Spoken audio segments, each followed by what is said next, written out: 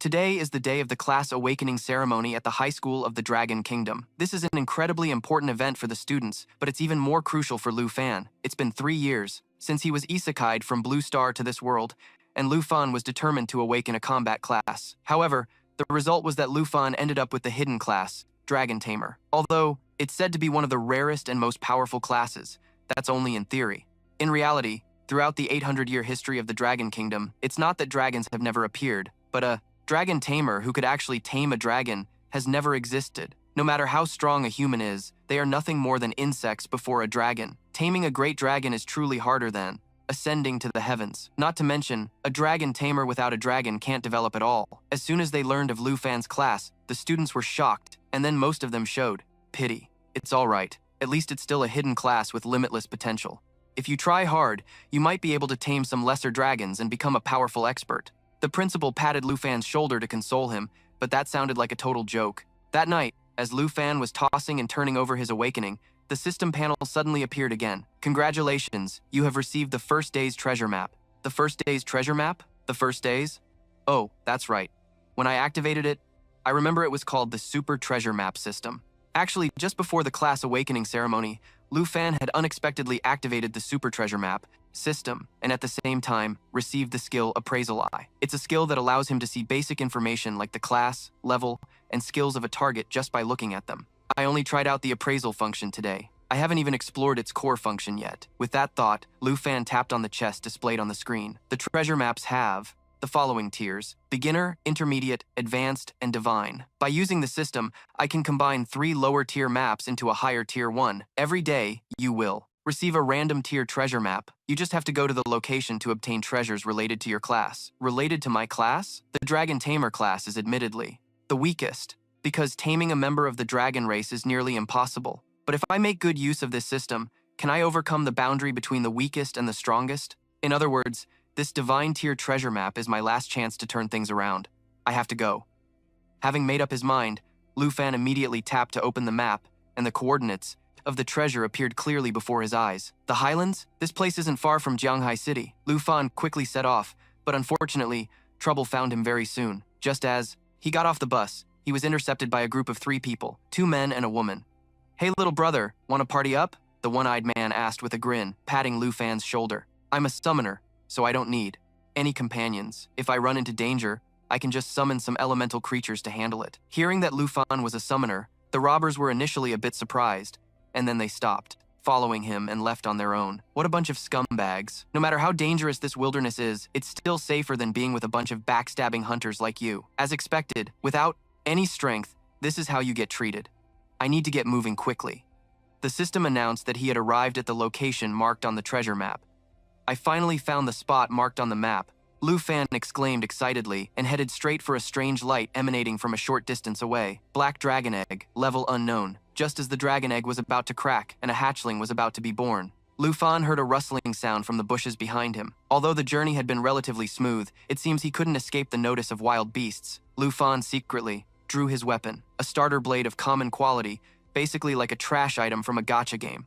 Sure enough, less than a second later, a monster leaped out from the bushes and attacked Lu Fan. Having been prepared, Lu Fan managed to block the monster's bite with his blade, but it still took a lot of effort to shove the ravenous beast aside. The appraisal eye activated automatically. Bloodthirsty Grey Tiger, level 10, skill, triple slash, a rapid 3-hit combo. Skill, brother, the one-eyed man knocking him to the ground. Pink Hair took the opportunity to hold him at knife point. Heh, little brother, it seems you've underestimated the noses of treasure hunters like us, the one-eyed man said smugly. The rock then went behind the boulder, retrieved the dragon egg, and showed it off to his crew.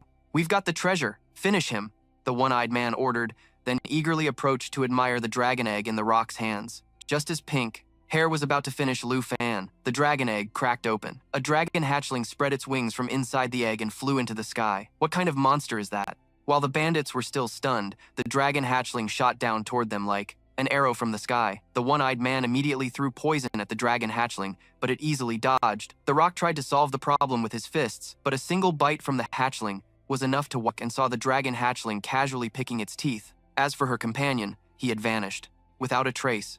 Seeing this, Pink Hair no longer paid any mind to Lu Fan, her trembling arm pointing the knife at the dragon hatchling.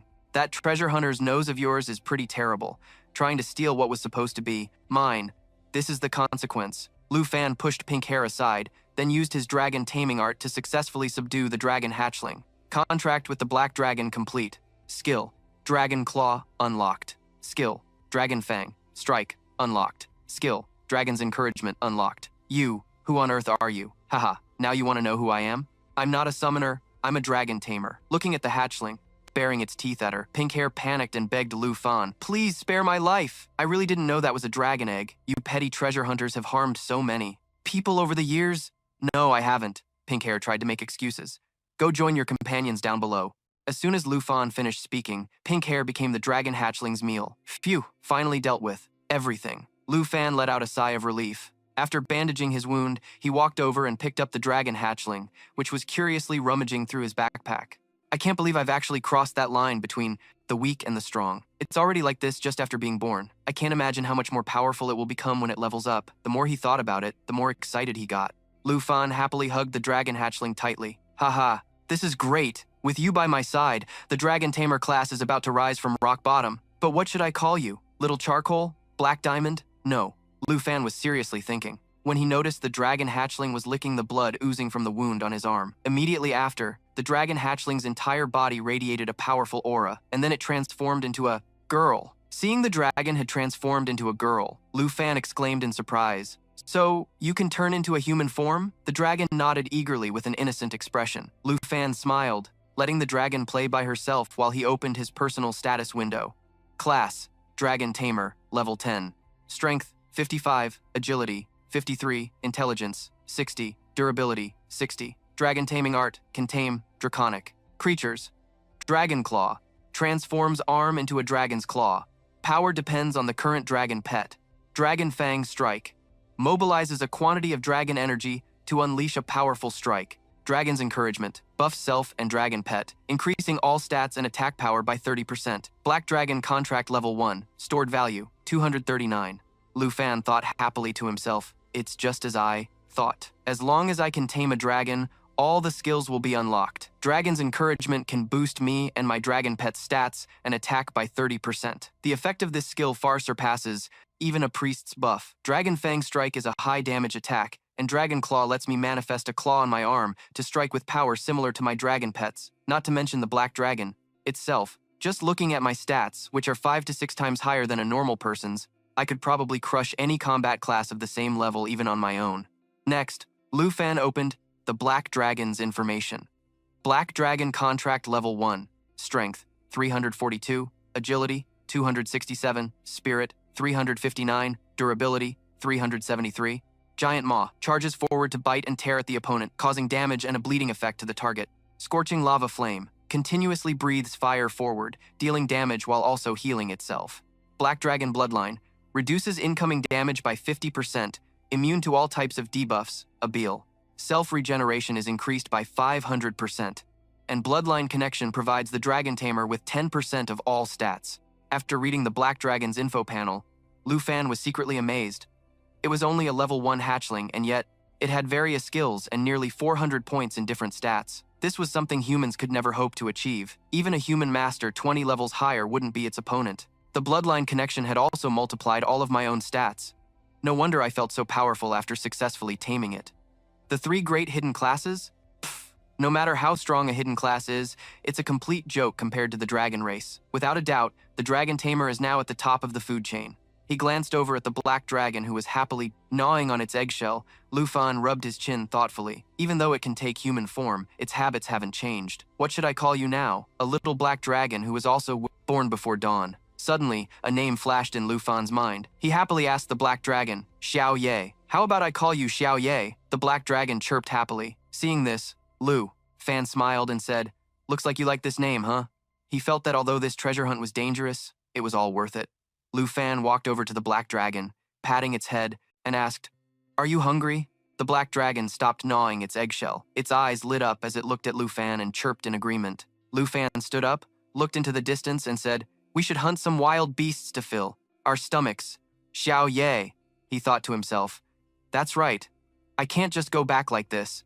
The qualifying exam that decides if I can get into university is coming soon. Many other candidates will now Be focusing on going out to level up. The dream of winning the top scorer of the Southern Province Award and getting direct admission to a top university in the Dragon Country. I'm finally qualified to reach for it now, but I can't get careless.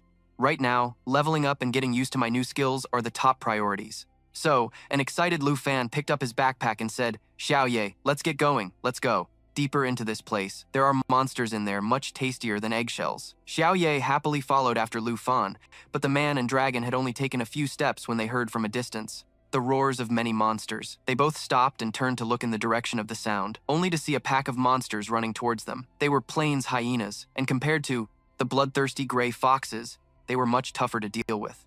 Muttering to himself, Lu Fan quickly used his appraisal eye on a plains hyena. Level 12, Vicious Bite. Bites the target to deal damage and inflict a bleeding. Intimidate. Infect with a debuff that causes rabies. Experience points, 380. Dropped item. Hyena Fang. Value 95 dragon coins. For me, even though I defeated the level 10 bloodthirsty gray fox, I still took a lot of damage. While Lu Fan was pondering, he suddenly noticed Xiao Ye had already taken the initiative and flown towards the pack of plains hyenas. "If you want some, then come get it," Lu Fan said with a laugh, and chased after Xiao Ye. He thought to himself, on this treacherous plateau right now, the strongest creatures are the dragon tamer and his dragon pet. There's absolutely no danger that can threaten us anymore. Very quickly, Xiao Ye flew above the pack of monsters. It took a deep breath, opened its mouth wide, and unleashed a powerful stream of fire on the monsters below. Molten, flames continuously spewed fire forward, dealing damage while also healing itself. By the time Lu Fan caught up, the pack of monsters was already engulfed in a sea of flames. Before his eyes appeared a series of notification windows. Lu Fan gained 380 experience points. Black Dragon gained 380 experience points. Lu Fan gained 380 experience points. Black Dragon gained 380 experience points. Lu Fan said to himself, "Not bad. But if I want to level up quickly, I really need to hunt some elite monsters." Suddenly, Lu Fan seemed to notice something. He glanced in a certain direction and said, "Xiao Ye, stop playing with these minions. There's a big guy that's been waiting for us for a while now." In that direction, a huge three-headed monster was slowly approaching with a growl. Lu Fan immediately used his appraisal eye. Three-headed bloodlion, level 25, increases its own attack and defense. Shred deals a certain amount of damage. Triple blaze creates 3 blazes to attack. Experience points, 23,790. Items, Fang, value 1,300 dragon coins. Hide, value 2,570 dragon coins. Normally, a level 25 elite monster would require an entire squad of monster hunters to even dare to approach. But Lu Fan was a dragon tamer with a black dragon. Therefore, he wasn't worried at all and gave the command, "Xiao Ye, let's go." Xiao Ye let out a cry and immediately charged towards the three-headed bloodlion. Seeing its opponent charge, the three-headed bloodlion's 3 heads simultaneously tilted back and let out a roar, using Mighty Roar to increase its own defense and damage. It didn't stop there. The monster's 3 heads opened their mouths wide again. Streams of fire element flew out, condensing into a fireball that grew larger and larger. It was using triple blaze, gathering its fiery breath into a fireball to deal 3 instances of damage, and it has a cooldown. Seeing this, Lu Fan decisively commanded, "Xiao Ye, coordinate with me and interrupt its skill." Xiao Ye cried out, and its entire body was immediately enveloped in flames, reappearing in its giant dragon form. It dove swiftly towards the 3-headed bloodlion, using its giant jaw attack skill, and the triple blaze was interrupted. Lu Fan exclaimed happily, "Nice!" He didn't give the 3-headed bloodlion any time to recover. Following up with the finishing blow, Dragon Fang Strike, Lu Fan gained 23,790 experience points. Lu Fan has leveled up to 14. Black Dragon gained 23,790. Xiao Ye also happily followed behind him. Deep within the rocky mountains of the plains, a group of people were talking. "Chin," Thu asked, "Uncle Jay, are we really going to pass up this rare opportunity?" Sun Gay replied with a forced smile. Phil sighed, "Uncle G, I know that, but it's still a real shame." Just then, Sun Gay's expression became vigilant as he faced one direction and shouted, "Ha!" Tai Ni also drew his weapon, looking ahead defensively. Behind the rock in front of the 3 of them, Lu Fan slowly walked out, saying, "Yo, I'm just passing by. Look at your filthy appearance, kid. This isn't a place for a treasure hunter to be." As Sunga was speaking, Chinthu gestured for him to stop and stepped forward, extending her hand towards Lu Fan and greeting him with a smile. "Hello, we are from the Qin family of Jianghai. I am Qin Thursday. This might be a bit sudden, but would you be willing to temporarily join our party? You don't have to do anything, just enter the fated dungeon with us." With the party matter settled, Chinthu smiled and urged, "All right, everyone, let's get ready to move out." Walking at the back of the group, Lu Fan thought to himself, revealing Xiao Yi's identity to strangers in the wilderness will only bring trouble. Bear with me. I'll summon you when I get the reward. As the group entered the dungeon instance, a panel appeared before them. Fated Dungeon, Morning Village, Dungeon Level 20, Dungeon Difficulty, restricted to parties of 5 or more. Everyone cautiously observed their surroundings as they cautiously moved forward. Chin-Thu spoke first. This village is too quiet. You can even hear your own echo. Tai Ni added, the atmosphere is very heavy, it seems like. There are no signs of life coming from the fog. Sun Ge noticed Lu Fan was empty-handed and asked, Kid, why are your hands empty like that? Don't tell me you don't have any equipment? No. Equipment, huh? He thought to himself. Lu Fan smiled and held out his hand. A burst of fire immediately appeared, swirling around it. When the flames disappeared, a blade had appeared in his hand. Black Dragon. Scale Blade, Epic, Level Requirement, 10 Class Requirement, Dragon Master, Dragon Blood Warrior. Dragon Blood Armament allows the user to dragonify a body part, increasing its power. Attack plus 65, Durability plus 30. After Lu Fan defeated the three-headed Blood Lion, the system triggered, and the weapon he now holds was obtained from the location marked on the system's map. It was just in time to replace his original novice dagger. Briefly sizing up the weapon in Lu Fan's hand, Sun Ge said, Kid, that weapon of yours doesn't look half bad. A moment ago, I thought you were just some treasure hunter, but it seems you're a student who just awakened his class, huh? Tai Ni spoke up. Why bother with him, uncle? We're cooperating for now. But if he tries anything funny, I'll immediately subdue him. Suddenly, the ground right under Sunji's feet shattered, and a pale white hand emerged from the soil. Walking Corpse, Level 15, Experience, 620 Decayed Materials. Poison Wolf, worth 256 dragon coins. It entangles, bites, and tears its target. Corpse Poison. Any attack will infect the target with poison. Life Drain. Those hit by corpse poison will be turned into zombies. More and more zombies began to crawl out from the ground. Sun Ge, watch out! Xiao Jia shouted a warning. He quickly used his charge skill, rushing forward from the group and using his shield, to knock away several zombies near Sun Jie. Xiao Jia, good job! Sun Jie praised him before joining the fight with Tai Ni, continuously slashing at a few monsters. Lu Fan still hadn't joined the battle. He was observing the group, silently assessing the warrior, the rogue, and the knight. The team composition was very logical, and that uncle named Sun Ge was already level 28, about to reach his second awakening. At this moment, Chin-Chu had also finished casting her spell. She raised her staff high and shouted, Holy Light Starfall! Gathering energy and unleashing a rain of starlight, dealing a certain amount of damage to enemies within a specific range and healing her allies. A shower of starlight rained down on Sunji's group as they fought, helping to restore their health while also eliminating a large swath of monsters. Chin-Chu turned to Lu Fan and explained, This is my class's special trait. The hidden class, Holy Light Mage, can combine both offense and healing. However, its attack power is currently weaker than a mage's, and its healing is weaker than a priest's. Lu Fan said softly. Is that so? Mentally re-evaluating another hidden class. But the damage from her class was very effective against those zombies. Just then, the ground suddenly shook violently, causing everyone to lose their balance slightly. Then another wave of monsters emerged from the ground. Seeing these monsters, Lu Fan thought to himself, It seems we've alerted the elite monsters. This sound, this number, there must be quite a few.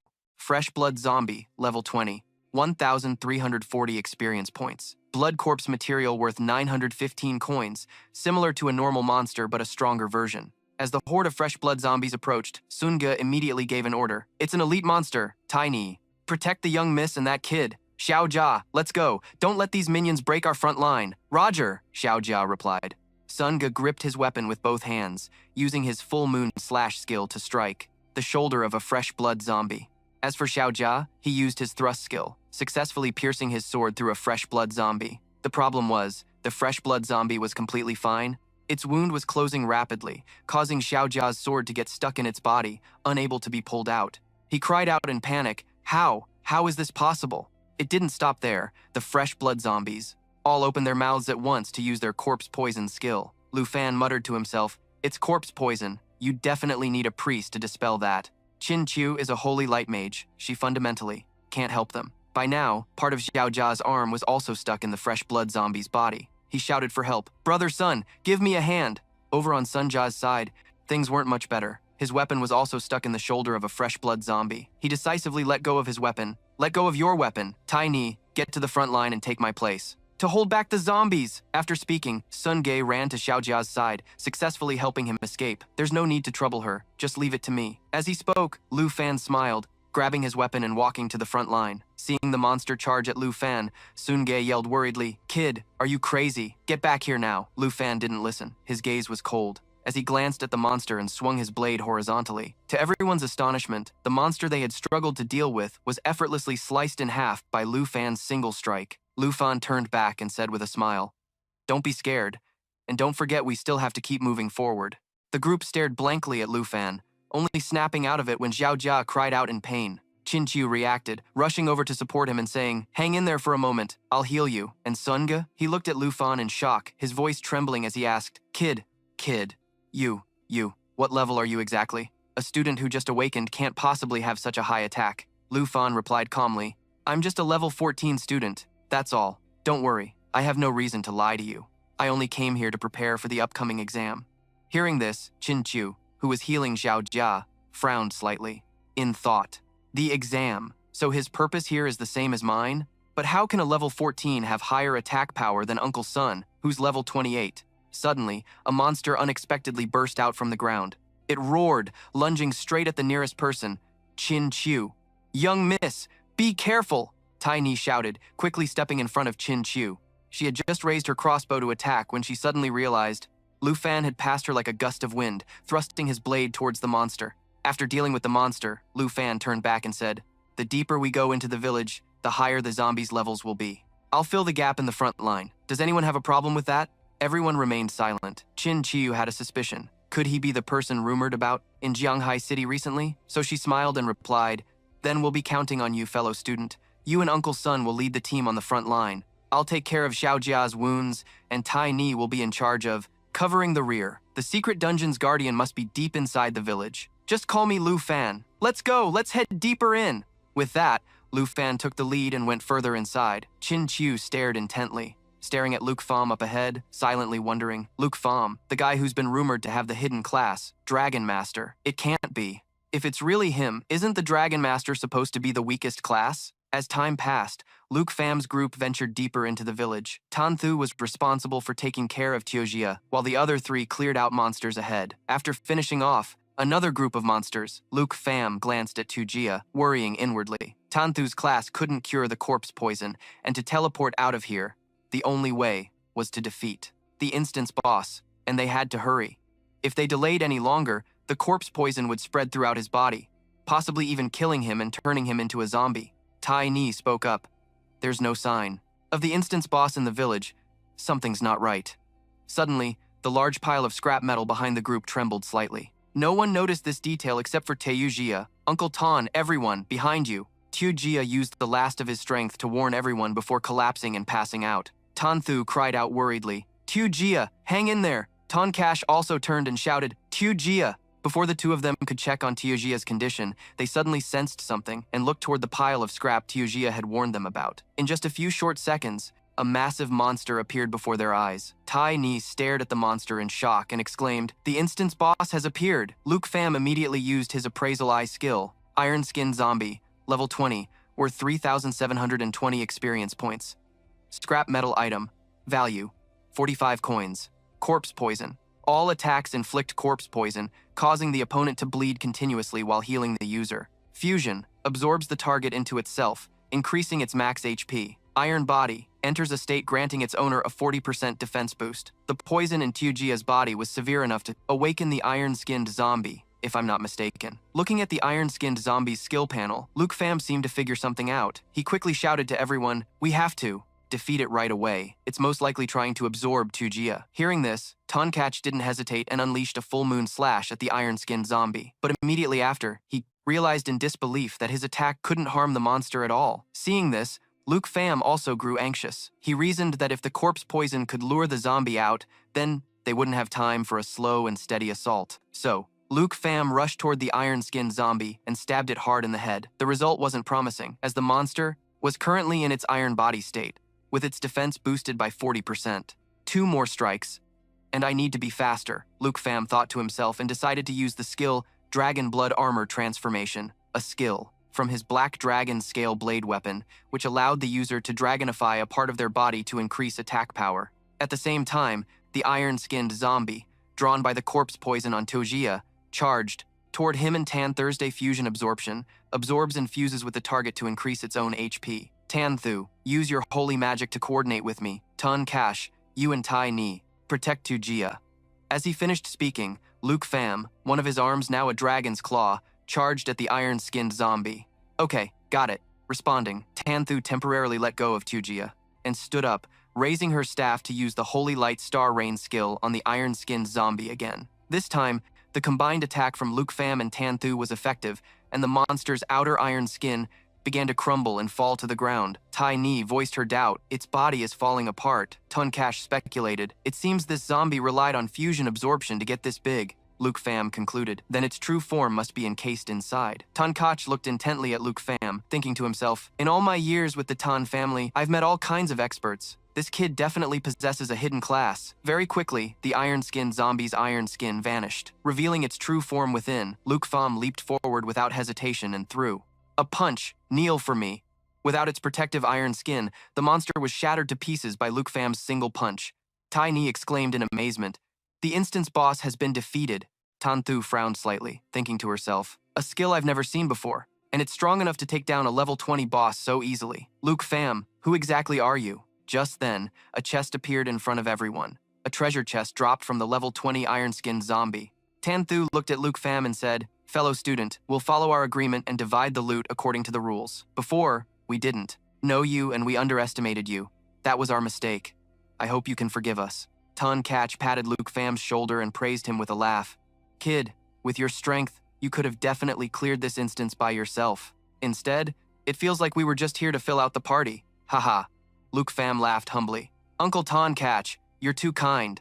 I'll let Student Tan handle the distribution. Tanthu didn't refuse. She walked over and opened the chest, and everyone immediately saw 3 types of items inside. A strength potion, a consumable item, effect, grants 2 strength points upon use. An antidote, a consumable item, effect, cures corpse poison upon use. Blood mulberry bracers, level 20 requirement, no class requirement. Tai Ini pouted. Is this all the reward for a serendipity instance? Tunkach was also confused. The rewards are a bit meager. Luke Pham rubbed his chin thoughtfully. There's no way a level 20 serendipity instance would only give rewards like this, right? To the side, Tan Thursday. Taking out a vial of antidote and handing it to Sunga, she urged, Uncle Jay, quickly give the antidote to Xiao Jia. Then, Qin Chu gave most of the remaining items in the chest to Lu Fan and said, Classmate, this is what you deserve. Take this item, the antidote, and the strength potion. Lu Fan happily accepted the pile of items, thinking to himself, the people of the Qin family are indeed very principled. A system notification appeared. Item equipped, attack plus 16, durability plus 17. Acquired 3 strength potions. Acquired 1 antidote, Qin Chu. Looked around suspiciously and wondered aloud. We defeated the boss, so why hasn't the portal appeared? Chai Er suggested, let's search the area. Sun Ge also thought it made sense, so he and Kai Er split up to search, but they had only taken a few steps when Lu Fan shouted to stop them. Wait, don't move around just yet. That thing just now wasn't the boss. Lu Fan's eyes were still glued to the system panel in front of him. On it, he saw a progress meter divided into 4 parts, and their group had only cleared 3, with one final part marked with a skull icon that was still unresolved. Clearly, the iron-skinned zombie from before wasn't the final boss of this secret realm. Sun Ge turned back to look at Lu Fan and asked, Why do you think that? Did you find something new? Before Lu Fan could answer, Qin Chu spoke up with a serious expression. Uncle Ji, as a holy light mage, I can truly sense that there is another dark presence. Not long after, in the abandoned village by the lake, the group, led by Qin Chu, arrived. Qin Chu pointed her hand towards the lake and said, It's right there, not far. Kai Er said, If the young miss says so, the boss must be somewhere nearby. Sunga also spoke up. This secret realm isn't that big. We probably missed this place when we first entered the village. At the same time, at the bottom of the lake, a monster with long tentacles was sound asleep. As Lu Fan's group approached the lake, every eye on the monster's tentacles suddenly opened in unison.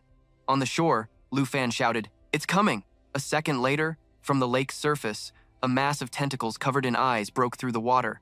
Lu Fan used his appraisal eye skill, but got no results.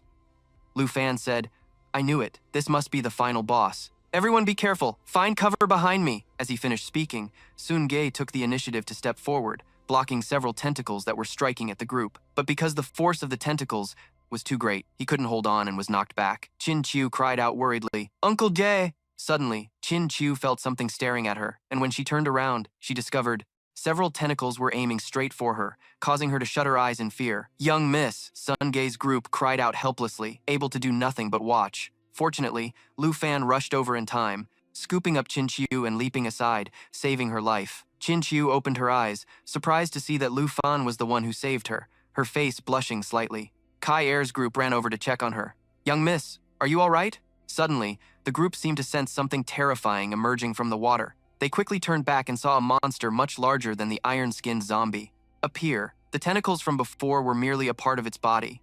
Lu Fan used his appraisal eye again. Aikai Ishi, level 25, boss difficulty, with 271 strength, 183 agility, 150 spirit, 266 endurance. Corpse Chi Entanglement fills the surroundings with resentful energy. All creatures in the secret realm receive a negative 20% debuff to all stats. Light Shackles whips chains to entangle a target, causing the opponent great damage.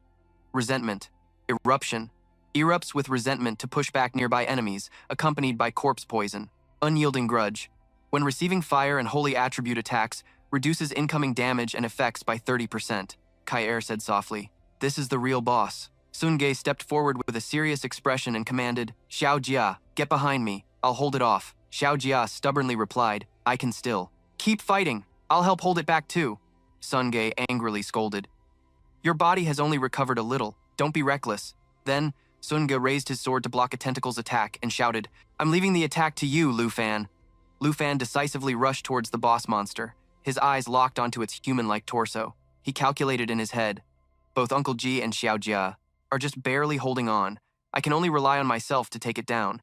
But as long as this boss is still a zombie, there's a way to deal with its main body." Just then, the boss suddenly opened its mouth and roared, casting the Corpse Chi Entanglement skill. A debuff that reduced all stats by 20% immediately appeared above everyone's heads, making their situation even more critical. A tentacle slammed down directly at Lu Fan. Lu Fan jumped onto a chain to dodge it, then continued running towards the boss's main body. The boss was also very alert. It had noticed Lu Fan's intention to approach it, so it reacted immediately. "Classmate, watch out for the chains." Just as Chin-Chiu's warning ended, the boss used its light shackles skill, and Lu Fan, who was moving on the chain, was thrown off, and he thought to himself, "This is bad." The boss roared, once again controlling the iron chains to attack Sun-gae's group. Sun-gae stood in front of Chin-Chiu, blocking with his sword and shouting, "Young miss, be careful." The injured Xiao Jia also had to raise his shield, joining everyone in blocking this wave of attacks. Chai Er noticed that Lu Fan, in midair, was about to be hit by a tentacle, and raised her crossbow to fire an arrow, aiming straight for an eye on that tentacle. The arrow hit its mark, causing the tentacle to falter and neutralizing the danger to Lu Fan. Lu Fan turned his head and looked down. Seeing Sun-gae's group in a difficult situation, Lu Fan knew they would be in danger if they kept fighting like this. With that thought, he temporarily abandoned his plan to attack the boss's main body. He stepped on a chain and leaped down towards Sun-gae's group, shouting, "Everyone, get back!" As soon as he landed, Lu Fan immediately used his Dragon Fang strike skill to knock away the iron chains. Dragon Fang strike channels Dragon Chi into his current weapon, unleashing a powerful blow. Above them, the enraged boss once again used its chain-throwing skill. Seeing this, Lu Fan immediately used two consecutive skills, Dragon Blood Armor and Dragon Claw. Dragon Blood Armor is a special effect of the Black Dragon Scale Blade that can dragonize a part of his body to increase its power. Dragon Claw transforms his arm into a dragon's claw, with its current power depending on the Black Dragon. This time, Lu Fan confronted the iron chains head-on. He leaped up, swinging his dragon claw and slicing the iron chains to pieces. However, this only neutralized the boss's attack and didn't inflict any actual damage on it. Realizing this, a disheartened Sun-gae suggested, "Little brother, this boss is beyond our capabilities right now. We should retreat for the time being." Chin-Chiu also said, "Classmate, we're no match for it. If we stay, we'll just hold you back and endanger everyone." Lu Fan calmly replied, "All of you, retreat deeper into the village, to the area where the zombies have been cleared out." Chin-Chiu asked worriedly, "But what about you?" Lu Fan replied, "I'll provide cover from the rear. Now everyone retreat." Kai Er urged, "Miss, let's go, in the end. We have to rely on him anyway. We're fundamentally no help at all." After a moment of thought, Chinchiu gave Lu Fan a hard look, then turned back towards the village with Kai Er and the others. Freed from that concern, Lu Fan began to step forward. He extended an arm to his side, creating a large vortex and thinking to himself, even without that negative 20% debuff, they still couldn't have helped. Since they've realized that, I'll let my partner come and handle you. It's time to come out and have some fun, Xiaoye. The moment Lu Fan finished speaking, Xiaoye shot out of the vortex and chomped down on one of the boss's tentacles. In the distance, Sungei's group heard the commotion and looked back curiously. Boss, what's going on? Upon seeing Xiaoye, they shouted in utter astonishment, That's a dragon. That kid just summoned a dragon. At that moment, Xiaoye used its skill, Giant Maw Assault, continuing to target the boss's tentacles. Giant Maw Assault is a high-speed lunge that tears into the target, inflicting a large amount of damage and a bleeding effect. The boss, in agony from having several tentacles severed, threw its head back and roared loudly. Seeing its chance, Xiaoye raised its claws and aimed directly for the boss's main body, to attack. The boss let out one last agonized cry, its enormous body going limp as it crashed into the lake. In the distance, Sungei's group stared, completely dumbfounded. Kai Er asked in an uncertain voice, Did we win? Sungei marveled. The boss was torn to pieces in just a few attacks. That power is terrifying. The young subordinate also spoke up. I can't believe I got to see a giant dragon with my own eyes. Only Chinchiu remained silent. Her gaze was fixed on Lu Fan, who was happily stroking Xiaoye's head, as she thought, So you're the one they've been talking about in Jianghai City, the dragon tamer, Lu Fan. From a different perspective, behind every villain lies a tragic story, and the evil corpse of woe was no exception. 300 years ago, she was born and raised right here, under the protection of the church, sheltered from danger. That was until a plague ravaged the land, destroying everything. Bodies piled up along the lakeshore, with more people dying before the last could even be buried. She desperately wanted to save everyone. But tragically, her class was Dark Witch. She couldn't cure the dying. All she could do was summon their spirits so they could say a final farewell to their loved ones. But the same church that had once sheltered her condemned her, accusing her of bringing this plague upon them.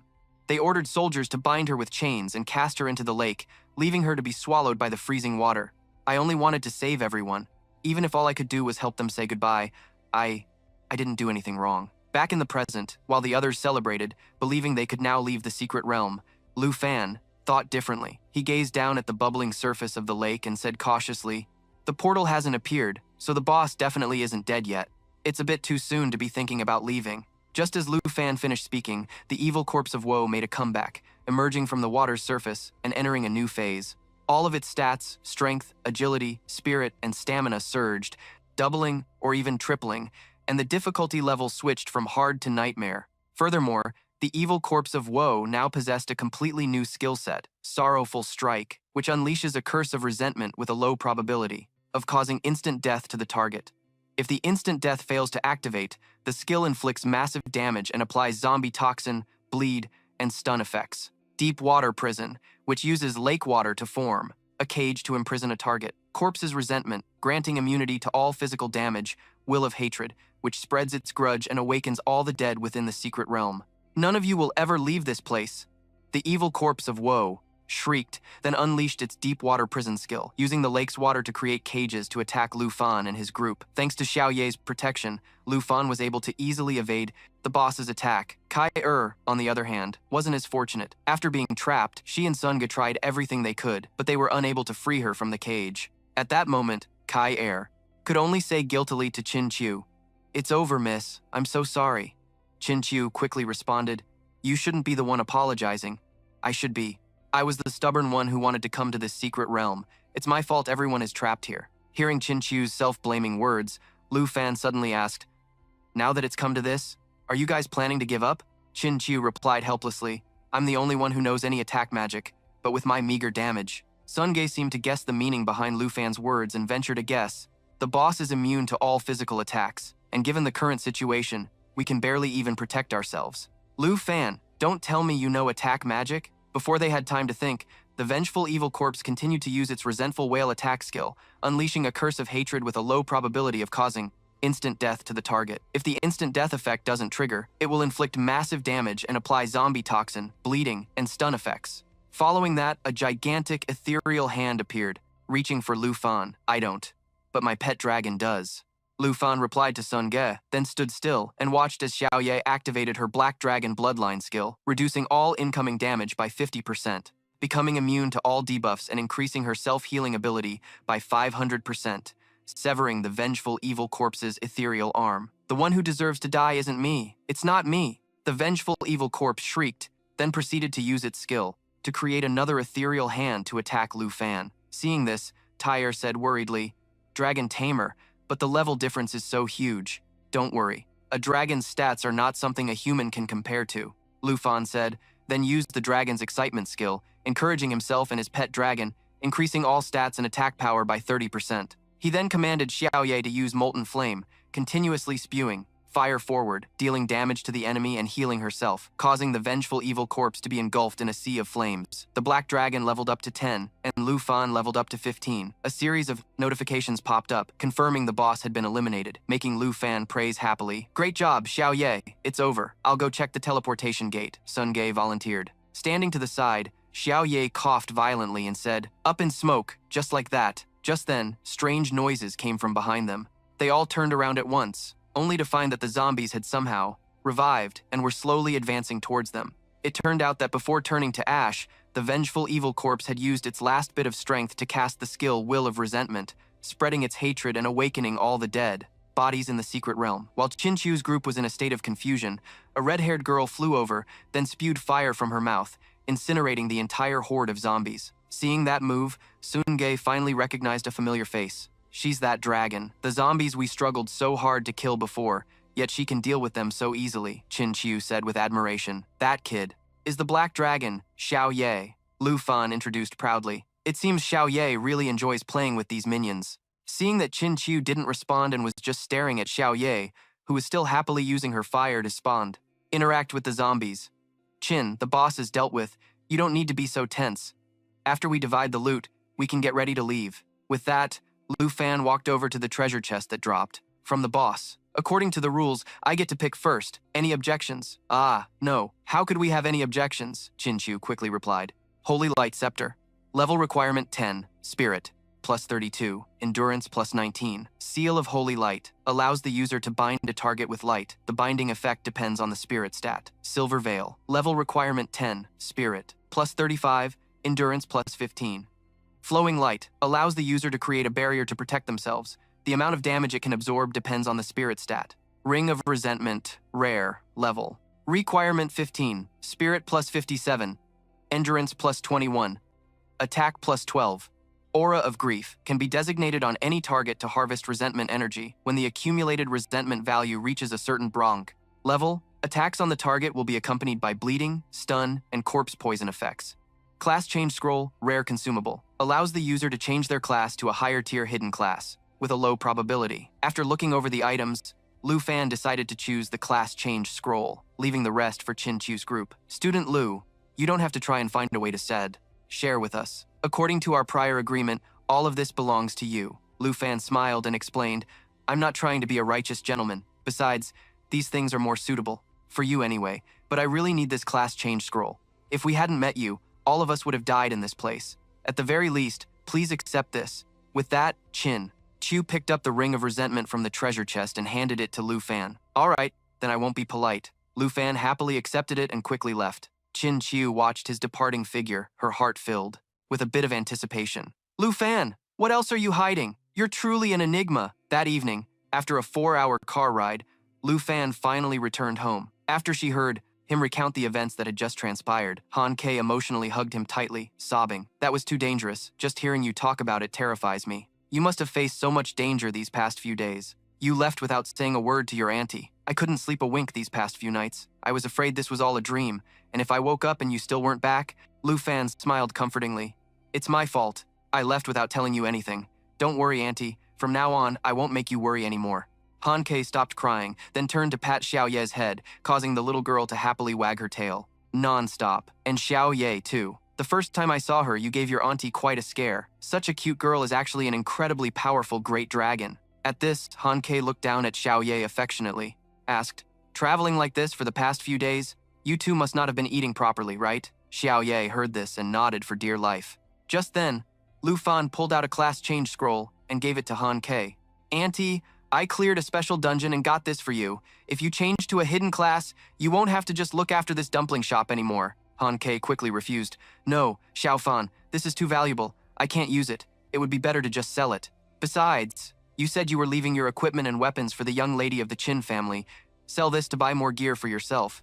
That way your results in the upcoming exam might be better. Lu Fan laughed and took out his phone to show her the amount in his bank account. Auntie, I'm not short on money or gear anymore. Seeing the number displayed on the phone screen, Han Ke couldn't help but be astonished. Xiao Fan, with this much money, did you sell the items you got from this trip? Plus, you got a reward of over 100,000 for accompanying your classmate Qin Qiu. Auntie, just trust me, we won't have to worry about money anymore. So please, will you take it? It's best if you use it right away. This time, Han Ke no longer hesitated and took the scroll, opening it immediately, successfully upgrading to the hidden class for chefs, the Mystic Chef. Is there anything special about this new class? Lu Fan asked eagerly. It has an enchanted cooking skill that can make many different kinds of food. My skills were already very good, and now I have an additional skill, to supplement them. Anyway, where did Xiao Ye go? Wasn't he just here a moment ago? Actually, at that moment, after devouring almost all the dumplings Han Ke had left in the kitchen, Xiao Ye was passed out, sound asleep on the floor. Elsewhere, after returning home, Qin Qiu recounted everything that happened in the dungeon, including Lu Fan's part in it, to her father, Qin Shanhai. That Lu Fan summoned a great black dragon and saved everyone? Qin Shanhai asked calmly. Yes, it was all because of my stubbornness. Lu Fan, he's just too strong. Even though we are both hidden class users, comparing me to him is like a firefly to the moon. The gap is too wide. Qin Shanhai swirled the wine in his glass, then asked a question with a hidden meaning. This matter, you haven't told anyone else? Have you? No. We made an agreement before coming back that the Qin family wouldn't reveal this. Qin Qiu replied, startled.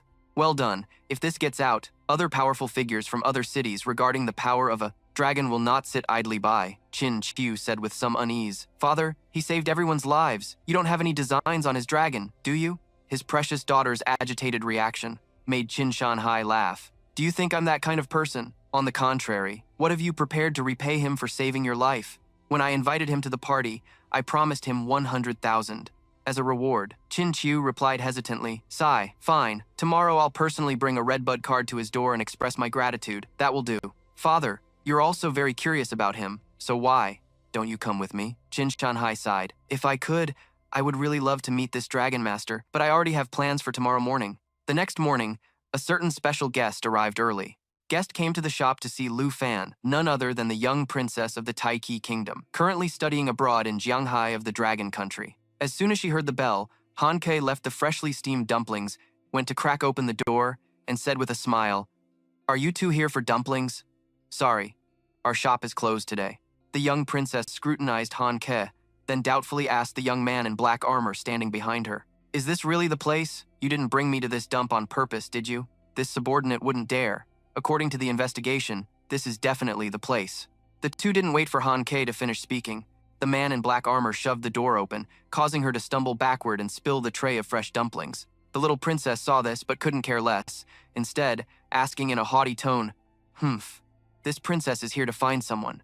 Do you know a dragon master named Lu Fan? Hearing that someone was looking for him, Lu Fan curiously came downstairs. As soon as he reached the stairs, he saw dumplings scattered on the floor, and Han Ke had an expression of pain on her face as she rubbed her arm. Not only that, he saw an unfamiliar brat pinching her nose, saying with a disgusted expression, This place is filled with a nauseating smell. Auntie, are you okay? What in the world happened? Lu Fan hurried over to check on Han Ke. Han Ke just smiled and replied, It's nothing. So, you are Lu Fan? This princess came here personally today. Lu Fan shifted his gaze towards the little princess and asked coldly, Princess, you were looking for me. Who exactly are you? The armored man stepped forward, gesturing to the princess, and introduced, This is the princess of the Taichi Kingdom, Jinju, and I am Kui Heng Tai, the princess's attendant, Jinju said with her usual insolent demeanor.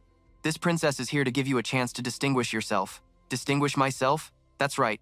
Being a dragon master, you must be quite frustrated deep down, right? As long as you agree to my demand, this will be yours, the princess said while signaling to Kui Heng Tai. He immediately opened a case, which contained an egg. That's a dragon egg, Lu Fan thought to himself. Seeing Lu Fan's surprised expression, Jinju said smugly, So? Are you surprised?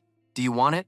The condition is simple. Become my servant and do whatever I tell you to do. No defiance allowed.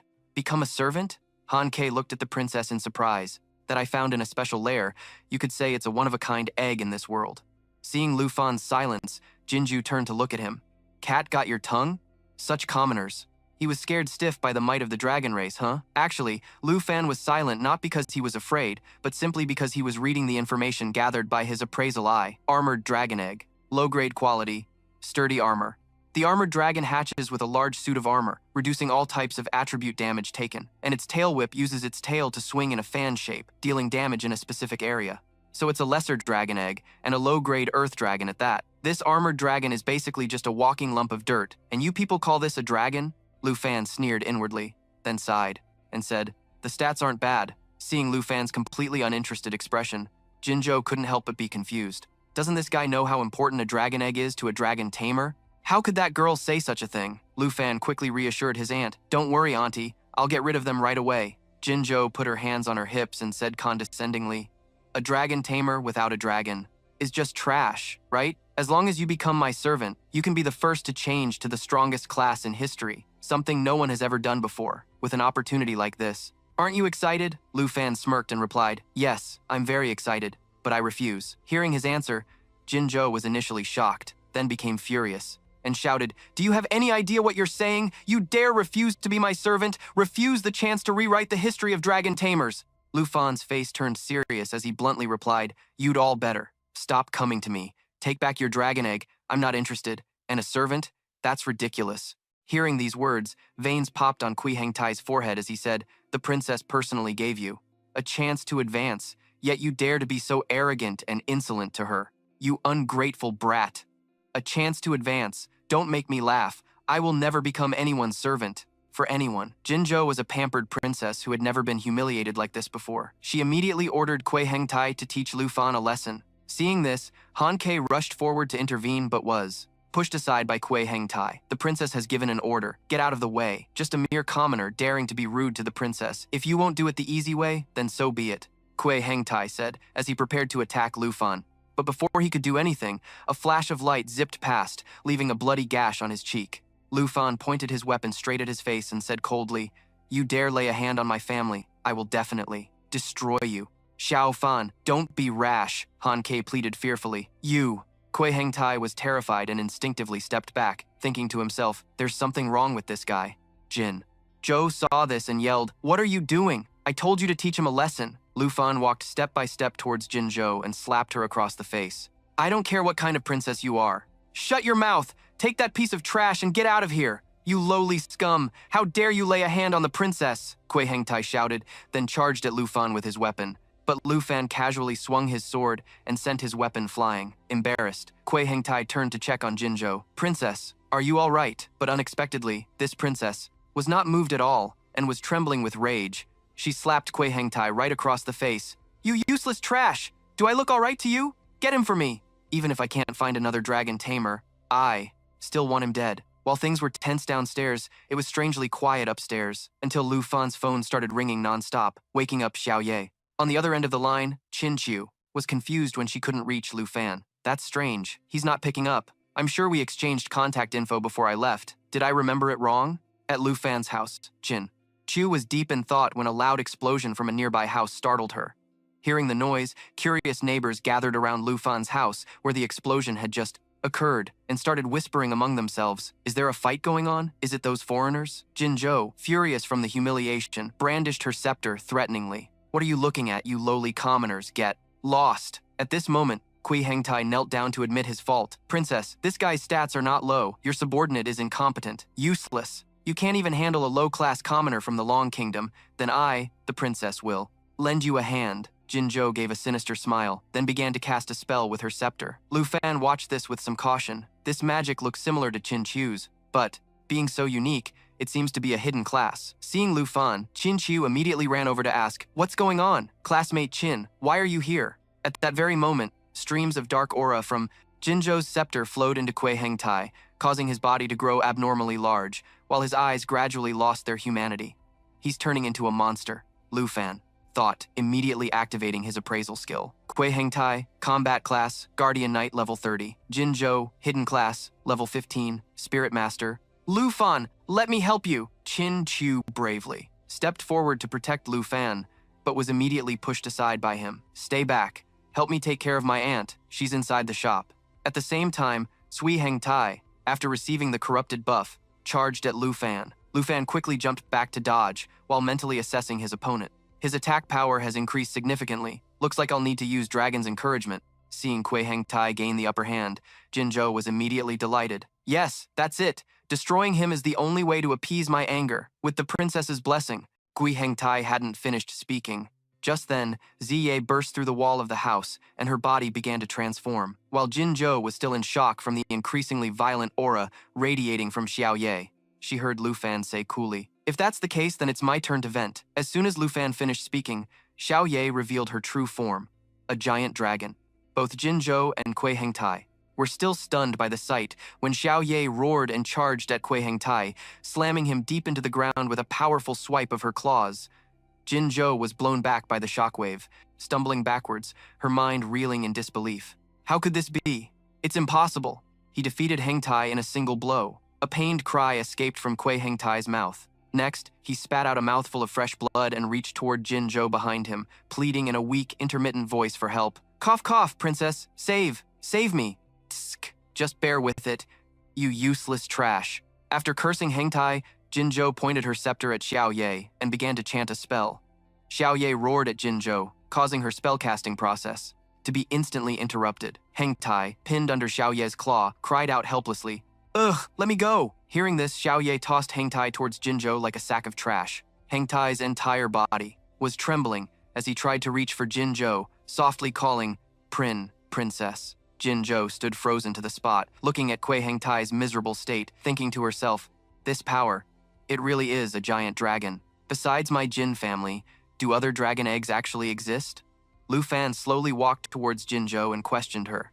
"Princess Jinzhou, what were you barking about earlier? Something about dealing with me to vent your anger." Seeing Lu Fan approach her, Jinzhou was so scared she started to cry. Her legs trembled, and she collapsed to the ground, screaming, "Don't you come over here! Stay away from me! You attacked my subordinate and made him severely injured, and now you're trying to humiliate and threaten me. Do you have any idea what the consequences will be? You'll become an enemy of my Taichi kingdom." Lu Fan took out his weapon and asked with a laugh, "Haha, so you're still trying to threaten me? After you ordered your subordinate to attack my family." Sensing the killing intent in Lu Fan's eyes, Jinzhou flinched and stammered, What are you planning to do?" Xiaoye answered Jinzhou by opening her mouth and starting to condense a fireball.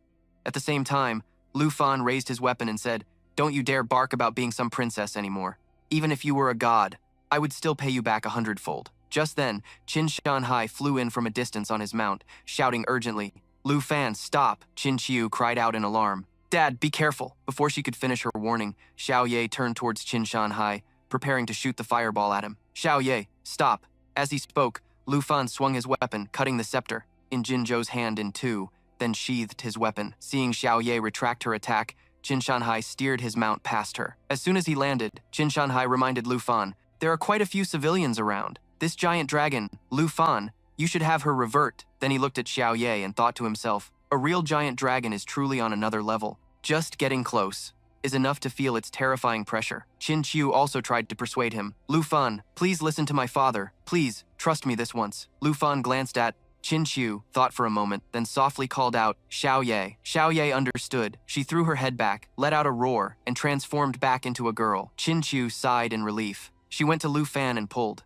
his arm, gently telling him to come with her. As for Qin Shanhai, he walked over to Jinzhou, who was trembling on the ground, and said with a smile, "Princess Jinzhou, are you all right?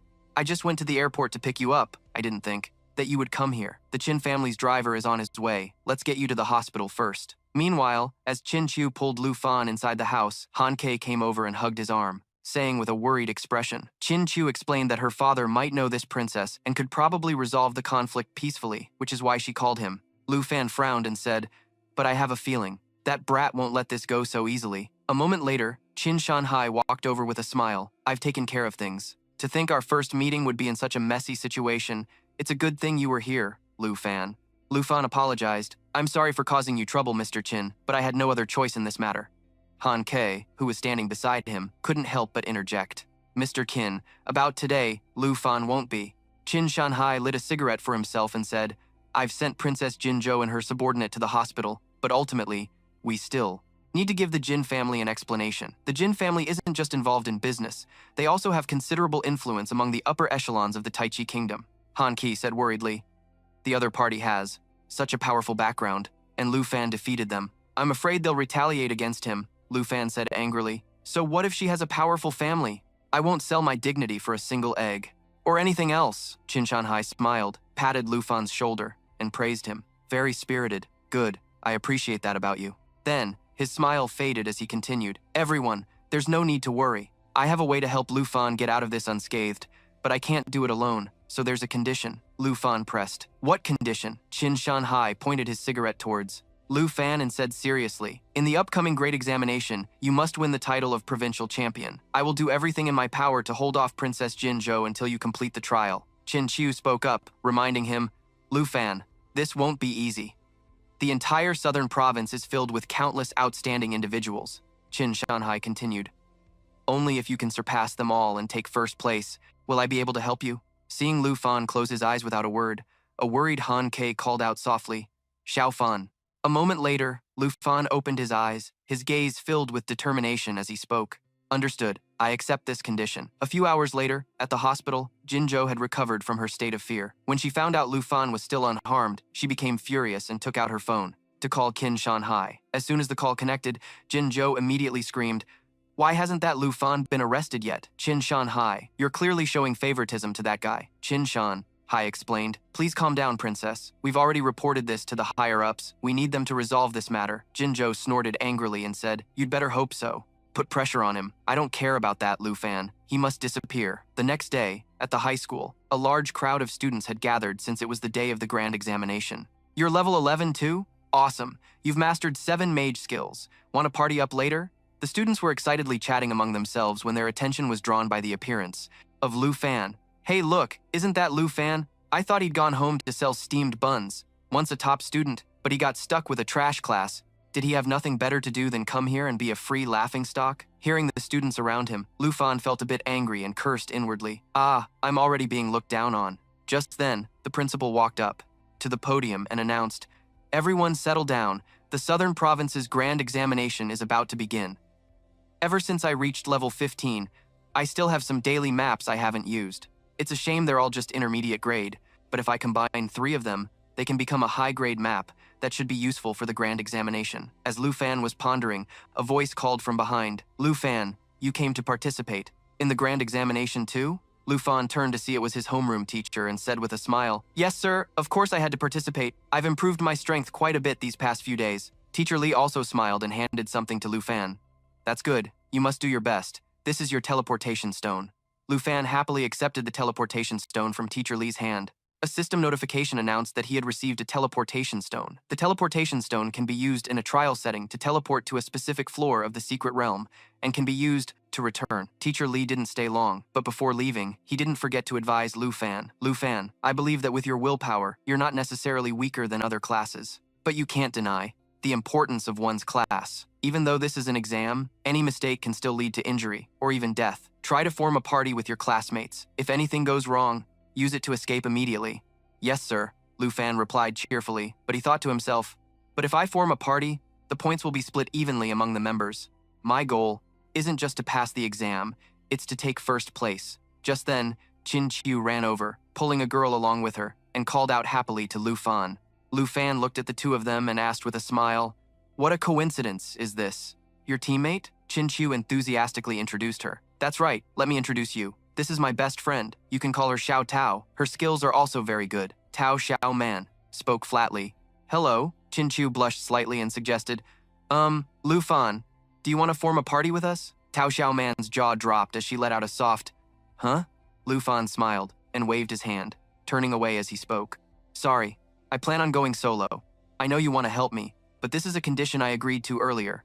I'll head to the assembly point first. Later, you two do your best. Qin Qiu replied, Okay, you too. She felt a little sad, thinking to herself, with Lu Fan's strength, anyone here who partied with him would just be a hindrance. After Lu Fan was completely gone, Tao Xiao Man looked at Qin Qiu suspiciously and asked, Xiao Qiu, why did you invite the weakest guy to our party? Qin Qiu smiled and replied, No, he's very strong. Do you? Believe it or not, this year's top scorer for the Southern Province will definitely be him. Tao Xiaoman didn't believe Qin Qiu at all. She looked at Qin Qiu with a scrutinizing gaze and asked in a probing tone, Xiao Qiu, what are you talking about? Don't tell me you've fallen for that dragon master, have you? Qin Qiu's face immediately flushed red as she denied it. Don't jump to crazy conclusions. Tao Xiaoman laughed and said, Heh, your face is all red. A while later, Lu Fan went through the teleportation gate to the Grand Examination's secret realm and saw that a large number of examinees were already there. Of the principal appeared on a large screen in the sky, explaining the rules of the secret realm. Attention, examinees. The teleportation gate in the sky is divided into 4 difficulty levels: normal, hard, extreme, and nightmare. The difficulty level opened each time is determined by the candidate's choice. On normal difficulty, most enemies will just be projections, and you won't receive fatal wounds. The point multiplier for normal difficulty is 0.9, and from hard difficulty onwards, the monsters will be real. If you use the teleportation stone to escape, you can keep your points, and the point multiplier for hard difficulty is 1. Some examinees discussed amongst themselves, it seems everyone is defaulting to hard difficulty. Higher difficulties have a high probability of being life-threatening. Perhaps only those with hidden classes can handle it. On the large screen, the principal continued, the monsters on extreme difficulty. Difficulty will be stronger and more ferocious, so please go in a party. Your life is more important than your score. Extreme difficulty, a 3-times score multiplier. At this moment, a candidate named Hong Wu, a level 14 combat class, a Qigong master, suddenly pointed at the large screen and declared with a loud laugh, Haha, headmaster, you're watching, aren't you? I will be the one with the highest score this time. Hong Wu's actions immediately drew the attention of many other candidates. Tao Xiaoman whispered to Qin Qiu, Hong Wu, he's one of the top masters among the younger generation of the southern province. Qin Qiu replied, a Qigong master? Such a well-rounded class for both offense and defense, and he's still challenging it alone. We should get going too. A disheartened student said, it's over. With Hong Wu here, how can anyone possibly surpass him? Very quickly, the candidates had chosen their difficulty levels and entered.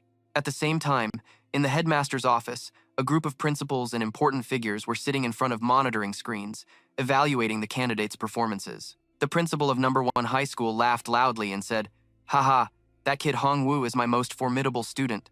The top scorer position is as good as his. I see Mr. Chin's daughter isn't bad either. It's not impossible for her to make it into the top 3. In contrast to the smug expression of number 1 high school's principal, the principal of Lu Fan's school sighed regretfully to himself, what a pity.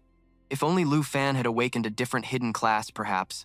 Qin Shanhai suddenly spoke up with a mysterious smile. Gentlemen, I'm actually quite confident about who will be the top scorer, someone asked curiously. Oh, Mr. Qin, are you alluding to someone? Qin Shanhai replied, Lu Fan from number 3 high school. The principal of number 3 high school was astonished and exclaimed, Lu Fan?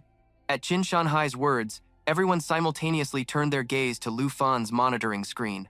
Then, the principal of number 1 high school laughed and said, everyone has already teleported in, only he is left. Is he planning to forfeit? Haha, Mr. Qin, please don't joke around. What can you possibly expect from a Dragon Master? Our Hong Wu has already climbed to the 4th floor, securing first place. Suddenly, the expression on the face of number 3 high school's principal changed, and he exclaimed, he's not planning to forfeit. That kid is waiting for the final difficulties teleportation gate. The others were also startled. That kid wants to choose nightmare difficulty, a level that's a one-way trip. Is this overconfidence? Is this guy insane? That Dragon Master will get himself killed. Someone stop him now. So, someone spoke through the large screen in the secret realm to advise Lu Fan, young man, no one who has chosen nightmare difficulty has ever returned intact. Before the person could even finish speaking, Lu Fan just smiled and teleported into the nightmare difficulty. Seeing this, the principal of number 3 high school stood there stunned and said, the last person to choose nightmare difficulty was 8 months ago, and that person was devoured by monsters and died a gruesome death. The principal of number 1 high school's smile vanished as well. He glanced at the principal of number 3 high school and started to criticize. What? Nonsense! Didn't your school go over the rules of the grand examination? This Dragon Master kid. He then turned to Qin Shanhai and said, Mr. Qin, you should really reevaluate your judgment. This foolish choice makes him completely incomparable to our Hong Wu. Someone else chimed in. That's right, we should just look forward to the performance of that genius Qigong master instead. Qin Shanhai laughed nonchalantly and said, aren't you two jumping to conclusions a bit too early? Why don't we watch a little longer before deciding? The principal of number 3 high school asked suspiciously, Mr. Qin, why do you have so much faith in him? Right after, his expression changed as he thought of a possibility. Could it be that Lu Fan? Inside the secret realm of the nightmare difficulty trial, a red vortex appeared, teleporting Lu Fan to this location. The moment his feet touched the ground, Lu Fan discovered he was surrounded by a horde of monsters hidden within a black mist. Lu Fan immediately drew his weapon, thinking to himself, the first floor of the Nightmare Tower should have at least 10 of them. As the monsters emerged from the black mist, Lu Fan saw what they were. 10 black dire wolves, whose bites and tear at their targets, inflicting a bleed effect. Their Night Howl boosts all stats for allied units and also resets cooldowns. At that moment, the pack of black dire wolves opened their sharp-fanged maws and lunged at Lu Fan. Well then, shall we begin? Lu Fan thought with a smirk, dashing towards the wolves and unleashing his Dragon Fang strike skill. A few seconds later, the system announced, Nightmare Trial. Realm's first floor cleared, score plus 990. In the observation room, the principal of number 1 high school leaped to his feet, shouting in disbelief, in a single blow, how can that Lu Fan kid be so abnormally powerful? The man sitting beside him judged, his attributes are clearly far higher than his level. The principal of number 3 high school, utterly astonished, voiced his earlier suspicion with a trembling voice. Lu Fan, could he have found the legendary Great Dragon? The scoreboard updated. Number 1, Hong Wu, extreme difficulty, 3,000 points. Number 2, Lu Fan, Nightmare, difficulty, 990 points. Number 3, Qin Qiu, extreme difficulty, 900 points. Also number 3, Tao Xiaoman, extreme difficulty, 900 points. While the group in the monitoring room was still stunned by Lu Fan's performance, the door behind them was pushed open by a man, who announced, pardon the intrusion. I am a special envoy from the Dragon Capital. I regret to interrupt, but we need to escort an individual back to the Dragon Capital for an investigation. Where is the Dragon Master named Lu Fan? Qin Shanhai looked at the door and immediately recognized the man as Qian Xiong, a combat professional, a level 57 swordsman, in the Nightmare Difficulty dungeon. After dealing with the monsters, Lu Fan didn't rush to the second floor but stayed behind to search for the location provided by the advanced map he had assembled before entering the dungeon. It didn't take long before Lu Fan smiled and said softly, finally found it. The system announced that he had reached the location on the treasure map. He had assembled an advanced map right before entering, not expecting it to be right on the first floor of the dungeon. Muttering to himself, Lu Fan reached out and took a book. The system announced that he had obtained a Growth Acceleration skill book. The Growth Acceleration skill book increases the amount of XP that both he and his pet receive from killing monsters. Lu Fan used it immediately without hesitation. The system announced that he had acquired the Growth Acceleration skill. Lu Fan was happy and thought to himself, an experience boost? This is perfect for Xiaoye. After leaving Tang Village, Xiaoye's leveling speed had slowed down quite a bit. This is truly a godsend. In the monitoring room, Qian Xiong watched Lu Fan on the monitor and made a demand to the principal of number 3 high school, Principal Bai. Lu Fan is your student. You must stop his assessment and bring him here. Principal Bai refused. Special envoy, no matter what the situation is, we should wait for his assessment to be completed. As the principal, I can take responsibility for him. Qian Xiong pushed up his glasses and said, on his behalf, yes, but you cannot accept his punishment for him. Principal Bai asked doubtfully, punishment? The others were also confused, not knowing what trouble Lu Fan had caused. Just then, Qin Shanhai walked over, grabbed Qian Xiong's arm, and said, Old Qian, for the sake of our old friendship, can you let me have a word? Qian Xiong showed no courtesy, shaking off Qin Shanhai's hand and warning, Mr. Qin, I'd advise you to stop. Do not interfere with my duties. I don't know why you're protecting him. But let me give you a piece of advice. Stay out of this. Neither the Jin family nor the upper echelons of Dragon City will let this go. If you understand, then please leave this place. Then, Qian Xiong once again demanded of the principal, Principal Bai, hand the boy over now. Before Principal Bai could react, Qin Shanhai lit a cigarette and spoke again. Old Qian, the upper echelons of Dragon City, the Jin family, and even the Taichi Kingdom, this matter is indeed complicated. But once Lu Fan's secret is revealed, neither the upper echelons nor the Jin family will pursue this any further. Today, no one, no matter who they are, is taking Lu Fan away. Qian Xiong frowned, pointing at Qin Shanhai and demanding, what secret? Do you know what crime it is to defy a special envoy? Qin Shanhai suddenly grabbed Qian Xiong's hand, his expression resolute as he spoke. If that's how it has to be, then so be it. Provoked, Qian Xiong threatened angrily. Your actions will definitely be reported to the upper echelons. Seeing the tense atmosphere between the two, the principal, Bai stepped in to mediate. Special Envoy, Mr. Qin, please, both of you calm down. Qian Xiong also cooled down a bit. He pulled his hand back, glanced at Qin Shanhai, and asked him, what could possibly make you go this far? Qin Shanhai looked towards Lu Fan's monitor and said, aren't you curious what secret Lu Fan has that could sway the entire upper echelon? And the Jin family? Qianxiong also looked towards Lu Fan's monitor. Then he was suddenly startled to realize that Lu Fan had chosen the Nightmare Difficulty Dungeon. Inside the Nightmare Difficulty Dungeon, Lu Fan was standing before the gate leading to the second floor. I originally planned to see how many floors I could climb on my own, but it looks like I'll have to summon Xiao Ye early after all. Muttering to himself, Lu Fan then reached his hand to the side and began the spell to summon Xiao Ye. Outside the dungeon, when Qianxiong learned that Lu Fan had chosen the Nightmare Difficulty, he turned around bewildered and asked, "He dared to choose Nightmare Difficulty? What on earth is this kid capable of? Didn't you see earlier? With just a single strike Before the principal of number 1 high school could finish, everyone gasped and simultaneously looked towards Lu Fan's monitor. Upon seeing the scene of Lu Fan summoning Xiao Ye, the entire group was dumbfounded. Qianxiong pointed at the screen, his voice trembling as he spoke. That's a great dragon.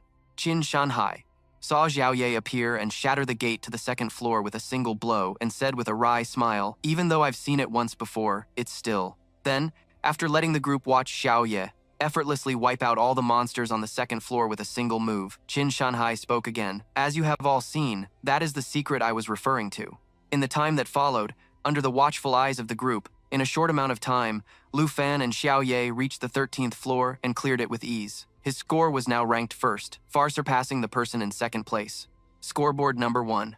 Lu Fan, Nightmare Difficulty, 58,500 points. Number 2, Hong Yu, Extreme Difficulty, 27,550 points. Number 3, Qin Qiu, Extreme Difficulty, 12,570 points. Number 3, Xiao Tao, Extreme Difficulty, 12,570 points. After observing for a while, Principal Bai seriously judged, "It's not just the Great Dragon. Lu Fan, this kid's own strength, all of his stats must be over 100 by now. Even without the Great Dragon summon, he could still surely secure the top spot in Jianghai." Qin Shanhai smiled at Qianxiong and asked, "Old Qian, do you still want to escort him to the upper echelons now?" Qianxiong replied, "Today, I finally understand why you would confront the Jin family for his sake." Qin Shanhai then said, "In that case, I will send a video clip of Lu Fan from this assessment to my master. From now on, the matter between Lu Fan and the Jin family will no longer need to trouble you, Special Envoy." Qianxiong exclaimed in shock. "Master, you mean?" Qin Shanhai looked at Qianxiong, smiled, and said, "The Marquis of the North, Tu Jing." Inside the Nightmare Difficulty Dungeon, Lu Fan had now reached the 20th floor. The monsters on this floor were Dark Priests, level 15. Their Dark Encirclement skill reduced a target's stats by 50%, while increasing their own by 25%. Shadow Fusion pulled both themselves and their opponent into the shadows. During this time, they were immune to all attacks and could control dark minions, commanding Dark Knights and Cavaliers. With the effect of the recent equipment, Xiao Ye's level would also level up soon. Thinking this, Lu Fan ordered Xiao Ye to use the Scorching Lava Flame skill. At Lu Fan's command, Xiao Ye immediately opened its mouth and spewed flames, engulfing the entire area in front of them, wiping out the horde of monsters in a sea of fire. The system announced that floor 20 was complete. Xiao Ye had gained 1 level, and Lu Fan had reached level 16. Lu Fan spoke cheerfully. "Let's go, Xiao Ye. Let's flatten this tower together." On the scoreboard, number 1, Lu Fan, Nightmare Difficulty, 90,000 points. Number 2, Hong Yu, Extremely Hard Difficulty, 31,500 points. Number 3, Qin Qiu, Extremely Hard Difficulty, 16,900 points. Tied for third, Xiao Tao, Extremely Hard Difficulty, 16,900 points. An hour later, after much effort, Hong Yu finally cleared the 50th floor on Extremely Hard Difficulty. He never expected this exam would be so brutal. Shouldn't this type of monster be for level 70? Well, since everyone is struggling, the only person who can compete with me for number 1 is Qin Qiu, and she's still in a party. Her score will be split in half. The title of top scorer for the Southern Province this year is definitely mine. At this thought, Hong Yu couldn't help but laugh loudly, looking up and shouting, "Principal, are you watching my performance? Hey, you recruiters from the 10 great universities, hurry up and send me my acceptance letter." The proctors glanced at Hong Yu, then immediately went back to intently watching Lu Fan's progress. Floor 50. Previous top scorers all maxed out at this level. This floor is the real turning point. Lu Fan, you can't afford to be careless. His pace of climbing the tower is bound to slow down. Inside the trial tower, Lu Fan eagerly opened the system window to check the new skills Xiao Ye gained after leveling up. He had acquired the Form Shift skill, with various forms available. Wormling form. All stats and mana consumption are reduced by 50%. Dragon Maiden form. Unlocked via blood contract. Giant dragon form. strength is reduced by 50%, spirit is increased by 100%, and it gains the skills Myriad Scorch and Lava. Burst. World Ender form. Spirit is reduced by 50% while strength is increased tenfold, and it gains the new skills Earth Annihilation and Dragon Roar. There were 4 transformation forms, including Giant Dragon and World Ender. While Lu Fan was deep in thought, rocks suddenly began to fall from a nearby mountain as a monster revealed itself, an Amethyst Mountain Giant, level 20. Its skill, Mountain Sweep, used a stone arm to swipe at all targets in front of it, dealing massive damage. With Mountain Collapse, it leaps high and smashes into the ground, causing 5 aftershocks that deal 10 to 35% damage. Its Amethyst Rock passive reduces magic damage by 50% and resists all armor-piercing attacks. Principal Bai couldn't help but worry when he saw this. A Tier 3 boss on Nightmare difficulty, how could he possibly defeat it? I said it before, this is the turning point. For the next few floors, his tower climbing speed will certainly slow down for Lu Fan. The principal of No. 1 High School sighed and said this, looking at the scoreboard with a hint of envy. With this performance, Lu Fan's top spot in Jianghai is secured, and his position as the top scorer in the southern province is practically guaranteed. Why couldn't a student with such potential have come from my No. 1 High School? Back inside the trial tower, the mountain giant made its move, with its mountain sweep attack. Accordingly, its colossal fist shot straight toward Lu Fan. Unfazed, Lu Fan stood his ground, casually studying the information. On the boss, a 50% damage reduction? Well, I'm already halfway up the tower, so it's only natural for the difficulty to spike. Thinking this, Lu Fan grinned in excitement. If that's the case, Xiao Ye, let's try out that World Ender form, shall we? Xiao Ye blocked the mountain giant's attack meant for Lu Fan with a single hand, then let out a roar as it soared into the sky and began transforming into its World Ender form. Although its spirit stat decreased by 50%, its strength stat increased exponentially, and it also gained 2 new skills, Earth Annihilation and Dragon Roar. The proctors watching on the monitor were shocked by this sight, exclaiming in shock, "What the heck? It has a combat form too?" These forms are truly terrifying. As Lu Fan was watching Xiao Ye transform, he suddenly sensed danger from behind, causing him to immediately leap aside, successfully dodging a punch from the mountain giant. Lu Fan decided to return the favor, using the dragon's Warcry skill to buff himself and his dragon pet, increasing all their stats and attack power by 30%. He then ordered Xiao Ye to use Giant Maw, lunging forward to viciously bite the opponent, inflicting damage and a bleed effect as it started chewing on the mountain giant's head. Literally. Just like that, the level 20 boss crumbled. The principal of No. 1 High School exclaimed in shock, while Principal Bai broke out in a cold sweat, silently speculating. To shatter this boss's defenses in a single blow, the attack power of that last hit must have exceeded 2,000. Back inside the tower, just when Lu Fan thought the mountain giant was finished, it reached out its hand toward him again. Lu Fan dodged to the side once more, then activated his Dragon Blood armor skill, forming a dragon claw around his fist. He then threw a powerful punch straight into the mountain giant's face, creating a heaven and earth shaking explosion. At this point, Qin Shanhai turned to Qianxiong's completely baffled face and said, "Old Qian, seeing Lu Fan's power now, aren't you glad I stopped you?" Qianxiong was silent. Back with Lu Fan, after the dust settled, the mountain giant prepared to fight again, but was immediately hit by Xiao Ye's World Ender Dragon Roar combo. Roaring, dealing massive damage and a weakening effect to all targets in range, and Annihilation Thunder, creating a shockwave on the ground that deals huge damage to the target, with a chance of causing the enemy to fall into the abyss of a fissure, which officially obliterated the boss. The 50th floor was cleared, and with that, Xiao Ye leveled up to 12, while Lu Fan also leveled up to 17. It was definitely the right choice to pick Nightmare difficulty. Now the challenge was no longer an obstacle. As long as they swept through each floor, their experience would increase significantly. Lu Fan thought to himself and continued his journey to conquer the tower. In the observation room, Qin Shanhai stubbed out the cigarette in his hand, a smug look on his face as he said to the principal of the No. 1 High School, "It seems that 50 floors of Nightmare difficulty still haven't given Lu Fan any trouble. The giant dragon, as expected, is beyond our comprehension." Principal Bai, slightly bewildered, asked Qianxiong, "Special Envoy, you're from the dragon capital and are very knowledgeable. Can you tell how much the giant dragon's power increased when it changed forms?" Qianxiong replied with a contemplative expression.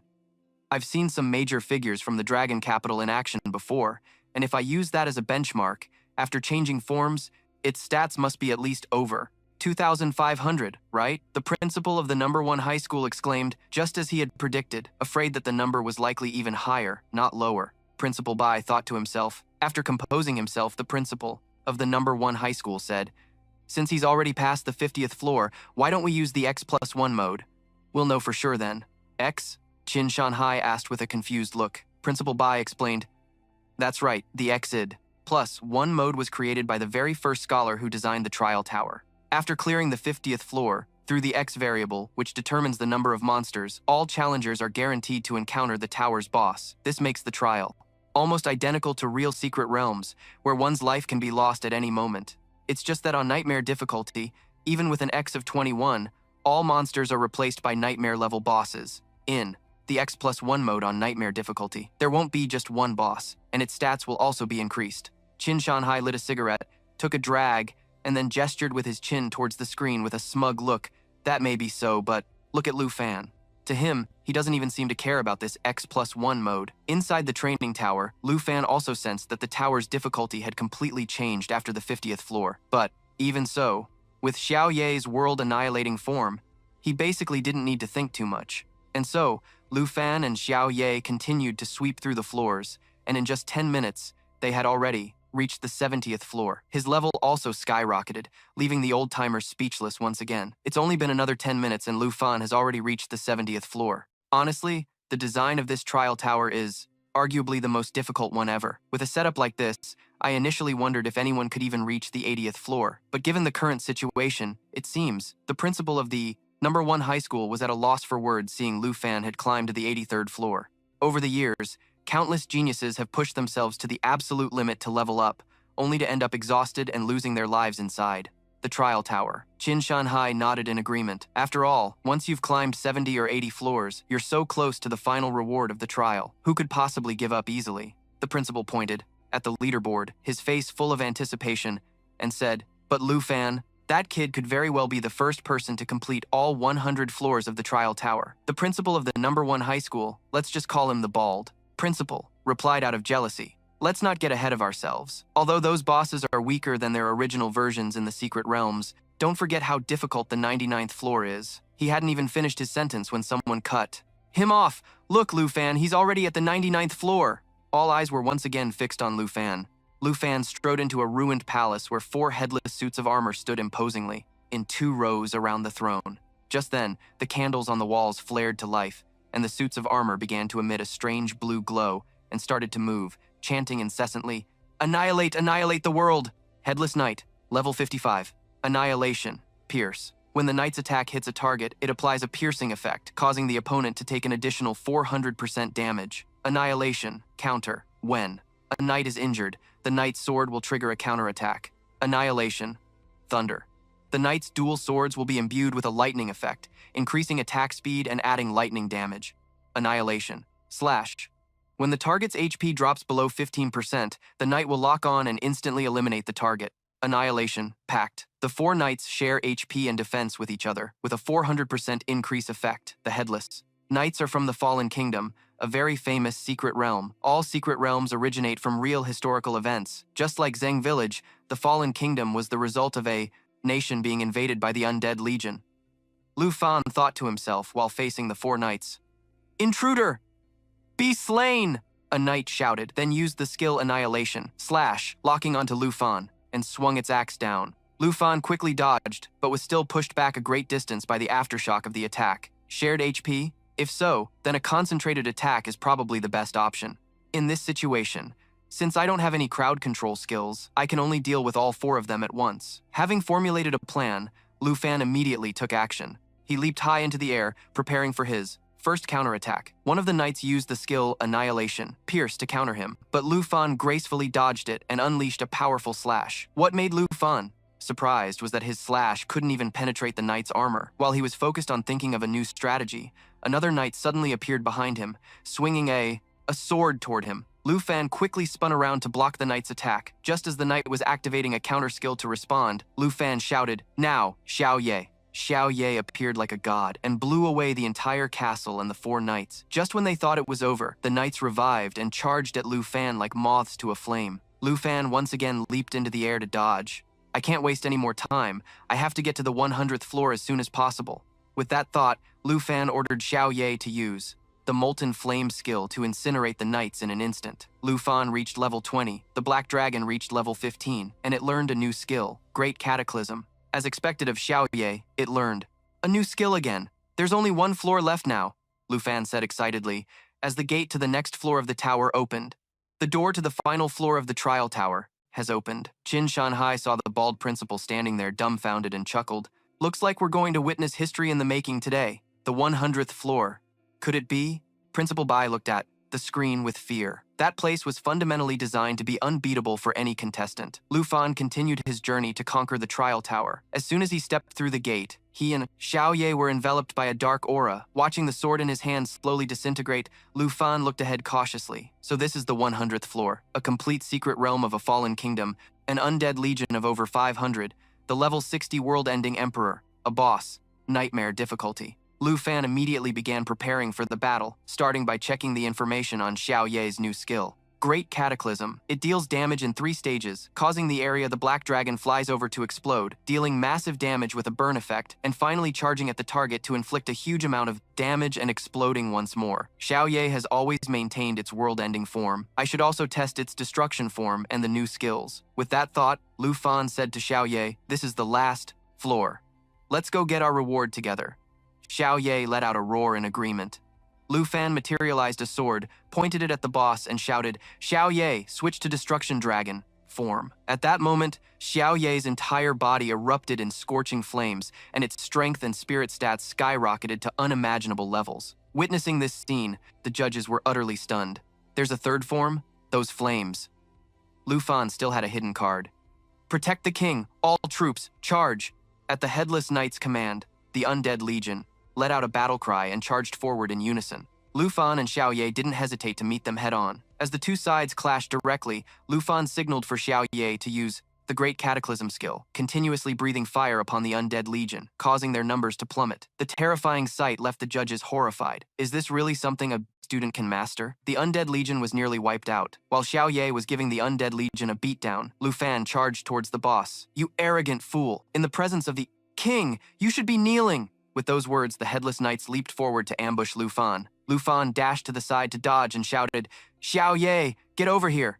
Xiao Ye used the 3rd stage of Great Cataclysm, causing an explosion with a burn effect at its destination. It successfully wiped out the 4 Headless Knights, leaving those watching on the screen in awe. The 4 horsemen were instantly one-shot. This showed that even the hardest floor of the trial was not enough to gauge Lu Fan's true strength. 9,800,000 points. For the past 30 years, no one had even broken 1 million. Just one more step, and Lu Fan could actually claim the exam's prize. Moreover, this year's exam was the most difficult, so the reward would surely not be stingy. At the very least, there would be 3 rare items. Inside the trial tower, the entire Undead Legion had been annihilated by Lu Fan and Xiao Ye. Now, Lu Fan, sword in hand, slowly approached the boss. "I've already cleaned up all the minions. Aren't you going to show yourself, you wimpy final boss? You foolish brute," the world-ending emperor said angrily, before furiously charging straight at Lu Fan.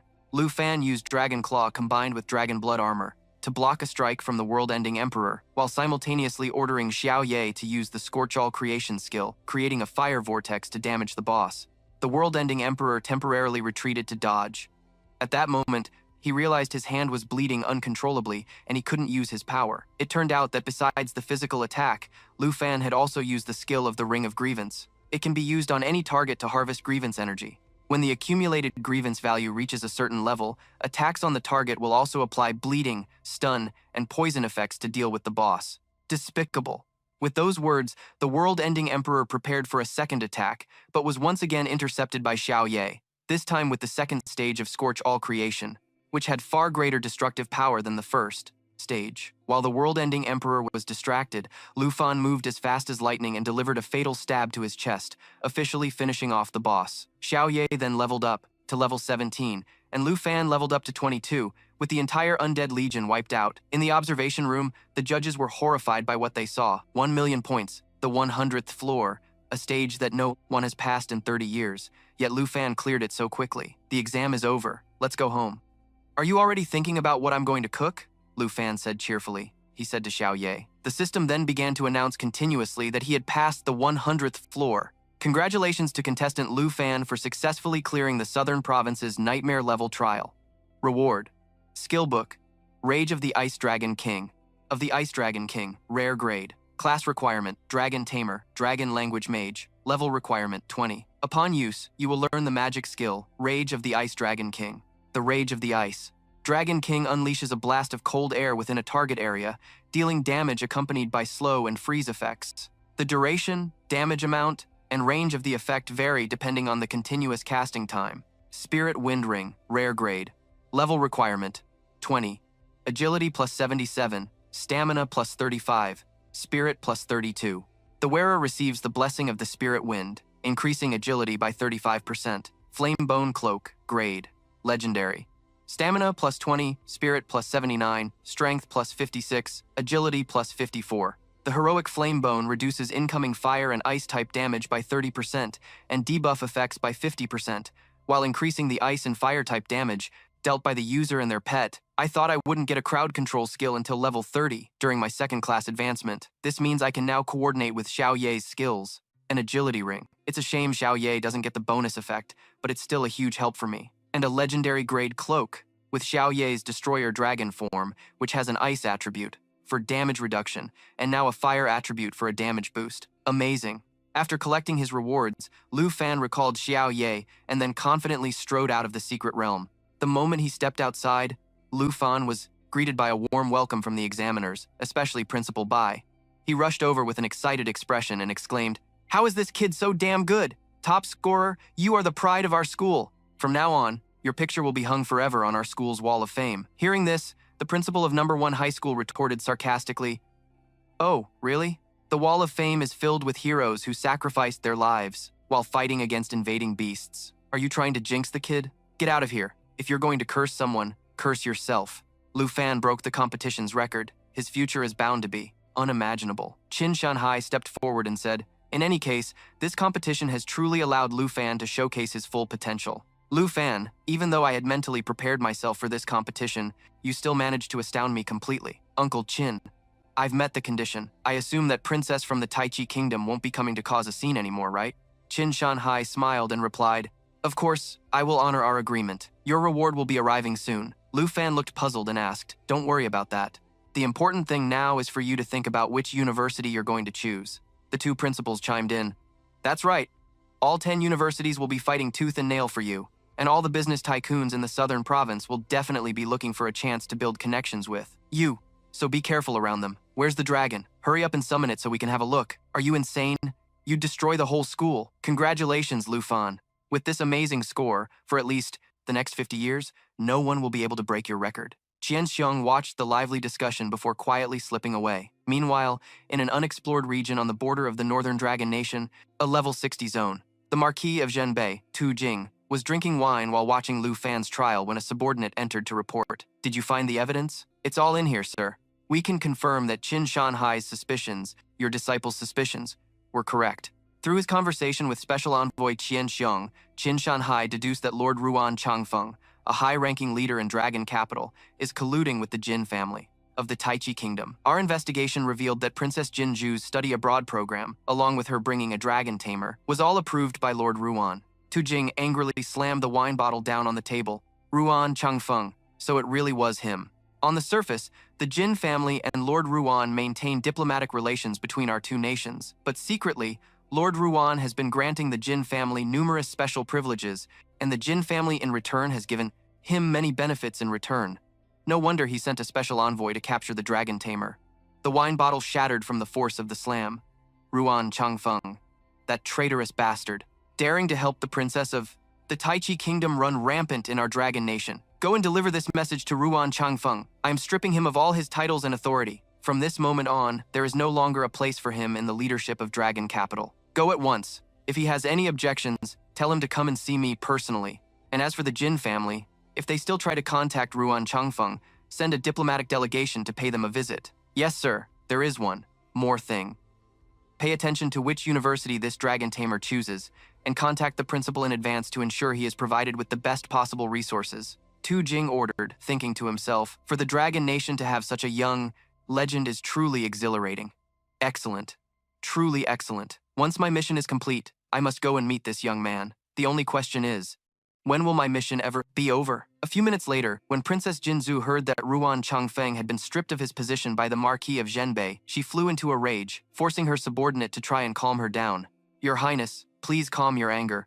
We also have some good news. What good news could you possibly have? Without him, how are we supposed to capture that dragon tamer? Your Highness, there's no need to waste your precious time on him any longer. The day the trial results are announced is approaching. We discovered that among the participants, besides Lu Fan from Jianghai City, there is another dragon tamer from Qingzhou City. Jinzhu was surprised at first, but then a sinister smile spread across her face. Now that is good news. Let's hope this one is a bit more cooperative.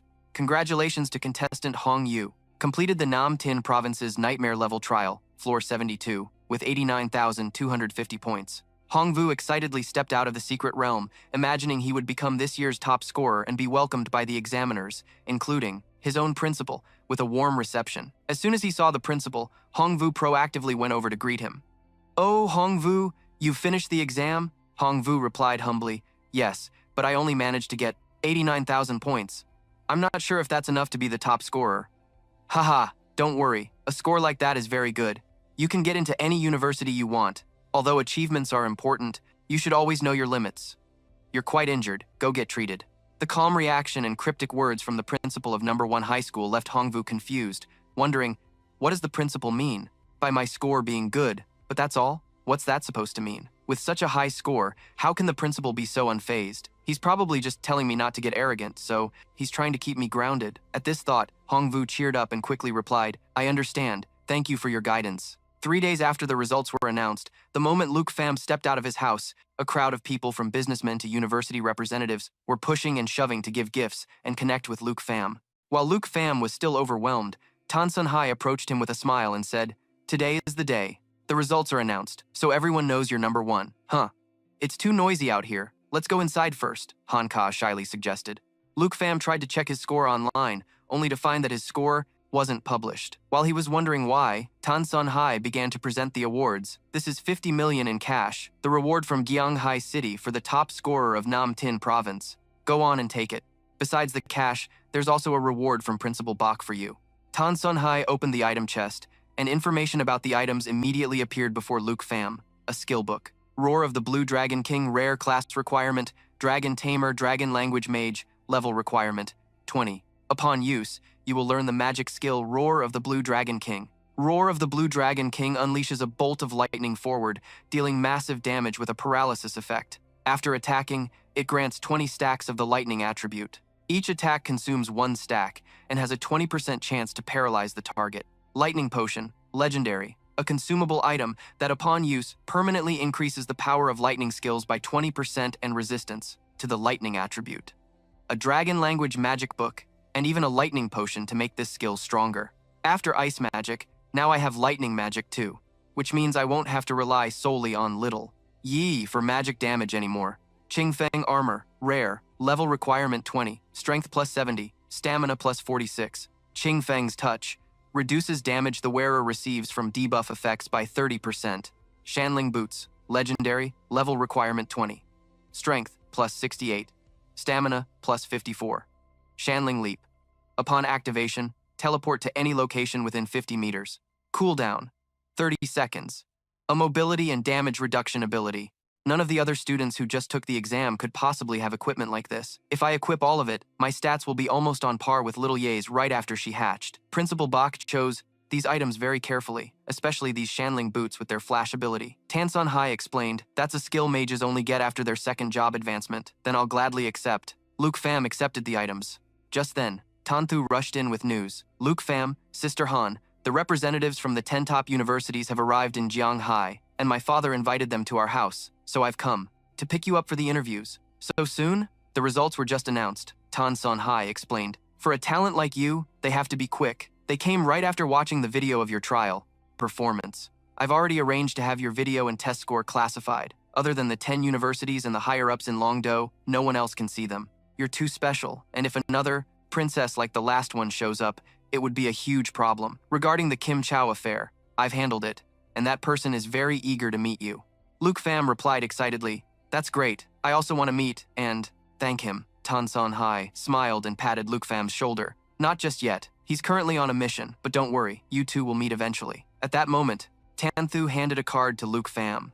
"I originally came to thank you last time, but unfortunately, we ran into Kim Chow. I can't take this. We only agreed on 100,000. You know, This card is for 10 million. Tan Sun Hai chimed in. This is a token of the Tan family's gratitude for saving Little Thu's squad in Ai Dong village. Just accept it. Seeing Luke Pham still hesitating, Tan Sun Hai laughed heartily and said, tonight, someone is planning to take you two to the Gyeongsun Garden. If you can't even accept this card, what will you do when you see the villa that the province is gifting to its top scorer? Dad, stop teasing him. Tan Thu stepped in to defend Luke Pham, then quickly pulled his hand to go meet the university representatives waiting at her home. Elsewhere, Thoi Hoan Tai took Princess Kim Shao to a forest on the outskirts of Thonshao City, Dragon Kingdom, to meet the dragon tamer they were targeting. What's his level? Level 19. And his armored dragon is level 14. Kim Chao watched Tran Thien Chi and his armored dragon up ahead with keen interest. Dragon tamers really are on another level. He's already fighting a level 30 boss. The boss, which was absolutely enormous, charged furiously at Tran Thien Chi. Tran Thien Chi commanded his young armored dragon to swing its tail powerfully, dealing damage to all targets in its path. As for him, using the Dragon Spear Strike skill, he channeled his dragon energy into an extremely powerful attack, delivering a fatal blow that sent the boss straight to the underworld. Thanks to that, Tran Thien Chi reached level 20, and Tu Chu leveled up to 15. Excellent, excellent. You didn't waste the dragon egg I gave you. Kim Chao applauded in praise. Tran Thien Chi bowed his head and replied, I'm glad I did not disappoint you, princess. If you were like this useless bum, then I would be disappointed. With that, Kim Chao turned to Thoi Hoan Tai with a displeased expression. From now on, this spear of yours will be his. Any problem with that, Thoi Hoan Tai? Although Thoi Hoan Tai was reluctant, he had no choice but to answer. This subordinate obeys the princess's command. Tran Thien Chi said gratefully, Thank you, princess. With the dragon armor and the dragon spear, plus the princess's enhancement magic, I will surely defeat the top scorer of Nam Province. Kim Chao was secretly pleased. Tran Thien Chi was ranked second with 210,000 points, while Luke Pham's score wasn't announced, but it was estimated to be around 300,000 points, so Tran Thien Chi still had a chance to win. Luke Pham, you must remember this name until you eliminate him and seize his black dragon. I will help you become the strongest dragon master in history. In the Tai Te Kingdom, you will become my servant, second to only one but above all others. So, when it comes to Luke Pham, do not disappoint me. With a determined gaze, Tran Thien Chi replied, Rest assured, princess. It is my honor. I vow to be your knight forever. Kim Chao replied with satisfaction. You are very perceptive, much more so than that, Luke Pham. I gave him a golden opportunity, yet he was ungrateful. Then, she ordered Thoi Hoan Tai, go to Jianghai and investigate which academy Luke Pham enrolls in for me. If you can't even do that, then get lost. Yes, ma'am. Thinking of Luke Pham, Kim Chao was filled with hatred and thought to herself, soon enough, he will forever regret what he did to me. In the living room of the Tan family's villa, before meeting the academy representatives, Tan Thu asked Luke Pham, Have you decided which academy you're going to apply to? Because I want to know. Ah, no, it's because my father wanted me to ask. He said I should apply to the same academy as you, so we can help each other out later. That's great. I heard that teams are very important, and we've already worked together before. If we're going into a secret dungeon, you'd definitely be my first choice. But I still don't know which academy to choose yet. I'll let you know later. Ah, okay, Tan Thu replied shyly, wondering to herself just how many points Luke Pham had actually scored. If she couldn't catch up to him again, the gap between them would only grow wider. Thinking this, Tan Thu said to Luke Pham, I'll do my best to get into the same academy as you. Yeah, okay. Luke Pham smiled and replied, then pushed the door open to meet the academy representatives. Greetings, teachers. My name is Luke Pham. Before he could even finish his introduction, a man cut him off. Luke Pham, right? We've all seen the video of your trial. It was incredible. The first dragon master in history to have a dragon. I wonder if the top scorer of Nam Province has an academy in mind yet? A female teacher asked. The man from before said with a displeased look, There's no need to ask what he likes. Jiangnam Academy will give you all sorts of benefits. A scholarship worth 10 million dragon coins a year, and all potions, secret dungeons, and other resources will be provided for free. The female teacher then taunted, Hey, everyone sitting here represents the top academies in the Dragon Kingdom. You dare come here to compete for the top scorer with just that?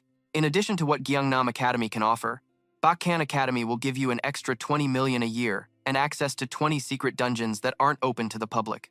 The other man, not to be outdone, said, What Bakkan can offer, you think we can't? We can provide all that, and we'll even throw in access to a dungeon of opportunity. The female teacher was no pushover either, and immediately raised the stakes. The terms are negotiable. If he's not satisfied, we will offer more.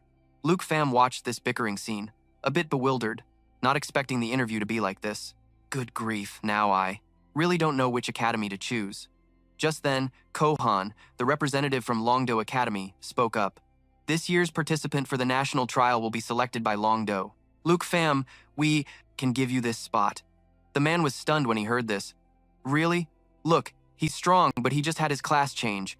How could he possibly be qualified enough for the national trial? The previous participants all went through rigorous selections. The other nations are already fully prepared, and he's just now finding out about it, making an internal decision to hand something so important to a freshman. Are you treating the national trial like a joke?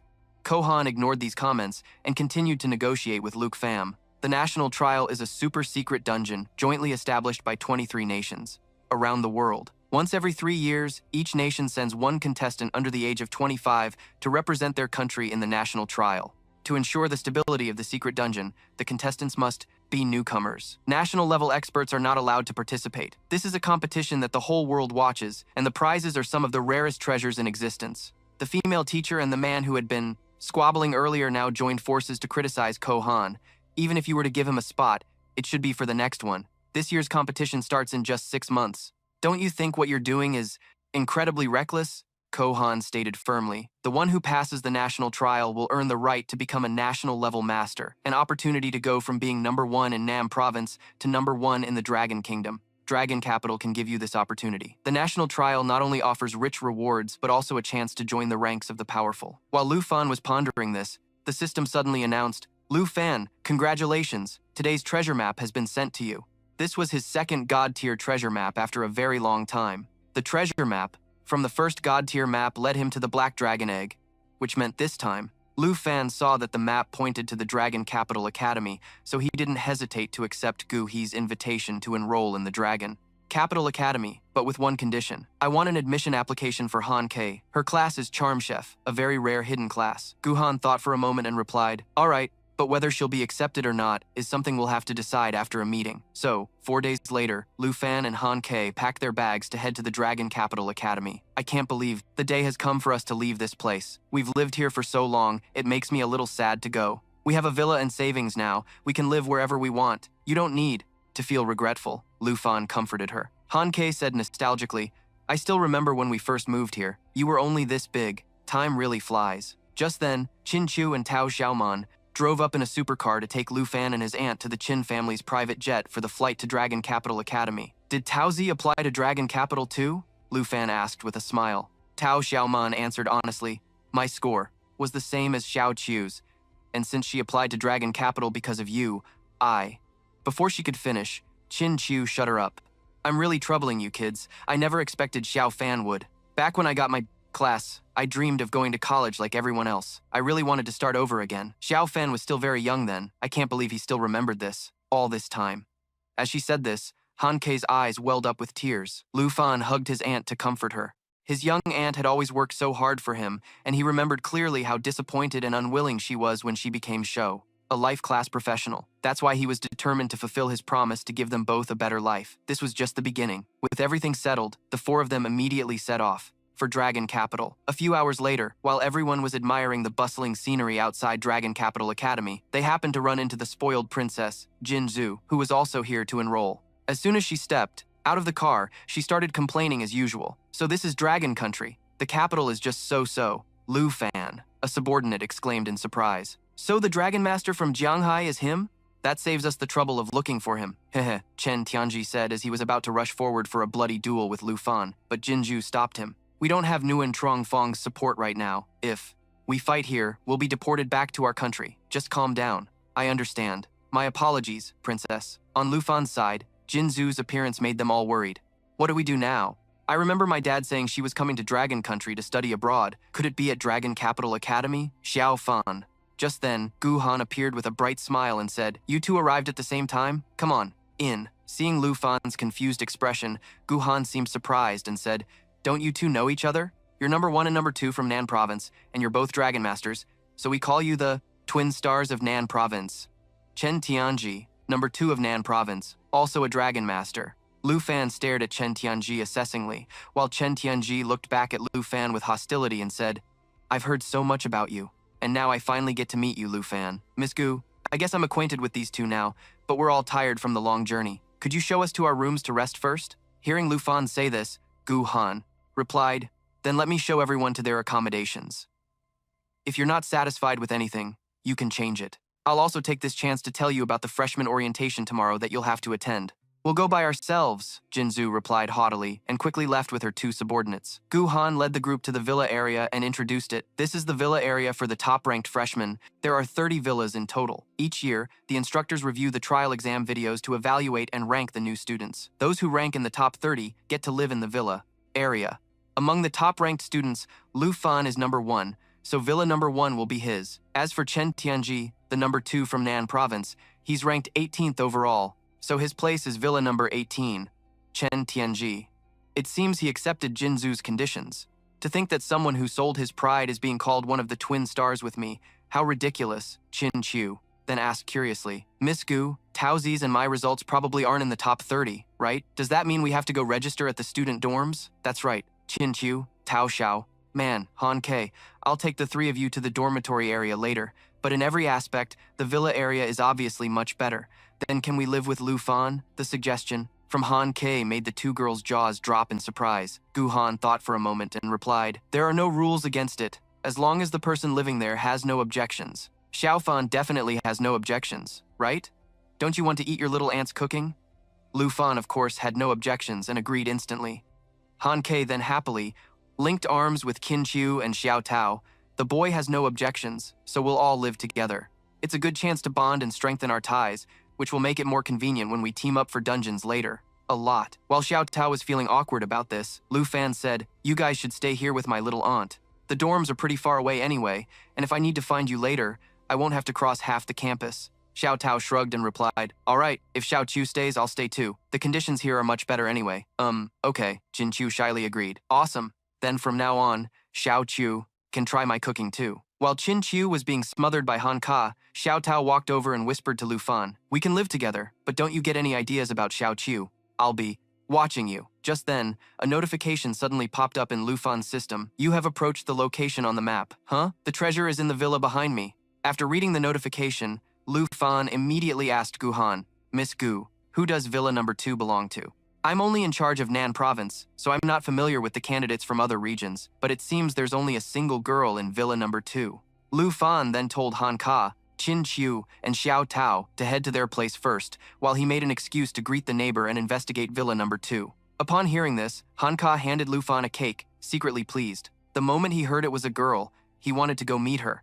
Little Fan is finally growing up. Xiao Tao, however, thought with contempt, he's already living with the 3 of us, and he still wants to go flirt with the neighbor. I really underestimated you. Ringing the doorbell of villa number 2, Lu Fan felt a bit nervous, wondering if his new neighbor would like the cake his little aunt made, and hoping she would invite him inside. We all just arrived, so I have to get the treasure before my neighbor discovers it. A moment later, a girl answered the door as expected. Lu Fan smiled and introduced himself. Hi, I'm Lu Fan from number 1. I'm from Jianghai City in Nan province. This is a small welcome gift. Since we'll be neighbors, I hope we can get along.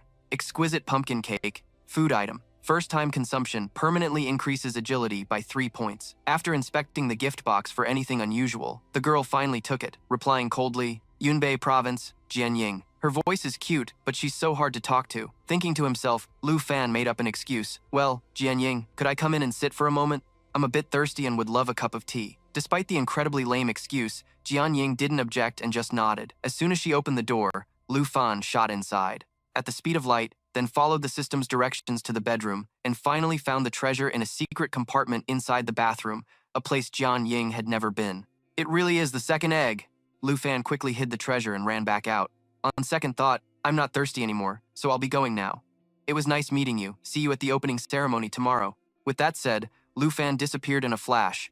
Jian Ying stared after him, bewildered, then noticed that her bedroom door was open, where her dress and underwear were on the bed, and couldn't help but wonder, could he be some kind of perv? That night, at Villa number 1, the dragon egg finally hatched. Jade Dragon Contract, Legend Grade, Level 1. Strength 122, Agility 153, Spirit 659, Stamina 216. Fountain of Life. Uses the Fountain of Life on all friendly targets, granting continuous health regeneration. Jade Light. Creates 3 layers of a Jade Blessing on a target, removing debuffs and increasing all stats by 30%. Each layer of the blessing can block 1 instance of damage. Natural Assimilation can devour equipment and absorb its characteristic skills. Jade Dragon Bloodline doubles all skill effects for the dragon race and those with a bloodline connection, provides immunity to all debuffs, and increases self-regeneration by 5,000%. Blood Pact connects the bloodline, adding 10% of the dragon pet's stats to the dragon tamer. It turns out the Jade Dragon isn't a combat type. With over 600 spirit, it's obviously a support type. Doubling means all the effects on myself and Xiao Ye will be doubled.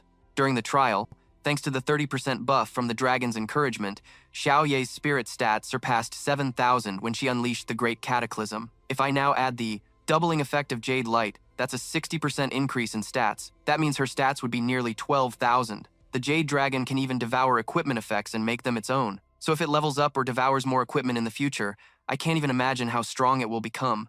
But for now, there's one important matter I need to consider carefully. What should I name you? Lu Fan looked away from the screen and saw the Jade Dragon and Xiao Ye trading blows. You two, stop it! Lu Fan rushed over to separate the two little rascals and lifted the Jade Dragon. After a moment of thought, he said, I'll call you Xiao Fei.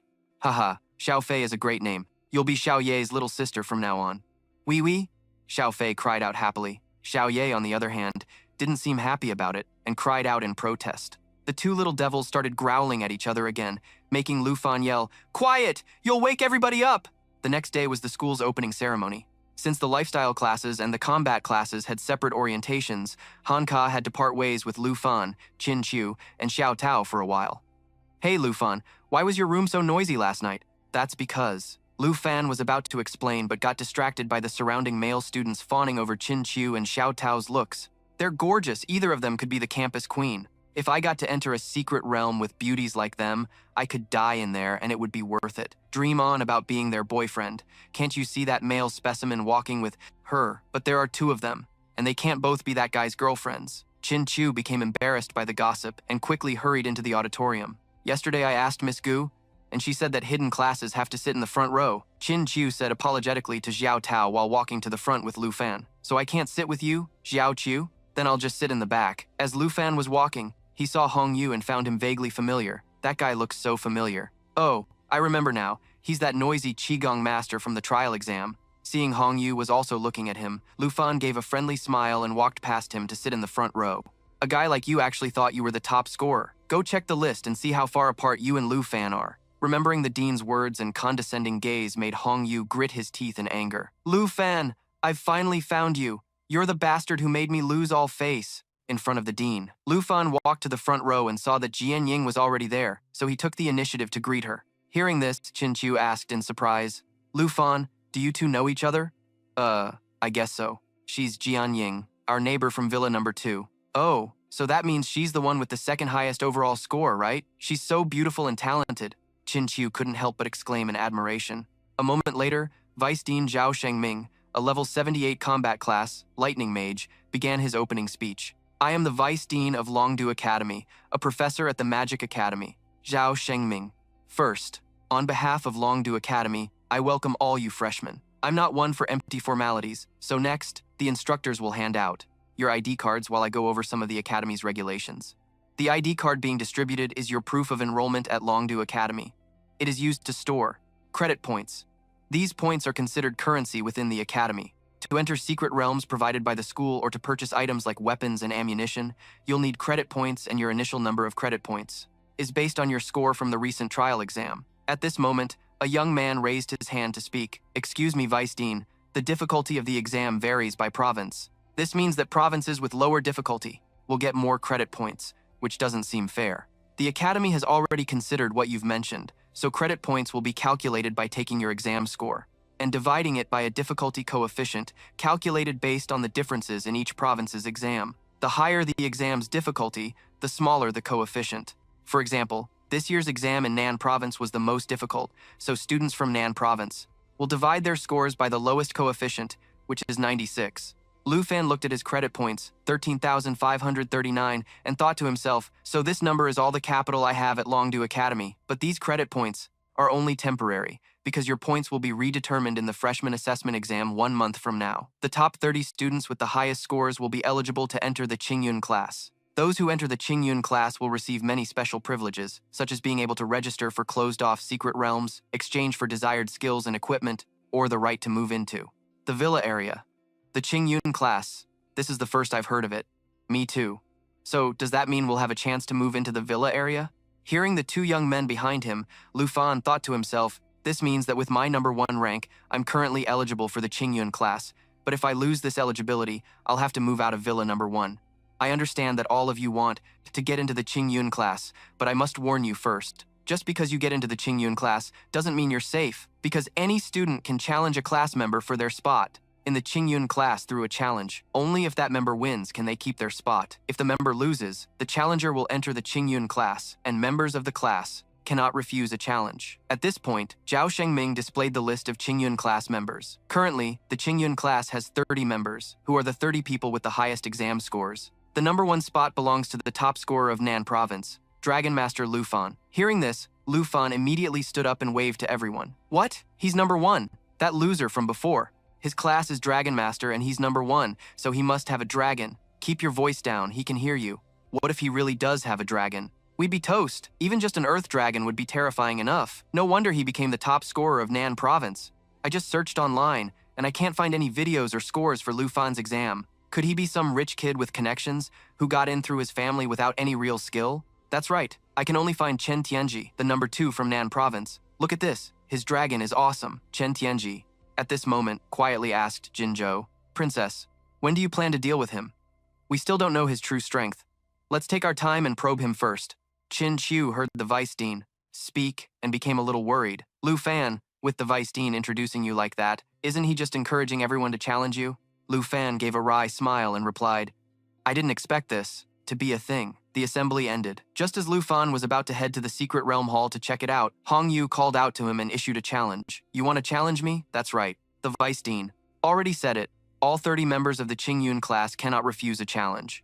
Lu Fan, if you really have the strength to be the top scorer, why wouldn't you dare to face me? Hong Yu scoffed in response, thinking to himself that he couldn't see the video or Lu Fan's exam score. If he was really that capable, it must have been because he summoned a ton of wyverns to pass the exam. In that case, I just need to target him directly to win. Hearing Hong Yu's words, Lu Fan laughed. You're on. I accept your challenge. All right then, I'll bet 200 points. Just 200 points? Oh well, 200 must be a big number for him.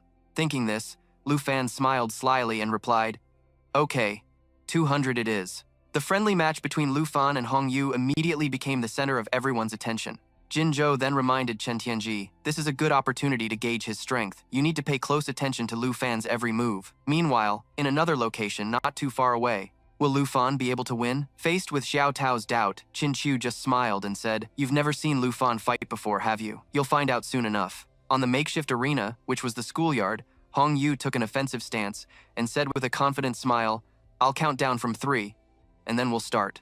3, 2, 1, begin.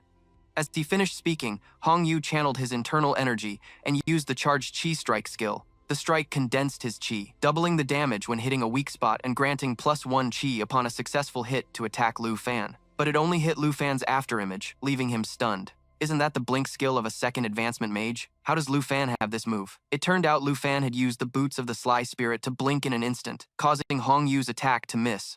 I heard that Qi Masters are good at both offense and defense, capable of fighting at close and long range. Is this really all you've got? Lu Fan's taunt made Hong Yu furious. So he immediately used his ultimate move, Ascending Qi Wave, a skill that fires off Qi waves, increasing damage to weak spots by 5%. Each wave that hits the target grants +1 Qi as he attacked Lu Fan. Ha ha, you're out of options, aren't you? Hong Yu laughed. As long as I keep stopping him from summoning his dragons, the moment he shows an opening, I'll... Just as Hong Yu was gloating to himself, he saw that Lu Fan had dodged all of the Qi waves. He was even preparing to counterattack. So, Hong Yu immediately used his rock-solid skill, consuming all his Qi to create a sturdy defensive barrier. For every point of Qi consumed, the barrier's defense increases by 5% to block attacks. You can't break my rock-solid unless your strength reaches 280 points, Hong Yu thought with certainty, only to meet a bitter end as Lu Fan shattered the barrier and kicked him straight in the stomach, knocking him down. The onlookers were shocked by this scene. He sent him flying with a single kick, without even using a skill. Is the Azure Cloud class that strong? Lu Fan is a dragon tamer, yet he defeated a Qi Master without even summoning his dragons. Is that it? And here I thought we'd get to see some dragons. A young man looked at Hong Yu with concern. He's bleeding. Is he going to be alright? Lu Fan then looked disappointed and said to his opponent, This is just not good enough. I wasn't even using my full strength, and you're already down. In a corner, Jinzhou asked anxiously, Did you see that clearly? What are your chances of defeating him? After hearing Jin Zhou's question, Chen Tianji thought for a moment before answering. Lu Fan still hasn't summoned his dragons. If we're just judging his personal abilities, I'd say I have about a 30% chance, but with the princess's buff, it goes up to 70%. Hearing this, Jin Zhou felt somewhat relieved. That's pretty high. The match ended, and Lu Fan directly took out his ID card to collect the bet. A bet's a bet. Not to mention you were the one who started this, so I'll be taking those 200 points. Longdu Academy ID card. Lu Fan. Balance change. Plus 200. Current balance. 13,739. Hong Yu stared at the displayed number in horror. 13,739. 1,739 times the Nan province difficulty multiplier of 96. That means his exam score is 1.3 million. Almost 1.3 million points. Even Chen Tianji, who's in second place, only has 21,000 points. Only then did he realize how naive he had been to think he could beat Lu Fan. The fight was over. Qin Chu and Xiao Tao returned to the villa to get Han Ke, while Lu Fan stayed in the Longdu Academy's dungeon lobby to research the secret realms. A short while later, as soon as she arrived, Han Ke rushed over to ask, "Someone already challenged you? Little Fan, are you all right?" Lu Fan smiled and replied, "I'm fine. I'm fine. Don't worry, Auntie." Recalling the earlier scene, Xiao Tao couldn't help but exclaim, "Lu Fan sent Hong Yu flying so effortlessly just now. Haha, I told you he was very strong. The first time I met Lu Fan, he was even stronger than Uncle Gigi. If he's already this strong on his own, wouldn't his dragons be even more powerful? I can't even imagine it. Well, dragons were already beyond our imagination to begin with. Everyone's here now. Come take a look at this. I just looked through the dungeons the Academy offers, and this one gives the most experience points, which is perfect for us to level up," Lu Fan said, as he held up a tablet, feeling a bit annoyed. If it weren't for Hong Yu's challenge, Xiao Fei would have already leveled up by now. Poisonous Spider Forest, a dread-level secret realm. Party limit, 5 or more people, entry fee, 45 accumulated points. Han Ke read the dungeon information and couldn't help but feel worried. Even though you kids called me over to make up the numbers, this is a level 45 dungeon, not child's play. If anything goes wrong, we could die. Lu Fan smiled and replied, "Don't worry, Auntie. I'm confident I can get everyone through it safely. Even so, including Han Ke, we only have 4 people. But this instance requires at least 5. Lu Fan hadn't considered that yet. Just when he was wondering who to invite, Qin Chu gestured with her chin towards Sword Shadow, who was sitting not far away. "Look, Lu Fan, the girl from Villa number 2 is here too. Her total score is ranked 2nd, so this level 45 dungeon should be no problem for her at all. You should go and try inviting her." Although Lu Fan was a bit hesitant, he still followed Qin Chu's advice and approached Sword Shadow, but before he could even say a word, and merely greeted her, he was met with a disdainful look from Sword Shadow. Crap, this expression clearly shows she's misunderstood me, but I have to admit my actions back when I was looking for the dragon egg were pretty strange. Besides, talking to Sword Shadow is really tough. She'll probably just say yes or get lost. Thinking this, Lu Fan forced his friendliest possible smile and said, "I see you're also looking up dungeons. Just like me. So I was wondering if you'd like to join our party?" After a moment of silence, Sword Shadow made a disgusted face and said, "Pervert." Upon hearing that, everyone immediately turned to stare at Lu Fan with judging eyes. "Xiao Fan, my dear Lu Fan, what on earth did you do to her?" "A misunderstanding. It's all a misunderstanding, just from when I greeted her last time," Lu Fan hastily explained, holding up his tablet to show Sword Shadow the dungeon information. "I admit, the first time we met was a little weird, but I'm really just a normal guy. I swear, I promise. I saw you were looking for a dungeon too, and I don't really know anyone else. We're just one person short for the Poisonous Spider Forest, so it would be great if we could team up, right?" As soon as she heard the name Poisonous Spider Forest, Sword Shadow immediately accepted Lu Fan's offer. Lu Fan's party couldn't help but rejoice. Lu Fan himself let out a sigh of relief and then offered to pay her entrance fee for the dungeon, but Sword Shadow bluntly refused. She then took out her ID card, paid the fee herself, and entered the dungeon. Sword Shadow, Secret Realm, Poisonous Spider Forest, points consumed, 45, remaining balance, 874. Reading Sword Shadow's information, Lu Fan became thoughtful. She has over 8,000 points. I don't know the difficulty coefficient for Yun Bei, but even with the coefficient of 96 from Nan Province, the highest difficulty, Sword Shadow's score would still be over 800,000. She's incredibly strong. One by one, the party members entered the dungeon. The moment they were inside, Han Ke couldn't help but cover her nose. Goodness, the air in here smells awful. Lu Fan looked at the path ahead and said, "Looks like this is the place." The group followed the path deeper into the forest. Along the way, a curious Xiao Tao asked, Lu Fan, why did you pick this dungeon? It's level 45 and on dreadful difficulty. I looked through all the options in the dungeon lobby, and none of them had a higher level or offered more experience points than this one. Hearing his answer, Xiao Tao seemed a little flustered. Ah, well, that's not what I meant. Hold on, if we're here to level up, then I definitely have to share these with everyone. Han Ke smiled cheerfully and pulled out a huge bag of cookies. Traveler's cookies, perfect quality food. Effect, for 3 hours after eating, increases. Experience points gained by 20%. This is great. With these cookies to help, we'll reach the next level in no time. I found the recipe for these in a blueprint that my life profession instructor gave me. Not many people can craft them. Luckily, my profession gets a buff that provides a very high success rate, so I managed to make them on my first try. Han Ke boasted proudly, then walked over to offer Sword Shadow a cookie she had made. Did you also make that cake from before? You mean the pumpkin pie? Yes, I did. If you like it, I can make more for you. Sister Han is an amazing cook, and we live so close to each other, so you're welcome to visit any time, Chin Chu said with a smile. Sword Shadow was a little surprised at first, but then a smile unconsciously graced her usually ice-cold face. At that very moment, Lu Fan heard a sound from the nearby bushes and immediately warned his teammates, Everyone, be careful, a monster has noticed us. Realizing it had been discovered, the monster stopped hiding and revealed itself. Level 40 Black-Scaled Python, Experience, 9,120. Materials, Python's Poison Fang worth 1,745. Poison Fang, a bitten target is afflicted with a stack of poison, and each stack reduces the target's maximum health by 10%. Death Coil, continuously constricts the target, incapacitating them and draining 10% of their health every 5 seconds. The moment she saw the monster, Xiao Tao immediately dashed forward. A panicked Chin Chu saw this and tried to stop her. Tao Zi, wait! But Xiao Tao didn't listen and continued her charge, attacking the monster. As a result, her sword strike was like a mosquito trying to bite steel, only serving to enrage the python. The monsters here are all level 40 or higher. They're not something we can defeat easily.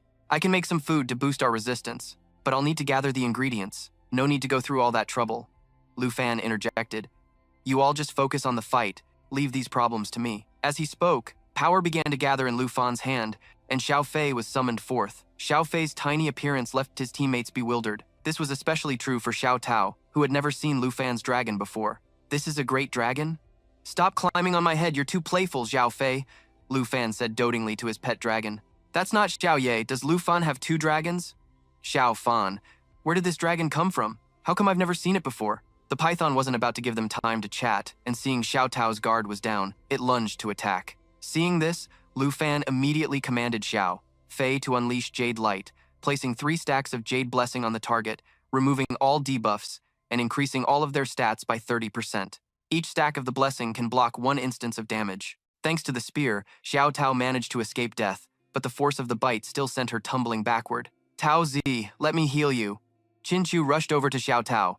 At that moment, Xiao Tao was startled to realize that the damage had just been nullified. That's right, Lu Fan explained. With Xiao Fei here, everyone can fight without worry. There's absolutely no need to be concerned about debuffs or injuries whatsoever. Xiao Fei removes debuffs, negates damage, and boosts stats, all in one skill. That's even more amazing than a second advancement priest, Xiao Dao chimed in with agreement. The Dragon Clan is truly powerful. A dragon that's small can already negate damage and even boost all of my stats. Suddenly, the python lunged towards Chin Chu and Xiao Tao. Lu Fan was about to charge in to rescue them when a flash of light from behind him shot straight through the monster's head, instantly obliterating it. While everyone was still stunned, the sword shadow behind them recalled his blade and issued a warning. Don't waste any more time, we're being targeted. This was Sword Shadow, a level 21 hidden combat class. A sword master, wielding the blood-breaking sword, an epic grade level 21 weapon, a class. Exclusive to the Swordmaster class, it grants plus 3,947 strength, plus 126 agility, has an armor break effect that ignores 30% of the target's defense, and a swiftness effect that increases sword control speed by 40%. So this is how a Swordmaster attacks. As expected, number 2 is incredibly strong. As Lu Fan was silently admiring Sword Shadow, he noticed his expression suddenly turn grave as he sent his sword flying in another direction. Lu Fan followed the sword's path and spotted a silver-armored spider preparing to attack Han Ke, so he immediately dove and tackled Han Ke out of the way. Unlike the last time, this strike from Sword Shadow only managed to deflect the monster's attack, failing to cause any damage. The system then displayed its information. Silver Armored Spider, level 45, experience, 15,750, materials. Silver Armor Shell, worth 415 gold. Poison Fangs, a target hit by the bite contracts 1 stack of poison. Each stack of poison reduces the target's max HP by 10%. Pincer Leg Pierce, swings its forelimbs to simultaneously pierce through 2 targets. If it fails to hit, the skill reactivates 1 more time. Silver Armor, immune to armor-breaking effects. The Silver Armored Spider let out a shriek, then changed its target to Sword Shadow, attacking with its Pincer Leg Pierce skill, but it kept missing because Sword Shadow was moving too fast. "Sword Shadow, watch out!" Lu Fan yelled, then charged in and took down the monster with 1 strike. Focus, it's not the only one. What's more, it's not just these spiders. There are black web hunters here too. Sword Shadow simultaneously wielded 2 weapons, the Army Breaker Greatsword and the Frostwater Sword, to deal with the horde of monsters. Army Breaker Greatsword, Epic Grade, a level 21 weapon exclusive to the Swordmaster class. Its skill, Mountain Shaker, deals 210% physical damage and splashes 21% of that damage to surrounding enemies. Frostwater Sword, Exquisite Grade, a level 14 weapon exclusive to the Swordmaster class. Its skill, Bone Chilling Frost, deals ice elemental damage and reduces the target's movement speed by 30%. Black Web Hunter, level 45, experience, points, 39,110, material, Spider Eye, worth 7,519 dragon coins. Poison Fangs, a target hit by the bite contracts 1 stack of poison. Each stack reduces the target's max HP by 10%. Binding Web, tightly wraps a captured target in a web, and the target will die after 60 seconds. While fighting alongside Sword Shadow, Lu Fan asked curiously, "All of your weapons are class-bound. They look really unique. Sword masters can craft their own weapons, and they level up with me right from level 1. But this isn't the time for a sales pitch," Sword Shadow said while dodging an attack from a Silver Armored Spider, simultaneously using Bone-Chilling Frost to deal ice damage and slow the target's movement speed by 30%. This class is similar to a Dragon Master. One levels up dragons, while the other levels up weapons. As Lu Fan was mulling this over, he spotted a Silver Armored Spider about to launch a sneak attack on Sword Shadow. So he immediately ordered Xiao Fei to activate Jade Light, while he himself charged forward with his weapon to block the monster's blow. Having been saved, Sword Shadow immediately used Mountain Shaker, sending the monster straight to Spider Heaven and getting a 30% stat buff. "Thanks," Lu Fan replied with a smile, thinking to himself. The Blood-Breaking Sword is for agile armor piercing, the Frostwater Sword is for crowd control, and this last one is for defense and damage buffs. With 3 swords working in harmony, the Swordmaster is truly an all-around class. Just then, Han Kei's scream grabbed the attention of Lu Fan and Sword Shadow. "Taozi, protect Sister Han!" Qin Qiu shouted to Zhao Tao as the 3 of them were being surrounded by the spiders. "There are still so many. Silver Armored Spiders. I'll take care of them. You go find the Black Web Hunter." Lu Fan delegated to Sword Shadow, then ran with Xiao Fei to help Qin Qiu's group. "Everyone watch out for the Binding Web. Skill, if you get caught in it, you could die." Sword Shadow was distracted watching Lu Fan and got hit by a sneak attack, which shattered the 3 layers of armor from Xiao Fei and left her injured. Seeing that Sword Shadow still decided to run off and find the Black Web Hunter, Lu Fan quickly stopped her. "Wait, Sword Shadow, you're hurt. Don't charge in there by yourself. Xiao Fei, quick, heal her!" Before Lu Fan could even finish, Qin Qiu urged him, "Lu Fan, go with Sword Shadow. With the Jade Light, we'll be fine here." "All right, I'm counting on you two then." With that, Lu Fan and Xiao Fei took off after Sword Shadow. "There you are. Let me help." As he spoke, he ordered Xiao Fei to release the Jade Light, creating a phantom shield and buffing Sword Shadow. "I can handle this on my own." Sword Shadow had barely finished boasting when she saw the hunter. The Black Web Hunter attacked her with its binding web. Just as Sword Shadow thought she was trapped, Lu Fan dashed in front of her, then activated Dragon Claw, transforming his arm into that of a dragon. With a single slash, it tore right through the net and wounded the monster. Kiem An was stunned by the sight. "We're only 1 rank apart, yet his personal attack power is on par with my full-power Mountain Shaker. Let's go together." At Luke Fan's command, the 2 of them synchronized their attacks, while Luke Fan channeled dragon energy through his Dragon Fang halberd, unleashing an incredibly powerful strike boosted by the Ring of the Spirit Wind, which granted its wearer the blessing of the Spirit Wind, increasing agility by 35%. Kiem An used both his Mountain Shaker and Blood-Breaking Sword simultaneously, delivering physical attacks that also shredded armor and increased his sword control speed to finally finish off the monster. The Jade Dragon reached level 3. Awesome, Xiao Fei is already level 3. After clearing this stage, she'll probably even hit level 5. Watching Luke Fan happily petting his beloved dragon, Kiem An felt a strange sensation. Even though there's such a clear difference in our strength, she felt completely at ease. I never thought I'd see the day I'd be treated like the weaker one and be helped like this. Just as Luke Fan was about to say something, Tanthu's group arrived. Luke Fan, Kiem An, we've dealt with the silver-armored spiders. Xiao Fan, did something just level up? Luke Fan didn't rush over to them, instead turning to Kiem An and saying, "No, you're very strong, but no matter how strong you are, we would never let a teammate fight alone. Xiao Fan, why don't you use the Jade Light on yourself? I don't need it. Luke Fan, quick, your great dragon can heal, right?" Xiao Fei immediately used Spring of Life to restore the entire party's health. Whoa, I feel full of energy. I feel like I could go for another round. Haha, Luke Fan, your head is glowing green. Xiao Fei, maybe you should stop healing this guy next time? Watching Luke Fan's group laughing and joking, Kiem An found herself smiling. It turns out having teammates isn't so bad after all. A few hours later, Xiao Tao stared at the map on her tablet, completely bewildered. The map ends here. Does that mean we've reached the end? But there's still a huge area ahead of us, right, Luke Fan? Luke Fan silently gazed down into the chasm. Tanthu followed Luke Fan's gaze and exclaimed in shock, it looks like this is the boss's lair."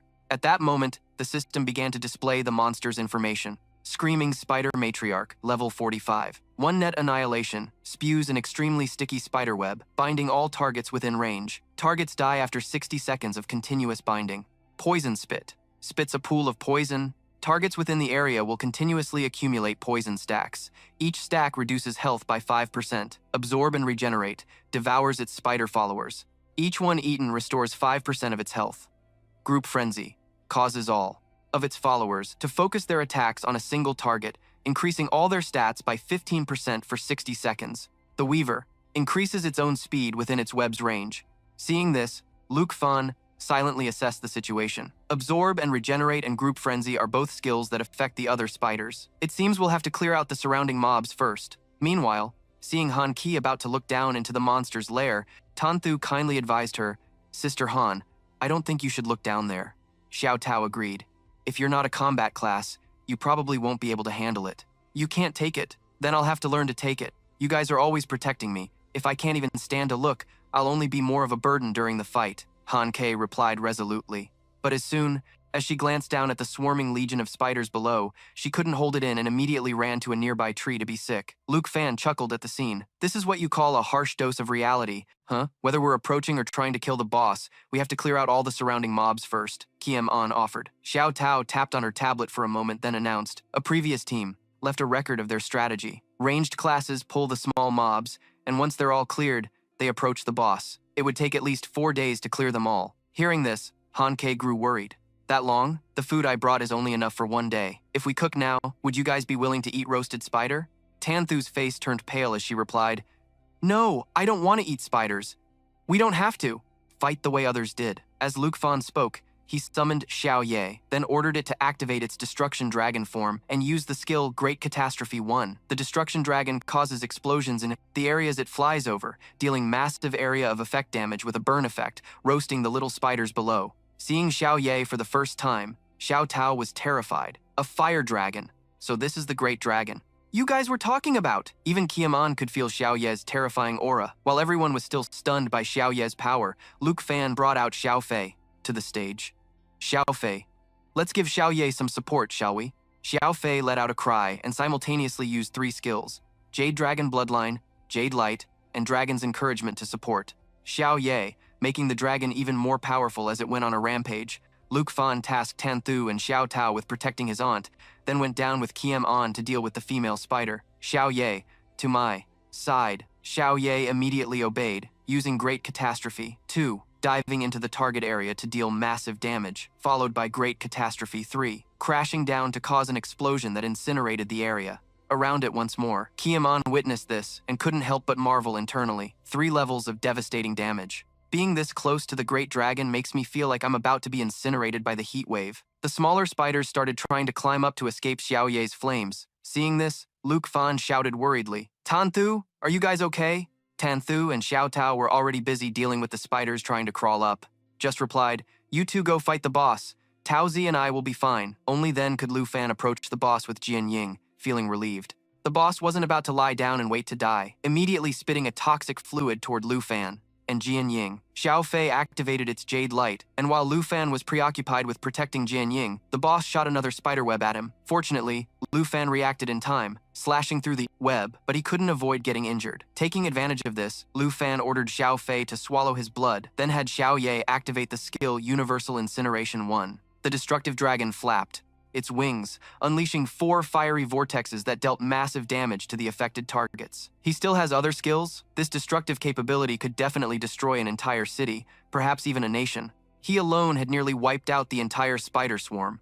Thanks to helping eliminate a massive number of spiderlings, Xiao Fei successfully leveled up, reaching level 5 with its Jade power and acquiring the skill Jade Blessing. Jade Blessing adds 3 layers of Jade Dragon Aura to a target, boosting the damage of the next 3 attacks. Just as Lu Fan wanted Xiao Fei to test its new skill, he noticed its body suddenly started to glow, and then the little dragon shifted into a new form. Just like Xiao Ye, Xiao Fei had now obtained a new form and even greater power. The boss lunged forward, attacking with its 2 front legs at Lu Fan and Jian Ying. The moment she received the buff from Xiao Fei's Jade Blessing skill, Jian Ying immediately counterattacked with 3 swords simultaneously. The result was that all 3 swords pierced straight through the boss, much to Jian Ying's surprise. Initially, her blood-breaking sword couldn't even pierce the silver-armored spider's carapace, yet now it went through effortlessly. Jade Blessing didn't just buff her own power, it also added the attributes of the Dragon Clan. Good job, Xiao Fei, already getting a new skill and form at level 5. Lu Fan affectionately patted Xiao Fei's head in praise, silently, thinking that Jian Ying's last attack clearly had Xiao Fei's dragon aura added to it, if he were to use it on Xiao Ye. Just then, the boss attacked again with a spray of venom. Lu Fan dodged, while shouting an order, Xiao Fei, use Jade Blessing on Xiao Ye. After getting the buff, Xiao Ye created a storm of tornadoes that flew straight toward the boss. While the boss was struggling against the scorching flames, Lu Fan, Jian Ying, and Xiao Fei rushed in with a coordinated assault, wiping the boss out. Subsequently, Lu Fan leveled up to 23, Xiao Ye to 18, and Xiao Fei to 7. Jian Ying then couldn't help but ask, Lu Fan, what was your score on the last assessment? Oh, it was around 1,300,000, I believe. Jian Ying was shocked to hear this. With his power, it shouldn't have been just 1,300,000. I couldn't help it. 1,300,000 is the score limit for nightmare difficulty anyway, Lu Fan replied with a smile, then called out loudly, Qin Chu, Tao Zi, bring Auntie down here. At this moment, Jian Ying was a bit pensive, thinking that in terms of score, she was only at half of Lu Fan's, but in terms of strength, the gap between them was enormous and seemed impossible to overcome. In the end, combined with the food buffs from Han Ke, the team was able to clear the dungeon in one run. Not only did everyone level up, but they also obtained materials and rewards. As for Jian Ying, maybe she truly needed a party, or perhaps everyone gave her a feeling she had never experienced before. So, for the first time, the second-ranked Jian Ying agreed to join their party. To celebrate their success, everyone decided to throw a small party at Lu Fan's villa. Hanka cooked many delicious dishes to treat the kids, and the air was filled with joy and laughter. In the days that followed, Lu Fan also gradually settled into Longdu Academy. His days consisted of studying combat theory, and in his free time, he would enter the previous dungeon to level up. In just over half a month, 2 days before the freshman assessment, Lu Fan's party had become much stronger than before. To be specific, Xiao Ye reached level 19, Xiao Fei level 14, Lu Fan level 25, Tao Zi level 22, Qin Chu level 22, Han Ki level 18, and Jian Ying and her sword reached level 24. That's a wrap. Tao Zi, time to unbox. Coming! Tao Zi excitedly ran over to open the treasure chest and then screamed with excitement. Wow, it finally dropped. After almost a month, they had finally collected the full poison spider set for a swordsman. It was the rare poison spider set, requiring level 20 and the swordsman warrior class. The 2-piece set effect gave attacks a chance to shoot a black spider web, which would bind an opponent for 60 seconds. The 4-piece effect caused controlled targets to become poisoned, burning 5% of their HP every 5 seconds. Seeing this, Qin Chu shared in the joy. That's awesome. You can definitely improve your rank in the upcoming assessment. Should we stop here for today? It's still early. I'll go prepare dinner, Hanka suggested. Qin Chu cheerfully agreed. Right, there's no need to stay here any longer. The assessment is tomorrow anyway, so we should head back and rest, and prepare for tomorrow. As soon as Lu Fan stepped out of the dungeon, he saw Gu Han waiting for him. Student Lu, please come with me. Vice Principal Zhao has something important he wants to tell you. Something important? And right before the freshman assessment too. Guhan just smiled and replied, "You'll understand when we get there." On the way to the vice principal's office, Lu Fan overheard two students talking. Today, a top student from the Azure Cloud class set a new evaluation score, 73. Hong? Yeah, I already knew. Noticing Lu Fan's confused expression, Gu Han smiled and asked, "Are you interested in what they were talking about?" Lu Fan replied sheepishly, "Lately, I've either been in the classroom or in a dungeon, so it can't be helped that I don't understand what they're saying. It's all because you and that Hong Yu fellow started that score betting challenge. So now everyone is aware that they can earn points through challenges and wagers. We call it the new evaluation method. The freshmen now fight from time to time, and the winner gets more points, while the loser can't even afford to buy food from the school cafeteria. So what's this 73 Hongs they're talking about? It uses the match between you and Hong Vu as a benchmark. Hong Vu's strength is 1 unit, so you're 100 Hongs, and Hong Vu is 1 Hong. Gu Han pointed to Hong Vu, who was mopping the floor not far away. Now he has to do cleaning duties around the school, but at least he can still earn points to get by. A moment later, Gu Han led Lu Fan to the vice principal's office and quickly left. As soon as he saw Lu Fan, Zhao Shengming got straight to the point about the national trial that the academy had mentioned, which has been confirmed to be starting soon. Originally, the national trial was scheduled to be held in Jinyu City of the Tai Chi Kingdom in 5 months, but the host nation shortened the preparation time to just 2 months. The Tai Chi Kingdom also announced they will be sending the eldest son of the Jin family, Jin Chenghan. That guy is expected to reach level 60 in 1 month and complete his 3rd job advancement. Lu Fan speculated that the Tai Chi Kingdom wants to wait until after he completes his 3rd job advancement to start the national trial. Exactly. Most contestants from other nations will have only reached their 2nd job advancement when the trial begins, so the advantage in winning will naturally go to Jin Chenghan. Zhao Shengming slammed his hand on the table in frustration. Lu Fan silently agreed. The gap between the 3rd and 2nd job advancements isn't just about levels, but also the special attributes gained from each job change. The Jin family sure is full of tricks. At that moment, Zhao Shengming continued to speak. For this kind of unfairness to occur despite the Academy's prior promises, I am truly sorry. In 2 months, you will at best only reach level 30 and your 2nd job advancement, yet you'll have to face a group of people over level 50. It could be dangerous to your life. In past national trials, the Dragon Kingdom has always been victorious, so we've always been the most targeted team, and now our preparation time has been shortened even further. Lu Fan, do you still want to participate in the national trial? Contrary to Zhao Shengming's assumption, Lu Fan showed no fear, and even replied with confidence, "Vice Principal Zhao, this is my chance to enter the ranks of the Dragon Kingdom's top masters. Of course I want to participate. I don't just want to participate, I want to win." Zhao Shengming stared intently at Lu Fan, as if trying to gauge the credibility of his words. After a moment, he smiled and said, "If you've made up your mind, then I will also ensure you have the resources you need. You must do your best in the freshman assessment." The next day, the freshman assessment was held. Zhao Shengming stood on the stage to announce the competition rules. "I won't say much, just make sure to follow all the rules. The rules for the assessment will now be announced. 2-person teams will battle on the stage." His words immediately caused a stir among the students. "Why is it a team battle? I'm screwed. Haha, I told you. Team up with me. I'll carry. You're both support classes, you moron." At this moment, Qin Qiu breathed a sigh of relief. "That's great. The requirement isn't more than 5 people, since none of us are combat classes anyway. That's just enough for 2 teams." On the stage, Zhao Shengming continued his speech. "I know many of you don't have a concept of teamwork yet, but it's not too late. The preliminary rounds will start this afternoon, and the top 100 teams will be announced tomorrow night. Any team that wants to register now can sign up with the advisor." After the speech ended, the students began to form teams. "I'm the number 3 dual swordsman. I've had my eye on you since the freshman assembly. For this assessment, would you team up with me?" "Well, definitely." A young man trying to act cool made the offer, but before he could finish his sentence, Sword Shadow cut him off. "Pass," she said, then walked over to join Lu Fan's group. At that moment, Lu Fan proposed, "How about I team up with Qin Qiu?" And Sword Shadow teams up with Tao Zi. The scene then shifts to the next day at the freshman assessment preliminary arena, where Chen Tianji and Jin Zhou have become a powerful duo, winning 28 matches in a row. Our team is now ranked in the top 7. Depending on the next match, do you think we can fight the number 1 team? Jin Zhou smiled and replied, "It won't be long. My older brother Jin Chenghan is coming to visit me. When that time comes, I will recommend you to him. But you have to reach rank 1 first. Only then can I put in a good word for you. Rest assured, princess, I will definitely follow your command."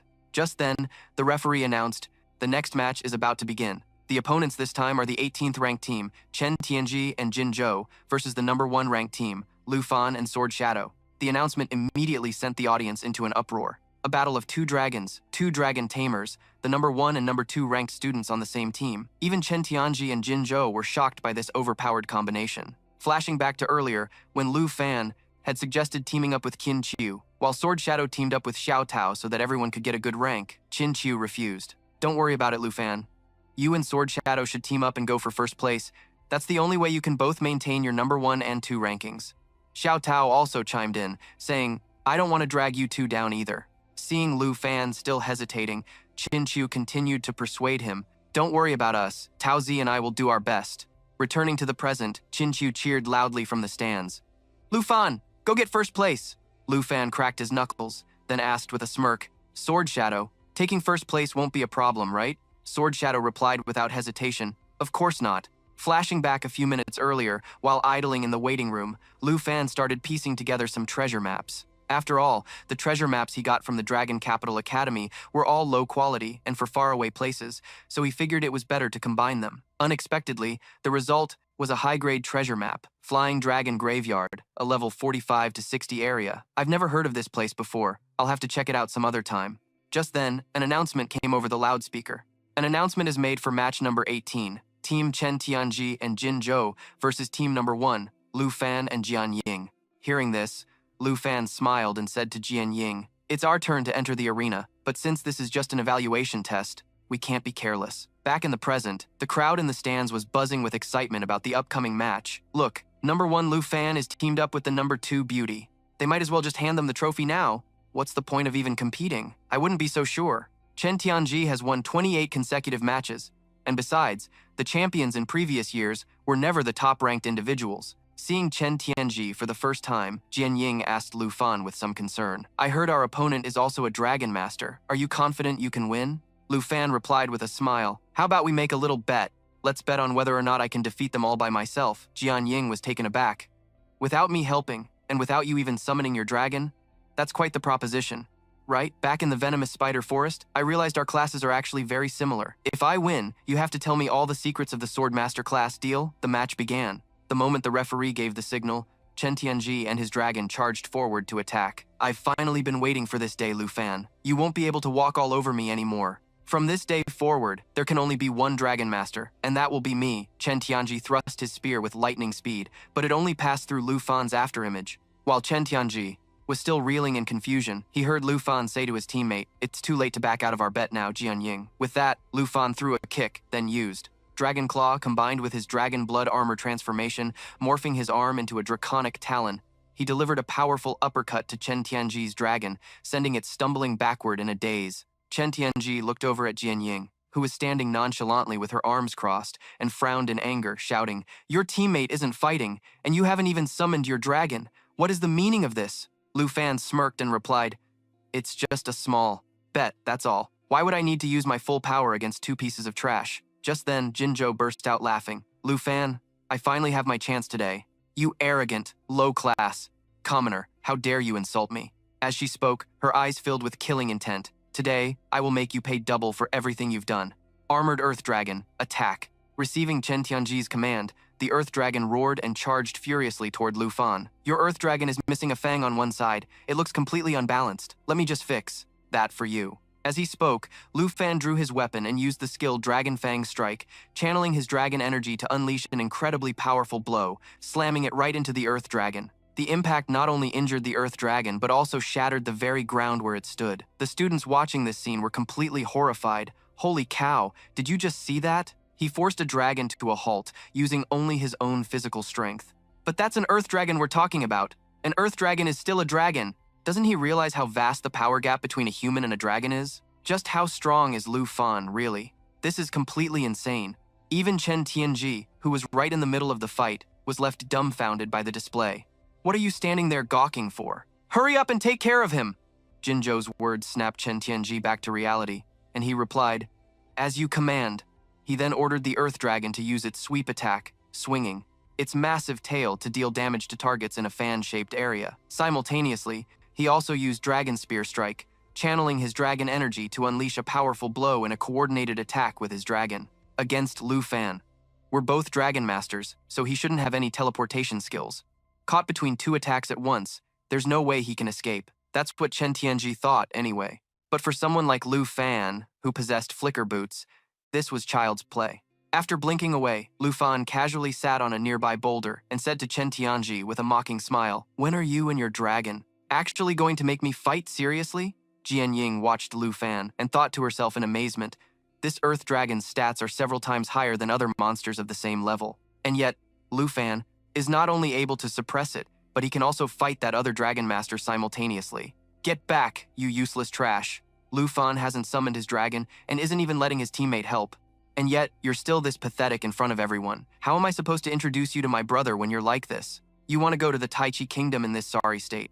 And you even want to become the strongest dragon master? In your dreams, Jinzhou shouted in fury and began to cast a spell. Thanks to you, this princess now has to personally step in and save us from this embarrassment. Watching this unfold, Lu Fan frowned and thought, could this be that skill she used to turn her servant into a monster last time? As the earth dragon's body began to grow, Lu Fan got his answer. Just as he suspected, Jinzhou was using that bizarre growth skill again. After Jinzhou's enhancement spell, the armored dragon's abnormal state caused an uproar in the stands. What's going on with that armored dragon? It looks like a demon straight out of hell. It's because of Chen Tianji's teammate. Its power level just shot through the roof. I think she's an international student, but that kind of skill also looks really evil. Why hasn't Lu Fan summoned his dragon yet? I want to see a dragon versus dragon battle. On the arena floor, Jian Ying instantly summoned 2 swords that floated on either side of her. Army Breaker! Epic Sword. Level 24. Class Requirement Swordmaster. Mountain Breaker deals 240% physical damage, with 24% of the damage splashing to surrounding targets. Epic Blood-Breaking Sword. Level 24. Class Requirement Swordmaster. Armor Penetration. Attacks ignore 32% of the opponent's defense. Swiftness. Sword control speed is increased by 42%. Gimun was about to rush forward but was stopped by Luk Fam's raised hand. Gimun, I can handle those 2 myself. Don't forget our previous agreement. Kim An hesitated, saying, but I've faced this skill before. The price of suffering causes one's form to become twisted. With that said, Luk Fam then stepped forward to face Jiap Long. On the other side, Kim Shao ordered Tren Tianqi, hurry up and crush him for me. Tren Tianqi replied, as you command. He then ordered Jiap Long to charge towards Luk Fam and attack, but Luk Fam stood perfectly still. Behind Jiap Long, Kim Cho gritted her teeth, glaring hatefully at Luk Fam as she spoke. I will take back your Hak Long and turn you into a good-for-nothing once again. If you don't want to be crushed, summon your Hak Long. Aren't your stats high enough to handle Jiap Long, the you of today? Kim Sho's voice suddenly trailed off as she saw Luk Fam make a move. She only saw Luk Fam raise an arm towards Jiap Long and softly chant, Draconic Magic, Rage of the Ice Dragon King. The Rage of the Ice Dragon King unleashes an icy chill on targets within a certain range, dealing damage along with slowing and freezing effects. The duration and effectiveness can vary depending on the casting time. In the next second, a massive phantom of the Ice Dragon King appeared behind Luk Fam. It opened its mouth and roared, creating waves of icy chill that spread outwards. Jiap Long, being closest to Luk Fam, was immediately frozen in place by the icy chill. Kim Shao and Tren Tianqi were further away, and although they weren't frozen, with every breath they took, you could see white vapor escaping their mouths from the cold. Even the audience in the stands was affected by the icy chill and exclaimed, I suddenly feel so cold. The temperature has dropped so low. Is this Luk Fam's dragon pet? It looks way cooler than Tren Tianqi's. No, that's just a phantom. It's not real. It seems to be a magic skill. Holy crap, he knows how to use both physical and magical attacks. The commotion in the stands didn't distract Luk Fam at all. After the magic attack, Luk Fam raised his sword, his sharp gaze fixed on Kim Shao. That dark magic of yours really did make Jiap Long's stats much higher than mine. But who told you that having higher stats means you can crush me? And you still want to take my Hak Long? You're not worthy. With that, Luk Fam shot forward extremely fast, in front of Kim Shao and slashed with his sword, giving her no time to react. Princess, be careful, Tren Tianqi shouted, rushing forward to help Kim Shao block Luk Fam's slash, and then loudly commanded, Jiap Long, attack. Hearing the command, Jiap Long opened its maw and breathed fire towards Luk Fam. Luk Fam vanished on the spot, dodging Jiap Long's fire breath. An instant later, he suddenly appeared behind it. What a good little slave. If that's how it's going to be, Luk Fam thought to himself, once again extending his hand towards Jiap Long and chanting a draconic magic spell. Roar of the Blue Dragon King. The roar of the Blue Dragon King unleashes a lightning shockwave forward, dealing massive damage and a paralysis effect. Subsequent attacks will be imbued with 20 stacks of the lightning attribute, with each attack consuming 1 stack, and has a 20% chance to paralyze the opponent. Once again, the audience saw a massive phantom appear behind Luke Pham, the difference being that this time, it was the phantom of the Blue Dragon King. Then, they saw a bolt of lightning strike Jiap Long, causing it to roar in agony. That's insane. Luke Pham just used another new magic spell. Yeah, and it's not just any ordinary magic, it's that rare draconic magic. First, he faced Jiap Long with his bare hands, and now he's using magic without even summoning his dragon pet. So Trun Tianqi's winning streak is about to end. In contrast to the excited chatter from the stands, on the battlefield, Trun Tianqi's face was filled with disbelief and fear as he thought, How? How is this possible? We're both dragon masters, so why is there such a huge difference? At this moment, Luke Pham returned to his original position, facing Trun Tianqi and Kim Xiao, and slowly asked, Since the beginning of this fight, I've been wondering something. Why is it that from start to finish, you've never used any skill other than Dragon Spear Strike? A frightened Kim Xiao, hiding behind Trun Tianqi, yelled, Trun Tianqi, what are you doing? Hurry up and make Jiap Long keep fighting. Luke Pham paid no attention to Kim Xiao. He ran his hand along the blade of his sword, coating it in a layer of lightning, while staring intently at Trun Tianqi and continuing his question, Dragon Spear Strike and Dragon Fang Strike, although they're a bit different. That's only because our weapons are different. In essence, they're the same skill. But why do you never use Dragon Claw or Dragon Bone Dance? Trun Tianqi was startled, thinking to himself, Dragon, Claw, Dragon Bone Dance. Could those be his original skills? Seeing Trun Tianqi still standing there dumbfounded and not doing anything, Kim Xiao angrily cursed, This useless trash is just like, Toi Huan Tai, you swore you'd get revenge for me. Get a move on. As for Luke Pham, seeing the expression on Trun Tianqi's face, he said with a smile, It seems the contract with Jiap Long couldn't unlock all the skills for you. It's not that you don't use them, it's that you don't have them. Give up. You have no chance of winning. We are different kinds of dragon masters. Trun Tianqi lowered his head and said softly, That's enough. Luke Pham frowned and opened his mouth to advise him, You and I have no deep-seated grudge. You don't need to sell your dignity and be her slave, much less be my enemy. Hearing this, Trun Tianqi suddenly raised his head, his bloodshot eyes glaring at Lu Fan as he screamed, Enough! Not only are you blocking my path to becoming the strongest dragon master, but you're also arrogant enough to lecture me as if I have no pride. Then, he looked towards Jin Zhou and said, Your Highness, your knight will surely keep his promise. Please grant it to me. I will risk my life to show this peasant the consequences of offending a princess. Hearing this, Jin Zhou was momentarily surprised before a sinister smile appeared as she spoke. You said it yourself. This is your last chance. After speaking, Jin Zhou raised her magic staff and directly cast her magic on Chen Tianji. Chen Tianji screamed in pain. As you command, Lu Fan asked in confusion. Why are you so loyal to someone like Jin Zhou? You clearly know her true nature. What do you know? Without the princess, I'd be nothing but a worthless bum my entire life. To become a master, to repay the princess, I'll do anything. As he spoke, the body of Chen Tianji began to transform, growing larger and more muscular, with 2 extra arms sprouting from his back. When the transformation was complete, Jin Zhou joyfully commanded, Now, go deal with Lu Fan. Upon hearing the command, Chen Tianzi charged towards Lu Fan, his 2 left arms gripping his weapon tightly, raising it and shouting, Die! Dragon Spear Strike! Seeing this, Lu Fan stopped trying to reason with him. His gaze sharpened. He raised his weapon, now crackling with electricity, to head level, the tip of his blade aimed straight at Chen Tianji. More than hateful, I find you pitiful. Thunderclap! As he finished speaking, Lu Fan, aided by the whisper of the spirit wind, dashed towards Chen Tianji at incredible speed. Whisper of the spirit wind. The wearer receives the blessing of the spirit wind, increasing their agility attribute by 35%. Dragon Fang Strike! Lu Fan shouted, unleashing a flurry of thrusts at Chen Tianji. When Lu Fan stopped, behind him, Chen Tianji's body was covered in crackling electricity. His eyes rolled back into his head. I'm sorry, Your Highness, he thought. Chen Tianjia lost consciousness and collapsed before Jin Zhou's terrified eyes. When Jin Zhou saw Lu Fan walking towards her and raising his hand, she collapsed to the ground in terror and shrieked, You! What do you think you're doing? Don't you get too arrogant. My brother is the new leader of the Taiki nation. If you dare to touch me, my brother will make you pay 100-fold.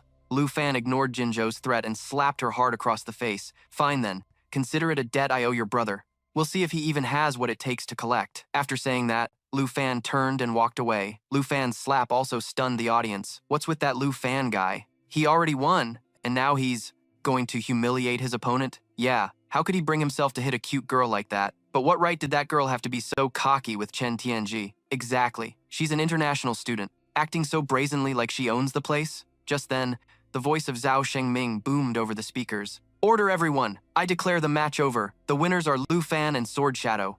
After that, he looked seriously at Gu Han and said, Tell Lu Fan to come to my office immediately. You can continue preparing for the next match between the other teams. Watching Zhao Shengming leave, Gu Han replied, All right. A while later, Lu Fan arrived at Zhao Shengming's office. Zhao Shengming spoke first. I had thought it was because of the last national trial with the Jin family that you were so angry.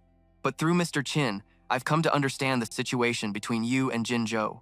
However, settling personal grudges in the arena will inevitably lead to complaints from their backers. Lu Fan spoke up. I've also experienced loss just like Chen Tianji, so I understand perfectly well that Jin Zhou is using him. Zhao Shengming handed Lu Fan a tablet. Let's not talk about that anymore. Take a look at this. This is the real reason I called you here. Your performance earlier was witnessed in its entirety by the principal and me. You can drop out of this freshman assessment, Lu Fan asked in surprise. Drop out?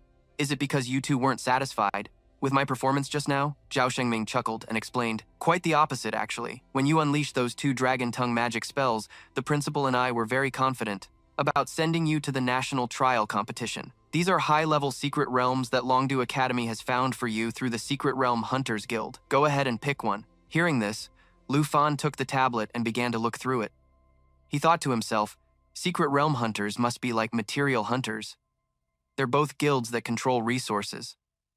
These Secret Realm Hunters rely on finding and discovering entrances to various secret realms in exchange for high rewards. Zhao Shengming continued with a smile. The Secret Realm Hunters all use a system of high-stakes auctions, so no matter which one you choose, the Academy will go to their guilds to bid on it for you, Lu Fan said hesitantly.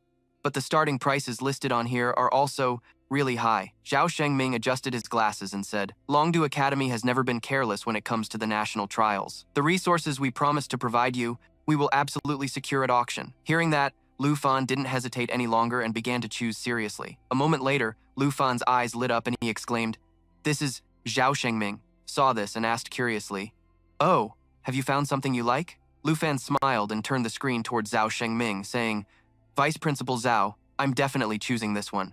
Zhao Shengming looked at the screen and saw the Flying Dragon Mausoleum, Dungeon Level S+, Dungeon Difficulty Nightmare, Party Limit 2 or more people, starting price 1,375,000,000 Dragon Coins. The next day, at the Freshman Assessment Semifinals, the first match of today's semifinals was Team Number 1, Lu Fan and Sword Shadow, versus Team Number 3, Jiang Feng and Yun Shuting. As Gu Han was making the announcement, Zhao Shengming suddenly raised a hand to stop him. Then he cleared his throat and spoke into the microphone.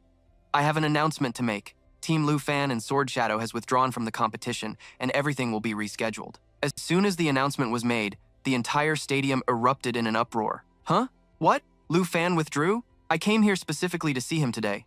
Could something have happened yesterday? Who knows? This can't be happening, Tao Xiaoma said softly from the crowd, her expression annoyed. Listening to them is so irritating. Qin Qiu, sitting beside her, advised, just ignore them. Lu Fan and Sword Shadow must have already entered the dungeon. At the same time, Lu Fan and Sword Shadow arrived at the forest outside the Flying Dragon Mausoleum dungeon. Walking through the woods, Lu Fan smiled wryly and started to apologize. I'm really sorry, Sword Shadow. Because you were on a team with me, you couldn't continue the competition either. Sword Shadow replied nonchalantly. Didn't the school say we could both keep our spots in the Azure Cloud class? Besides, we also got an extra 10,000 academic credits, so there's no need for you to apologize. After walking a little further, Sword Shadow added, However, we get to come to such a rare dungeon. Thank you for that. So, all the rewards inside are yours. For me, the experience is enough. Lu Fan smiled and said, I understand. You've never liked being indebted to others. Just as he finished speaking, Lu Fan suddenly looked up into a tree and yelled, Who's there? Startled by his shout, Sword Shadow also looked up. Hey, up here. A laugh came from a tree branch. A second later, a red-haired person jumped down, smiling at the two of them and introducing himself. Don't worry. I'm a member of the Dungeon Hunters Guild. Just call me Black Rat. Hearing this, Lu Fan pointed to the insignia on his chest and asked, We are from Dragon Capital Academy. The entrance to the Flying Dragon Mausoleum is... Are you the one guiding us? Black Rat moved closer, carefully inspecting the insignia on Lu Fan's uniform, then turned around and started leading the way while talking. If you're the ones who won the bid for it, then follow me. My job is just to lead you two to the teleportation gate, and then I'm done. I'll tell you what, your Dragon Capital Academy is seriously rich, so what level are you two? Anyway, to be able to come to such an expensive place? Lu Fan answered. I'm level 25. She's level 24. Black Rat yelped in shock. Only level 25? Are you too crazy? This is a nightmare dungeon, meant for level 55 and up. After that, Black Rat stopped, pulled out his phone, and added, "Let me contact Dragon Capital Academy and see if there's been a mistake. Sending 2 people who haven't even had their second-class advancement into this place is just sending you to your deaths." Seeing this, Lu Fan said, "Black Rat, you don't need to waste your time on that." Before Lu Fan could explain, a sudden attack slammed into the large tree beside the 3 of them, causing the trunk to topple in their direction. Lu Fan reacted immediately, quickly grabbing Sword Shadow's hand to run. Black Rat also scrambled to follow them. After escaping the range of the falling tree, Lu Fan instantly turned around, condensed magic in his hand, and roared at the sky. Roar of the Blue Dragon King! Immediately after, a piercing shriek was heard, as a monster fell straight from the sky and slammed into the ground. The heavy impact made Black Rat, who was still running, turn back to look, and then his jaw dropped in utter disbelief as he yelled, What kind of skill is that? Are you really only level 25? Isn't that a level 55 Azure Winged Dragon Eagle?" With lightning still crackling in his hand, Lu Fan smiled and said, "Black Rat, level isn't a problem for us. Please hurry and lead us to the entrance." "Okay, let's keep moving." Saying that, Black Rat scratched his head and continued, leading the way for them. After following Black Rat through several secret paths concealed by bushes, Lu Fan and Sword Shadow were surprised to see a massive red vortex.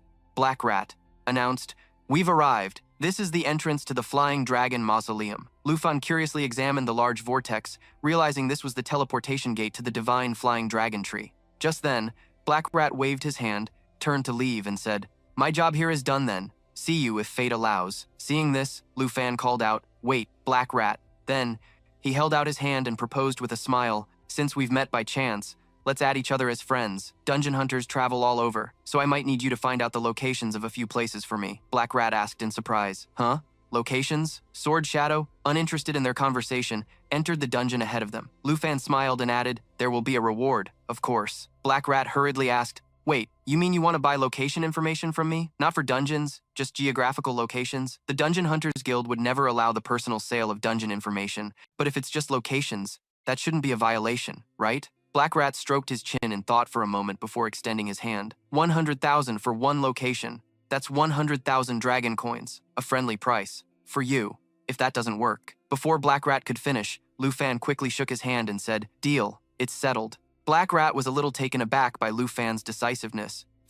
It wasn't until Lu Fan entered the secret realm that Black Rat snapped out of it, muttering to himself, "Are all the students from the Dragon Capital Academy this rich?" Inside the secret realm, just as Lu Fan stepped out of the teleportation gate, Sword Shadow spoke up impatiently. "You two sure have a lot to talk about. Let's get going." While walking and looking around, Lu Fan murmured, "So this is the Flying Dragon Divine Tree that Black Rat mentioned?" At the same time, he calculated in his mind that the location of the God-level map was at the very top of the Divine Tree. Suddenly, Sword Shadow sensed something unusual and asked, "Lu Fan, do you hear that? Is that an earthquake?" Hearing that, Lu Fan immediately focused his senses to investigate.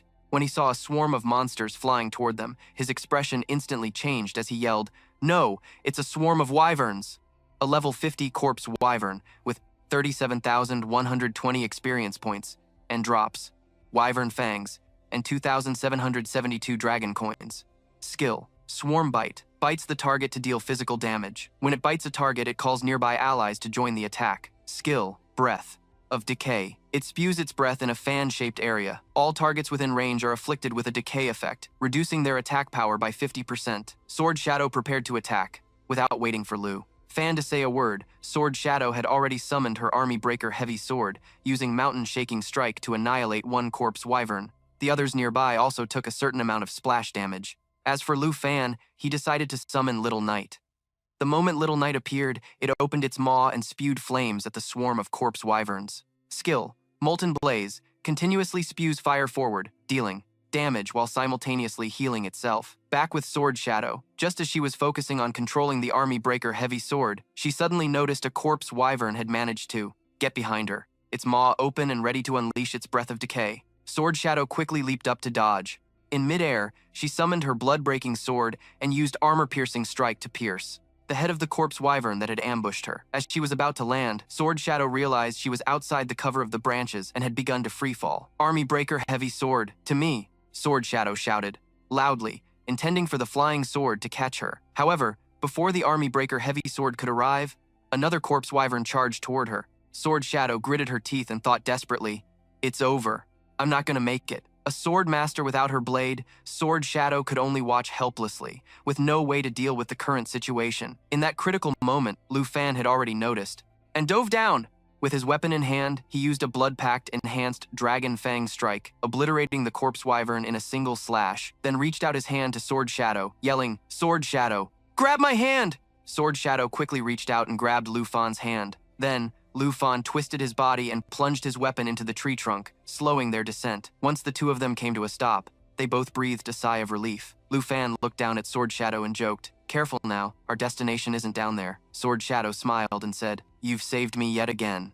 Then, the two of them began to climb upward, but they hadn't gone far before a strange sound echoed from below. Sword Shadow asked warily, "Are those dragons coming back?" "No, it's below us," Lu Fan said as he glanced down, seeing a massive skeletal dragon head with its maw wide open, speeding up towards them. "Look out!" Lu Fan yelled, decisively pulling Sword Shadow into his arms and pressing them both flat against the tree trunk. In the blink of an eye, Lu Fan could clearly feel the skeletal dragon head graze his back as it continued upward. Seeing this, Lu Fan quickly yelled toward the level above, "Little Knight." On the canopy above, Little Knight had just finished dealing with the swarm of corpse wyverns when it heard Lu Fan's shout. As Little Knight turned its head, it saw a massive, open-mouthed skull rapidly, growing larger in its field of view. A second later, Little Knight's world went dark, as it was swallowed whole by the monster. Sword Shadow, having just been carried back to the original branch by Lu Fan, saw Little Knight get swallowed and cried out in alarm, That's a Berserk Bone Dragon." It was a level 55 Berserk Bone Dragon, a nightmare-level boss. Skill, Bone Armor. The bones of the Berserk Bone Dragon proliferate and attach as bone plating, increasing its defense. Skill, Bone Blade Assault. Launches bone blades within a target area, dealing area of effect damage. Skill, White Bone Storm. Controls bones to sweep across the target area, dealing more damage the lower its health. Lu Fan set Sword Shadow down and said, "Little Knight will be fine. I'm gonna deal with it now. You go on ahead." Sword Shadow replied robotically, "Huh?" For a moment, she couldn't understand what Lu Fan meant. It was only when she saw him running toward the Berserk Bone Dragon that Sword Shadow reacted, quickly calling out, "Wait, Lu Fan, a Berserk Bone Dragon is a very dangerous type of lesser dragon." Lu Fan didn't stop. He continued to run toward the Berserk Bone Dragon and shouted an order, "Little Knight, switch to Destroyer form."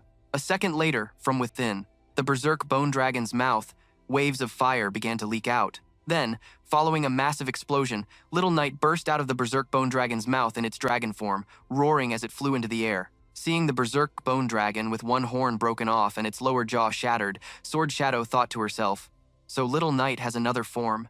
No wonder Lu Fan was so certain it would be all right." At this time, Lu Fan summoned Little Jade and gave an order. "Little Jade, unleash Jade Bamboo Blessing." At his command, Little Jade let out a cry and cast a spell on Lu Fan.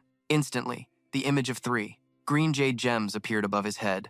Jade Bamboo Blessing grants the target 3 stacks of Jade Dragon energy, increasing the damage of the next 3 attacks. Then, Lu Fan leaped up and shouted, "Little Knight, coordinate with me!" Xiao Ye understood, flew over to catch Lu Fan, and positioned itself above the Berserk Bone Dragon's head before letting out a roar.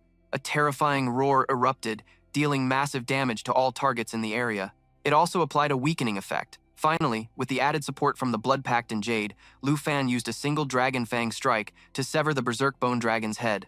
However, the Berserk Bone Dragon wasn't dead yet. The 2 eye sockets in its skull and the energy orb in its chest suddenly flashed intensely. In an instant, all the bones in its body, except for the skull, shattered into multiple pieces. They began to rapidly circle the skull and the energy orb, forming a vortex that enveloped Lu Fan. White Bone Storm, a skill that controls bones to sweep through a target area, and the lower the health, the higher the damage. Still not dead? If that's the case then, just as Lu Fan was about to act, he suddenly saw a streak of red light shatter the Berserk Bone Dragon's remaining horn. It simultaneously interrupted the skill it was casting. Lu Fan looked in a certain direction in surprise and asked, "Why did you come down here, Jian Ying?" That weapon was Jian Ying, standing on a flying sword. She descended to Lu Fan and replied, "I'm fulfilling our previous agreement. You defeated Chen Tianji on your own. So as promised, I'll tell you about the characteristics of a swordmaster." Lu Fan smiled and said, "All right, then let's get ready to attack." Jian Ying responded with action. She rode a weapon and flew close to the Berserk Bone Dragon. Every 5 levels, a swordmaster gets a new weapon. And this is my ace, the Scythe of Karma Flames. Scythe of Karma Flames, Epic. Weapon level 20. Dependent class, Swordmaster. Malevolent Karma Eruption. Its attack attribute can be switched between fire and dark properties. Every life taken permanently increases its attack power by 0.1%, and it's currently increased by 8.9%. As she explained, Jian Ying controlled the scythe of karma flames to launch at the berserk bone dragon, then clenched her fist and shouted, "Malevolent Karma Eruption." Watching Jian Ying fight from below, Lu Fan smiled to himself and thought, so swordmasters don't unlock skills, but rather use the special abilities of the weapons they acquire. Then, he shouted loudly, "Xiao Fei, it's our turn." Xiao Fei flew towards Xiao Ye and used the skill Jade Blessing. Xiao Ye would strike the ground. Hearing Lu Fan's command, the newly buffed Xiao Ye immediately roared and attacked straight, down at the berserk bone dragon, turning it into a wave of experience points. The system announced, Jade Dragon has reached level 15, new skill acquired, form transformation. Lu Fan has reached level 26.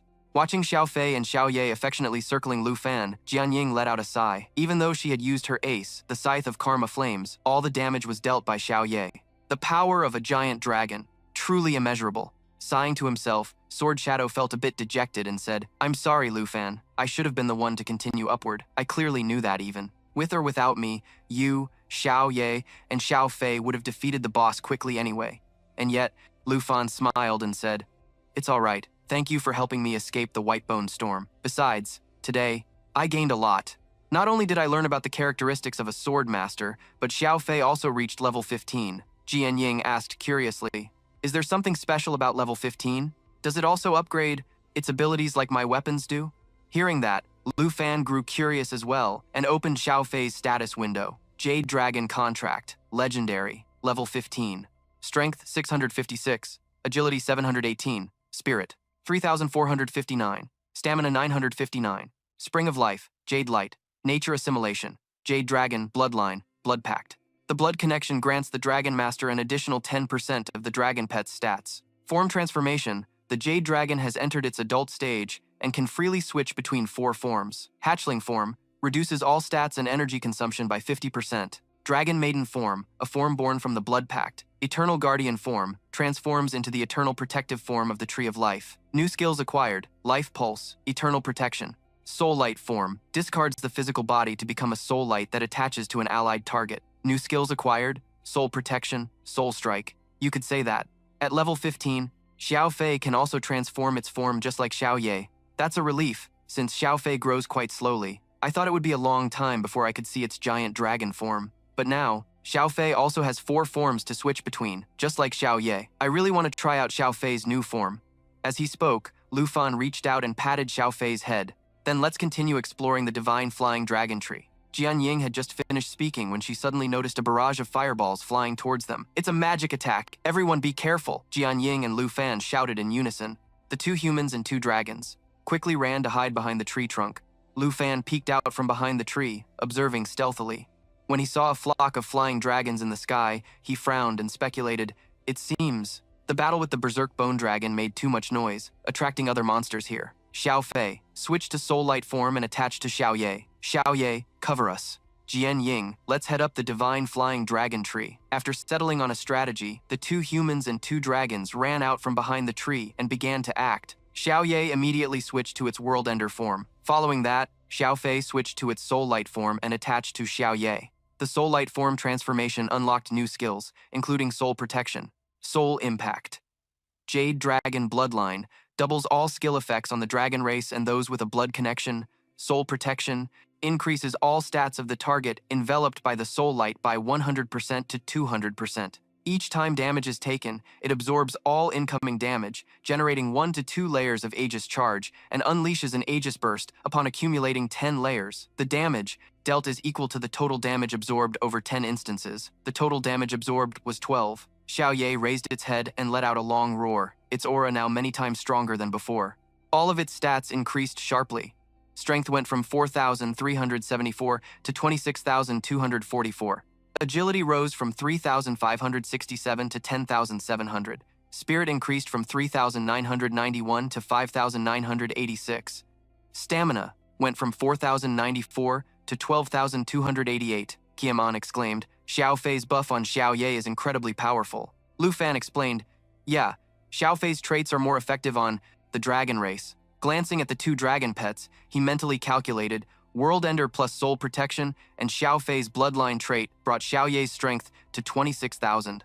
I need to get to the Divine Tree quickly and use Dragon's Rally on Xiao Ye to push it over 30,000. At that moment, the first wave of magic attacks from the monster horde arrived, aimed directly at Xiao Ye's position. Lu Fan immediately commanded, "No need to counterattack, Xiao Ye. Keep moving forward. Just let Xiao Fei absorb the damage." So Xiao Ye maintained its flying speed, and the magic attacks that came near it seemed to hit a green barrier, creating ripples before being quickly absorbed.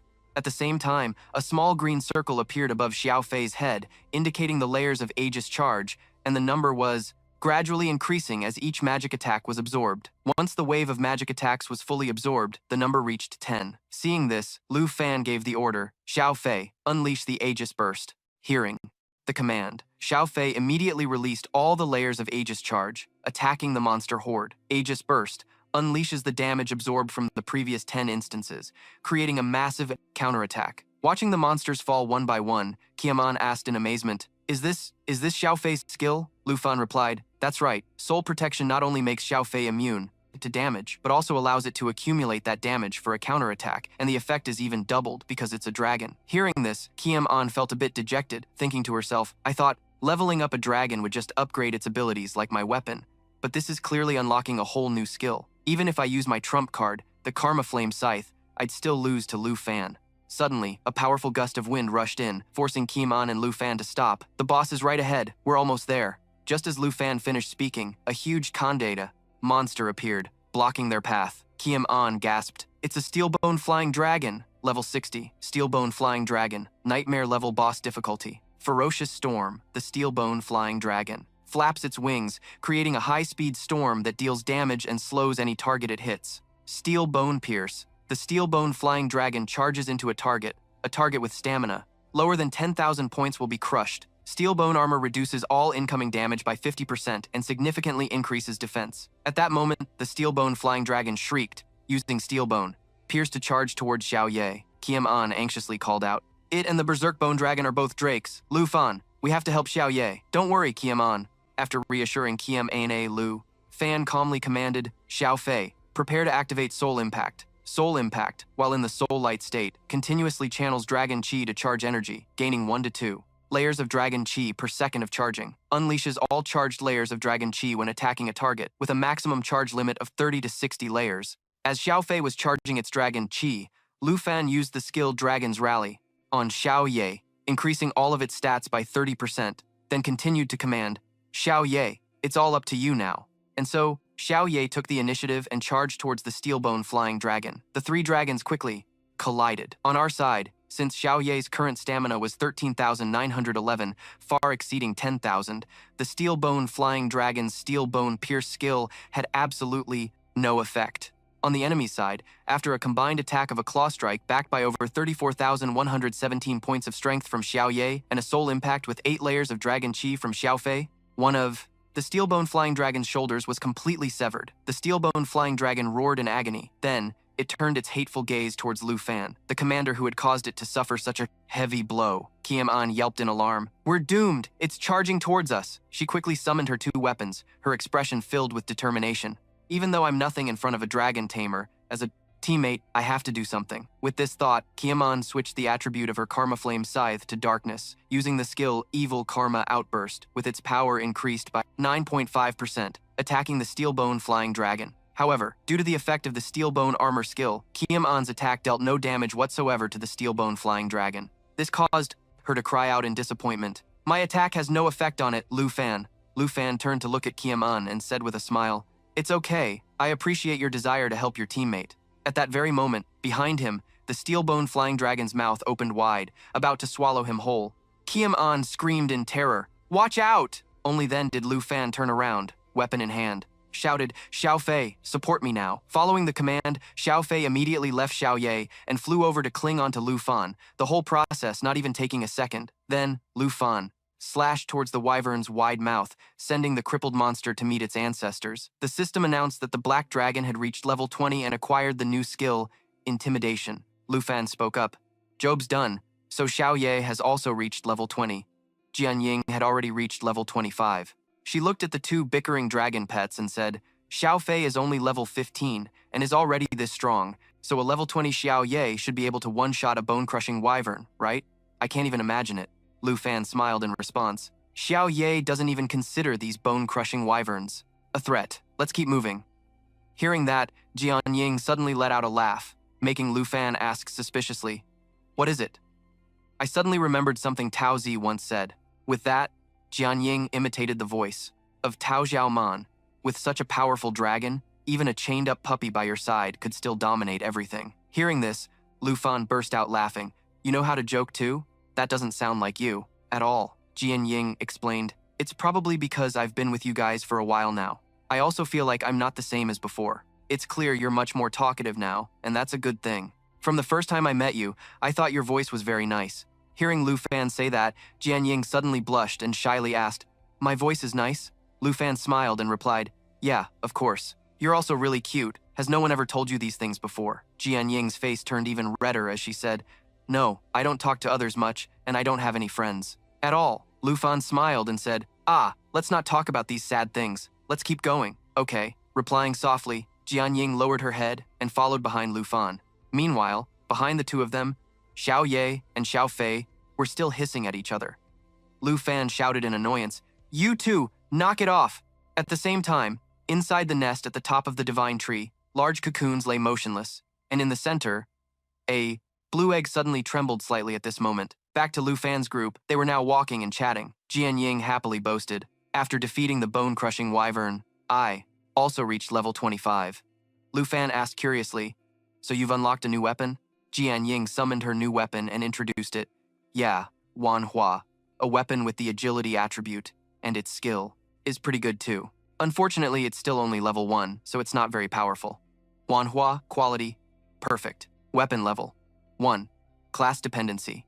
Swordmaster Heavenly Sword Dance Fall splits into 1,000 Wanhua blades, each with attack power equal to 10% of the original. After dealing damage, the area will revert to its original state, Lu Fan said with a smile. That's how it is for now, but wait until it reaches level 25. It'll definitely be amazing. Hearing this, Jian Ying thought to herself, even if all my swords reach level 25, would their total damage even equal a single blow? From Xiao Ye, the pressure of partying with Lu Fan is the fear of being compared to him. Letting out a sigh, Jian Ying spoke up. If anyone else said that, I would definitely believe them. Lu Fan laughed and asked, Why don't you believe me when I say it? Once Wanhua levels up, with this sword alone, there won't be many people at the Longdu Academy who can fight you. Jian Ying didn't dwell on this issue any longer. She pointed towards the two little dragons ahead and said with a smile, All right, let's hurry. Look, Xiao Ye is already far ahead. So, the group continued on their way, but after walking just a short distance, they discovered a spot with several corpses. Lu Fan said suspiciously, The camp of the explorers who came here before. Jian Ying glanced at the condition of the bodies and speculated, It looks like they've been dead for quite a while. Lu Fan and Jian Ying went over to examine the corpses. They were all combat classes and had died at different times. Could there be a monster ambushing people here? Thinking of this, Lu Fan put on a serious expression, drew his weapon, and cautiously scanned the surroundings. Warning, Jian Ying, there's a high chance this place is occupied by a monster. Stay alert. At that very moment, in the bushes above their heads, a monster was slowly crawling out along a tree trunk. You mean, this is a trap? Jian Ying asked as she moved towards Lu Fan. It was this very action that inadvertently caused the monster's pounce aimed at her to miss. Hearing the noise, both Jian Ying and Lu Fan quickly turned around and saw the monster's form, a bronze wyvern. Level 60. Nightmare level boss. Bronze-plated armor. Greatly increases the defense of an allied target. Defensive barrier. Reduces attack power by 100%. Increases defense power by 100%. That's not all. Another monster flew out from the sky. A level 65, three-headed elemental wyvern, a nightmare level boss. Triple cast magic. All three heads simultaneously release damaging elemental attacks of fire, ice, and lightning, dealing 300% area of effect damage. Elemental companion. As long as one head remains alive, the other heads can be restored even if they are destroyed. The revival time increases with each revival. Lu Fan frowned and muttered, 2 bosses at once? Jian Ying also said worriedly, They're a group that ambushes people in this area. At that moment, the three-headed elemental wyvern opened its mouths in unison, beginning to use its triple cast magic. Seeing this, Xiao Ye immediately flew up and attacked the middle head. It successfully interrupted that head from gathering an elemental orb of lightning, but failed to deal any damage to it.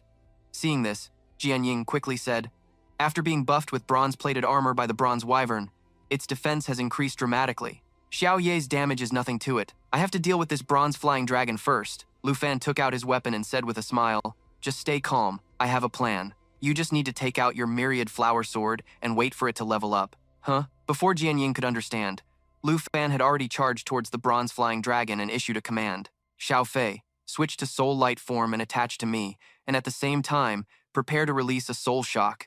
Xiao Ye, get ready to shift into World Ender form. I'm counting on you over there." Xiao Fei immediately attached itself to Lu Fan, who had just arrived in front of the bronze flying dragon, swinging his sword for a strike, but it couldn't break through its defense. On the other side, the other two heads of the three-headed elemental flying dragon had finished channeling their magic, and they immediately aimed their attacks at Xiao Ye. But Xiao Ye managed to dodge them. Lu Fan glanced at the icon above Xiao Fei's head, saw that it had only charged 4 stacks of dragon chi, and immediately shouted towards Xiao Ye. "Xiao Ye, use your new skill, Overwhelming Aura." Yip, the black dragon continuously released its overwhelming aura, inflicting fear, immobilization, and stun effects on all enemy targets in a large area. One could see Xiao Ye flying into the air, opening its mouth to roar. Below, the three-headed elemental flying dragon was hit with the negative effects, unable to act for a moment. Jianying covered her ears in pain, exclaiming, "Xiao Ye's aura, I can't believe a control skill could cause such powerful vibrations. My head, hang in there, Jianying, it's almost over." After a word of encouragement, Lu Fan noticed that Xiao Fei had charged 12 stacks of dragon chi, so he ordered it to use Soul Shock on the bronze flying dragon, while he himself charged up and landed a dragon fang strike, successfully killing the boss. Next, Lu Fan quickly shouted towards Xiao Ye, "The bronze armor is gone. Xiao Ye, attack." Xiao Ye immediately flew down, pinning the three-headed elemental flying dragon and smashed the middle head with its paw. The powerful slam made the ground shake. Lu Fan quickly reached out to support the stumbling Jianying. "Be careful, Xiao Ye is getting too carried away again." Then he saw Xiao Fei fly over to join Xiao Ye in the fun, and quickly instructed it. "That was great teamwork just now, but you have to be obedient. Don't imitate Sister Xiao Ye and play so recklessly like this, okay?" Xiao Fei stood on one of the flying dragon's heads, happily waving at Lu Fan, its small head nodding continuously. Only now did Lu Fan have a moment to check his and his 2 dragon pets' levels. After the battle, he had reached level 28, Xiao Ye reached level 22, and Xiao Fei reached level 17. Having been silent until now, Jianying saw her myriad flower sword reach level 6, and herself reach level 27, which made her feel uneasy. "I was no help at all again. Traveling with Lu Fan, my title as the genius of Yunbei seems so useless." Lu Fan suddenly patted Jianying's shoulder and said, "That 3-headed dragon has to have all 3 heads defeated at once, to be finished. Let's just let Xiao Ye play a little longer. We can take this chance to explore the entire camp." Jianying replied, "Okay." Walking ahead, Lu Fan frowned at the system panel, lost in thought about something. When night fell, Jianying brought a plate of food out of the tent. "Lu Fan, this is the food Sister Han prepared. Let's eat a little first." But Jianying couldn't find a trace of Lu Fan anywhere. This made her feel a sense of loss, thinking to herself, "It seems Lu Fan has realized that I'm just a burden." Meanwhile, Lu Fan had followed the god-tier map provided by the system and went to the Divine Tree Peak alone. To prevent the system's secret from being revealed, Lu Fan could only apologize to Jianying in his heart. "I'm sorry, Jianying, this god-tier treasure map is my main purpose for coming to this flying dragon mausoleum." As Lu Fan approached the nest, the large cocoon suddenly cracked open, and a huge dragon emerged from within, roaring at him. Soul of the level 70 Flying Dragon King, a nightmare tier chieftain. Elemental dragon breath, breathes on its target, dealing random fire, ice, lightning, or wind damage. Soul attack. The Flying Dragon King, having lost its physical restraints, suddenly dashes forward, dealing piercing damage to the target. Dragon Language Unseal. Unlocks Dragon Language Magic. Its elemental dragon breath will be replaced by dragon language magic. Forbidden spell, elemental flying dragon, soul attack, is replaced by the dragon language magic, Doomsday's Fall. Flying dragon bloodline. As the species closest to true dragons among all sub-dragons, the Flying Dragon King reduces all incoming damage by 50%. The final boss of a plus difficulty nightmare secret realm is level 70. Momentarily surprised, Lu Fan summoned Xiao Ye and Xiao Fei and said with a smile, "With such a huge level gap, we can't afford to be careless. We have to take this very seriously." The commotion here also caught the attention of Jianying. Down below, she looked up in surprise, then lowered her head sadly. "Having to save me time and time again like this. Lu Fan must be so sick of me that he decided to go on alone. right? I can't hold him back anymore. The genius of Yunbei should have faced the gap between her and a dragon tamer sooner. Do I even have any thoughts of wanting to help my teammate anymore? As Jian Ying was feeling insecure about her abilities, Lu Fan's previous words suddenly echoed in her mind. That's how it is for now. But when it reaches level 25 and you use it, it will definitely be amazing. I've received your desire to help your teammate. It's okay. Thank you for helping me escape the White Bone Storm. And I gained a lot today too. Thanks to his smile and those words, Jian Ying gradually regained her confidence. She clenched her fist, showing her determination, and said to herself, even if I'm not as strong as Lu Fan, I can still help relieve the pressure on him. So, that means right now At the same time, Lu Fan blocked a blow from the boss and was pushed back a distance. A level 70 was indeed tough, much more dangerous than the world-ending emperor from the exam I took before. Xiao Ye, prepare Molten Blaze. With that, Lu Fan used the skill Dragon's Rally on Xiao Ye. Receiving the command, Xiao Ye opened its mouth, began to gather fire elements, and flew close to the boss. It began to spew flames. Burned by the fire, the boss roared in pain, tilting its head back. But after the Molten Blaze skill ended, the boss didn't seek revenge on Xiao Ye but instead used a Soul Assault skill to dash behind Lu Fan, intending to sneak attack him. Lu Fan quickly increased the distance, shouting, Xiao Fei, switch to eternal form! Xiao Fei swiftly changed forms, flying to block in front of Lu Fan. The moment the Jade Dragon switched forms, the Eternal One unlocked a new skill, Pulse of Life, and unlocked another new skill, Eternal Protection. Lu Fan was about to command the next step, when a rain of swords suddenly fell from above, aimed straight at the boss, interrupting its skill and pinning it to the ground. Finding the swords familiar, Lu Fan exclaimed in surprise, this is the Myriad Flower? As if to confirm Lu Fan's suspicion, Jian Ying appeared not far from him, controlling the Myriad Flower Sword to use the skill Heavenly Sword Rain while saying, I'll support you from the rear. Don't worry. I'll prioritize my own safety. Lu Fan smiled and said, I know. Then, Lu Fan gave the order, Xiao Fei, release. Pulse of Life. Pulse of Life erupted with a Jade Light and a Jade Blessing for all allied targets in the area, increasing their effect stacks by 2 to 4 times. The Jade Blessing adds 3 to 12 stacks of Jade Dragon's aura to the target, increasing damage for the next 3 to 12 attacks. The Jade Light grants 3 to 12 stacks of Jade Blessing to the target, removing all debuff effects while increasing all stats by 30 to 60%. Each stack of the Blessing can block 1 to 2 instances of damage. Pulse of Life just gave me 2 types of Jade buffs at once, and the number of stacks was doubled, which will be doubled again thanks to the Bloodline link, he thought to himself. Lu Fan quickly commanded, Xiao Ye, let's tear it apart together. Xiao Ye immediately charged forward, launching a series of attacks at the boss. Simultaneously, Lu Fan used dragon language magic, the Roar of the Blue Dragon King, to coordinate his attack with it. Suddenly, from within the sea of fire, a tall pillar of flames rose, and something escaped from it, emitting a shimmering light high above. Jian Ying asked doubtfully, that is? Lu Fan replied with a serious expression, it's draconic magic unleashed. The boss is preparing to cast a dragon language spell. When the light disappeared, the boss reappeared. It used the draconic spell Doomsday Fall, descending like a meteor, rocketing down towards Lu Fan and the others. After unlocking the magic, Doomsday Fall requires the dragon to sacrifice its own blood at its highest point of flight to cause extreme damage upon landing, with the damage equal to 120% of the sacrificed health. The amount of dragon's blood sacrificed for the current Doomsday Fall is 100%. Lu Fan realized the boss intended to take them all down with it, so he quickly shouted, Xiao Fei. A second later, a massive explosion erupted, with smoke and fire engulfing the entire peak of the divine tree. After everything quieted down, a faint, green light could be vaguely seen through the ash. As the dust gradually settled, a green protective dome appeared, and inside it were Lu Fan and his group. Eternal Protection creates a protective shield, sheltering all targets beneath the shield. The amount of damage the shield can absorb depends on the health and self-regeneration of the Eternal One. The Jade Dragon bloodline doubles all. Skill effects for the dragon race and those with a bloodline connection grants immunity to all debuffs and increases self-regeneration by 5,000%. As for the boss, after that suicide attack, it had become experience points for Lu Fan's party. Jian Ying leveled up to level 28, the Myriad Flower Sword leveled up to level 10, Xiao Ye leveled up to level 23, Lu Fan leveled up to level 29, and Xiao Fei leveled up to level 18. At this moment, Lu Fan asked with concern, Jian Ying, are you okay? Jian Ying smiled and replied, luckily, Xiao Fei saved us. I really thought I was a goner for a second there. Lu Fan agreed, patting Xiao Fei's head in praise. Yeah, Xiao Fei's eternal protection saved us all, thanks to her super high self-regeneration. Seeing Lu Fan only praise Xiao Fei and not her, Xiao Ye was unhappy and let out a huff. Lu Fan quickly added, "Of course. We also won thanks to Xiao Ye's super high damage." A moment later, Jian Ying remarked with a sigh, "I always felt that battles for those in their 20s and 30s were just child's play. But just now, I experienced what it feels like to face death." Lu Fan nodded and said, "That's right. This is also the first time I fought a level 70 boss. I didn't expect we'd almost be taken down with it. It was truly an eye-opening experience." Then, Lu Fan scratched his head and stammered an explanation. "Jian Ying, I didn't mean to abandon you.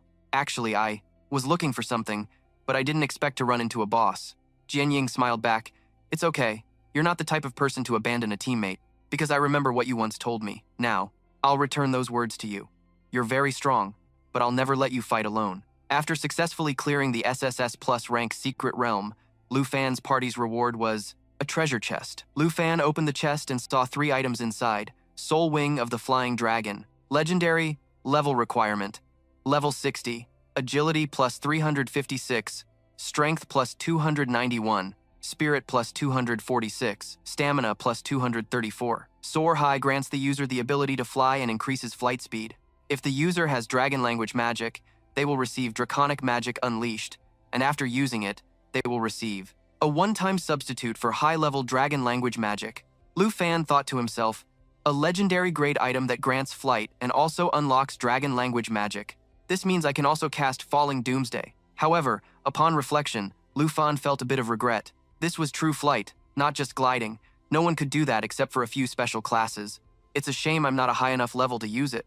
Epic Dragon Saddle, Pet Equipment, Level Requirement, Level 30, Race Requirement, Dragon Race, High Flying Sub-Dragon Race. After equipping it, this pet can be used as a mount. In this state, all attributes of the rider and the pet will resonate with each other. Normal attacks will be imbued with draconic energy, dealing ranged damage. Lu Fan mused, a dragon pet that becomes a mount. As soon as Xiao Ye reaches level 30, I can become a dragon rider in the national trial. Dragon Calling Bone Flute, Epic, a consumable item. Effect, upon use, it can summon the soul of the twin Wyvern King. The Wyvern King's level will be equal to the user's, with a total of 3 uses. Lu Fan thought to himself, this is amazing, but it's a shame that it has a limited number of uses. Just as Lu Fan stored the 3 items, he heard Sword Shadow call out, "Lu Fan, are you done with the rewards? Quick, look at Xiao Fei. What's wrong with her?" Lu Fan ran over and saw Xiao Fei casting the Spring of Life skill on her own. Spring of Life channels the essence of life to all friendly targets, helping to restore health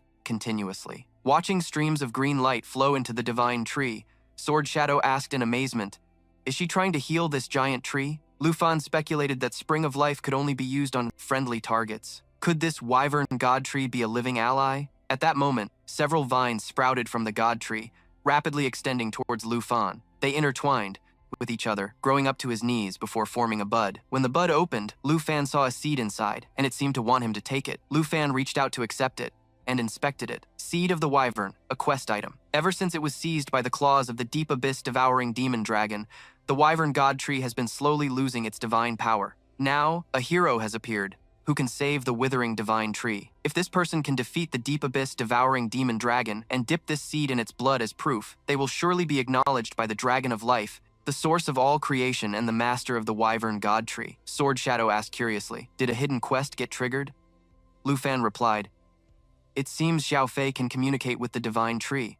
This is the quest item." He pondered internally. According to the quest item's description, I have to defeat a dragon king called the Deep Abyss Devouring Demon Dragon. The Dragon King tier is far more terrifying than Nightmare difficulty, and will likely have a level in the triple digits. This is a quest without a time limit, so I can wait until I'm level 60 for my 3rd job advancement, or even level 90 for my 4th, before tackling it. Putting that aside for the moment, Lu Fan turned to praise Xiao Fei. "Great job. If it wasn't for you, we never would have known about this hidden quest to heal the divine tree." Xiao Fei chirped happily. "Oh, wait a minute." As he spoke, Lu Fan took out the Dragon Calling Bone Flute and asked, "Hey Xiao Fei, can you eat this?" In response, 3 pairs of confused eyes stared at him. Lu Fan knew.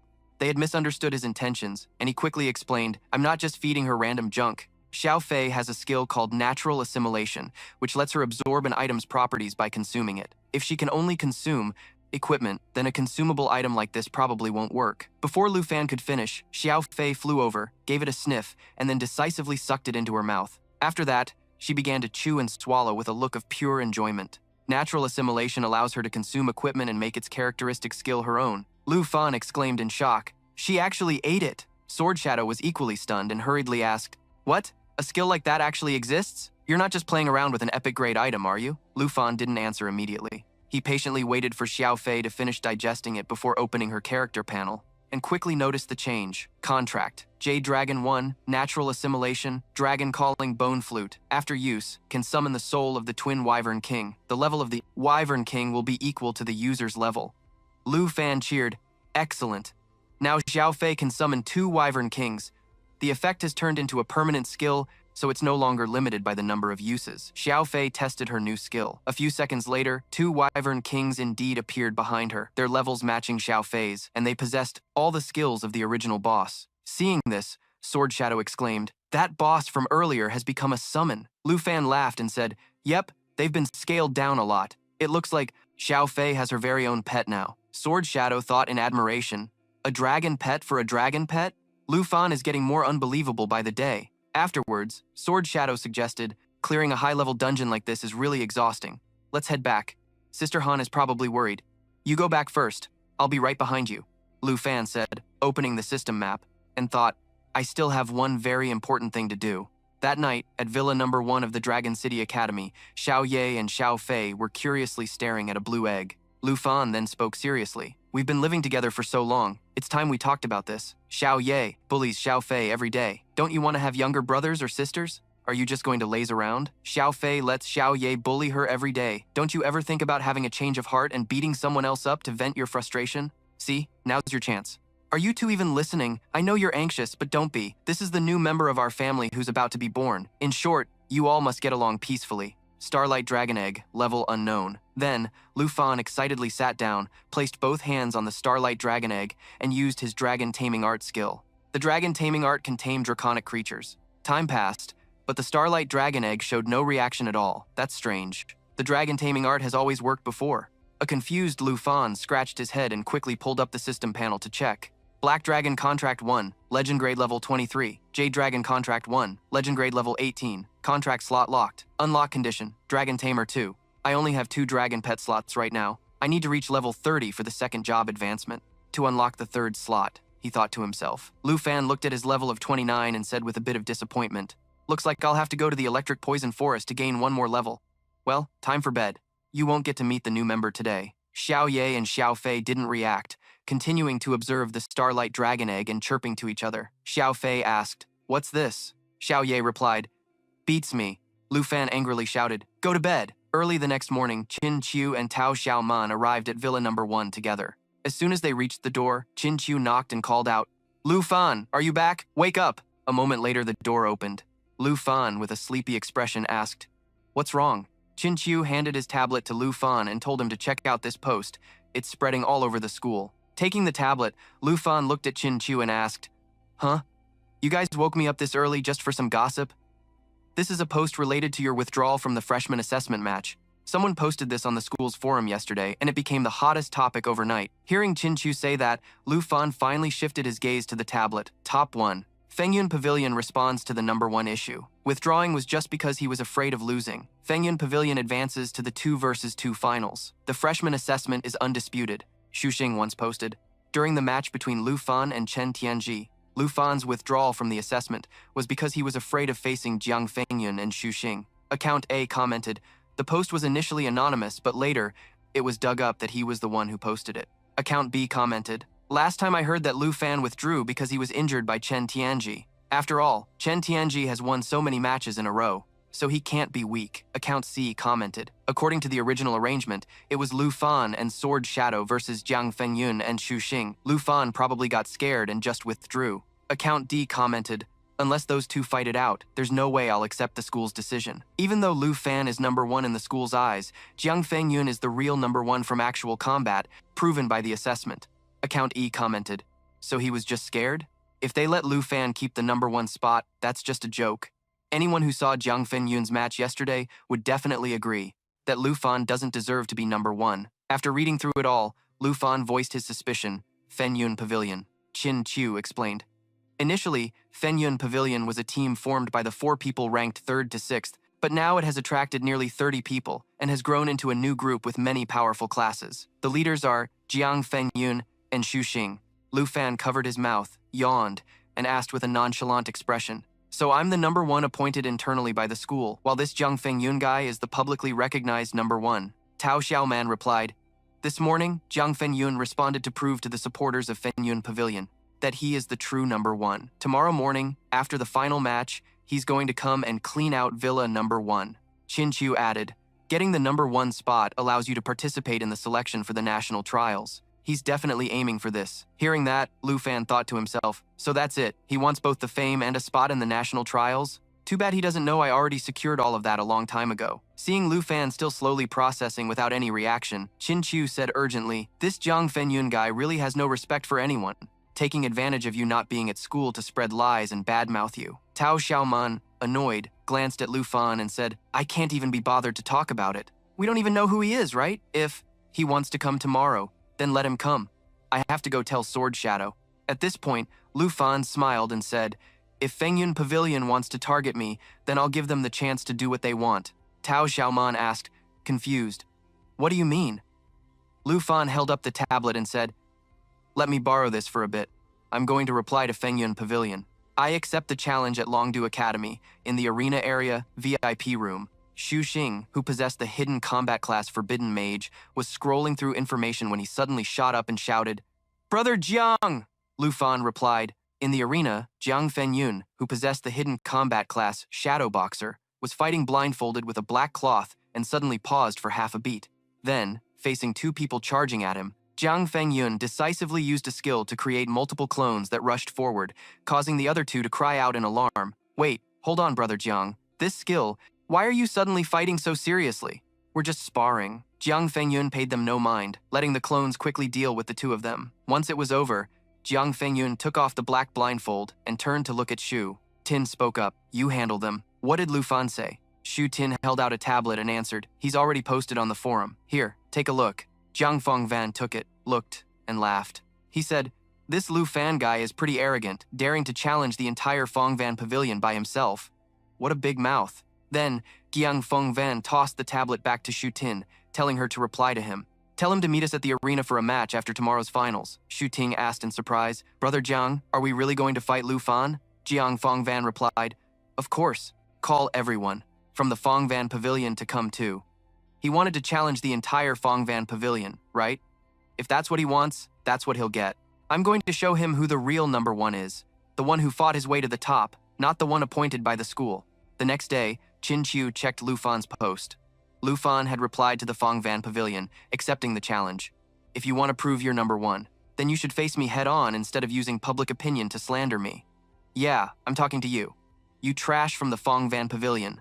However many of you there are, just bring it on. Let's have a real showdown after the freshman assessment." In the comments section, the keyboard warriors were going wild again. "Whoa, Lu Fan fired back. Let them fight." The Fengvan Pavilion has replied, "This is some juicy drama. Did they get under Lu Fan's skin?" What was the reply? "A duel tomorrow at the arena after the finals to see who's number one? Haha, the entire Fengvan Pavilion is showing up. This is going to be good." Seeing the comments, Qin Chu exclaimed in surprise, "Oh, Jiang Fengvan accepted the challenge." Tao Xiaoman asked, "I heard Jiang Fengvan has a match today, in the semifinals. Do you want to go watch?" Lu Fan replied, "Honestly, I have no interest in Jiang Fengvan's abilities. We'd be better off going to the secret realm hall to level up." Han Ke brought food to the table, and upon hearing him, advised, "Lu Fan, you shouldn't say that. Pride comes before a fall. There's nothing wrong with knowing your enemy." Tao Xiaoman chimed in, agreeing, "She's right. You should make an appearance. You probably have more supporters than the Fengvan Pavilion anyway," Qin Chu said worriedly. "But Lu Fan is super famous on the school forums right now, if he's spotted. Scouting Jiang Fengvan, it'll cause a stir," Han Ke said cheerfully. "Then we'll just go in disguise." Lu Fan's face went blank. He had nothing to say. A while later, somewhere in the stands, Tao Xiaoman turned to Qin Chu and asked, "The next match is Jiang Fengvan's, right?" Qin Chu replied, "Yeah, I think so." A lot of people came to see the Fengvan Pavilion. Sitting in the row ahead, Han Ke turned to Lu Fan, who was decked out in a hoodie, baseball cap, oversized sunglasses, and a face mask, and asked with a grin, "So, what do you think of your auntie's disguise? Guaranteed you won't be spotted, huh?" Lu Fan didn't say a word. The semi-final match of this year's freshman assessment is about to begin. Will the two teams please enter the arena? As the announcement rang out, Lu Fan suddenly got up from his seat. Han Ki asked in confusion, Lu Fan, where are you going? The match hasn't even started yet. This match isn't interesting at all. I'm going to take a walk. Just call me when you're done. After saying that, Lu Fan left. Meanwhile, in the seats ahead, Zhao Shengming glanced back, watching Lu Fan's retreating figure with a pensive look. He recalled his earlier conversation with the headmaster. Back then, Zhao Shengming had walked up to the door of a room, knocked, and called out, Headmaster, I was wondering if you're aware of the recent posts on the school forum about the conflict between Lu Fan and Giangfang Van. The door remained closed as the headmaster's voice echoed from inside. Ah, Zhao Shengming, just let Gu Han handle these petty freshman fights. You don't need to bring them to my attention. Zhao Shengming frowned and said, Given Lu Fan's power, I recommend the school intervene and put a stop to this fight. I'm concerned that if things proceed, he won't know how to hold back. After all, Chen Tianji is still in the infirmary recovering from his fight with Lu Fan. The headmaster replied, Vice Headmaster, your concern is misplaced. Instead of worrying about this, you should be more concerned that in 1 month, a special envoy from Longdu will arrive to determine if Lu Fan is eligible for the national trials. Zhao Shengming asked in shock. In 1 month? That's so soon, the headmaster said. The national trials were moved up, so the envoy's arrival was moved up too. How is Lu Fan's progress? Zhao Shengming reported, Currently, Lu Fan is on the verge of his second job advancement. You can rest easy, headmaster. I've heard about the Longdu envoy. Even though Qian Xiong is an arrogant man, he won't cause any trouble when it comes to official business. Your intelligence is rather outdated, Vice Headmaster. The special envoy isn't Qian Xiong anymore. The current envoy from Longdu is Ruan Changfeng. The moment he heard that name, Zhao Shengming's expression instantly changed. He thought with a sense of dread, Ruan Changfeng. Brother Qin mentioned that name when he told me the story about Lu Fan and Jinzhou. It seems the whole affair between Lu Fan and Jinzhou cost Ruan Changfeng his job. That means Ruan Changfeng must hold a serious grudge against Lu Fan. The headmaster's voice continued. He once held a very high rank, and now he's been repeatedly demoted to the position of a mere special envoy. How very interesting. Why have you gone silent?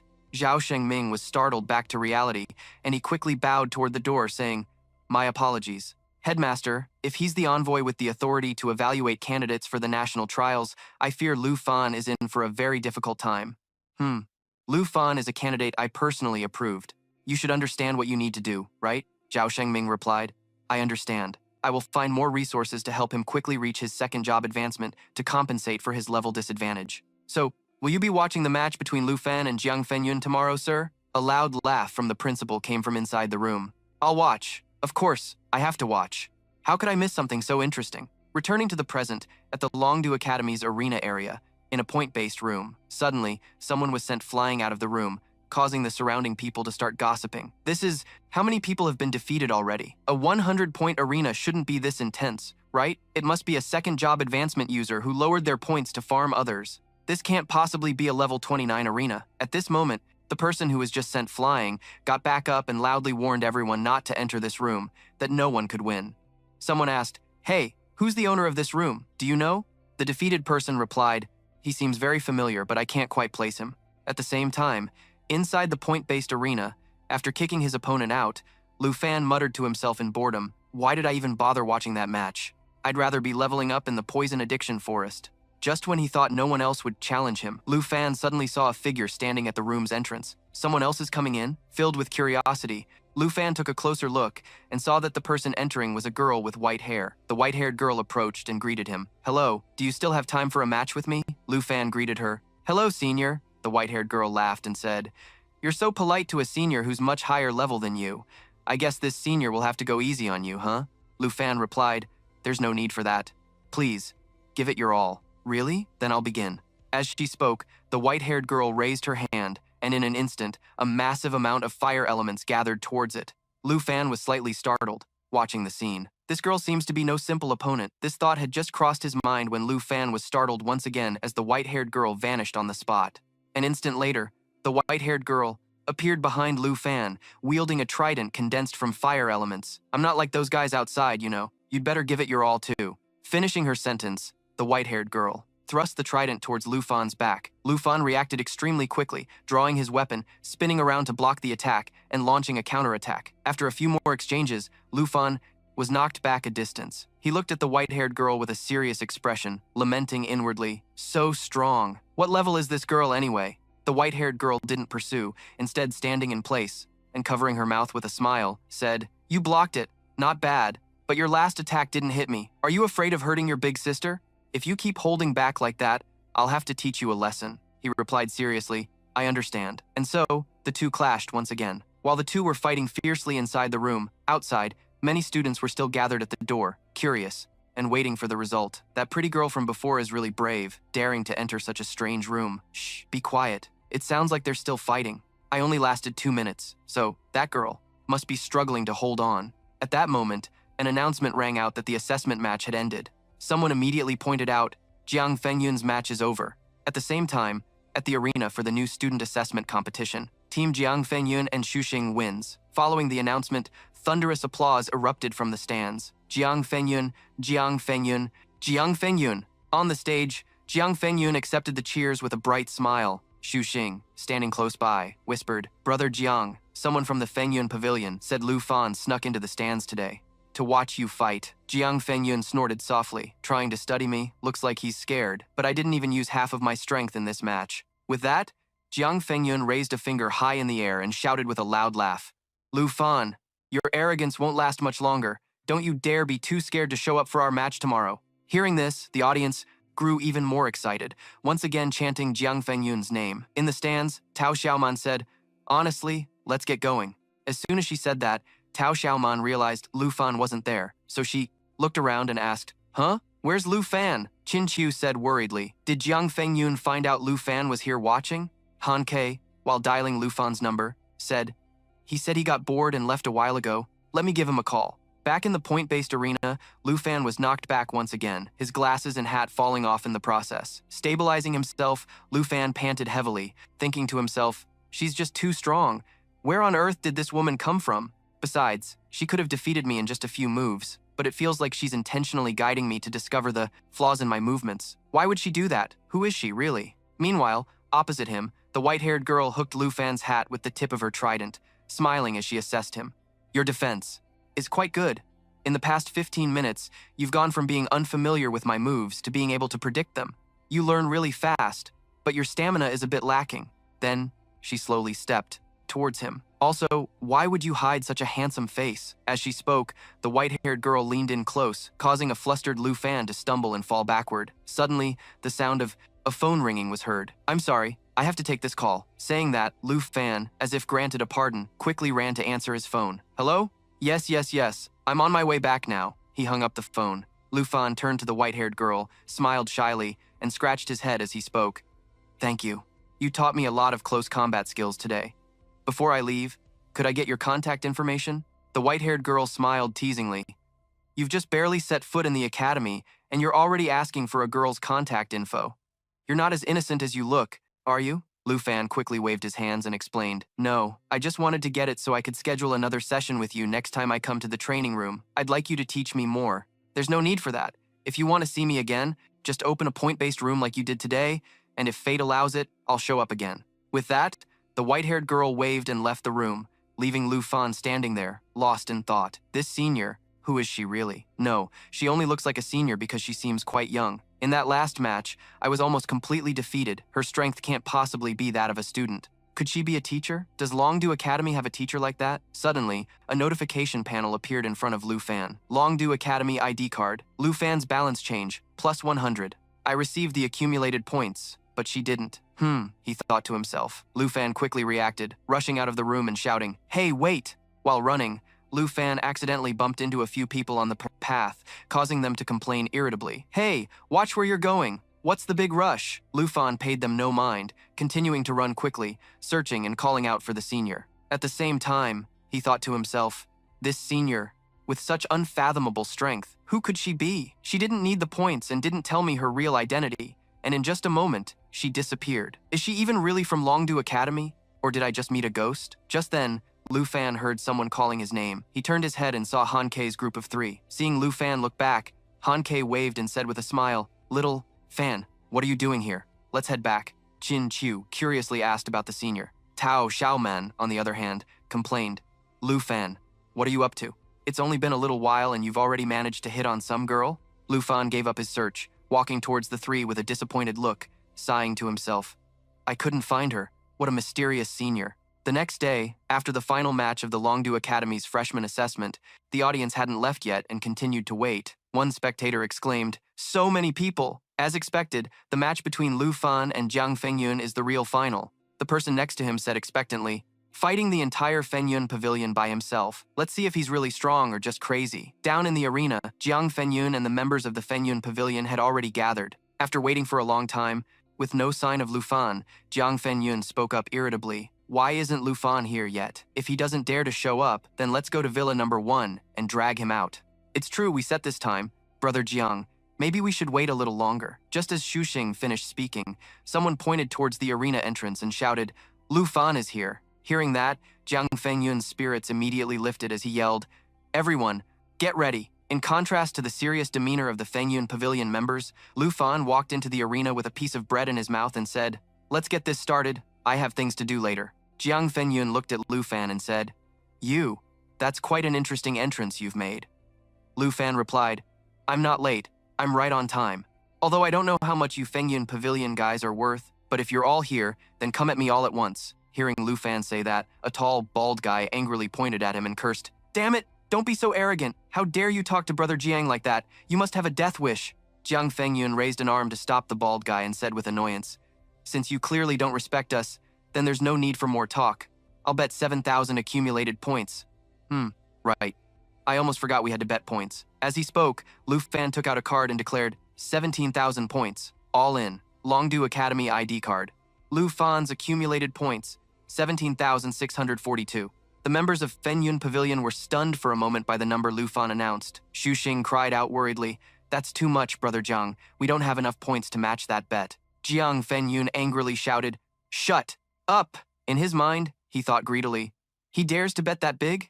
If I can get these 17,000 points, I can live comfortably at Longdu Academy for at least another 3 to 4 years."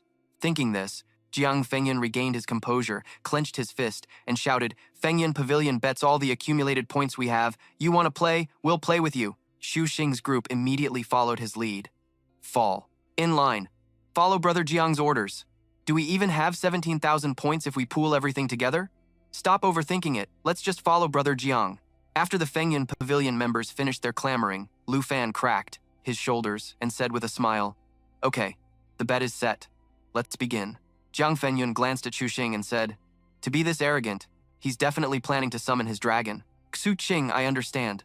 With that, Xu Xing raised his weapon and began to cast a spell. Then, Jiang Fengyun shouted loudly, "Fengyun Pavilion, get ready." Hearing this, the members of Fengyun Pavilion all drew their weapons, ready for the command, "Go!" As Jiang Fengyun's shout rang out, Xu Xing immediately used the Chains of Imprisonment spell on Lu Fan. The Chains of Imprisonment spell restrains the designated target, making them unable to move or use skills for 5 seconds. The other members also showed off their abilities, launching their attacks towards Lu Fan. Jiang Fengyun led the charge towards Lu Fan, shouting, "Excellent! This way Lu Fan can't even dream of summoning his dragon." Behind him, the other members also yelled excitedly, "Attack! Get him!" On the opposite side, Lu Fan clicked his tongue as he watched the members of the Wind Cloud Pavilion charge at him with an overwhelming presence. His body shifted slightly, shattering the binding chains. Then he drew his weapon and effortlessly parried the attack from Jiang Fengwen. Jiang Fengwen was startled, thinking to himself, he broke free. In the moment Jiang Fengwen was stunned, Lu Fan reached out, grabbed him by the collar, and casually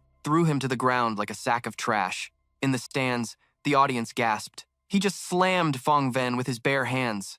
On the fighting stage, the members of the Wind Cloud Pavilion froze in their tracks, their eyes wide with disbelief. Staring at Lu Fan and Jiang Fengwen on the ground, Huatin cried out worriedly, "Jiang." He quickly cast a stiffness curse on Lu Fan and then yelled to his teammates, "Use ranged attacks.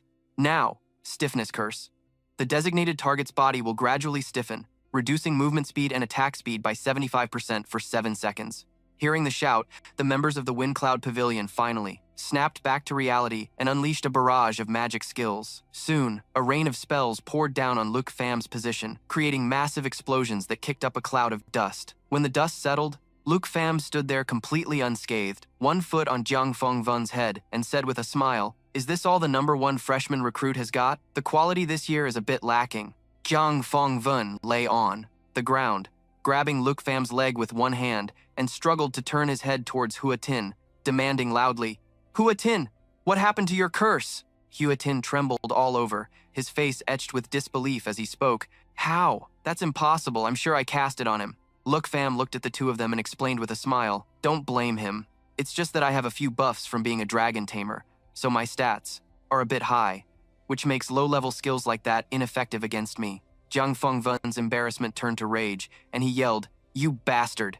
Then, he pulled the blindfold down over his eyes and used a skill to create multiple clones that surrounded Luck Fam. Seeing this, the members of the Wind Cloud Pavilion cheered with delight. Jiang is using that move. It's his signature finishing move. Look Fam is finished. Only Hua Tin lowered his head, staring blankly at his hands and murmuring, just how much higher are Look Fam's stats than mine? Are my skills completely useless against him? Meanwhile, Luke Pham, facing the surrounding clones, raised his hand high to gather fire elements, a confident smile still on his face as he said, I have to admit, this move of yours is pretty cool, Gyang. Since you're the top scorer of the entrance exam, I'll give you a gift that even Tren Tin Chi has never seen before. As if sensing something, Jiang Fengven said in a panic, what does he mean by that? Is he going to summon something? Just a few seconds later, high in the sky, Xiao Ye appeared in her annihilation form before everyone's eyes. As soon as she was summoned, Xiao Ye unleashed a wave of fire elements that radiated outwards. Bearing the brunt of the attack were Jiang Fengven's clones, which were instantly annihilated by the fiery wave. The fiery wave then spread further, causing the members of the Wind Cloud Pavilion to scream in terror as they fled. Help me! My legs! My legs are shaking so much I can't stand up! It's a real dragon. I can't breathe. We have to run. We're dead. We're so dead. Oh my god! Meanwhile, cries of shock erupted from the stands. Is that Luke Fam's dragon familiar? Its sheer size is terrifying. Someone from the Wind Cloud. Pavilion is running, we should get out of here too! On the stage, Hua Tin, who was also fleeing, suddenly noticed Jiang Fengven standing frozen in place and shouted anxiously, Jiang, we have to retreat! Don't fight anymore! Jiang Fengven seemed not to hear him. He looked up, staring blankly at Xiao Ye in the sky, and thought to himself, different. Completely different. It's nothing like Tren Tin Chi's dragon. This is a dragon from the legends. At that moment, Luke Pham spoke up. Try to hold on, Jiang. Now it's my turn to strike back. As soon as he finished speaking, Xiao Ye opened her mouth and roared, unleashing her dragon's fear skill. Instantly, the members of the Wind Cloud Pavilion who hadn't escaped the stage yet were afflicted with debuffs like stun, fear, and immobilize. On top of that, they felt a splitting headache, as if their skulls were about to crack, and couldn't help but cry out, it hurts so much. Help, please spare us. Jiang, save me. Jiang Fengven wasn't faring any better. His head was spinning, and his body staggered, on the verge of collapsing. What the hell is this? Ha, how can I possibly win like this? My body won't listen to me at all. I have to get out of here. Just as he thought that, Jiang Fengven's vision began to blur, and his body collapsed to the ground as he completely lost consciousness. Luck Pham, holding a card in his hand, looked down at Jiang Fengven and said with a smile, So, do you know who the real number one is now? I'll be taking all the points from your Wind Cloud Pavilion. Dragon Capital Academy ID card. Luke Pham, point change, plus 12,941. Then Luke Pham said to Xiao Ye, we're done here, let's go, Xiao Ye. We still have important things to do. Hearing this, Xiao Ye transformed back into her dragon girl form and flew to Luke Pham's side. A short while later, in the point-based dueling area of Dragon Capital Academy, Luke Pham was on the phone with Tun Thursday. Tun Tu asked, if we didn't have class, we would have come to cheer you on. How did it go? Are you hurt? Luke Pham laughed and replied, of course not. I even earned a ton of points. When I get back tonight, I'll share some with everyone. Just then, the door to the room suddenly opened. Let's talk more when I get home. I have to go now. After hanging up, Luke Pham looked towards the door, waiting for his opponent to enter. When he saw that the person who entered was the white-haired girl, Luke Pham said happily, Senior, you really came. The white-haired girl smiled and said, well, I was pretty free today, but from what I just heard, are you waiting for me? Lu Fan replied with a smile, yes, of course. Fighting others is boring. I can only learn something by fighting you, sis. After all, you're over level 70. You're not actually a senior, are you? Hearing this, the white-haired girl was slightly startled. Then she suddenly stepped back and looked at the small sign on the door, which read 100 points, level 70 in use. Meanwhile, back at the arena, Zhao Shengming hurriedly ran over to the Fengyun Pavilion group to check on them. After a moment, he let out a sigh of relief and said, looks like that kid knows how to hold back. No one suffered any life-threatening injuries. Back with our main character, the white-haired girl, whom we'll call the pretty lady, said with a displeased look, you brat! Are you trying to set me up? Lu Fan quickly explained, Not at all. The room's door can be set with a level restriction. If you were able to enter, it proves you're a higher level than 70 and definitely not an upperclassman. So, you've changed your tune already? What kind of status do you think I have? Then, the pretty lady asked with interest. Lu Fan rubbed his chin and analyzed.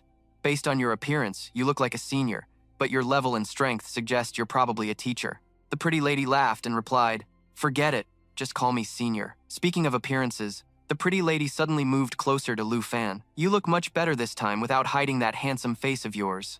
And from now on, don't play these little games. To probe for my information like this again. If you still want to see me, don't set the level any higher, or else I won't show up.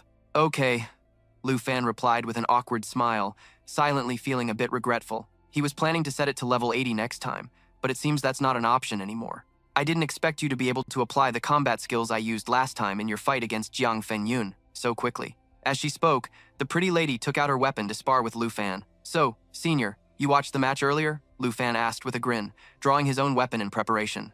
To fight. You barely exchanged a few blows before summoning a dragon and panicking the whole arena. You seem a bit hasty, don't you?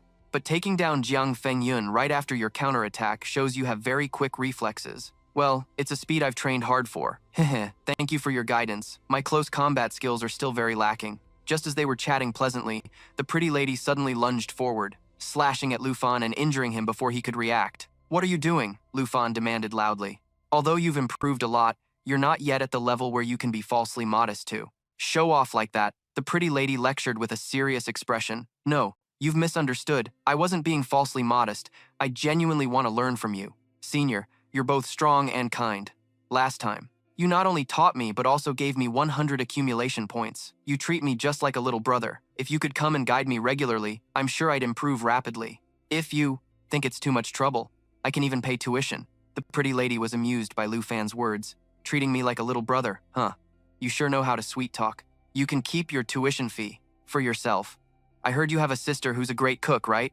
If you want to learn from me, just bring some of the food she makes. Yes, ma'am.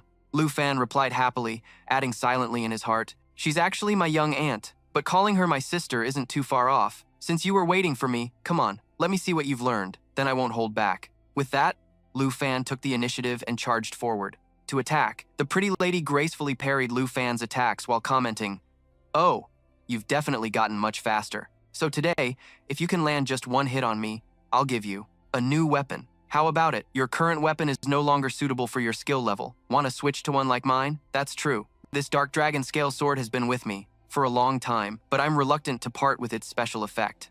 Lu Fan was referring to the effect that allows the user to partially transform into a dragon, enhancing the dragonification power of the Dark Dragon Scale Sword. Then what do you want besides a weapon? I want a level removal enchantment.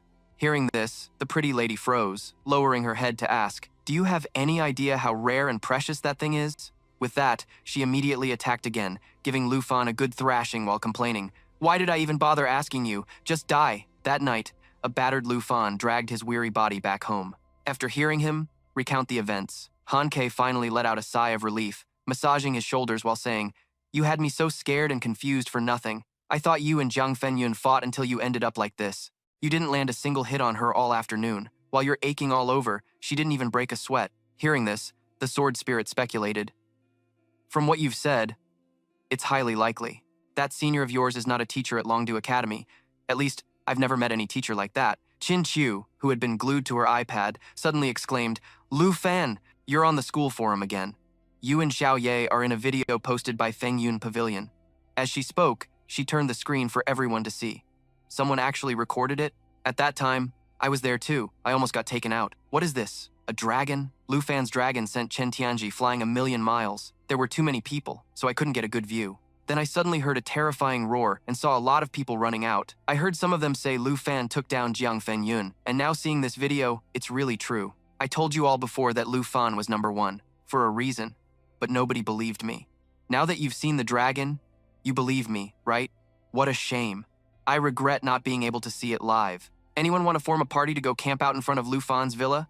If I can't see the dragon, an autograph will do. Reading the comments under the post, Han Ka smiled and said, oh, so the whole school knows you won. Has the previous controversy been resolved as well? The way I see it, things won't go back to being peaceful. Instead, you'll become the new target of this crowd, replacing the Feng Yun Guild, Sword Shadow warned. Lu Fan sighed and replied, I already got a taste of this when the university entrance exam results were posted. But never mind that, we just need to focus on our goals. So what is your current goal? Lu Fan answered not with words, but with action. A moment later, inside the level 45 venomous spider forest secret realm, a dungeon of terrifying difficulty, it turned out his goal was to level up. I thought you wanted to focus on learning from that senior of yours, Sword Shadow said while continuously fighting off the monsters. Of course I have to level up. If I get stronger, I can definitely gain the upper hand against her. After defeating the boss, Lu Fan successfully reached level 30, which meant he was now eligible for his second class advancement. So, the group immediately left the secret realm to go to the class advancement hall. Unexpectedly, the moment they saw Lu Fan, the other students, especially the girls, went crazy and swarmed him to show their admiration, leaving Lu Fan with no other choice but to use his old trick and make a run for it to get disguised. 10 minutes later, completely covered up with a mask, glasses, and a hooded jacket, Lu Fan finally dared to return to the class advancement hall. Where did he go? I just saw him a moment ago. He really is number one, disappearing in an instant. Chin Chu breathed a sigh of relief as the budding fan club walked right past them. We're in the clear. Lu Fan said apologetically, Sorry everyone, but does this mean I have to go out in this disguise all the time now? Xiao Tao said enviously. You really don't appreciate what you have. I wish I had a bunch of handsome guys fawning over me like that. Speaking of which, so far, there are no records of a Dragon Tamer's second-class advancement, so there's absolutely no information for you to reference. In contrast to Sword Shadow's concern, Chin Chu said excitedly, So that means Lu Fan is about to make history. That's right, no one can give me any advice for this class advancement. No matter the result, I'll have to rely on my own strength. Just as Lu Fan was lost in thought, Xiao Tao tapped his shoulder to hurry him along. Lu Fan, we've arrived at the class advancement hall. Lu Fan took off his disguise, and before entering the hall, he didn't forget to reassure everyone. Don't worry, I already have a way to research the second stage advancement paths for a dragon tamer. The advancement ceremony has to be done in private. We'll wait here for the good news. Inside the advancement chamber in Longdu Academy's class advancement hall, after the system verified Lu Fan's eligibility through his academy-issued ID card, it made an announcement. Student Lu Fan, the second stage class advancement is now ready. Please step onto the advancement platform. As Lu Fan followed the system's instructions, he thought to himself, a second stage class advancement is different from when you first awaken your class, as there will be many class branches for me to actively choose from. For well-known classes, any path that has been chosen before is recorded as a reference. For future adventurers, the advancement platform has activated. Searching. No information related to the Dragon Tamer class found. Please do not leave the platform while the ritual is in progress. Current class, Dragon Tamer 1. Second stage advancement branches, no records found. Just as I thought, there are no records for any of the Dragon Tamer's advancement branches, but fortunately I can search. Through the system, the advancement ritual is starting. Longdu Academy wishes you a successful advancement. Only a few seconds later, 3 advancement branches for the Dragon Tamer second stage appeared, corresponding to 3 different colored panels. Class name, Dragon Priest 2.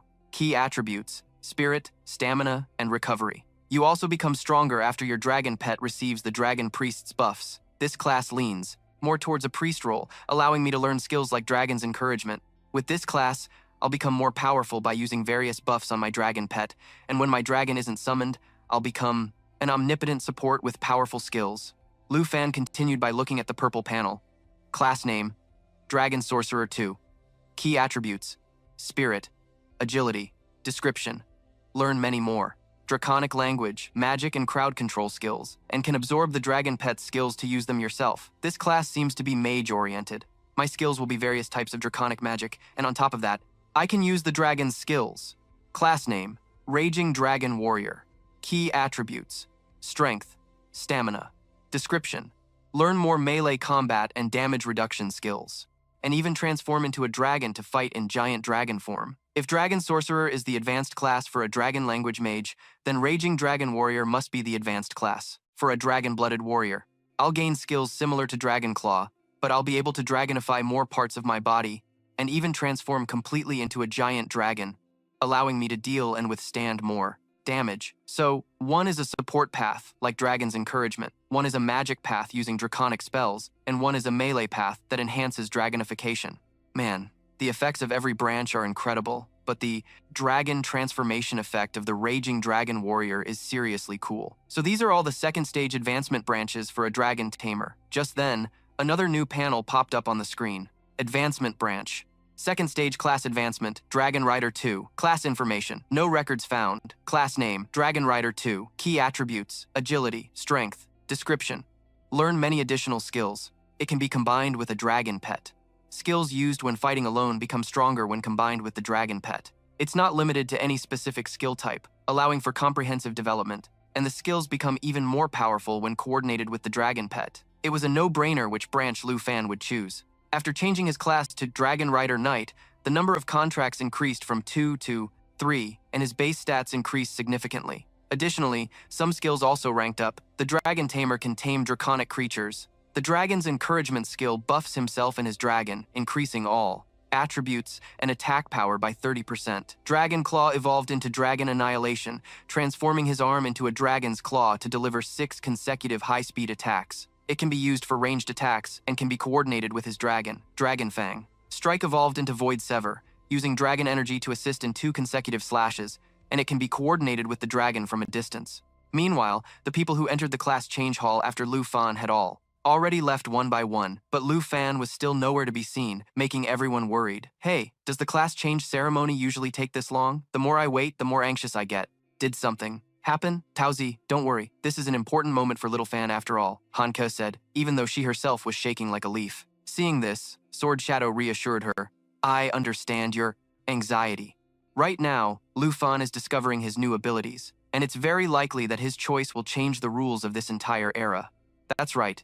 At this crucial moment, we must trust in Lu Fan even more. The dark 800-year history of the Dragon Tamer is about to end. Just as Qin Chu finished speaking, Lu Fan walked out of the class change hall. Lu Fan, is the ceremony over? How did it go? What's your class now? Little Fan, are you okay? Lu Fan smiled and replied, sorry to keep you all waiting. Everything went smoothly. Let's talk as we walk. After hearing Lu Fan talk about his new class, Little Tao couldn't help but admire him. Dragon Rider Knight sounds so badass. Han Ke asked curiously, Little Fan, does this class require you to learn how to ride a dragon? Of course.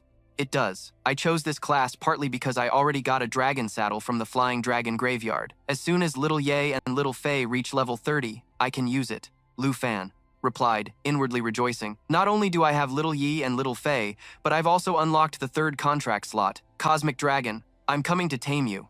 Arriving back at Villa number 1, Lu Fan saw a familiar figure waiting at the door, which surprised him. Senior, why are you here? I should have given you my contact information, making you wait. Like this must have wasted so much of my time. As soon as Little Tao saw the beautiful lady, she nudged Lu Fan's shoulder teasingly. So this is the senior who beat you to a pulp, huh? Why didn't you tell us? She was this beautiful? Tao Zi, calm down a bit, Lu Fan said shyly. It seems everyone knows me. The beautiful lady laughed, then turned to look at Han Ke. If I'm not mistaken, you're the enchanting chef, Han Ke, right? Ah, yes. Little Fan Senior, you know me too? Of course. I came here this time to discuss something with you. Could I borrow your Little Fan for a moment? The beautiful lady's words immediately made Lu Fan and his friends freeze for 5 seconds. Haha, it's just a small matter in the city. Don't get the wrong idea. Hearing that, Han Ke happily replied, oh my, if you two have plans, just go. No need to ask for permission. After all, you've been guiding Little Fan so much these past few days. Then thank you, Sister Han. Let's go, Little Fan, the beautiful lady said as she pulled Lu Fan away. Sword Shadow, who had been silent, watched the beautiful lady with a scrutinizing gaze until the two of them were out of sight. On the way, while the beautiful lady was driving, Lu Fan received a message from Qin Chu. Sword Shadow just said that after meeting this senior, she's even more certain that she is not a teacher from the Dragon Capital Academy. Lu Fan, you have to be careful. Reading the message, Lu Fan instinctively turned to look at the beautiful lady, who seemed to sense the unusual look in his eyes. The beautiful lady smiled and asked, what's wrong? Why are you so quiet all of a sudden? Senior, where are we going? Why do we have to leave the school? What else could it be? Of course, we're going to buy you a gift. That extremely rare consumable item you mentioned last time. The level removal enchantment? Wait, for real? The beautiful lady didn't answer and continued driving straight to the Tianhe auction house. Senior, we're here. Could it be? The beautiful lady then explained, it just so happens there's an enchantment scroll you want at this auction, so we have to seize the opportunity. Last time, the vice principal had to pay an extremely high price to get the Flying Dragon Graveyard, so I'm afraid the same will happen with this rare scroll. Thinking about this, Lu Fan hesitated and said, Senior, maybe we should just forget it. The beautiful lady looked at Lu Fan's worried expression and laughed. Where did that demanding attitude you had when asking for a gift go? Don't worry, I've got way more money than you think. Until I know Senior's true identity, I should be a bit more careful I can't keep being in her debt. Thinking to himself, Lu Fan then assured her, Senior, I'll find a way to pay you back for this. A few minutes later, the auction officially began. The first item was the very scroll Lu Fan needed. This is an extremely rare enchantment scroll. It can remove the level restrictions of an item or piece of equipment. Not only are its constituent materials expensive, but it also has a mere crafting success rate of 0.35%. The starting price is 95 million dragon coins. The moment the auctioneer finished speaking, customers continuously bid 125 million dragon coins, 140 million, 185 million, 100 million, 200 million. Lu Fan sat there, completely stunned. He had intended to pay his senior back no matter the cost, but why was the price increasing so fast? Currently, one of our guests has offered 230 million dragon coins. Is there any higher bid? Let me teach you something. In an auction, you must never play the game of a frog in slowly boiling water. You have to strike decisively, the beautiful lady said, quietly to Lu Fan, then raised her hand to bid. I'll pay. But before the beautiful lady could finish her sentence, someone else cut her off. 300 million. I'll pay 300 million dragon coins. Everyone's gaze immediately shifted to the person who had just bid. Lu Fan was no exception. And when he saw who it was, he couldn't hide his shock. Jinju, she wants this enchantment scroll too? The beautiful lady frowned and said, The little princess of the Taizai kingdom, huh? She's quite loaded. If we're going to compete with her, it looks like this is going to cost us a pretty penny. This statement from the beautiful lady surprised Lu Fan even more. Senior, how do you even know her? My information network is vast, so I know all about what happened between you and Jinju. Today, I'll help you get some payback.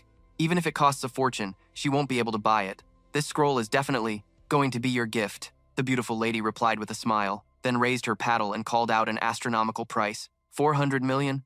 Oh, 400 million? The current bid has reached 400 million dragon coins. Who is that? How annoying. Jinju slammed the table in anger, jumping to her feet and scanning the room for the person who had just bid. Princess, please calm down. We brought 500 million dragon coins this time. We can still keep bidding. Thoi Hoen Tai had barely finished speaking when the beautiful lady struck again.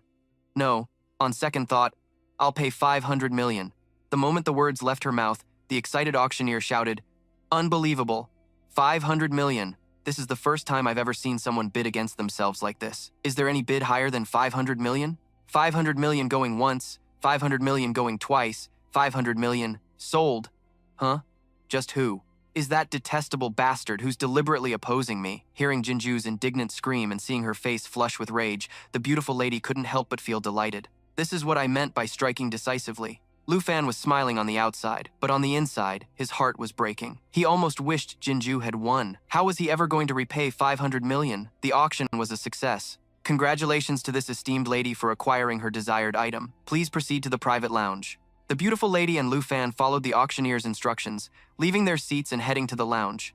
It was only then that Thoi Hoan Tai saw the bidder's face and blurted out, Lu Fan! Hearing this, Jinju immediately looked in the direction Thoi Hoan Tai was staring. After confirming it was Lu Fan, she ground her teeth in fury and said, It's him again, that despicable lowlife, daring to ruin my plans. Princess, please calm down. I will go find another similar scroll. Jinju didn't even glance at Thoi Hoan Tai and turned away sharply, walking, while giving an order. Let's go. I really can't count on you for anything. When my brother arrives, you'll see what happens to a useless piece of trash like you. Meanwhile, Lu Fan and the beautiful lady were sitting in the VIP lounge of the Tianhua auction house. After a short while, an elegant woman entered, carrying the item they had won. As soon as she saw the beautiful lady, the woman clicked her tongue and said, I knew it was you. Only you would dare to bid like that at my place. The beautiful lady ran over and hugged the woman, acting coyly. I came without even saying hello. My apologies. You really should have said hello beforehand. You spend so much money here every time. I need to make sure I treat you properly. It was then that the woman noticed the presence of another person in the room. She looked at Lu Fan with a scrutinizing gaze. And this young man is? This is my junior. I bought this scroll as a gift for him. Oh, your little brother, is he? Dunyathu smiled meaningfully and then introduced herself. You can call me Sister Du. I'm the owner of this place. If you ever want to buy anything rare in the future, just come on by. Lu Fan shook Dunyathu's hand and replied politely, Hello, ma'am. I'm Lu Fan. So you and my senior know each other. Haha, your senior and I are more than just acquaintances. I'm her sister-in-law. This auction house is co-owned by me and her older brother. I see, Lu Fan replied, while thinking to himself, no wonder she could bid so freely. It turns out this auction house belongs to her brother. In that case, my insistence on paying her back Seems kind of ridiculous now. 500 million. I still need to earn another 480 million to pay her back. But as he was thinking this, the beautiful lady called him over to open his gift, and all his worries vanished. With this enchantment scroll, he could finally bypass the level 60 requirement for the Soul Wing Flying Dragon King. Oh, right. Have you found anything to add to the illustrated guide recently? Dunyathu asked with a smile. The beautiful lady, while taking out a black card to pay for the scroll, sighed deeply and replied, I've got nothing. You've already recorded all of my miscellaneous junk. Oh, you've been cleaned out. Seeing the money transferred to her account, Dunyathu beamed and said, Come back and support your big sister again soon. Noticing Lu Fan's contemplative expression, the beautiful lady teased him. Oh, little Fan, you'd better figure out how to pay me back that 500 million. Sister Han is waiting for me to return you in one piece, you know. You look like you're plotting something to get out of it. Lu Fan paid no mind to her teasing and instead inquired, Excuse me, that illustrated guide that you two were just talking about, what is it? Ah, I almost forgot to mention this to you. This is another reason I brought you here today. The beautiful lady tapped on her iPad and then turned the screen for Lu Fan to see. This is the secret to how I'm able to earn so many dragon coins to buy things. It all lies in the 100 Treasures Illustrated Guide recording system, which is exclusive to this auction house. All you have to do is find things that aren't in this illustrated catalog can earn you money. Simple, right? Duyaxiu said with a smile. The money you earn from me can only be called pocket money, while the value of truly priceless treasures can't be easily estimated. Lu Fan glanced at the list, then asked in surprise, Wait, you said record them, not sell them? That's right, just by recording a treasure's information in the 100 Treasures Illustrated Catalog, the Tianhua auction house can estimate its value and give a percentage of that appraised value back to the owner. To put it bluntly, it's a way of using the collection of records of rare treasures to advertise for the Tianhua auction house, since my sister-in-law caters to a high-end market. Duyaxiu added, Of course, if you want to sell, that's fine too. I can earn 3% of the appraised value. If I record rare equipment, maybe I can quickly pay off my 500 million debt. If that's the case, he silently made a decision. Lu Fan immediately took the legendary Flying Dragon King's soul wings from his storage ring and asked Duyaxiu to appraise them, leaving her gaping in astonishment. Huh? Level 60 legendary flying wings. This is the real deal. Handsome, this thing is worth at least 2 billion. I hope you'll record it in our 100 Treasures Illustrated catalog. 3% of 2 billion is 60 million. I wasn't wrong, was I? Using the catalog to make money is just that simple. Lu Fan silently agreed. This method of yours is really convenient, senior, but it's still a long way from 500 million. Thinking of this, Lu Fan smirked and said, By the way, Miss Du, actually, I have something even rarer than the soul wings. Hearing this, Duyaxiu immediately asked eagerly, You still have more good stuff? I wonder what you'll think of this dragon egg. As he spoke, Lu Fan took out the Starlight Dragon Egg, stunning Duyaxiu. A dragon egg? Wait, are you that dragon master from the South Province? Even the beautiful lady couldn't hide her surprise and asked, Lu Fan, you have a second dragon besides the black dragon? Lu Fan didn't answer, silently feeling regretful. Actually, if I count the 2 Flying Dragon Kings summoned by the Bone Flute, I'd have 5 of them now. Too bad the flute was eaten by Xiao Fei. Otherwise, I could have recorded it in the catalog to earn some extra money. If the unranked soul wings are considered top tier among the top tier, then this dragon egg is something unprecedented. I have to take back what I said. Not every treasure can be appraised. Hearing Duyaxiu say this, Lu Fan couldn't help but feel confused. So this dragon egg can't be recorded in the catalog? Duyaxiu ran over and grabbed Lu Fan's shoulders, saying excitedly, No, I beg you, you must enter it into the 100 Treasures Illustrated catalog. If we have this dragon egg in the catalog, the reputation of the Tianhua auction house will spread throughout the entire country. No, not just the country. It will spread across the world and go down in history. How about this? Come to our auction house once a month. You can take whatever you like. No matter the auction price, I'll cover it all. What do you think? Lu Fan replied without a second thought. Of course. That's fine. Please enter these 2 items into the catalog. So, which month does the offer start from? Really? Wonderful. Starting this month, it's officially effective right now. Lu Fan replied with a big smile. That's great. There's actually something I want to take for free right now. A moment later, Lu Fan happily left the lounge with an enchantment scroll, free of charge. Just owning 1 dragon already gives you the potential to become #1 in the world. And now, Lu Fan has another dragon egg. I really bet on the right horse.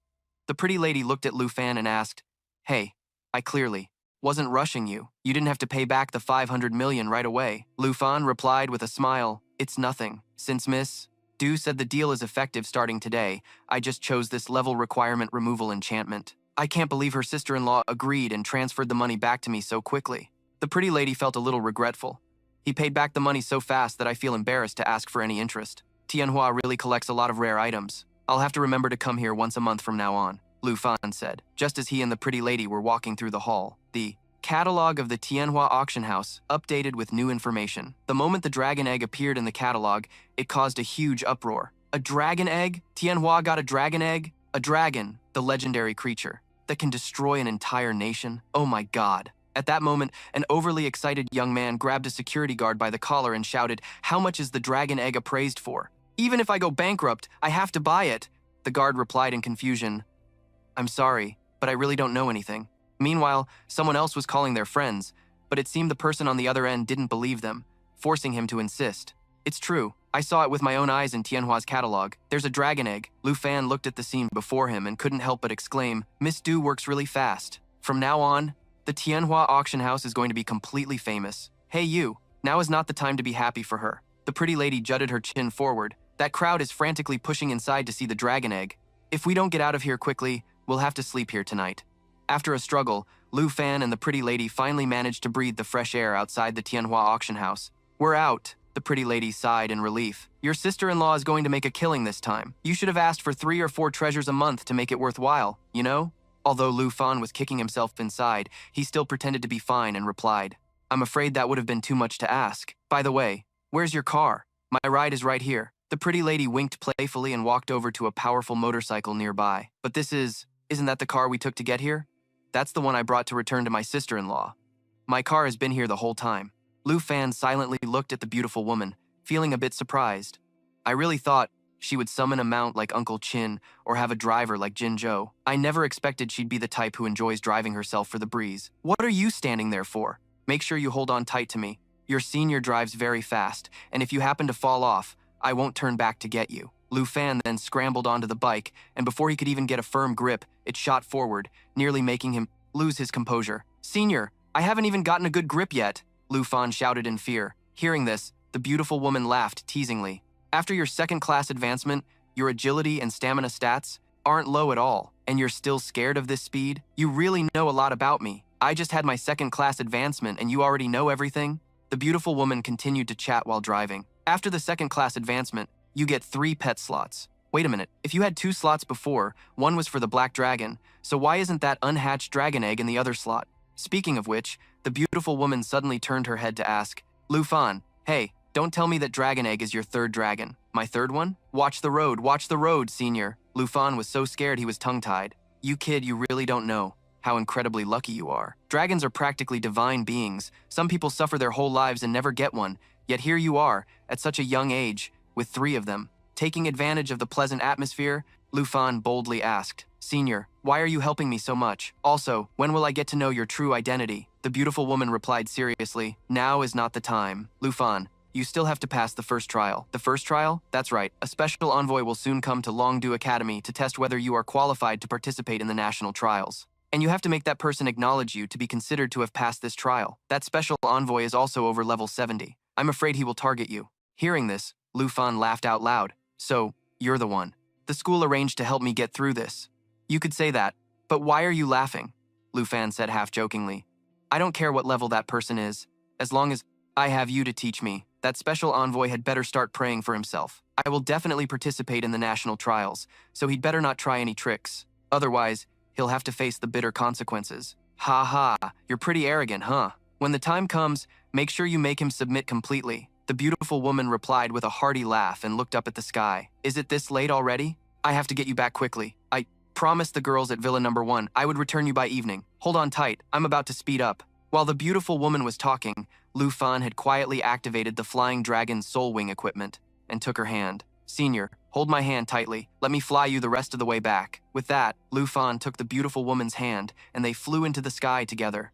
A moment later, Lu Fan slowly lowered her onto a main road, asking with a hint of regret, "Are you sure you don't need me to take you any further?" "Yeah, you can head back now," the beautiful woman replied with a smile. Hearing that, Lu Fan didn't linger and obediently left. "This kid is so dense. If it were any other guy, they would have insisted on taking me all the way to my doorstep. But this is nice too. I like this passive type." The beautiful woman's happiness was short-lived when she realized her motorcycle was still back where they left it, and she couldn't help but curse Lu Fan in anger. That idiot. Back to our protagonist, returning home by air was tiring, but on the bright side, it helped him get used to using the soul wings. After resting and recovering his strength, Lu Fan immediately returned to the task he had put on hold for his meeting with the beautiful woman, hatching the Star Dragon egg.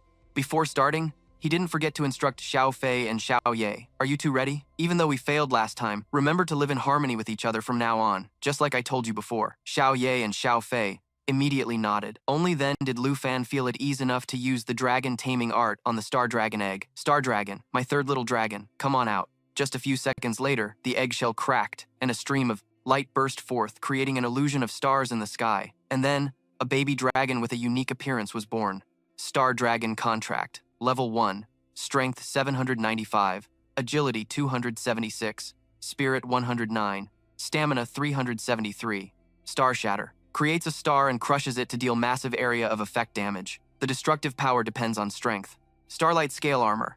Attaches scale armor to Starlight, continuously absorbing damage. Received for 60 seconds. When the skill ends, all enemy targets in melee range will receive the previously absorbed damage. Star Bravery. Energy continuously flows out, gradually increasing stamina over the duration of a battle. So the Star Dragon is a type that specializes in physical attacks, huh? It just hatched and its strength is already 795.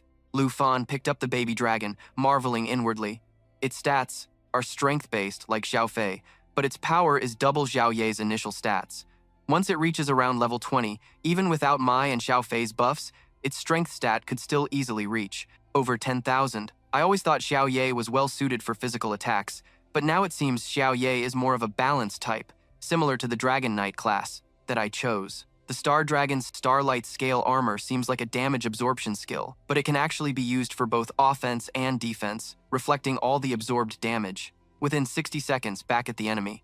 And Star Bravery allows the Star Dragon to continuously increase its stamina, so it isn't afraid of prolonged battles. Furthermore, the Star Dragon isn't solely geared towards physical attacks, completely. According to the description of Star Shatter, it's a magic skill with very high damage, but I'll have to test it to see its actual destructive power. While Lu Fan was monologuing to himself, Xiao Ye habitually picked up a piece of eggshell. Before she could put it in her mouth, the Starry Sky Dragon lunged forward and knocked her hand, causing the shell to fall, which made Xiao Ye turn unhappily to glare daggers at the Starry Sky Dragon. Alright, following procedure, it's time to name your new little sister. Xiao Ye, Xiao Fei. Since we're starting all the names with Xiao, how about we call her Xing Chen? Okay? Before the dragon herself could react, Xiao Fei sulked in a corner. Meanwhile, Xiao Ye kept expressing her dissatisfaction in the dragon tongue, leaving Lu Fan bewildered. What's wrong? It's just a name. Don't be like that. Come on, I'll change it when I think of a better one for you guys. Xing Chen, do you like this name? In response, Xing Chen gave Lu Fan an indifferent look, which made him feel awkward. What a snob. Looks like she and Xiao Ye won't be causing a ruckus together. That's good. Elsewhere, Kim Seong Han, level 60, the new number 1 of the Taiki Kingdom, was at Wanli Cha, a level 60 to 70 zone. While training, he received a call from a subordinate of that troublemaker, Kim Ju. Yeah, I got it. Kim Seong Han replied curtly and hung up. Seong Han, what's wrong? You don't look too good. A young man in white armor asked with concern. Kim Seong Han answered honestly. My sister had someone call me, telling me to get revenge for her. The two girls in their party, who were listening intently, curiously asked, Kim Ju, she's studying abroad in the Dragon Kingdom, right? Did she get bullied there? Yeah, she's been bugging me for days, saying some guy beat her up, and it wasn't just once either. She's all grown up but still acts like a child. It's my fault for spoiling her since she was little, Kim Seong Han said with a sigh, ignoring a monster of enormous size slowly rising from the mud pit behind him. The young man with glasses saw this but remained unfazed and continued to ask, So, are you going to the Dragon Kingdom? Of course I am, Kim Seong Han said, while using a skill to create a dark illusion, instantly sending the monster that was about to attack him to meet its maker. As the big brother who loves her the most, of course I have to help her get rid of all her troubles. But right now, preparing for the national trial is the top priority. Let's just go conquer the dungeon one more time. As soon as I get the last piece of the Wraith set, I'll head to the Dragon Kingdom. Besides dealing with my sister's problem, I also need to scout out who the Dragon Kingdom's representatives for the national trial are. At this point, his expression turned arrogant. This year's championship must belong to our Taiki Kingdom. Hearing this, his teammates laughed as if they'd heard a joke. That's for sure. When Seong Han makes a move, it's always a complete victory. Haha, You scouting them out like this is really giving those folks from the Dragon Kingdom too much credit. Back to Lu Fan. In the week after getting Xing Chen, there was no public outcry from the Fengyun Pavilion, and no provocations from Kim Ju, so his life returned to normal. Lu Fan often went to practice and spar with his seniors. Every day, his squad continued to enter the poison spider forest, allowing the three little dragons to level up quite a bit, and on top of that, Jian Ying also completed his second-class advancement, becoming a sword dancer too. Qin Qiu and Xiao Tao were a bit slower, but eventually, they all met the requirements for the second stage of class advancement. In front of the class advancement hall, Jian Ying was a little surprised to learn about Qin Qiu's new class. I chose Sword Dancer because it inherits skills from Swordmaster, but I thought you'd lean more towards a support class. Qin Qiu explained, actually, I did consider choosing a support class, but with Xiao Fei in the team, my healing spells are basically useless, so I chose a branch specializing in offense. Compared to before, my light attribute attack spells have gotten much stronger, Lu Fan then said with a smile. Now our squad has all the physical, magical, buffing, and debuffing classes covered. We just need Tao Zi to successfully complete her class advancement, and we'll be all set. Speak of the devil. Xiao Tao walked out from inside the class advancement hall, her face beaming as she said, "It's perfect!" Qin Qiu eagerly asked, "How did it go?" Tao Zi said mysteriously, "Guess what class I advanced to." Jian Ying guessed, "Could it be that a hidden class appeared among the second class advancement branches?" "Exactly," Xiao Tao replied with a wide grin. Then, she performed a few basic moves for everyone to see. A Water Lotus swordswoman, too, can use water element spells. It's a type of magic swordsman. Seeing the astonished looks on Jian Ying's and Qin Qiu's faces, Lu Fan asked curiously, "You can get a hidden class during the second class advancement too?" "Yes, but the probability is extremely low, even lower than getting a hidden class during the first advancement." Hearing this, Xiao Tao became even more proud and said, "Is that so? I knew I had a natural gift. I finally feel like I'm on equal footing with you guys." Lu Fan teased, "So, is it because Tao Zi hasn't been making any waves in the team that she advanced to some kind of water swordswoman? You little brat, Lu Fan, get over here." Just as Xiao Tao was getting all worked up and wanted to teach Lu Fan a lesson, he received a call from the vice principal, informing him that the special envoy was about to arrive and telling him to go to the assembly hall immediately. Lu Fan and his teammates didn't dare to delay and immediately headed to the combat class hall of Longtu Academy. While waiting for the special envoy to arrive, Gu Han was kind enough to share some information with Lu Fan. The special envoy's name is Nguyen Trung Fong, and he is a Holy Shield Knight. A third advancement at level 76, saw the vice principal and said the man didn't seem to like him very much. "He doesn't like me. My senior also warned me before that he would target me.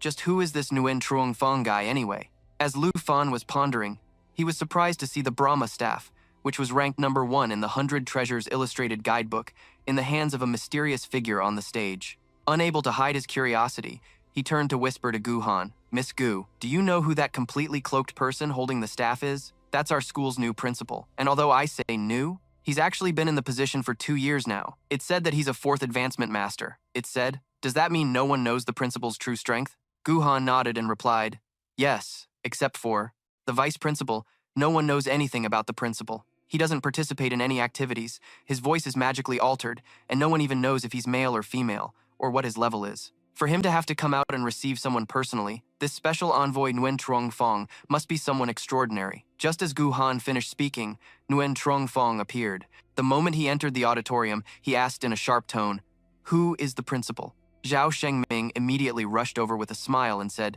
"Greetings, special envoy. I am the vice principal of Longdo Academy. I'm looking for the principal. If you don't have the authority to decide on the candidate for the trial, then don't waste my time," Nguyen Trung Fong said disdainfully, then walked right past Zhao Shengming. He looked up at the stage and asked, "Are all the seated candidates here?" The principal didn't speak, only nodding. Annoyed by Nguyen Trung Fong's attitude, Zhao Shengming dropped the pleasantries and said in a low voice, "There are no other seated candidates. Longdo Academy recommends only Lu Fan." The air was thick with tension, causing the students in the auditorium to start whispering. The vice principal said the special envoy wants to decide on the candidate himself.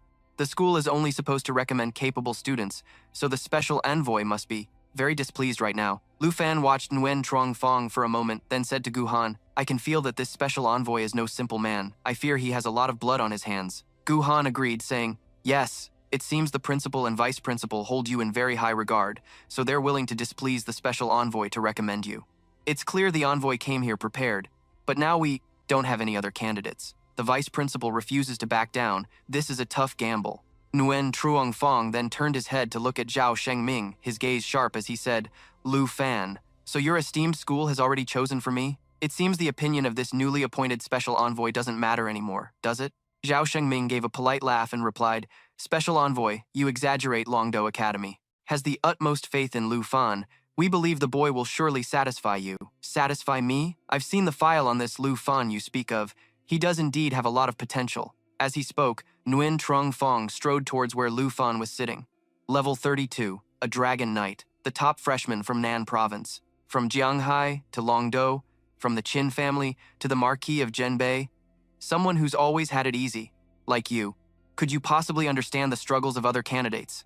Can your level 32 possibly stand against the third advancement masters at level 50 or 60 from other nations? Lu Fan remained silent, watching Nguyen Truong Fong, thinking to himself, there's something very strange about this old man. He's showing such hostility towards me. If Longdo Academy has so much faith in you, then right now, let me test whether you're truly qualified, Nguyen Truong Fong said with a smirk, then suddenly drew the sword at his hip and attacked Lu Fan. Fortunately, Lu Fan was on his guard and managed to block Nguyen Truong Fong's strike. Nguyen Truong Fong's action immediately drew criticism from the school's faculty. What kind of test is this? This is completely unfair, Special Envoy. Special Envoy, for a level 76 like yourself to duel a level 32, you're just bullying him. Nguyen Truong Fong, however, continued to frantically attack Lu Fan and retorted unreasonably, I don't need him to participate in the national trial.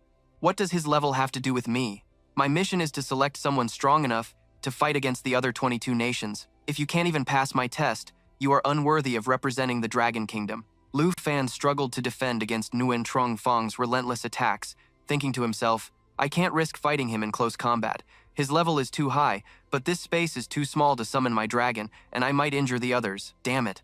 Lu Fan, show me all your strength. Let me see just how talented you are to have gotten me kicked out of Longdo's high command and demoted to a lowly special envoy like this. Nguyen Truong Fong fought, more and more fiercely, his attack power increasing with each blow. For a student who had just reached level 32 like Lu Fan, fighting him up close was like an egg hitting a rock, so it wasn't long before he was disarmed. Just as Nguyen Truong Fong was about to land a killing blow on Lu Fan, he was suddenly stopped by a surge of power. Special Envoy, you seem a bit too enthusiastic, don't you? Then let's move to a different place for this test. As he finished speaking, the white-robed principal used his scepter to create a magic circle, then teleported Lu Fan, Nguyen Truong Fong, and the vice principal to Longdo Academy's arena. This place is spacious enough. Special Envoy, feel free to continue your test. It doesn't matter where we go, the result will be the same. Nguyen Truong Fong snorted coldly and said to Lu Fan, show me what you've got, don't hold back. There's no point in holding back. Otherwise, it would be embarrassing for the two principals who recommended you. No wonder this test felt off from the very beginning. Since we've arrived at a place with enough space, I'll also show you my full power as you wished. Lu Fan used a blink elixir, which allowed him to jump to any position within 50 meters and had a 30-second cooldown to get behind Nguyen Truong Fong and then summoned Xiao Ye to give him a beatdown. This was the black dragon that the little princess of the Kim family resented so much, looking exactly as it did in the video. But unfortunately, no matter how strong that dragon was, it was completely useless. Before me, a level 76 Holy Shield Knight, you're just a snot-nosed brat.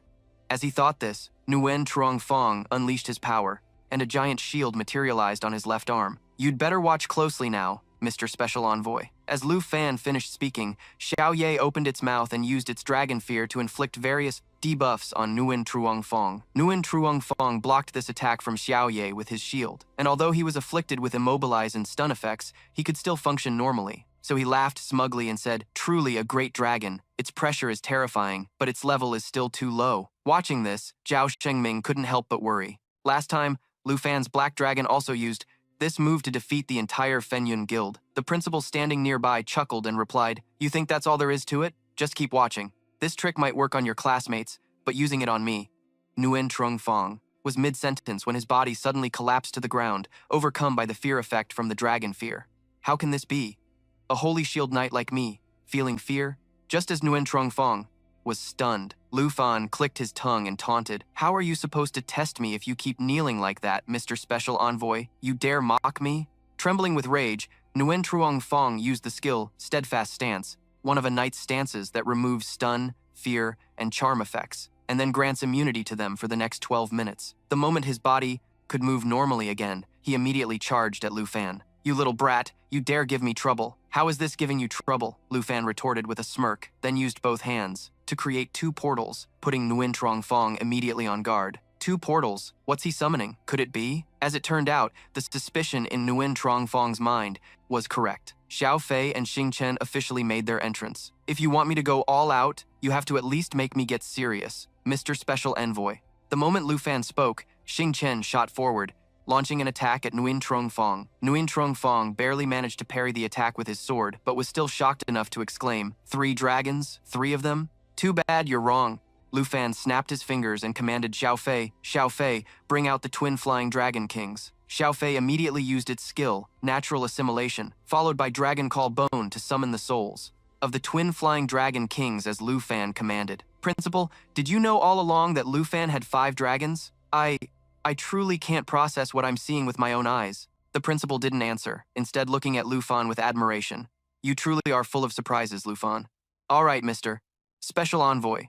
Do you think I'm qualified to participate in the national trials? Now? Lu Fan asked, one hand in his pocket while gesturing forward with the other. The 5 dragons roared and simultaneously charged toward Nguyen Truong Fong. Impossible. What should I do? Now? What do I do now? How is this brat even fighting me? Panicking, Nguyen Truong Fong instantly activated his skill, Holy Light Protection. Xiao Ye lunged forward. First, striking the spot where Nguyen Truong Fong stood, a massive explosion erupted, with swirling winds kicking up a thick cloud of dust that obscured the view. Zhao Shengming raised a hand to shield his eyes from the dust and said worriedly to the principal, the Special Envoy, "He's finished.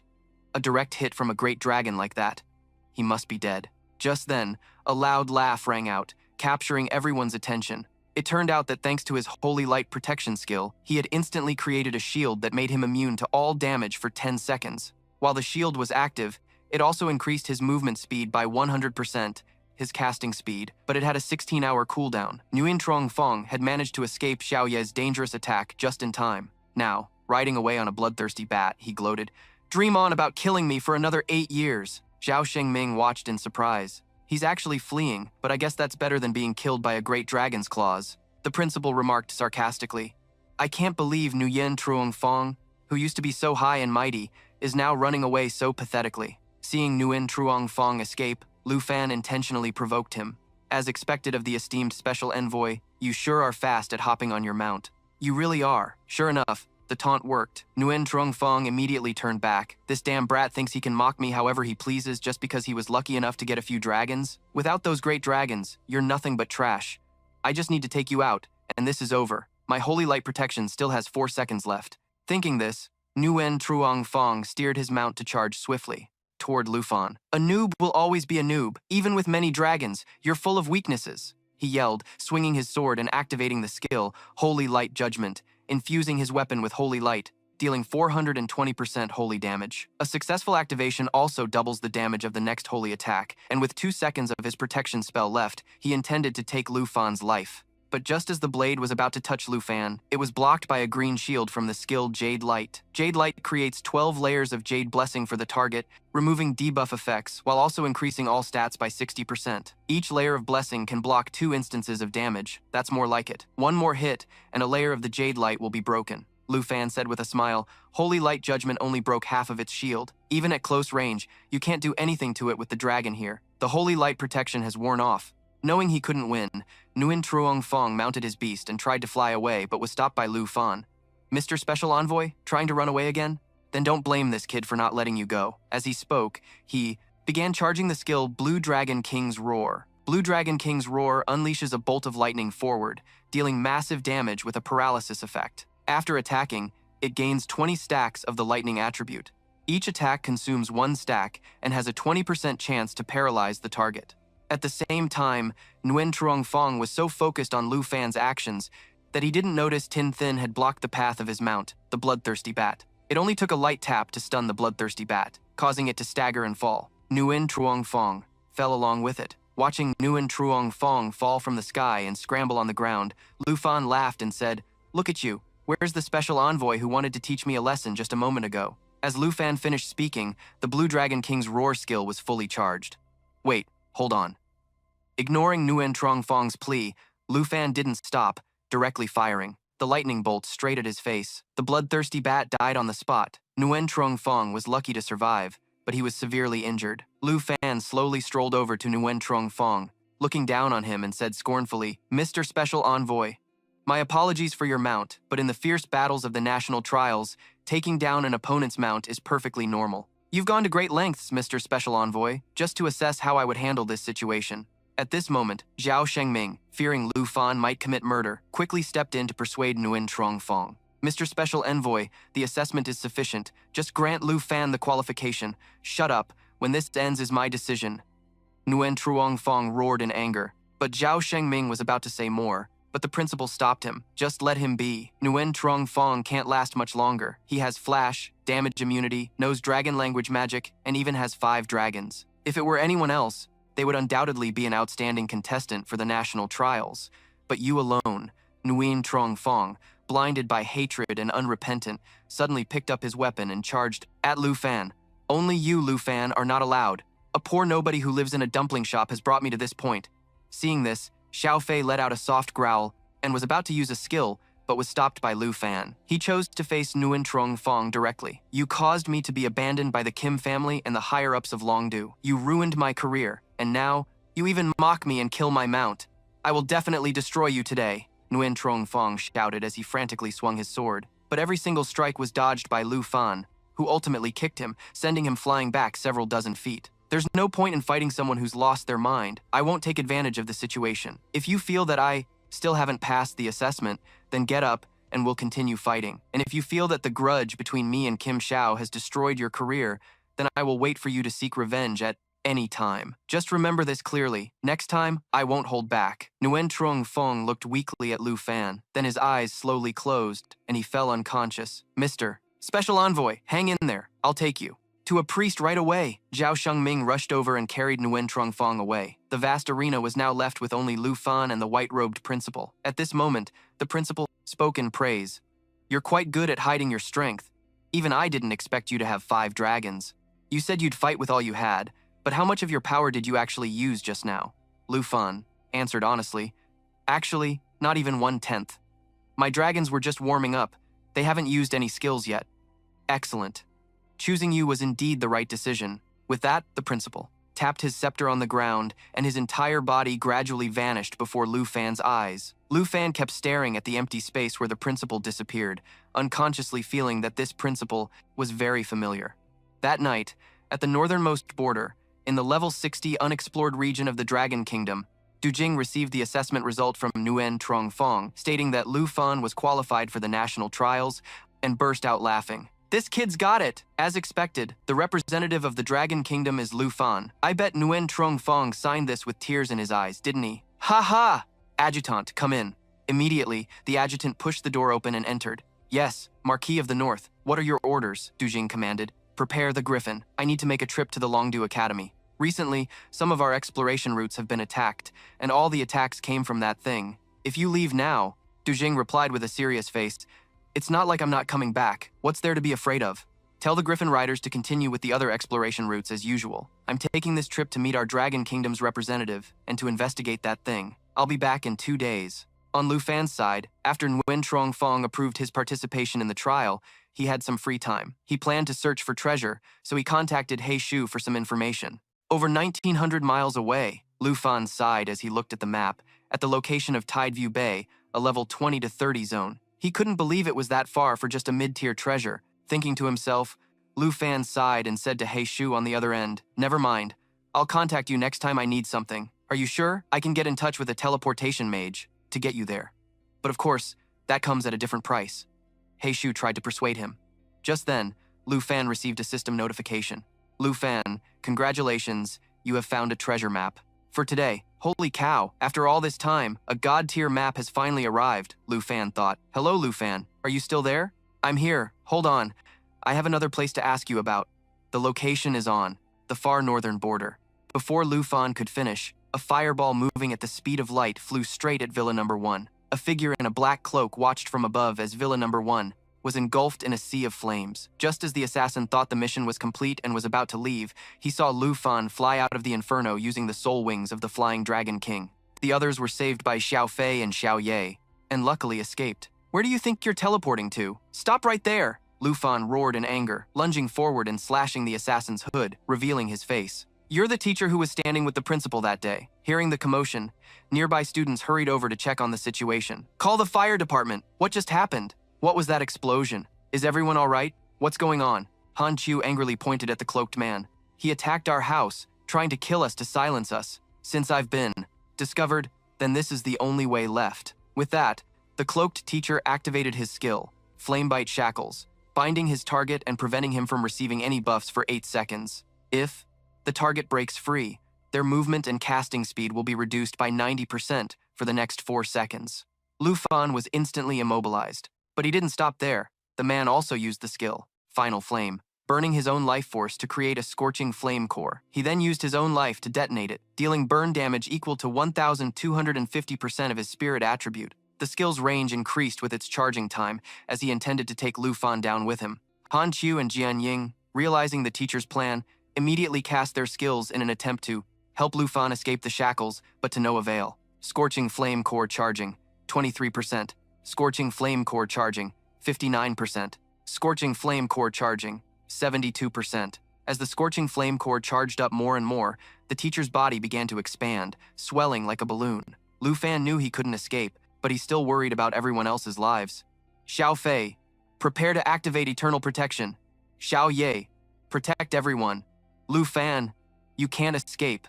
There is only death, haha." At the very moment the Scorching Flame Core was about to detonate, the white-robed principal's scepter pierced through the teacher's chest, killing him instantly and helping Lu Fan break free from the shackles and escape before the teacher's body exploded. The school administration arrived just in time to manage the aftermath, putting out the fire, calming the students, and starting the investigation. "Xiao Fan, that was terrifying. Are you hurt?"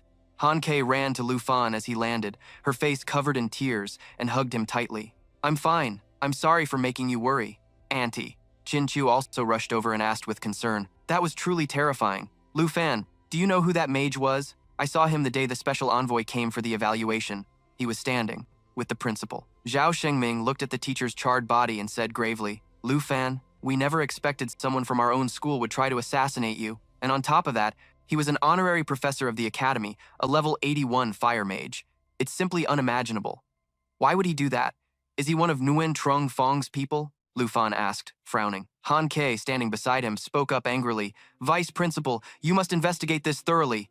We were almost all killed." Chin Chu also expressed her agreement. When he saw Lu Fan was still alive, that wicked man immediately activated a skill to drag him down to hell with him. Zhao Shengming was flustered by the women's intense reactions. "Everyone, please calm down. I will absolutely investigate this matter thoroughly and give you all a satisfactory explanation." Early the next morning, in the principal's office at Long 2 Academy, these kinds of assassination attempts will certainly happen again.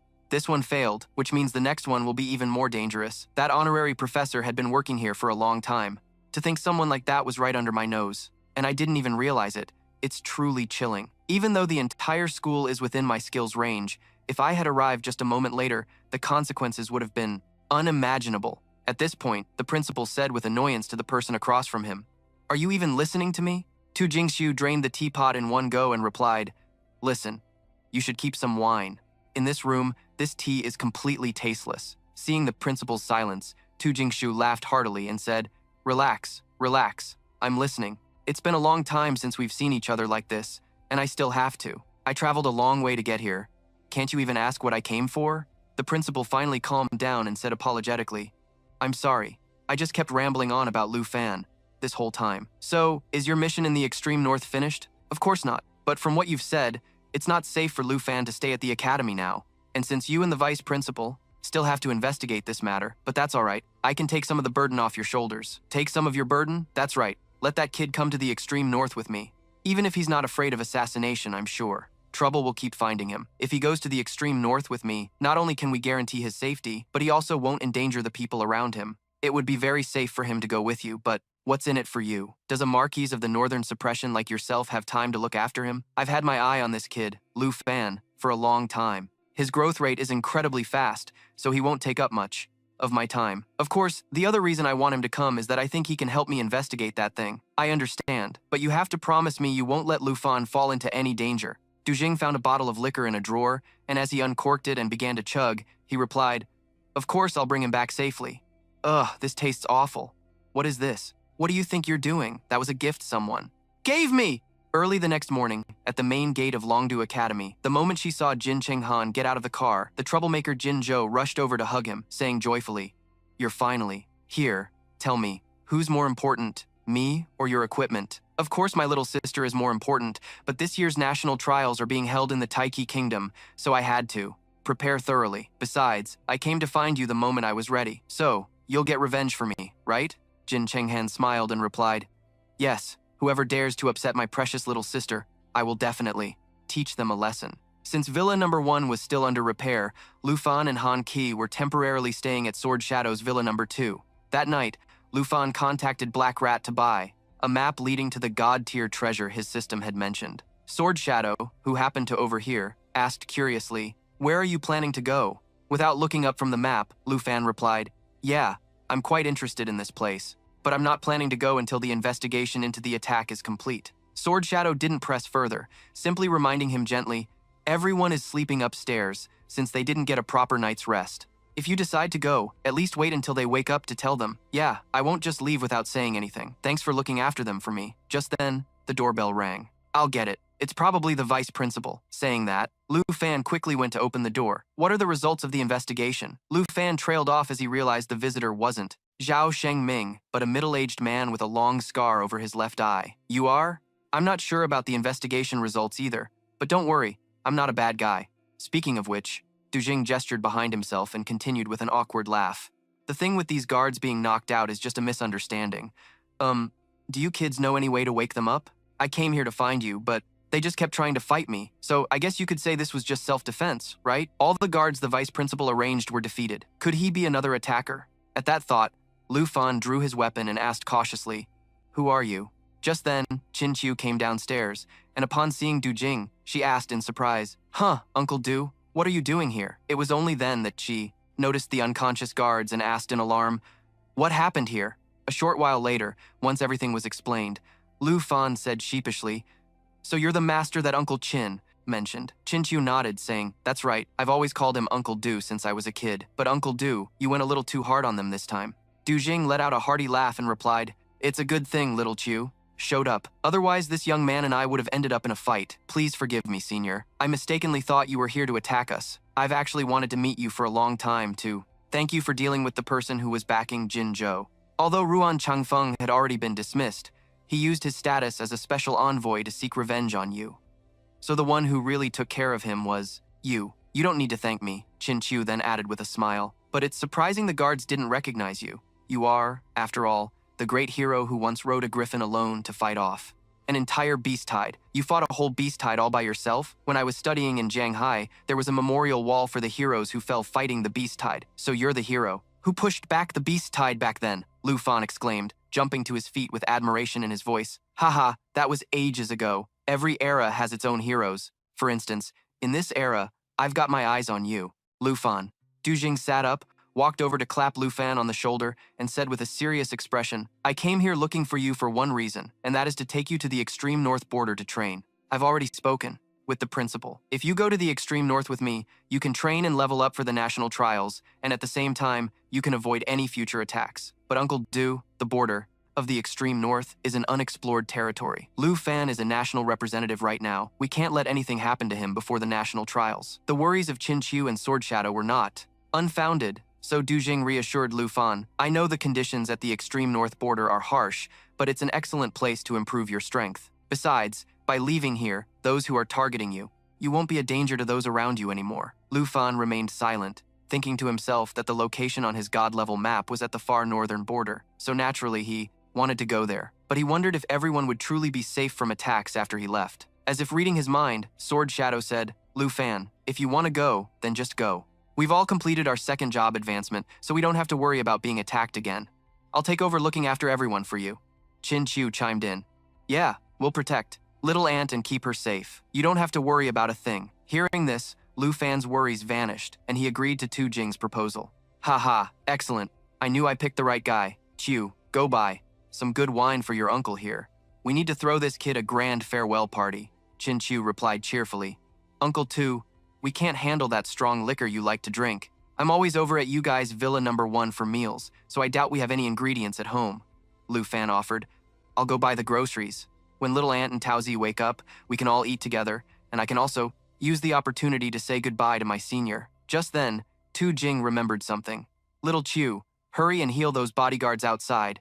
It'll be a problem if someone sees them like that. Chin Chu replied awkwardly, yes, sir, but I've changed my class to Holy Light Adjudicator, so I no longer have any healing abilities. Tu Jing turned to Sword Shadow, pleading for help. Don't look at me. I've never had a single healing skill. In the end, it was up to Lu Fan, who summoned Xiao Fei to handle it. After leaving the house, Lu Fan swung by the arena, deliberately setting up a ranked match to meet the pretty senior one last time and say goodbye to her. I'm about to leave for the extreme north, so I won't see you again until the national trials. I'm going to miss sparring with you. Things might get boring. The pretty senior stepped forward, pinched Lu Fan's cheek, and said with a smile, you silly boy, you'll learn far more in the extreme north than you ever would sparring with me. It's also incredibly dangerous, so you definitely won't be bored. Yes, I understand. I should get going then.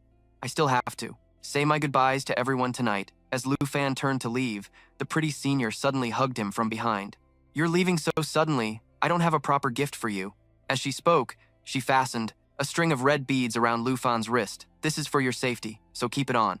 The pretty senior released him and, before leaving, added playfully, you'd better give it your all in the extreme north, and during the national trials, okay, take care, and when you get back, remember to bring me a piece of unmeltable ice. Lu Fan was silent for the entire walk home, but just as he was about to reach his front door, he could no longer hold it in. How much longer do you plan on following me?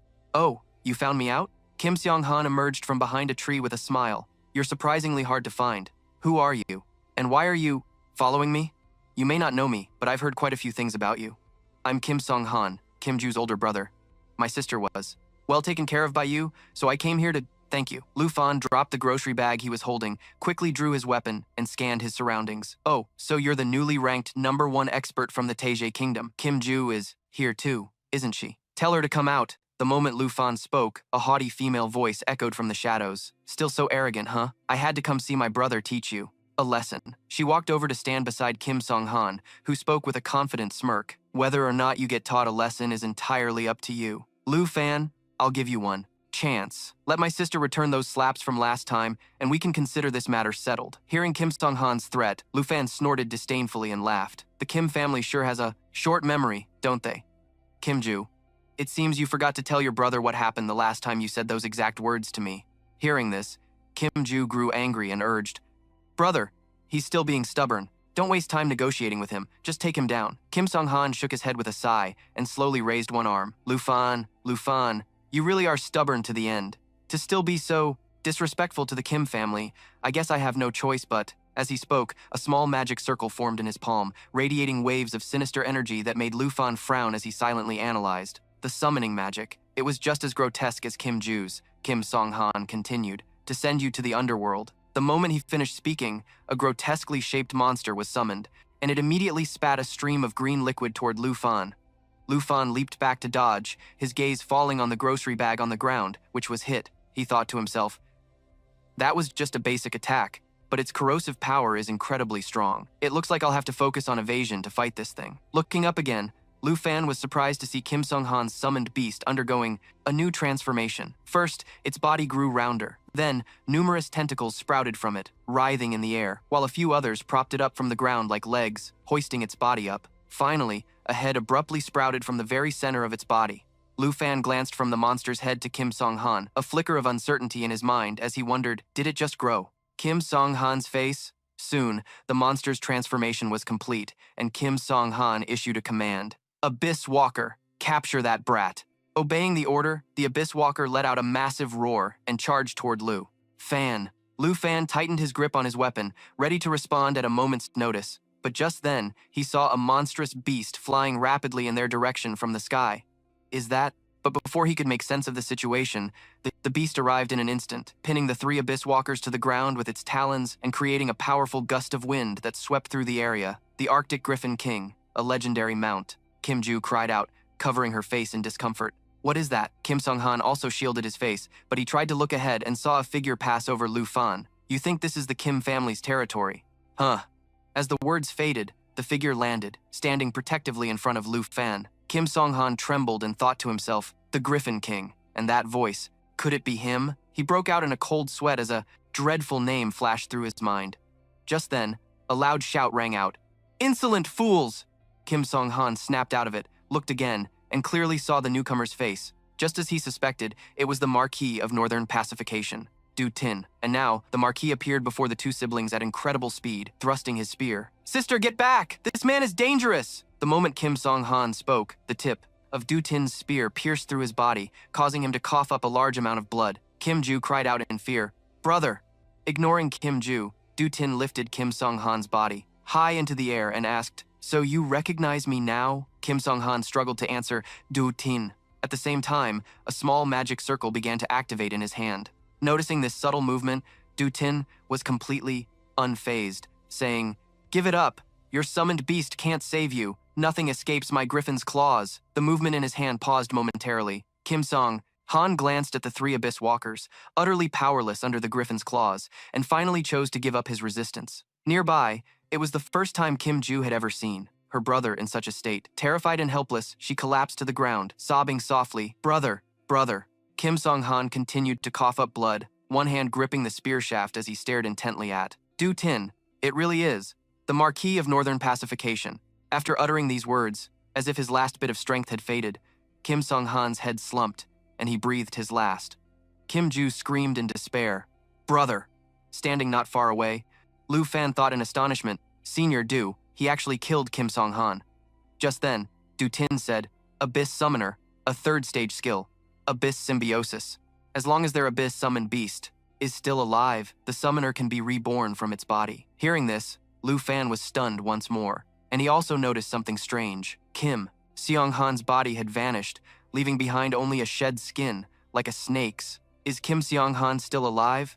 The thought had barely crossed Lu Fan's mind when he saw Du Tin swing his spear, creating a wave of spear energy that struck the three abyss walkers as he yelled, Get out here now, or don't blame me for destroying your summoned beasts and ensuring your permanent death. Kim Ju also realized what was happening and hurriedly looked toward the three abyss walkers, her voice filled with hope as she whispered, Brother. A second later, Kim Song-han's head emerged from one of the abyss walkers' bodies, his mouth letting out a series of groans. Clearly, the process was anything but pleasant. Abyss Symbiosis. As long as an abyss-summoned beast survives, the summoner will forever be symbiotic with the abyss. The cooldown for the first use is 12 hours. Starting from the second revival, the cooldown time doubles with each subsequent use. The current cooldown for Abyss Symbiosis is 12 hours. Kim Seong-han, level 60. Hidden Combat Class, Tier 3 Abyss Summoner. After crawling out of the Abyss Walker's body, a weakened Kim Song-han said, You can't kill me. I am the representative of the Tai Chi Nation. Attacking.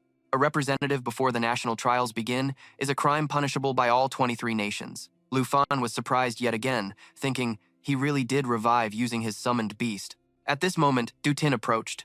Kim Song-han pointed his spear at him and said, Of course I'm aware of that, but I also know that if a nation's representative is attacked, then eliminating the attacker brings no repercussions. Hearing this, a startled Kim Song-han yelled, What did you say? Lu Fan is the representative of the Dragon Kingdom, Du Tin declared. I'm not someone who enjoys killing, and since the national trials are being held in the Tai Chi Nation this year, I will let you go this time. Pull no more stunts. Kim Song-han replied, Understood. Du Tin continued, Remember, I find your Kim family extremely disagreeable, so stay out of my sight. With that, Du Tin hurled his spear at the three abyss walkers, dispatching them on the spot as a clear warning to Kim Seong-han. Kim Seong-han didn't dare say another word. He took Kim Ju's hand and said, Kim Ju, let's go. Okay, she replied. The two siblings then supported each other as they left. Before departing, Kim Seong-han made sure to turn towards Lu Fan and said through gritted teeth, You'd better pray. In the Tai Chi Nation, there will be no one to protect you. Lu Fan paid no mind to Kim Song-han's threat. He walked over to Du Tin and said, This Kim Song-han guy is both annoying and ridiculous. He already died once, but he still has the gall to say things like that. Du Tin glanced at Kim Song-han and his sister in the distance and said, That's how people from Tai Chi are, stubborn-mouthed even after dying. Let's head inside.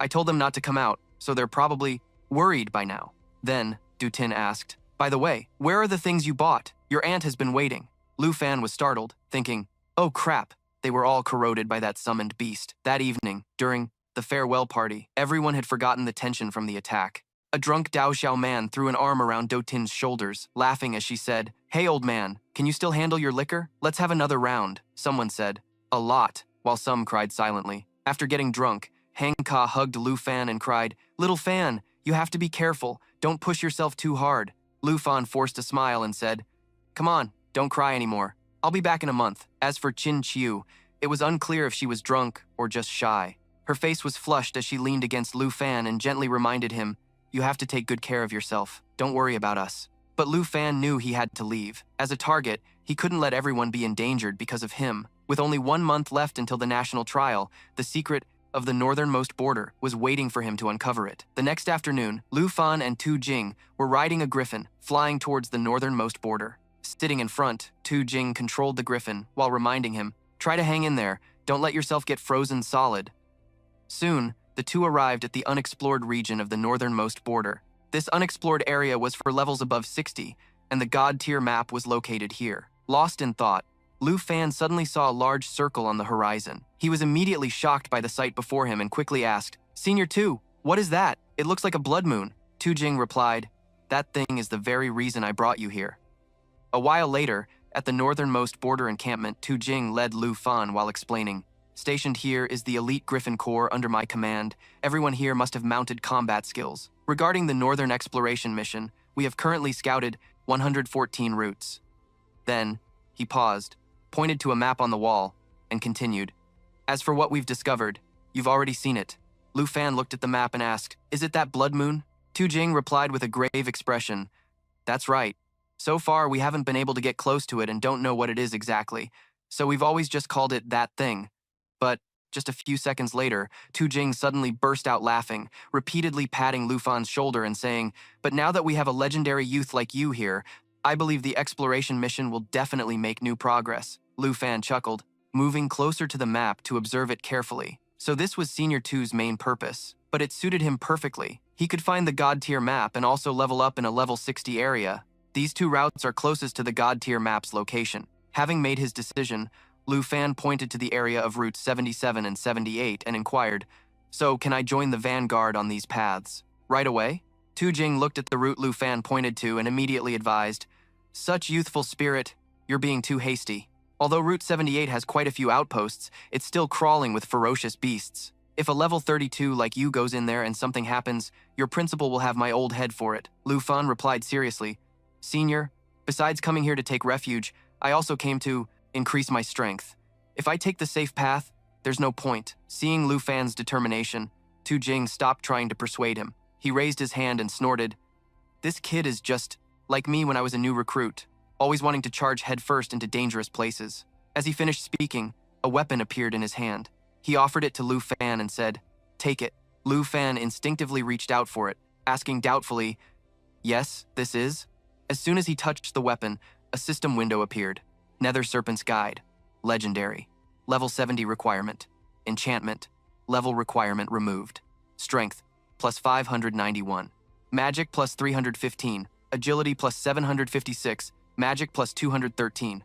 Support weapon. When equipped, increases all stats by 10%. Nether Serpent's Arrow. The Nether Serpent's Guide does not consume arrows. All are magic arrows.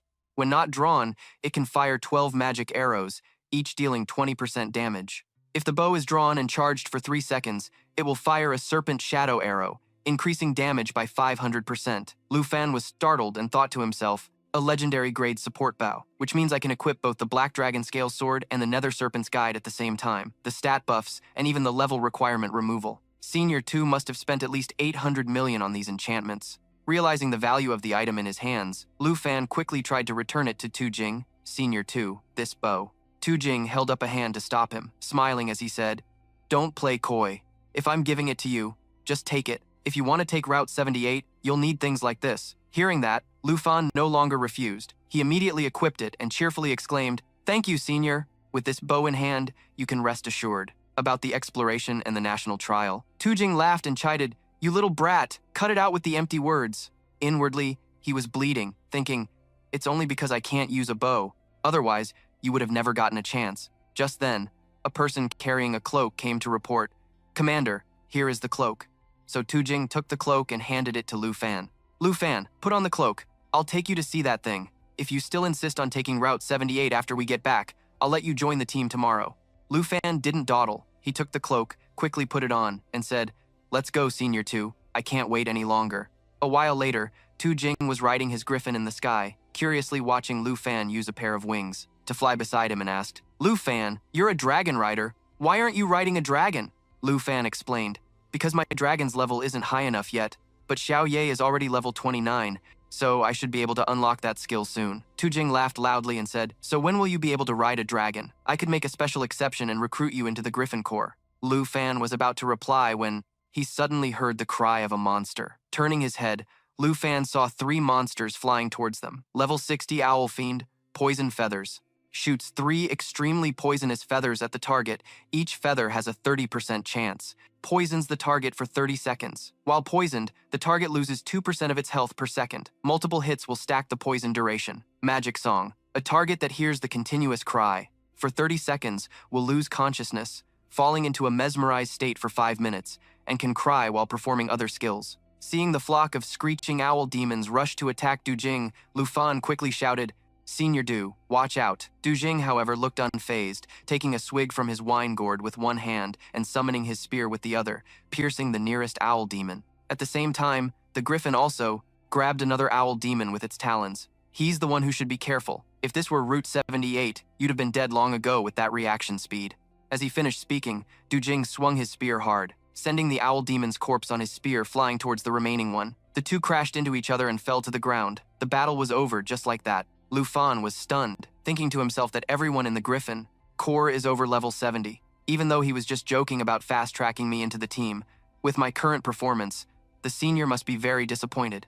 This isn't school. I have to get serious. While Lu Fan was criticizing himself, Du Jing looked down below and spoke, "We're here." Lu Fan snapped out of it and also looked down. When he saw a round, red object against the snow, he said with some uncertainty. That thing, it's an eye." Du Jing smiled and explained, "That's right, this is an incredibly massive creature.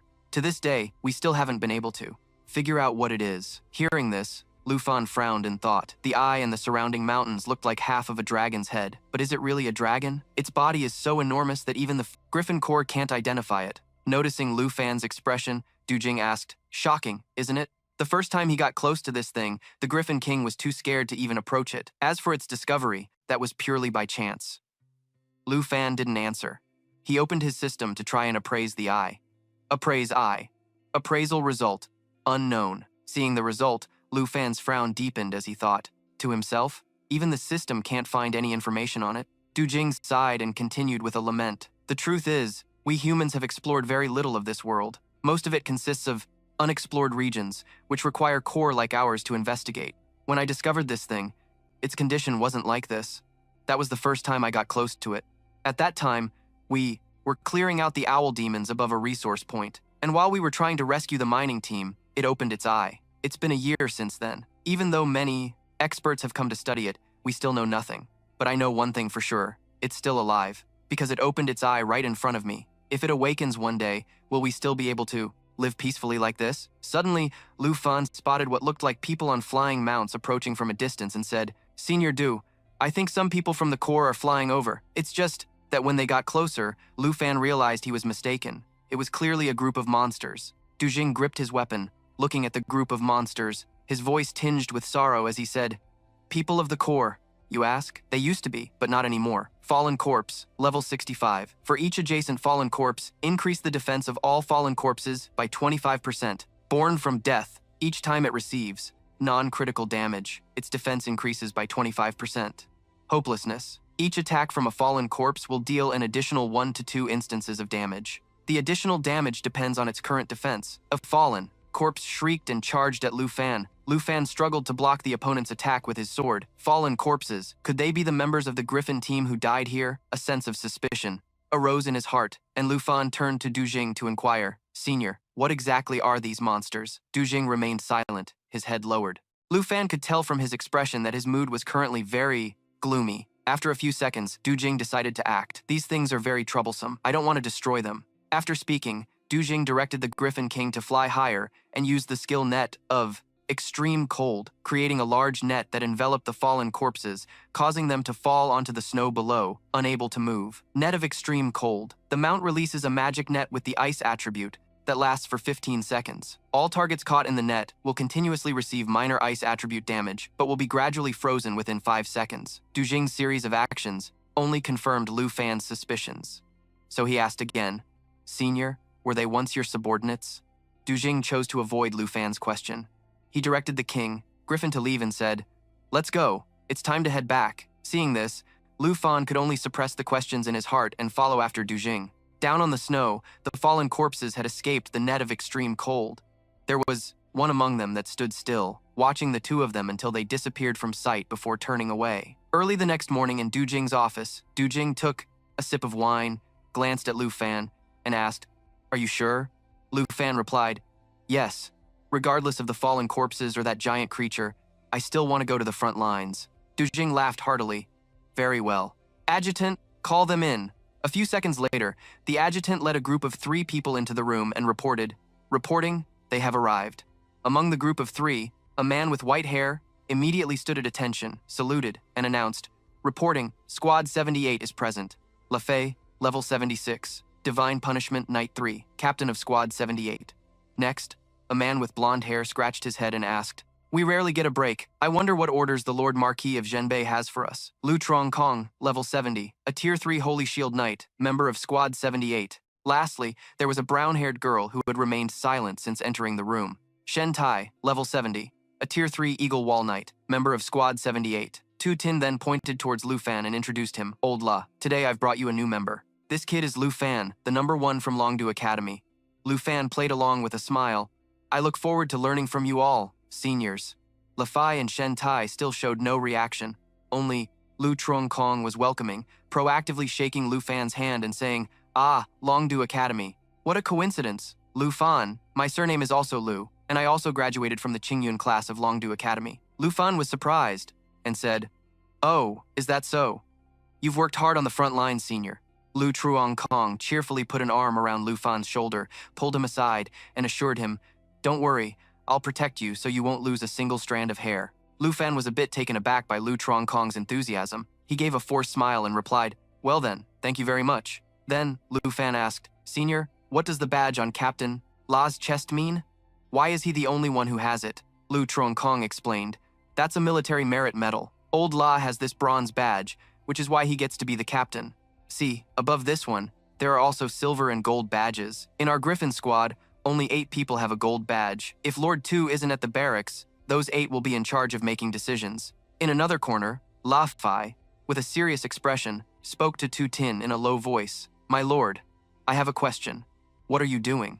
Bringing a college kid here for an internship to build his reputation? Please don't joke like this. Squad 78's missions are extremely tough. We don't have time to babysit." Tu Tin also spoke seriously. "Old La, do you really think I'm that kind of person? If it gets dangerous, you can just leave him behind.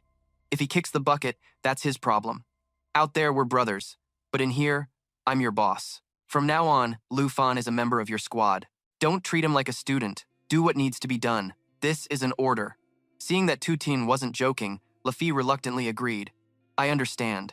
With that said, he walked over to Lu Fan. Lu Trong Kong immediately said, "Captain." Lafi nodded, glanced at Lu Fan, and then said, "Shen Tai, take Lu Fan to the meeting room. We'll be discussing our next operation shortly." Shen Tai, annoyed, adjusted her glasses and muttered, "What a pain." A short while later, in the meeting room of Squad 78, there were 4 people sitting, including Lu Fan. In front of them was a large map. Looking at the map, LaFai analyzed.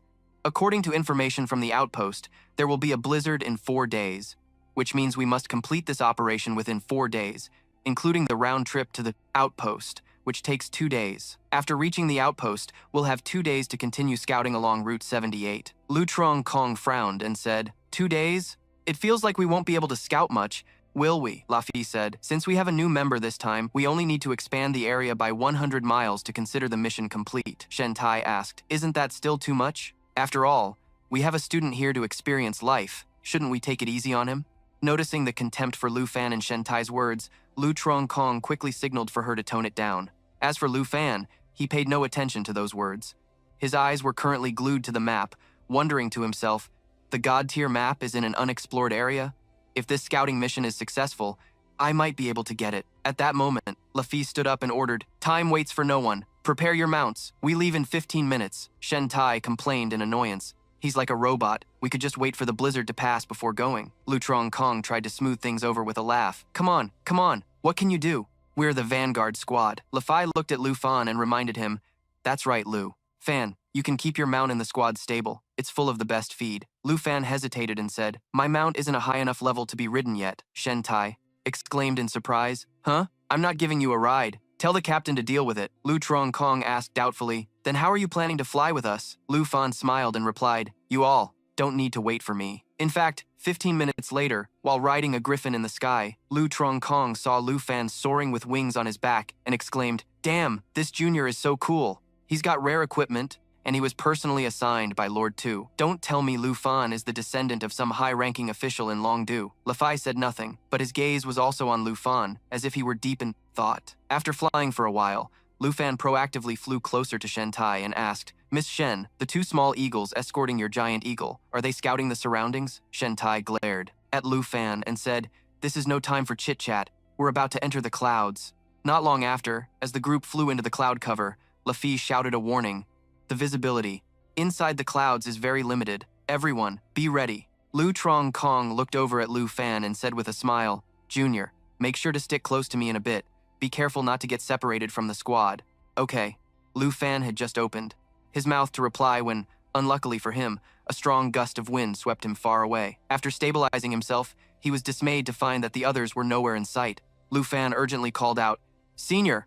Captain!" However, after just a few calls, Lu Fan quickly fell silent because he was startled to realize that a pair of bloodthirsty eyes from behind were locked onto him. When Lu Fan turned around, he saw the monster roaring as it charged closer, opening its mouth to swallow him whole. A level 75, Fallen Void Lion. Misty Cloud Trail allows it to become one with the clouds, enabling it to move quickly and hide within them. Phantom Void Strike attacks extremely fast from within the clouds, and if it hits a target, it creates a phantom at its current location. The phantom lasts for 8 seconds, can mimic the original, and simultaneously perform basic attacks. Fallen Transformation. The Void Lion had become one of the Fallen, possessing their standard skills, Tide of the Undying, and Hopelessness, another fallen monster. It seems that Blood Moon doesn't just affect humans, he thought. Lu Fan reacted instantly, slashing his sword forcefully at the fallen Void Lion's head, causing it pain and forcing it to shut its mouth. But it didn't give up. The fallen Void Lion grew enraged, raising a paw to use Phantom Void Strike on Lu Fan.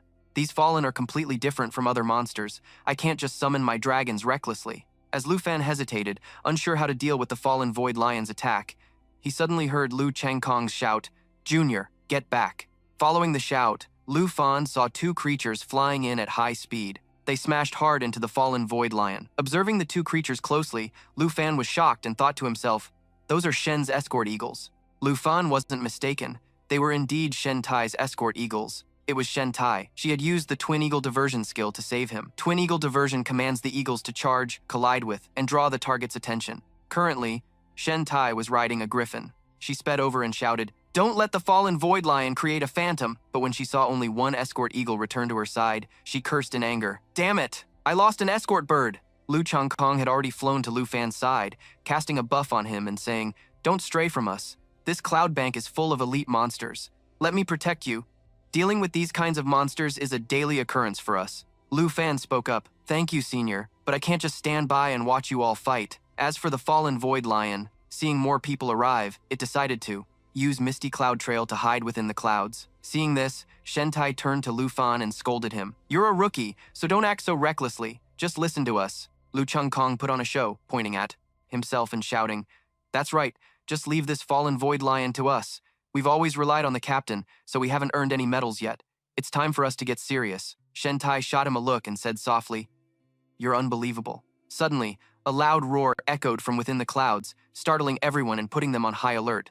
Lu Fan asked suspiciously, "That's not the cry of a fallen Void Lion, is it?" Shen Tai and Lu Kong said nothing, their gazes fixed intently in one direction. A few seconds later, clear fear appeared on their faces as they turned their griffins around to flee. Lu Kong yelled, "We're screwed! It's a Heaven Devourer! This isn't a daily occurrence, Junior, run!" He still remembered his duty, warning, "Lu Fan, a Heaven Devourer," he whispered. Lu Fan looked up with curiosity and saw a monster many times larger, the Heaven Devourer Void Lion, a level 75 fallen devourer of heaven and earth. Heaven Devourer will swallow all targets pulled into its mouth, dealing damage equal to 1% of the swallowed target's max health. Heaven Devourer's fall treats the clouds as an ocean. After leaving the sea of clouds, it will trigger the fall, dealing 9,999% damage to all targets within its landing radius, including itself. Fallen Transformation. The Heaven Devourer has become one of the fallen, possessing their standard skills, Tide of the Undying and Hopelessness. Lu Fan thought in terror. This is even more terrifying than Xiao Ye's World Ender form. Just then, Le Fei flew over and urged, "Don't just stand there gawking, fly faster." Lu Fan snapped back to his senses. He hurriedly flew after Le Fei's group. Seeing Le Fei appear, Lu Changkong called out happily, "Captain, you're here! What do we do now?" "A Heaven Devourer has appeared." Le Fei shouted, "Shut up and fly faster! There's a whole flock of fallen monster birds in the clouds too." Flying behind the others, Lu Fan pondered, "Everything around the blood moon is fallen. Although that giant thing has no breath of life, it has truly changed everything here." He glanced back at the Heaven Devourer and was startled to see it opening its mouth, using its Devour Heaven and Earth skill. "There's no other way. Even though I'm not sure if the dragons will be affected by the fallen and the blood moon, if I don't summon them, we'll all be swallowed whole." Thinking this, Lu Fan stopped. He reached out to summon his dragons and shouted, "Captain, let me handle it!" Le Fei yelled back angrily, "Nonsense! Just focus on following us out of here." Shen Tai saw a point of light ahead. She exclaimed with joy, "There it is! We can escape if we reach that spot ahead. We'll be safe once we're out of here." And so, everyone pushed to their maximum speed, flying towards the point of light. A moment later, 4 figures shot out of the clouds. Right behind them, the Heaven Devourer had just emerged when the mechanism of its Heaven Devourer's fall skill automatically activated. Its Devour Heaven and Earth skill was immediately interrupted, and its massive body began to fall. Only now did Lu Fan have the breath to ask, "We're safe? Why isn't it chasing us?" Le Fei explained, "Yeah, because if it leaves the clouds, the Heaven Devourer will fall." Hearing this, Lu Fan reflected for a moment. Each type of fallen has a different counter. This is all precious experience that the seniors of the Griffin Legion had to trade their lives to obtain. Very quickly, the Heaven Devourer crashed to the ground, creating a loud thud. La Fei immediately gave orders. Changkong, Shen Tai, prepare to land, rest, and regroup. Lu Changkong replied, "Yes, sir." Shen Tai thought in fear, letting out a sigh of relief. That was a close call. I almost met my maker. A moment later, the group landed beside the massive crater created by the Devourer's fall. Lu Jiangkong tutted and said, "Old La was too hasty this time. We have a new member, yet he still risked going through the cloud. It would have been fine to take a little more time and go around." Lu Fan lowered his head and spoke, "I'm sorry, I still don't know much about this northernmost region." Lu Jiangkong slung an arm over Lu Fan's shoulder reassuringly. "Man, what's there to apologize for? The blood moon, the earth corpses, the cloud. I didn't know about this stuff until I got here either. Everyone on the Griffin squad is like that." Shen Tai suddenly spoke up. "If we keep going like this, our reconnaissance mission will be very difficult to complete. We only have 3.5 days left." Le Fei said, "We're just a bit slower because of a new member. We just need to try and adapt, and it'll be fine." Hearing this, Shen Tai could no longer contain her anger and shot up, shouting, "What time do we have to adapt? You and Zongkong might not care, but I'm worried we won't even be able to make it back by the 4th day." Then, she walked towards Lu Fan, jabbing a finger at his chest as she scolded him. "Lu Fan, I don't care what connections you used to get here, but I have to make this clear to you. This isn't a place where you can just skate by. You'd better think carefully about the rest of this journey. If that thing down there really wakes up, it's not just the Dragon Nation, but the entire world that will be in danger. You should just go back to camp and obediently stick to logistics duty. If you're on the front lines and run into danger, we don't have the energy to babysit you." Lu Fan looked at Shen Tai with a serious expression and said, "Miss Shen, along the way. The captain and Brother Lu have taught me many things. I've come to understand a little about this place. For the rest of the journey, please believe that I can be of help to everyone." Seeing that the atmosphere was very tense, Lu Jiangkong quickly tried to mediate. Come on, why are we raising our voices now?" Le Fei also spoke up. "All right, stop making a scene. If this was that lord's arrangement, then he certainly has his reasons. Let's take this chance to rest. We need to set out again soon." Lu Jiangkong replied cheerfully, "Yes, sir." Then, Le Fei looked at Shen Tai and advised, "Don't overthink it. Just let him protect himself. As long as he doesn't cause any more trouble, it's fine. We'll see if he can be of any help to us later." Shen Tai said quietly, annoyed. Not causing trouble would already be a huge help. Suddenly, Shen Tai's guardian eagle let out a few cries, a warning of an enemy attack. Just as Shen Tai finished speaking, a series of strange noises echoed from above them. What is that? She looked up suspiciously and saw massive chunks of ice about to fall on their heads. Le Fay quickly commanded, "Everyone scatter now! Zhang Kong, shields up!" And so, everyone jumped in different directions, trying to escape the range of the falling ice. At the same time, Lu Zhang Kong used his protection shield skill. The protection shield covers all allied targets and can absorb damage equal to 200% of the caster's maximum health, lasting for 10 seconds. Within those 10 seconds, once the absorption limit is reached, it will heal the allied targets for an amount equal to the total damage absorbed. After the ice stopped falling, everyone heard Lu Zhangkong shout, "I'm injured! Lu Fan and I have been separated!" Lu Fan didn't say anything. He stabilized himself and cautiously scanned his surroundings, thinking to himself, could it be fallen corpses? Elsewhere, Le Fay shouted, "Shen Tai and I are safe. Where's Lu Fan?" There was no response. Le Fay shouted again, "Lu Fan, answer me!" Lu Fan still didn't reply, because he was currently stunned by the sheer number of monsters before him. So many. We're surrounded by level 80 elite monsters. The Glacial. Snow Fiend, a level 80 fallen corpse. Ice Projectile. The Snow Fiend uses ice as a weapon, throwing it at a target to deal massive damage. A target hit continuously will be frozen for 30 seconds. Berserk. When the Snow Fiend's health drops below 50%, Berserk is activated, increasing attack power by 350% and movement speed and casting speed by 100%. Corrupted State. The Glacial Snow Fiend has been corrupted, possessing the skills. Common to fallen corpses. Corpse Tide, born unto death and despair.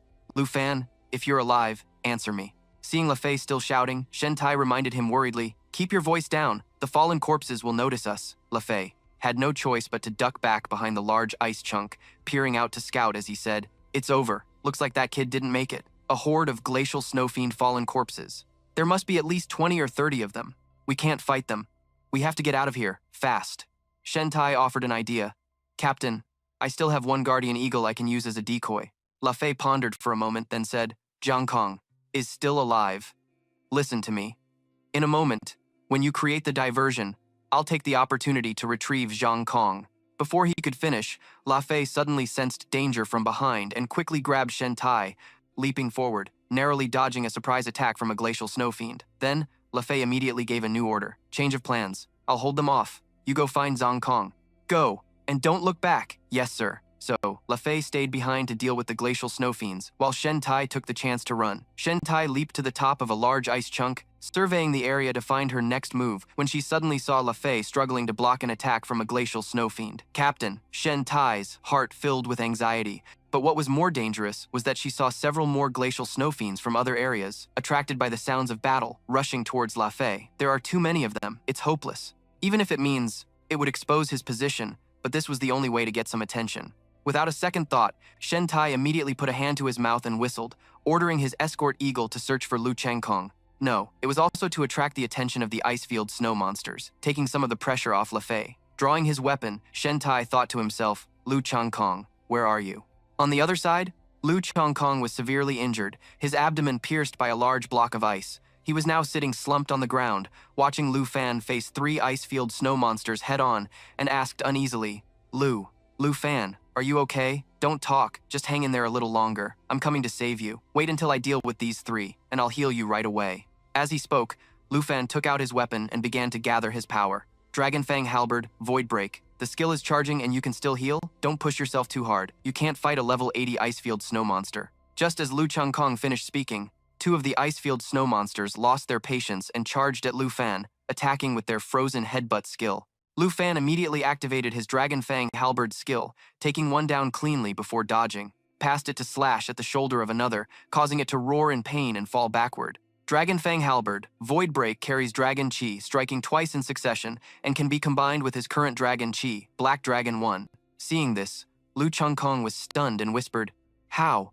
How is that possible?"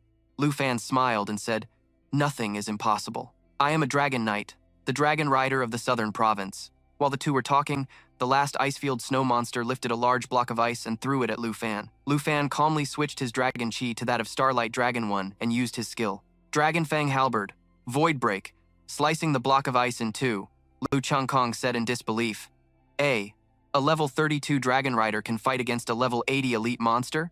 Could it be that the mount you mentioned wasn't high enough level before?" Just then, Shen Tai arrived, supporting Le Fay, and said, "Here they are. So that battle was them after all." Before he could finish his sentence, Shen Tai noticed Lu Changkong's bad condition and asked in alarm, "Changkong, your wound?" Seeing Lu Fan, La Fei exclaimed in surprise. "Lu Fan, you're still alive?" Lu Changkong replied, "I'm holding on. Lu Fan found and saved me." "It's good that you two are okay." Lu Fan turned to look at the newcomers, and at that very moment, the remaining Icefield snow monster charged forward to attack him. "Lu Fan, watch out!"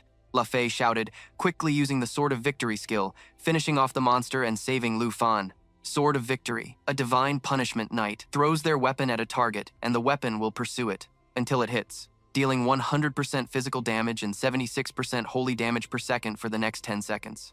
Afterward, La Fei coughed several times before speaking.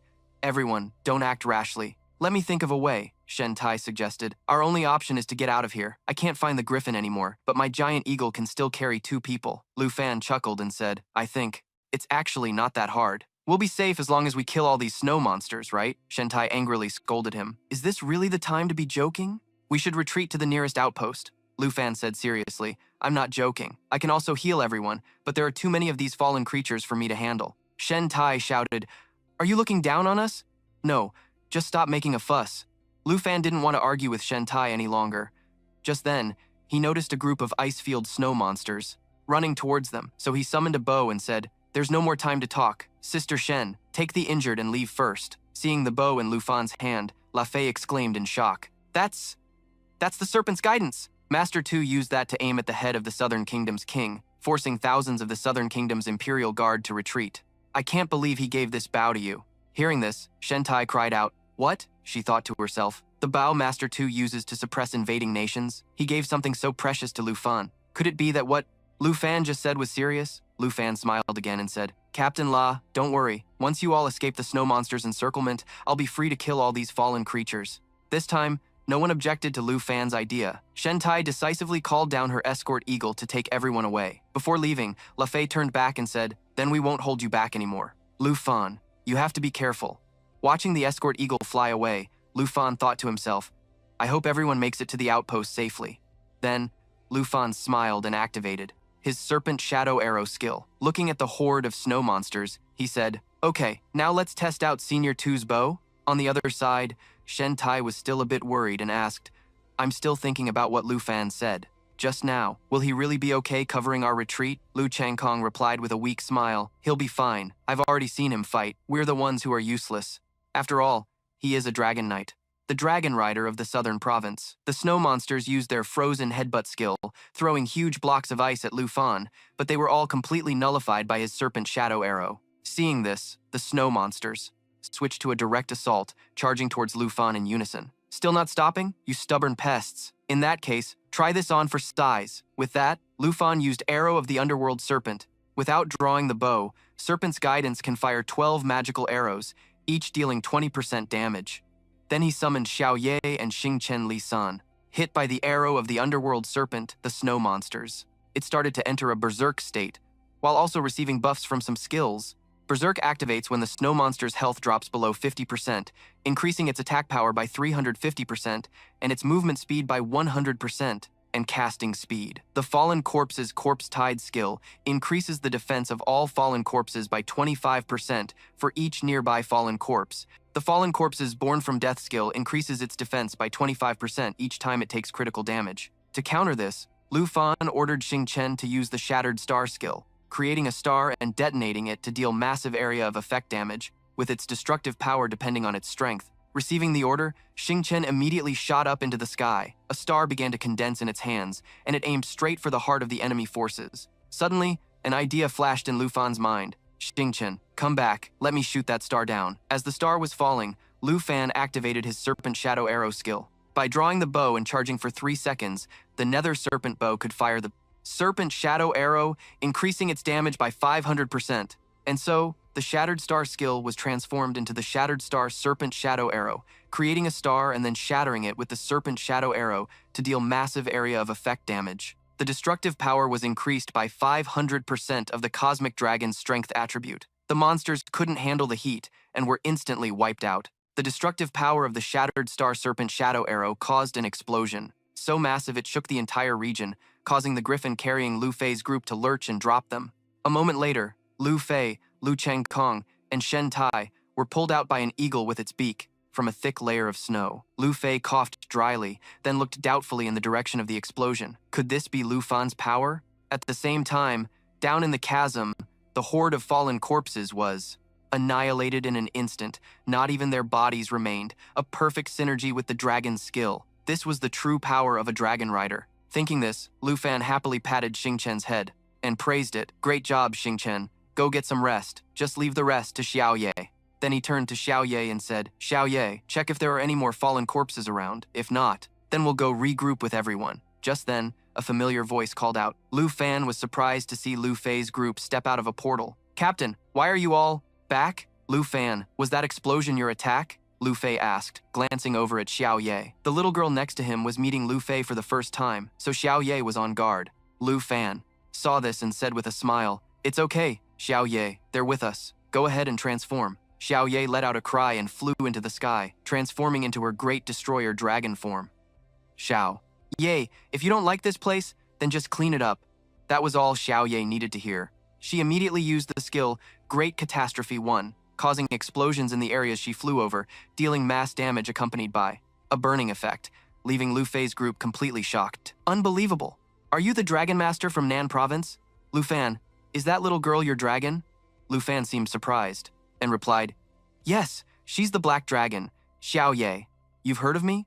Lu Fei said excitedly. Heard of you? For months, Lord Tu has been constantly talking about a young dragon master who not only has a legendary dragon, but is also the talent Lord Tu has his eye on the most. Shen Tai also spoke up. Even someone like me who doesn't care about other people's business has heard a lot of rumors about you. So Lord Tu sent us someone this powerful, Lu Changkong said with a laugh. Lu Fan, you're really good at hiding your strength. Lu Fan replied humbly, You all flatter me. I just got here and don't know my way around. I've caused a lot of trouble for everyone and made things difficult for you. Lu Fei walked over and patted Lu Fan's shoulder, saying gratefully, I've led many young men like you, but you're the most mature and responsible one. Thank you for saving us in our most desperate moment, Shen Tai said with some embarrassment. And to think I kept targeting you and looking down on you, I should have guessed that the person Lord Tu arranged for couldn't possibly be ordinary. Humph, since we first met, I felt we had a connection. I'll be counting on you from now on, Lu Fan. Thank you all for your understanding, Lu Fan replied happily. Just then, Xiao Ye suddenly let out a cry and unleashed a burst of power, startling the other three. Lu Fan, what's wrong with your dragon? Xiao Ye just leveled up to level 30. By leveling up, not only did Xiao Ye's base stats increase, but she also gained a new skill. Black Dragon Contract 1 leveled up to Black Dragon Contract 2. New skill acquired, Perception. Black Dragon 2 grants sharper senses, allowing the detection of enemies in stealth and camouflage. Actively using this skill can remove the stealth and camouflage states of all surrounding enemy targets. As expected, a dragon's level 30 is a significant change, just like my second class advancement. Almost all of its stats have surpassed 10,000, and especially, it has a new skill that helps counter sneak attacks. Now I don't have to worry even if I encounter a high-level assassin class. At this moment, Lu Changkong suddenly remembered something. Lu Fan, you once said your mount wasn't a high enough level to be ridden. Now that your dragon has leveled up, does that mean? Yes, I've finally become a true dragon rider. As he spoke, Lu Fan took out the dragon riding saddle from his storage ring. Dragon riding saddle, an epic piece of pet equipment, requires level 30 and is restricted to the dragon and dragon kin races. After use, it can turn a pet into a mount for transportation. In the mounted state, all stats of the rider and the pet will be shared. Normal attacks will be imbued with dragon energy, dealing range damage. Lu Fan, look at your dragon. That fire is terrifying. It's lighting up the whole sky. This was also the first time Lu Fan had seen Xiao Ye like this, and he couldn't help but worry. But very quickly, his worry vanished, replaced by a sense of joy. It turned out Xiao Ye's unusual behavior was just it changing forms. Xiao Ye had leveled up to its second stage, so its form was also Chos, stronger than before. It was now clearly a fully grown dragon. Lu Changkong's jaw dropped in awe, realizing Lu Fan's mount was a dragon like this. So badass. Even someone as experienced as La Fei had to exclaim, that fiery form just now was truly enough to give you goosebumps. I never expected a dragon's growth process to be so stunning. Riding a legendary beast like that requires a special saddle. Lu Fan, wait a moment. I'll get one for you. Lu Fan quickly waved his hand. There's no need. I'm fine with the one I have. That's because you don't know. The custom-made saddles of our Griffin Legion are military-grade equipment. They can help you receive 10% of all stats from your mount. It's very rare. Shen Tai also advised, That's right. Lu Fan, If you get an extra 10% of the dragon stats, you'll be able to soar through the clouds with ease. Lu Fan just smiled and showed off his epic saddle. This Dragon Rider saddle of mine is equipment, made specifically for dragons. I will receive all of Xiao Ye's stats, and my attacks will be imbued with Dragon Chi. Receive 100% of all stats, and it even buffs his normal attacks too? What kind of divine item is this? Lu Fan, you really keep surprising us one after another. Compared to this saddle, the Legion's saddle is truly just trash. And here I was, boasting about it to Lu Fan. How embarrassing. Thinking this, Lafay coughed awkwardly and said, "Ahem, Lu Fan, since you already have a saddle, then hurry and let us see what it can do." This morning I thought Lu Fan was just dead weight, but now I feel like everything he pulls out is a masterpiece. I want a saddle like that so bad, Shen Tai said with an admiring gaze. Stop dreaming. That's exclusively for the dragon race. Does your bird have any dragon blood in it? Yeah, I know my bird can't use it. Well, just getting to bask in the dragon's aura is awesome enough. Seeing La Fei and Shen Tai bickering, Lu Changkong kept his eyes fixed on Lu Fan and said with a smile, "All right, you two, look at Lu Fan. We are witnessing the birth of the world's first true dragon knight. Xiao Ye, thank you for always being by my side, for helping me escape the weakest class. From now on, whenever we face danger, we can fight together." Lu Fan emotionally patted Xiao Ye's head, then equipped the Dragon Rider saddle on him. The moment he sat on the saddle, Lu Fan immediately felt a change in his body. This feeling, my whole body is overflowing with incredible power, as if I could destroy heaven and earth with a single swing of my arm. The Dragon Rider saddle directly grants me the power of the dragon race. Dragon Knight class, level 32. Strength from 1,412 to 10,477. Agility from 985 to 9,431. Spirit from 1,293 to 10,107. Stamina from 1,304 to 10,473. Dragon Fang Lance changes to a form without Dragon Chi assistance, delivering 2 claw attacks infused with Dragon Chi. Dragon Claw changes to Dragon Annihilation, transforming my arm into a dragon's claw, attacking at high speed 6 consecutive times, and can attack from a distance. When coordinated, the dragon will simultaneously unleash 6 magic damage attacks. The Dragon Rider saddle buffs normal attacks with Dragon Chi, dealing ranged damage. Dragon Knight Lu Fan, this is the real Dragon Knight, the first and only one. When Lu Fan saved me, I already knew he was stronger than me. Now, seeing this disparity, even though we're both knights, compared to Lu Fan, I'm just a worthless piece of trash, Lu Changkong said, feeling bitter inside. Getting into the Azure Cloud class of Longdu Academy and joining the Griffin Legion after 10 years of hard work. Lu Fan, these things were supposed to be enough to make me proud for a lifetime, but they're nothing compared to you. Just then, as if sensing something, Xiao Ye suddenly let out a cry, turned its head in one direction, and shot up into the sky. Lu Fan seemed to guess what was happening and asked, "Xiao Ye, are there more enemies? Use your perception to check."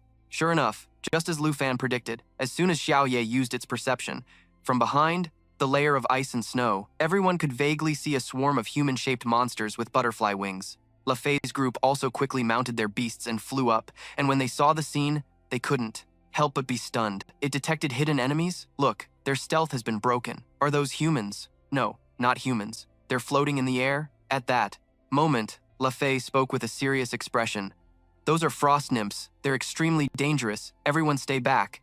Frost nymph, level 85. Snow shroud. The frost nymph camouflages itself within the snowstorm, becoming undetectable. The camouflage is broken upon actively attacking or receiving damage. Blood drain. The frost nymph drains the target's blood, causing the target to lose 10% of their health per second. If it is currently in its snow shroud state, the 4 seconds before it begins to drain blood will not alert the target. Frost nymphs are nocturnal monsters that specialize in hiding in snowstorms. By the time you realize you're being attacked, you've already been drained of all your blood, La Fei explained. Extremely dangerous? That's exactly what I need.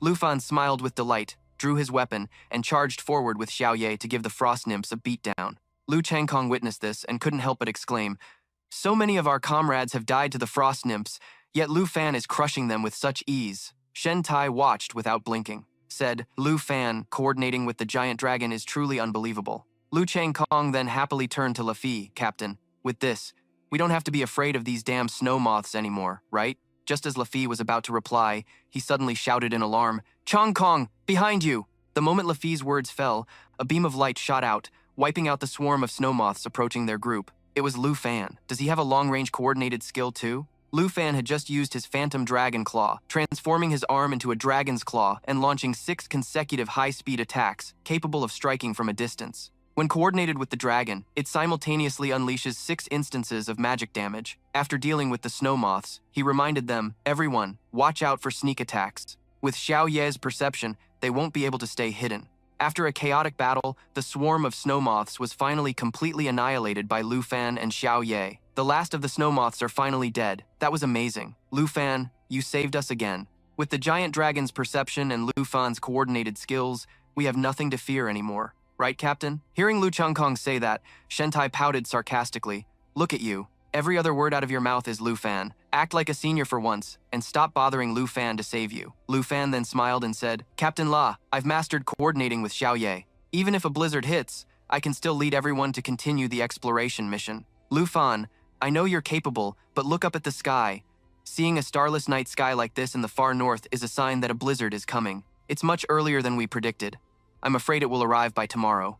In the end, what I feared most has happened.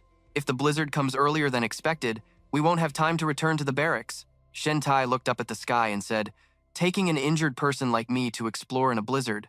No, that would be very dangerous for me and for everyone else. Seeing everyone's morale drop, Lu Fan spoke up with a suggestion. Everyone, even dangerous snow moths are no longer a problem for us. If we can both eliminate beasts in the blizzard and complete the mission, this will be a great opportunity for us to earn military merits. At this, Lu Fan extended his hand toward Lafi, his expression confident as he affirmed, Don't worry, I would never gamble with everyone's lives.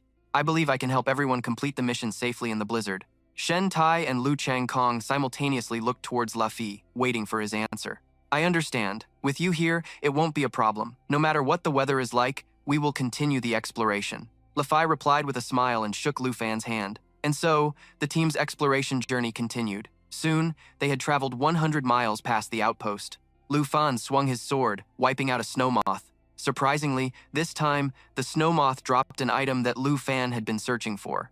Everfrost, epic, material, an ice crystal found only in the far north that never melts, often used as a decoration. It's said that the drop rate for it is slightly higher during a blizzard.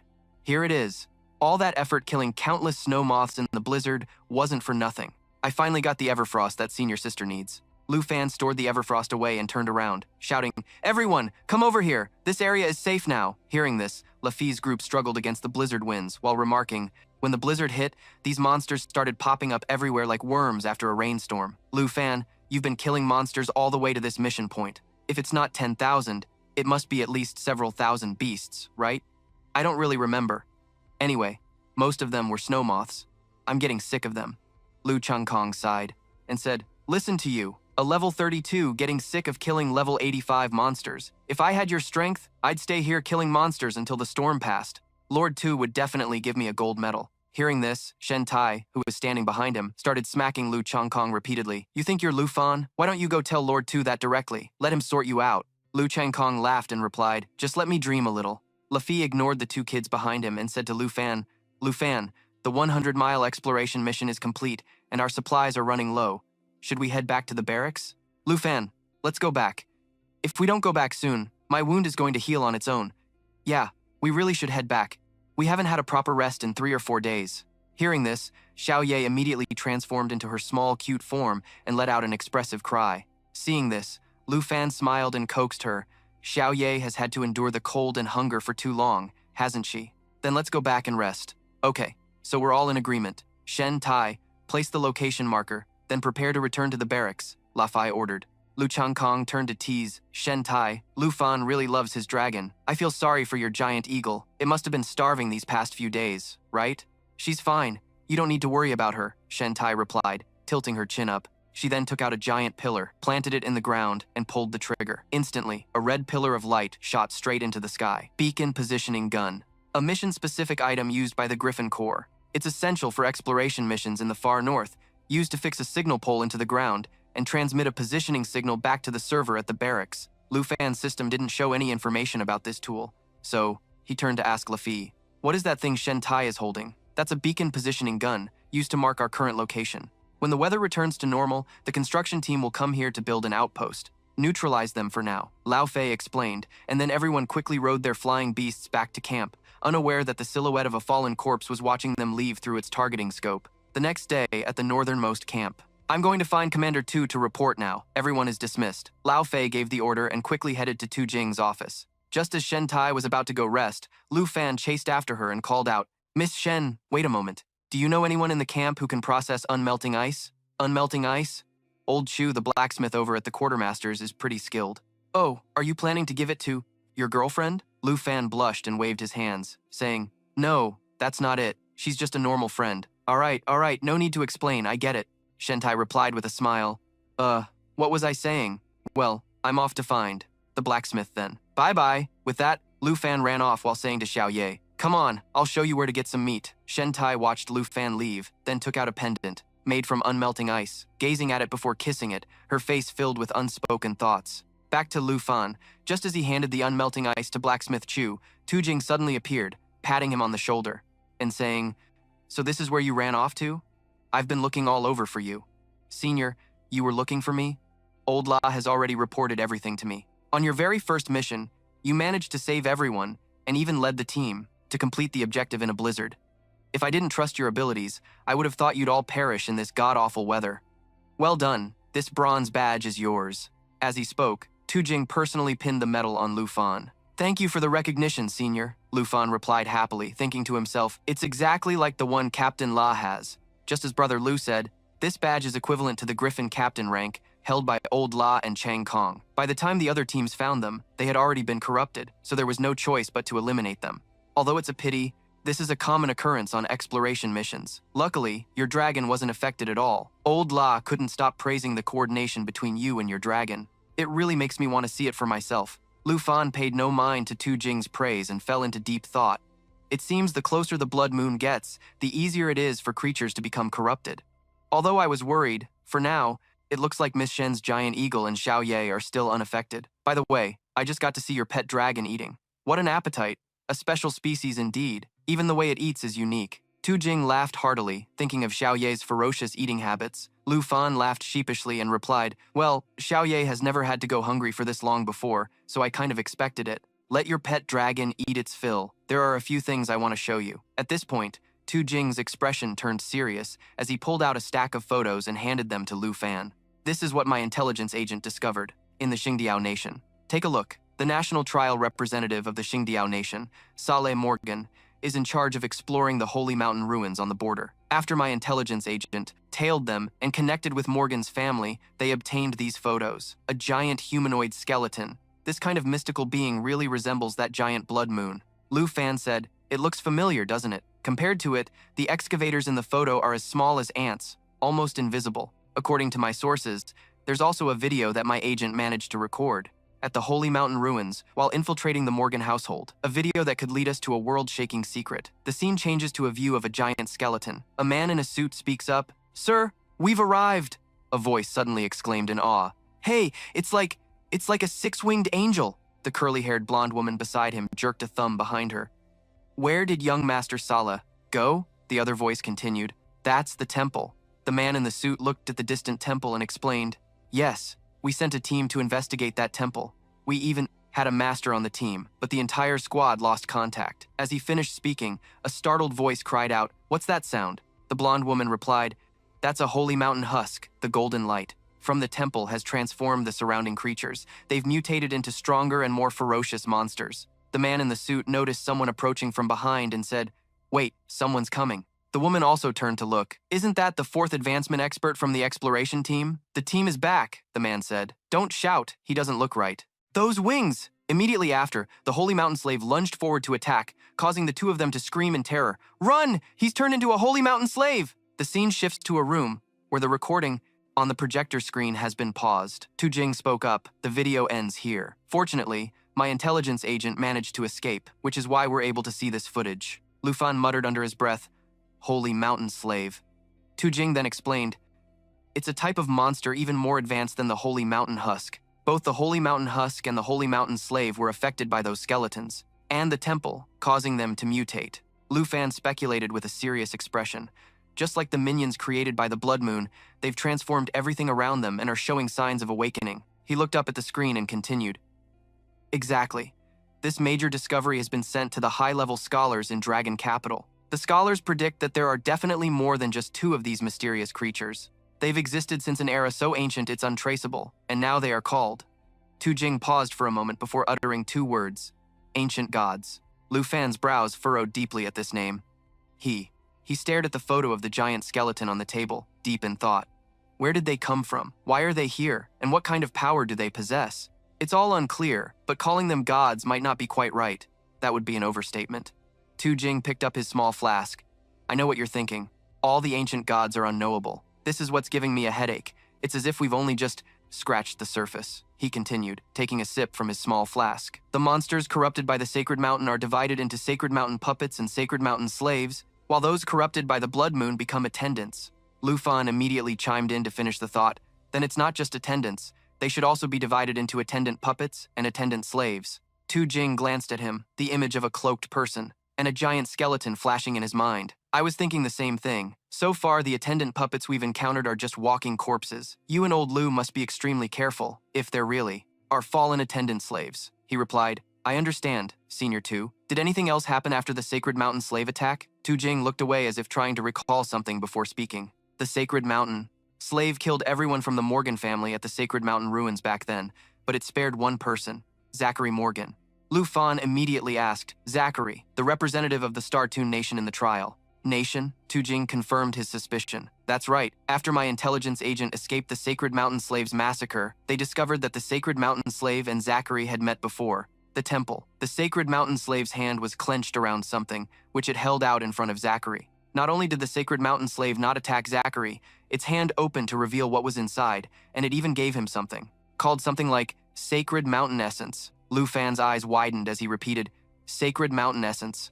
Tu Jing continued that Zachary was already powerful, but after receiving that essence, he changed his class to a saint, a class that wasn't in any records and was hard to gather information on. Tu Jing patted his shoulder, reminding him to be careful of Zachary. Meanwhile, Lu Fan stared blankly, muttering, a saint. Then he turned to look at him with an expression of confidence and determination. Don't worry, Senior Tu. For me, there is no opponent that is too tough. No matter what power he has obtained, I will definitely take the number.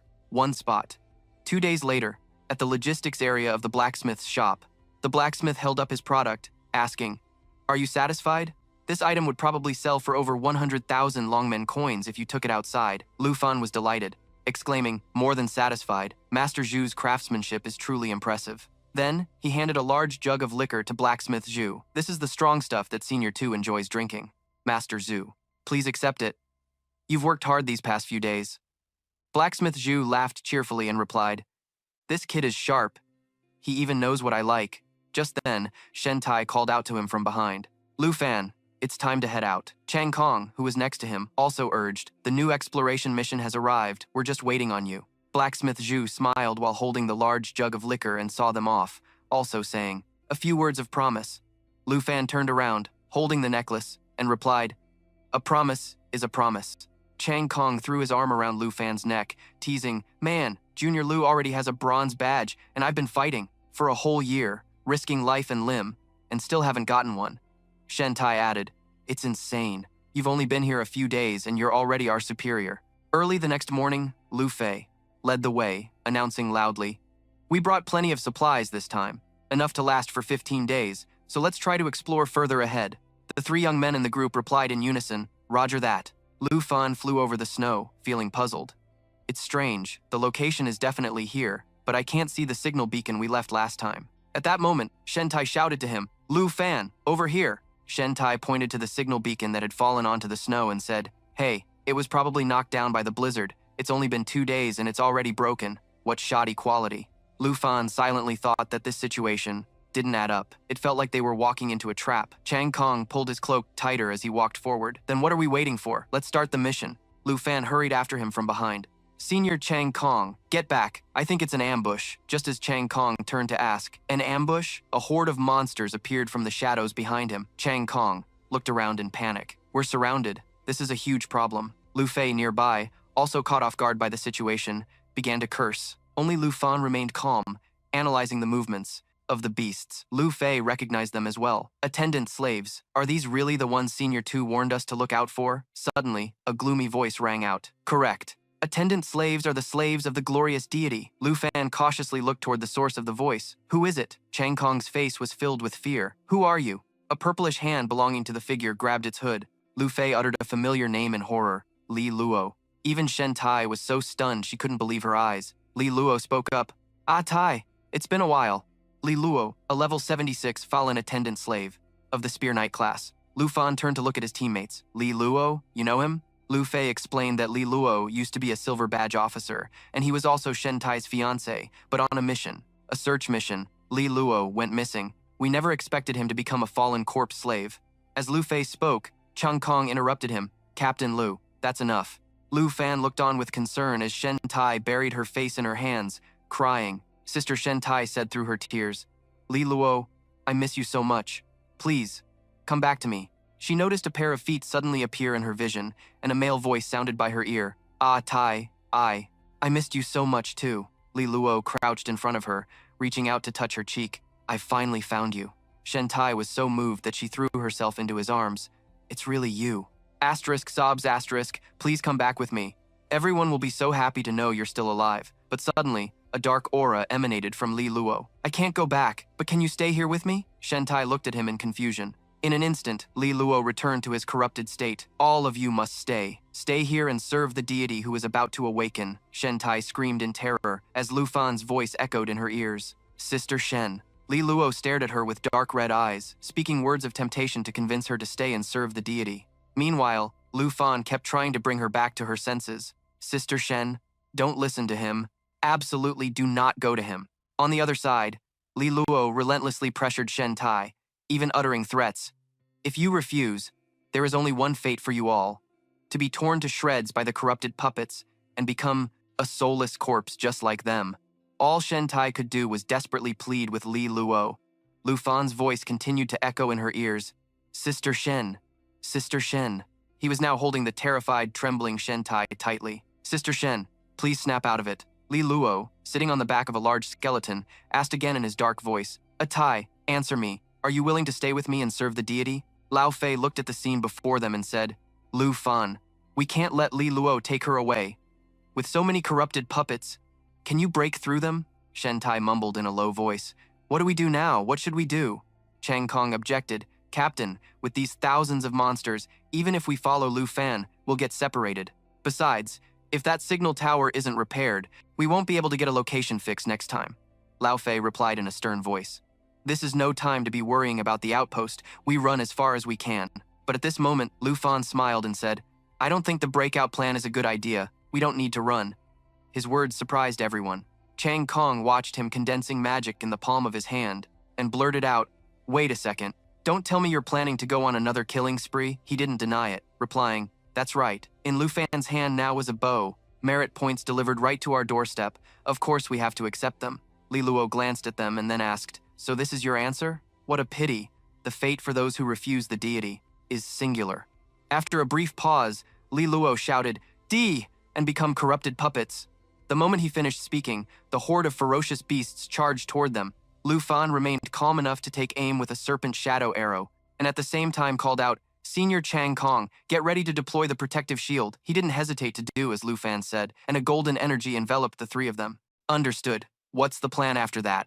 Lu Fan smiled confidently and replied, There is no after, the rest is up to me. Each serpent shadow arrow he fired shot towards Li Luo. Alongside this, a system notification appeared. Chang Kong, hearing what he said, couldn't help but yell, Ah, what do you mean there's no after? My protective shield only lasts for 10 seconds. Lu Fan replied in a confident tone, Trust me, 10 seconds is plenty. Protective shield, 10 seconds remaining. Li Luo cautiously watched the serpent shadow arrow flying toward him. At the last moment, he managed to dodge it. Protective shield, 8 seconds remaining. At that same moment, Lu Fan had appeared behind Li Luo from out of nowhere. Xiao Ye, unleash your giant dragon form. A massive dragon materialized from the void, letting out a great roar as if to assert its dominance. Protective shield, 6 seconds remaining. Lao Fei looked up at the aerial battle and mumbled, Lu Fan, we're all counting on you. Seeing the horde of beasts rushing in, Chang Kong warned, Captain, watch out. Protective shield, 4 seconds remaining. On his side, Lu Fan was now holding a short sword. Xiao Ye, coordinate your attack with mine. Dragon's breath, now. The protective shield had 3 seconds left. He then immediately flew forward, landing multiple slashes on Li Luo's body. A system notification displayed the effects of Void Seaver, as Xiao Ye, in its giant dragon form and engulfed in flames, let out a mighty roar, unleashing a great cataclysm. The surrounding beasts were gradually incinerated by the great dragon's flames. Protective shield, 2 seconds remaining. Chang Kong stared at the scene in astonishment, full of admiration. Lao Fei, beside him, explained, "No, this is just the coordinated attack of a dragon rider and a great dragon." To Lu Fan, nearly 10,000 ferocious beasts are like mowing grass. Li Luo, though injured, still cried out in a resentful voice. He saw Lu Fan trying to grab his hand. "My deity, why? Protective shield, 1 second remaining." Over here, Xiao Ye was still breathing fire, trying to eliminate the last of the ferocious beasts. Protective shield, 0 seconds remaining. Not long after, when the battle had ended, Lu Fan watched Shen Tai cradling Li Luo's body and asked with concern, "Sister Shen, are you all right?" Shen Tai just replied gently, "Thank you, I'm fine." Chang Kong suggested using the chains of holy light to restrain Li Luo, but Lu Fan immediately refused. Shen Tai looked sorrowfully at the man she loved, saying that he was Li Luo, but it seemed like he wasn't at the same time. He had always been a very gentle person, while this Li Luo was groaning in agony. Then, suddenly from Li Luo's body, a massive amount of corrupted energy burst forth. Lu Fan followed the flow of energy with his eyes and immediately identified it as the energy of the corrupted. As nearly all of the corrupted energy was released, it seemed Li Luo had regained. With his last bit of consciousness, he told Shen Tai to leave this place. Shen Tai sorrowfully grabbed his hand. "Li Luo, you're back. Just hold on a little longer." Li Luo spoke his final words about the fallen Tino, and then his hand went limp as Shen Tai watched. She screamed his name in anguish and infinite sorrow. Shen Tai spoke through her tears. "Sob, even if it was just for a few seconds. That was really him. It really was." Lu Fan replied, "He came back." Standing amidst the snowy mountains, La Fei spoke up, "We only survived thanks to you and Xiao Ye. This situation is not normal. We should return to the barracks and report this." Lu Fan understood this well, replying, "Got it. Sister Shen also needs time to calm down." Suddenly, a streak of light appeared in the air. A purple streak shot towards them, making La Fei shout, "What is this?" But the thing didn't disappear. Lu Fan reacted instantly, tightening his grip on his sword. This is the protective energy from inside Li Luo's body, and it's heading towards the blood moon. A second later, he charged straight towards that beam of light. This energy source is crucial for dissecting the fallen guardian slaves. I can't let it get away. He just swung his hand, using the fallen corpse essence, a legendary quality consumable item whose effects were still unknown.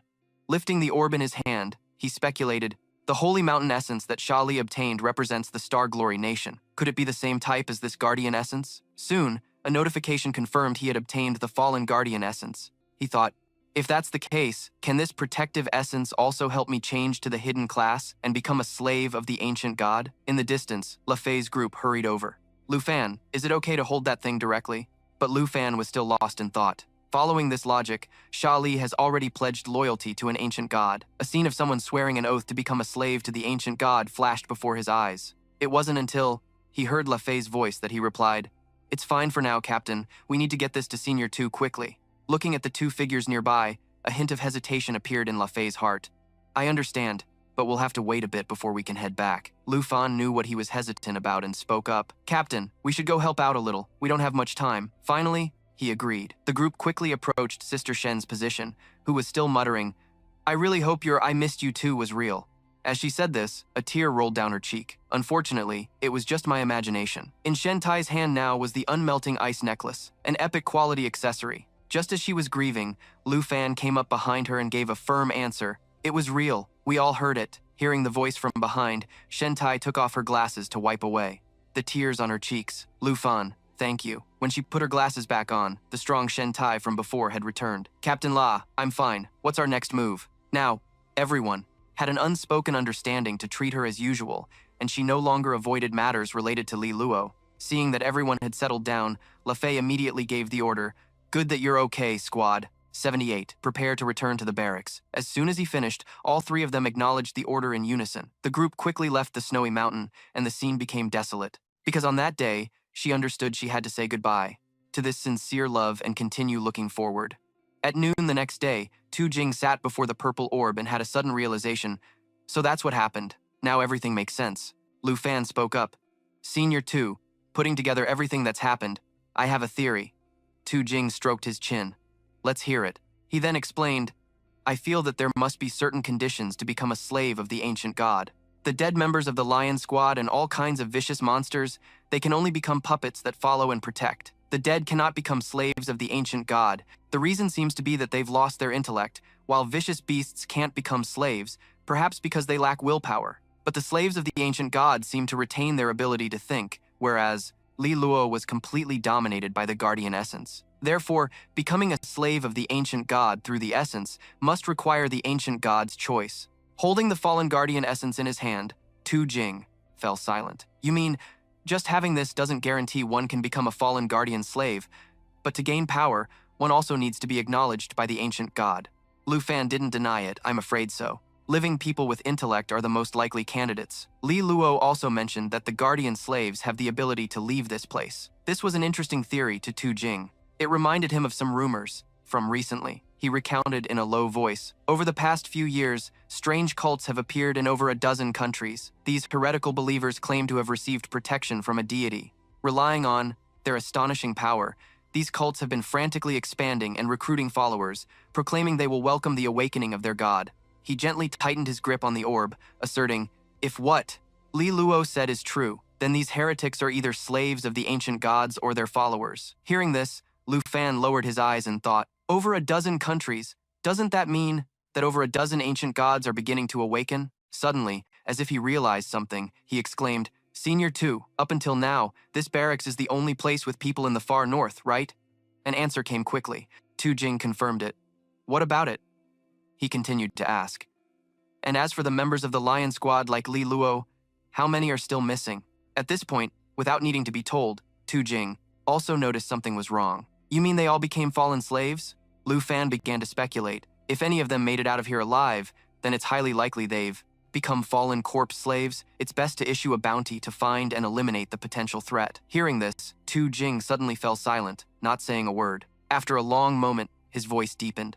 It's a shame for my brothers in arms. They clearly dedicated their lives to the country, and now there's a bounty on their heads. Knowing how he felt, Lu Fan patted his shoulder comfortingly. At this point, there's nothing else we can do. The brothers in the Lion Regiment will understand. Tu Jing knew which matter was more important, and only sighed with regret. I understand. Consider it decided. He glanced at the fallen guardian essence on the table and said, well then, let's use it to test and verify my hypothesis. At this, Tu Jing suddenly became flustered. Who are we going to test it on? Don't tell me we're going to use it on a person? Lu Fan immediately smiled and replied, let my dragon give it a try. Hearing this, Tu Jing instantly became agitated. Your dragon? Don't be ridiculous. I can't use a living person for the test, but I can't use a dragon either. Even if Xiaoye isn't affected by the blood moon, what if something goes wrong? It would not only be a huge loss, but also extremely dangerous. After getting an earful, Lu Fan hastily explained, Senior 2, you've misunderstood. The dragon I'm talking about isn't my pet dragon. This time it was Tu Jing's turn to be stunned with his jaw agape. Huh? Not long after, they were both standing in the snow, and he asked, I saw your battle with Ruan Changfeng. Besides those 5 dragons, you don't have any others, do you? Lu Fan immediately replied, 2 of those 5. Dragons are not my dragon pets. He turned his head and smiled. They are the summons of my dragon pet. Tu Jing was shocked. The summons of a dragon pet? As if to prove his words, Lu Fan immediately raised his hand. Come out, Xiaofei, summon the twin flying dragon kings. As soon as he finished speaking, a beautiful girl appeared in midair. Swiftly, with a wave of her hand, she summoned a massive dragon. This is the dragon summoning bone flute, which summons the souls of the twin dragon kings. The flying dragon king's level is the same as the user's. Tu Jing watched the scene unfold. Before him, still in shock, so it was a dragon pet that summoned these 2. I can't believe the divine wood flying dragon boss is only worthy of being the pet of a dragon pet. This kid Lu Fan doesn't have a single dragon that's easy to deal with, and this beast before me is the soul of the flying dragon king, level 22. When it breathes its dragon breath on a target, it will deal random elemental damage from fire, ice, lightning, or wind, and a series of other damage types. Lu Fan mused. The flying dragon king is the weakest of the 5 dragons, so even if it turns into a fallen corpse, Senior 2 and I can still kill it. It can be resummoned after death without any loss. It's the perfect test subject. Having decided, he turned to call Senior 2, who understood his intention and quickly replied, let's begin. Then, he gave another order. Xiaofei, feed this to them. She immediately nodded in acknowledgement. Swiftly, the fallen guardian essence was tossed into the air and moved toward the flying dragon king. A second later, it opened its mouth and easily swallowed the orb. Almost instantly, the flying dragon's body began to transform abnormally. Stream after stream of purple energy escaped and enveloped its body. The flying dragon king seemed to be in excruciating pain, roaring continuously. Everyone was taken aback by this transformation. Xiao Fei cried out in fear, "Qi Qi!" Tu Jing, snapping back to his senses, also quickly shouted, "Lu Fan, get back! It's turned into a fallen corpse slave," but he immediately stopped him. "Senior 2, please wait just a moment longer." Looking at the flying dragon growling in the distance, Lu Fan said, "It would be a real shame if we killed it now," Tu Jing protested. "Then we'll just have another corrupted corpse on our hands. If we don't act now, it'll be too late." After a moment of thought, Lu Fan gave an order. "Xiao Fei, you are their master. Try to take them back, break them free from the ancient god's control." A second later, she rushed forward and used Light of Jade, which removes all effects and increases all stats by 30%, and each blessing will resist 1 instance of damage. Lu Fan watched this and surmised, the Flying Dragon King is a half-dragon, so it doesn't get Xiao Fei's dual effect. She wants to cast Light of Jade to counter the ancient god's control. Tu Jing was still hesitant. Is this even possible? I can still see the dark purple energy on its body. Meanwhile, streams of green energy from the Light of Jade continuously flowed out, surrounding the Flying Dragon King's body. That source of power grew stronger and stronger, and the flying dragon's reaction also grew more violent as it screamed continuously. Xiao Fei's eyes momentarily flashed, emitting a green aura. A second later, she charged straight towards the flying dragon, carrying a surge of power. Below, Tu Jing watched in alarm. What is happening now? The beast that had just gone berserk calmed down, not only avoiding becoming a fallen corpse slave, but also gaining the power of the ancient god. By now, the Flying Dragon King had transformed into a level 22 fallen demonic dragon, and its skills had also changed significantly after this metamorphosis. Tu Jing couldn't help but exclaim in admiration. Xiao Fei actually managed to snatch the Flying Dragon King from the ancient god's grasp? You're truly amazing. Tu Jing then said to Lu Fan, "It seems your guess was right. When the essence is used, the ancient god seizes control of the mind." He smiled. The transformation of the 2 flying dragons will affect each other, mutating together. This is something I didn't expect. In the end, he breathed a sigh of relief. "It's a good thing you stopped me, or I would have killed them. With these 2 demonic dragons, you've really lucked out again, kid." Lu Fan gently stroked Xiao Fei's head and glanced over. "I'm eager to test out the new skills of the fallen demonic dragon. Can the interrupted mission of Squad 78 be resumed?" This time, Tu Jing didn't refuse, immediately confirming, "Yes, we can. The ancient god's slave and the ancient god's essence have both been verified, so only one thing remains, the temple." Lu Fan turned his head and whispered a single word, location. The next day, the entire team set out. Zhang Kong, sitting on his mount, asked curiously, "Is this a temple or ruins?" Lu Fan explained, "The ruins Li Luo mentioned and the Golden Light Temple discovered by the Xingdiao Kingdom are one and the same. To understand the awakening of the ancient god, we must find this place." Just then, the system displayed a notification that they were approaching the location on the treasure map. "Is the god-level treasure map really around here?" Suddenly, Shen Ti seemed to see something and immediately shouted, "Up ahead!" A flash of light appeared, making her exclaim with joy, "We're finally out of the blizzard's range!" The scene before them was the peaceful green, with birds occasionally soaring through the sky, causing her to marvel at what a beautiful place it was. Lu Fan also thought to himself that a beautiful sunny day like this felt like they had finally escaped the north. Zhang Kong's attention was drawn to the large lake nearby, and he was surprised to realize, "Isn't this the ocean?" Just then, Du Jing reacted. "This is the first place we arrived at. What exactly is connected to that giant chain under the ice?" Zhang Kong wondered. Could the ruins Li Luo mentioned be found by following the direction of this chain? Just then, a system notification caught Lu Fan's attention. He had arrived at the treasure map's location. A second later, he joyfully spun around and ran back. "I found it. This energy signature? It's definitely the dragon egg." He quickly dug through the layer of ice and snow on the ground. Before long, a glowing object was revealed beneath the white powder. It was the blue dragon egg. Of an unconfirmed grade, he eagerly reached out to pick it up. The 4th dragon egg was finally his. Then, Lu Fan noticed something else. He reached back into the snow and pulled out a black, square-shaped box. After opening the box, the system quickly displayed information about the book inside. Upon learning about his new discovery, a thought struck him. It can be used with dragon language magic to increase its power by 100.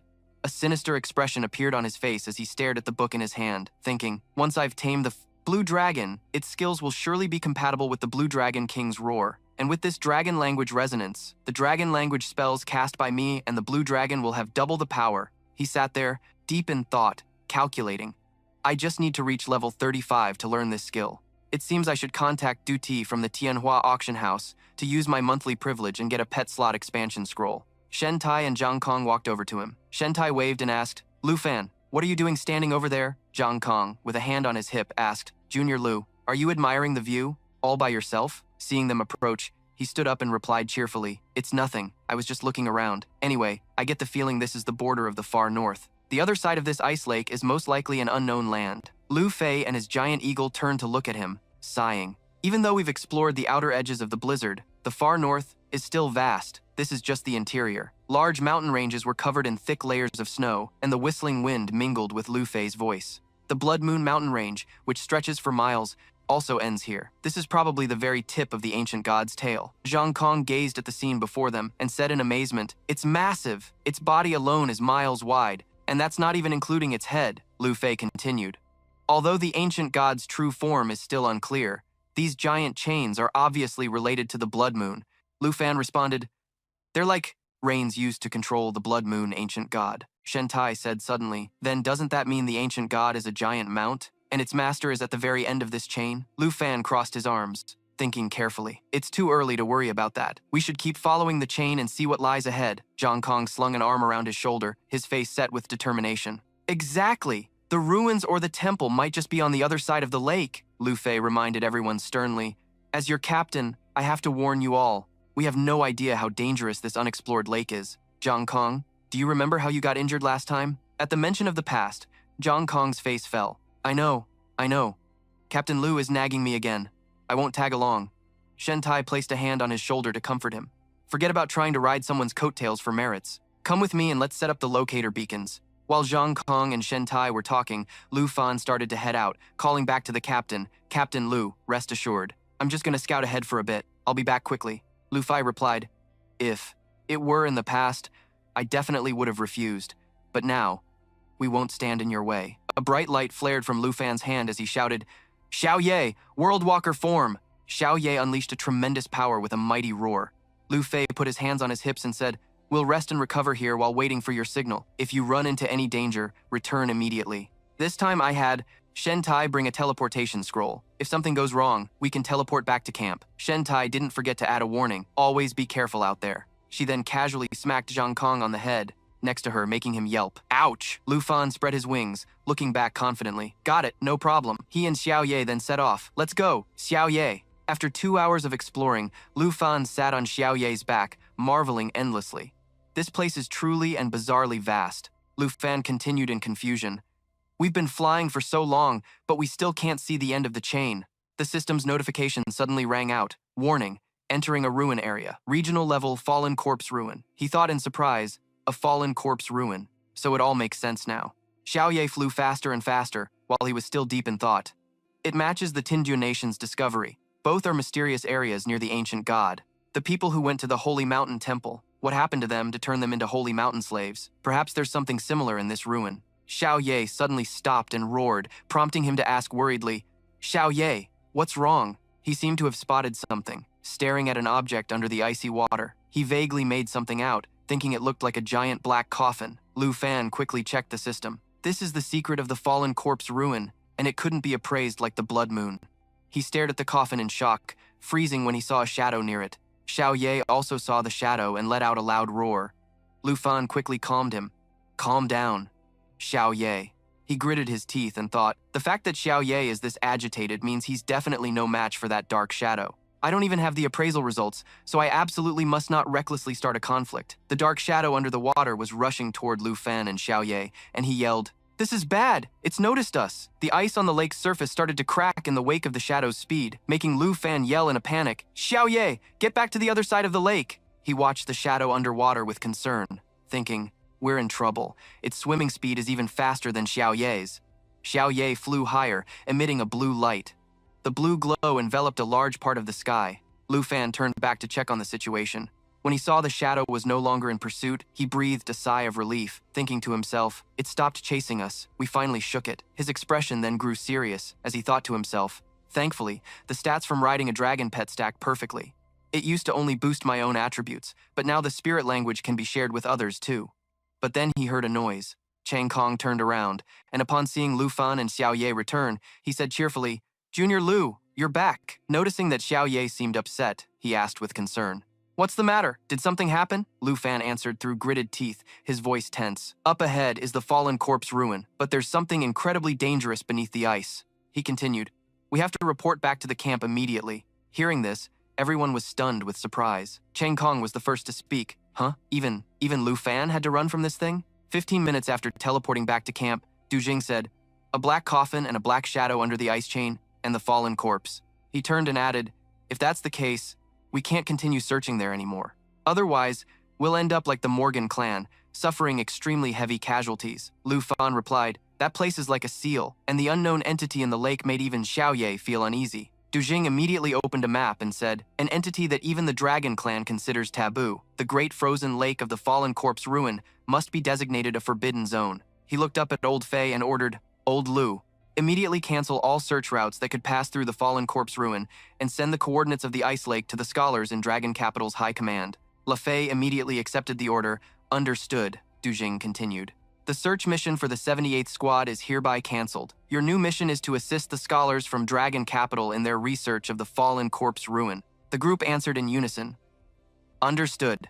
Afterward, he turned to Lu Fan and said, "As for you, Lu Fan, it hasn't even been a month, and you've already led your squad to such a major discovery." He then presented a badge to Lu Fan, saying, "Take this. It's a sign of recognition. From the Lion Regiment for you." Lu Fan quickly refused. "Thank you, Senior Du, but this represents the mission and duty of the Lion Regiment. I've only been here a month, and besides, I already have a silver badge." Du Jing pushed the badge into Lu Fan's hand, saying, "Just take it. In the event you join the Lion Regiment after graduation, you can be directly commissioned as an officer with a silver badge, so it won't be a waste at all." La Fei chuckled and said, "There are only 19 people in this entire barracks with a silver badge, so if Lu Fan were to enlist, I would have to follow his orders too." Chang Kong grumbled with a frown. "Lu Fan got promoted to a silver badge so quickly, I'm not jealous at all." Lu Fan held up the badge with a smile and said, "I understand. Then it would be more respectful to accept. Senior Du."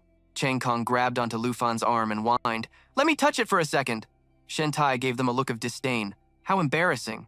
La Fei turned to Du Jing and said, "Lord Du, if there is nothing else, we will go contact the Dragon Capital scholars now." Du Jing replied, "Go ahead. You've all worked hard these past few days." He then added, "Oh, and Lu Fan, you stay." Lu Fan was taken aback by his words. The man spoke while searching for a book. "Ever since you arrived in the Arctic realm, our search mission success rate has soared. I honestly wish I could keep you here. Unfortunately, the time I borrowed you for is almost up." Du Jing handed Lu Fan a file on the various nations' national trials, saying, "This is for you. In 1 more week, I'll be taking you back to Dragon Capital Academy."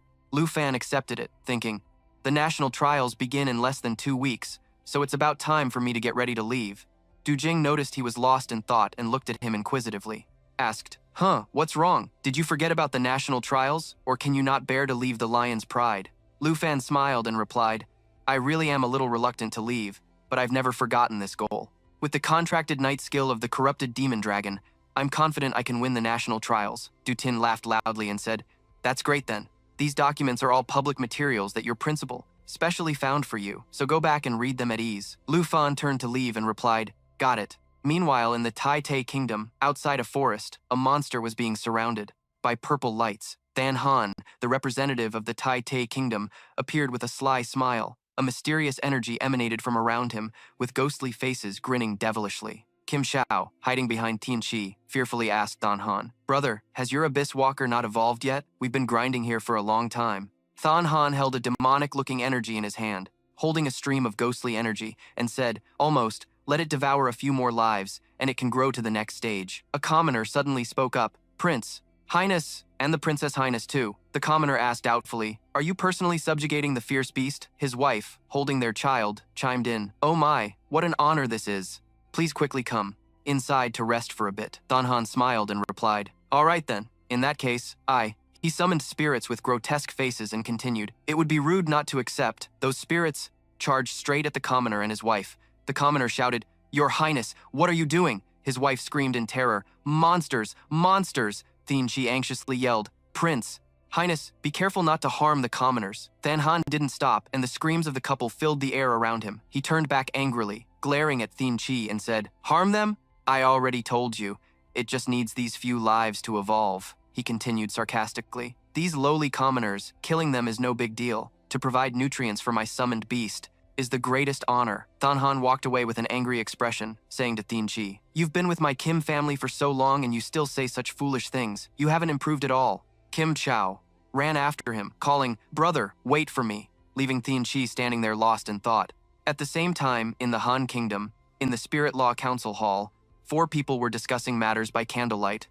Ko Lan, the representative of the Hang Kingdom, spoke up. "So, for this year's national trials, we will be allies." Vai Kai, the representative of the Khan Kingdom, replied with a scowl, "If the nation has arranged it this way, I have no objections." She added, "If anyone leaks word of this alliance, everyone knows the consequences." Jia San Lai, the representative of the Nam Kingdom, said calmly, "Every year, the national trials are the foundation, and this time, with our 4 nations in an alliance, we'll definitely rank at the top." The 4 of them cheerfully said in unison, "To a happy cooperation," and the candle flame was extinguished. In the Tuyet Kingdom, at the mouth of an active volcano, which was erupting violently, a person eagerly announced, "Young master, the family head has sent word. He wants you to prepare for departure." Andre, the representative of the Tuyet Kingdom, walked with a large axe in hand, an expression of satisfaction on his face after finishing off a monster, and said, "It's finally starting, the national trials." The scene changes to the Tin Dio Kingdom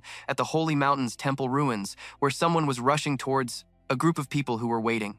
A dapperly dressed man walked up and asked, "Sakli, we'll be heading to the Taite Kingdom immediately. How are your battle preparations?" Sak Lai, the representative of the Tin Dio Kingdom, with glowing golden wings, bowed his head and replied, "In the national trials, I will definitely be the champion." 2 days later, while Lu Fan was reading the documents, there was a knock on the door. When he opened it, Du Tin asked, "How's it going? Has our Long Kingdom's representative finished reading the documents?" By this time, 4 people were standing in front of Lu Fan's room. Trong Kong smiled brightly and said, "Hey, you have to get first place, Junior Lu." Lafai added, "As the captain, it's time to allow you to leave the team." Tham Tai said encouragingly, "I'll be cheering for you." Du Tin said brightly to Lu Fan, "Are you ready? It's time to return to the Longdu Academy." Lu Fan smiled and replied, "Let's go." The next morning, at the principal's office of Longdu Academy, Lu Fan walked up and knocked on the door.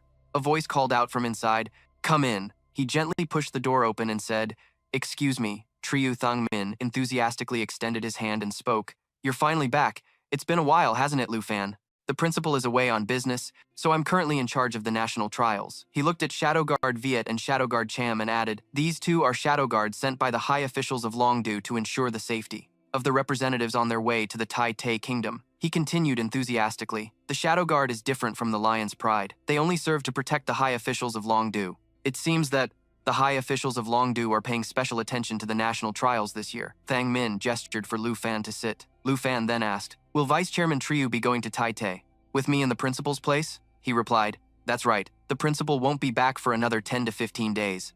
I've chartered a special plane in our school's name, which will depart at noon tomorrow." He emphasized, "You've just returned from the far north and have to set off again, so just get a good rest today. Oh, right, if you need anything at all, just ask, as long as it's reasonable. Longdu Academy will satisfy your request." Lu Fan then smiled slightly. "There are indeed a few things I need," he asked boldly. "I wonder if the school can provide them for me.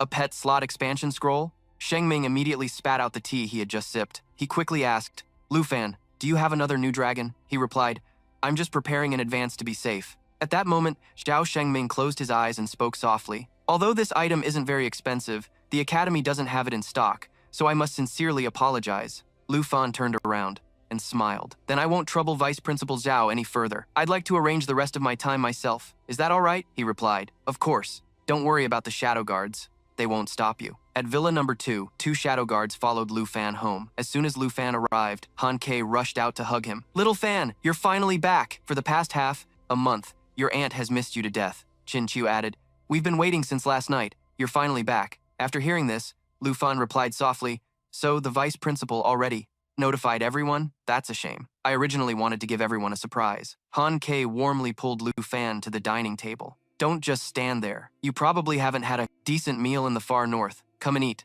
Tao Xiaoman also chimed in, "I was waiting for you to eat." hurry up, I'm starving to death. Qin Qiu smiled. Sister Han started preparing. Before dawn, Lu Fan looked on excitedly. Seriously, in the far north, the thing I missed the most was your cooking auntie. Qin Qiu heard this and eagerly replied, hurry and tell us, in the past month, how much stronger have you become? 2 hours at the dinner table passed just like that. Lu Fan recounted his experiences in the far north and also learned that no one had been attacked again. But besides his close friends and family, there was someone else in Lu Fan's life. He picked up a piece of jewelry with a blue gem and thought, I met her before I left. Suddenly, Tao Xiaoman rushed over. She exclaimed, look at that. Are you planning to give this gift to someone? It looks expensive, doesn't it? Lu Fan quickly pulled his hand back. You scared me to death. It's none of your damn business. Han Ke reminded from behind. You have to leave early tomorrow, so go early and come back to rest. Xiaoman continued. How boring. I don't even have to think to know it's for your senior, right? Lu Fan looked quite annoyed now. Ahem. Well then, I'm heading out for a bit. An hour later, in a spacious room, Lu Fan entered and sat down on the floor, thinking, it seems my senior definitely won't be coming today. Suddenly, he had an idea. Oh right, I have Sister Du's phone number. I can ask her to contact my senior for me. And while I'm at it, I can ask the Tianhua auction house if they have a pet slot expansion scroll. At the Tianhua auction house, in the VIP lounge, a voice rang out, hello? Little brother, you finally decided to call? It was the voice of Du Yakyu. On the other end of the line, Lu Fan asked, Sister Du, can I ask you to contact my senior for me? Yakyu replied, what's wrong? Haven't seen her in a month. You missed the girl already? He answered shyly. Actually, I have something to give her, but I can't find her at the academy. Hearing this, Yakyu clicked her tongue. Well, that's difficult. Something came up with her family, so she went home, and I don't know when she'll be back. I can't reach her either, she added, but since you're back in Longdu, you can stop by my place for a bit. Before she left, the girl left something for you, and that afternoon, Lu Fan went to meet Yakyu. Seeing him, she teased, little brother, you're not like before, are you? Going out with bodyguards in tow. He smiled and said, they're very professional. They won't bother anyone, sister. The two of them sat down to chat. Lu Fan exclaimed, Sister Du, the Tianhua auction house's business is booming, isn't it? There are so many people downstairs. Yakyu replied, isn't it all thanks to you? Ever since you put that egg in the illustrated codex, customers have been coming here every day just to see that dragon egg with their own eyes. After hearing this, Lu Fan thought, a single star dragon egg has pushed Tianhua's reputation to its peak. So, the green dragon egg in my hand. Never mind. I have the privilege of trading with Sister Du every month. Yakyu brought out a box and opened it. This is what the girl left for you. Please, take it. He looked at it, astonished. Is this a legendary grade weapon? The Flowing Fire Heavenly Flame Sword, legendary grade, level. Requirement 30. Forged weapon, strength plus 256, agility plus 204. He picked up the sword excitedly. This sword is very light and can store fire damage, as if it were custom made for me. Yakyu replied, of course it is. The top blacksmith your senior found spent a whole month completing this masterpiece. I must say, that girl really understands you. Even when you weren't here, she could still have a grandmaster create a suitable weapon for you. He held the sword, his face full of excitement. The cost to forge this sword must be immeasurable. It turns out she was always carefully observing my fighting style whenever she sparred with me. My senior is truly so thoughtful. After thinking this, he blurted out, thank you, senior. At that moment, Yakyu added, oh right, it's not just the weapon, there's something else. She handed it over, and he immediately thought, this is a fire-type dragon incantation. Lava Burst, skill book, requires Dragon Master or Dragon Mage class, level requirement 25. He smiled, filled with joy. As soon as I reach level 35, I can use Little Black to activate the Dragon Tongue Resonance, and then the Flowing Fire Heavenly Flame Sword can store even more damage. While thinking, he took out a letter. My senior has truly done me a huge favor. With this, I can make massive progress in the national trial. It's just a shame she's not here. I have to thank her for being so thoughtful. Nyathu then spoke up, interrupting his train of thought. What's that? Could it be a love letter? The letter read, Junior brother, it's been a while. Something came up suddenly, so I had to leave for a while, so I won't be able to see you win the national tournament. By the time you read this, you must have received the gift I prepared for you, right? Is it that you really like it, right? Last time I said I'd give you a gift, but you ended up collecting the dragon egg and returning the money for the scroll. This time, I had a master craftsman forge this gift just to see how you'll try to return it. Your senior sister here still has a lot to deal with. When I get back, the first thing I'll do is come to your place for a meal, and then take you to the points room for a good fight. If I don't show up at Villa number 2, don't be a fool and wait for me at the points room. I originally wanted to go to the Tai Chi Nation to cheer you on, but I can't make it now. But you, Still have to try your best to perform well. If you don't take first place, it'll be a huge embarrassment for me. I will definitely punish you severely. Remember that." Reading this, the corner of his mouth curved up slightly. "Oh, right. You promised me that unmelting ice. You didn't forget, did you? Make sure you get it, and I'll come back to collect." Han Thu, who was beside him, started to speak. "Young man, are you all right?" He smiled and replied. "I'm fine, miss. Thank you for delivering this to me," she continued. "No need to be so formal. You're an honored guest of Tianhua.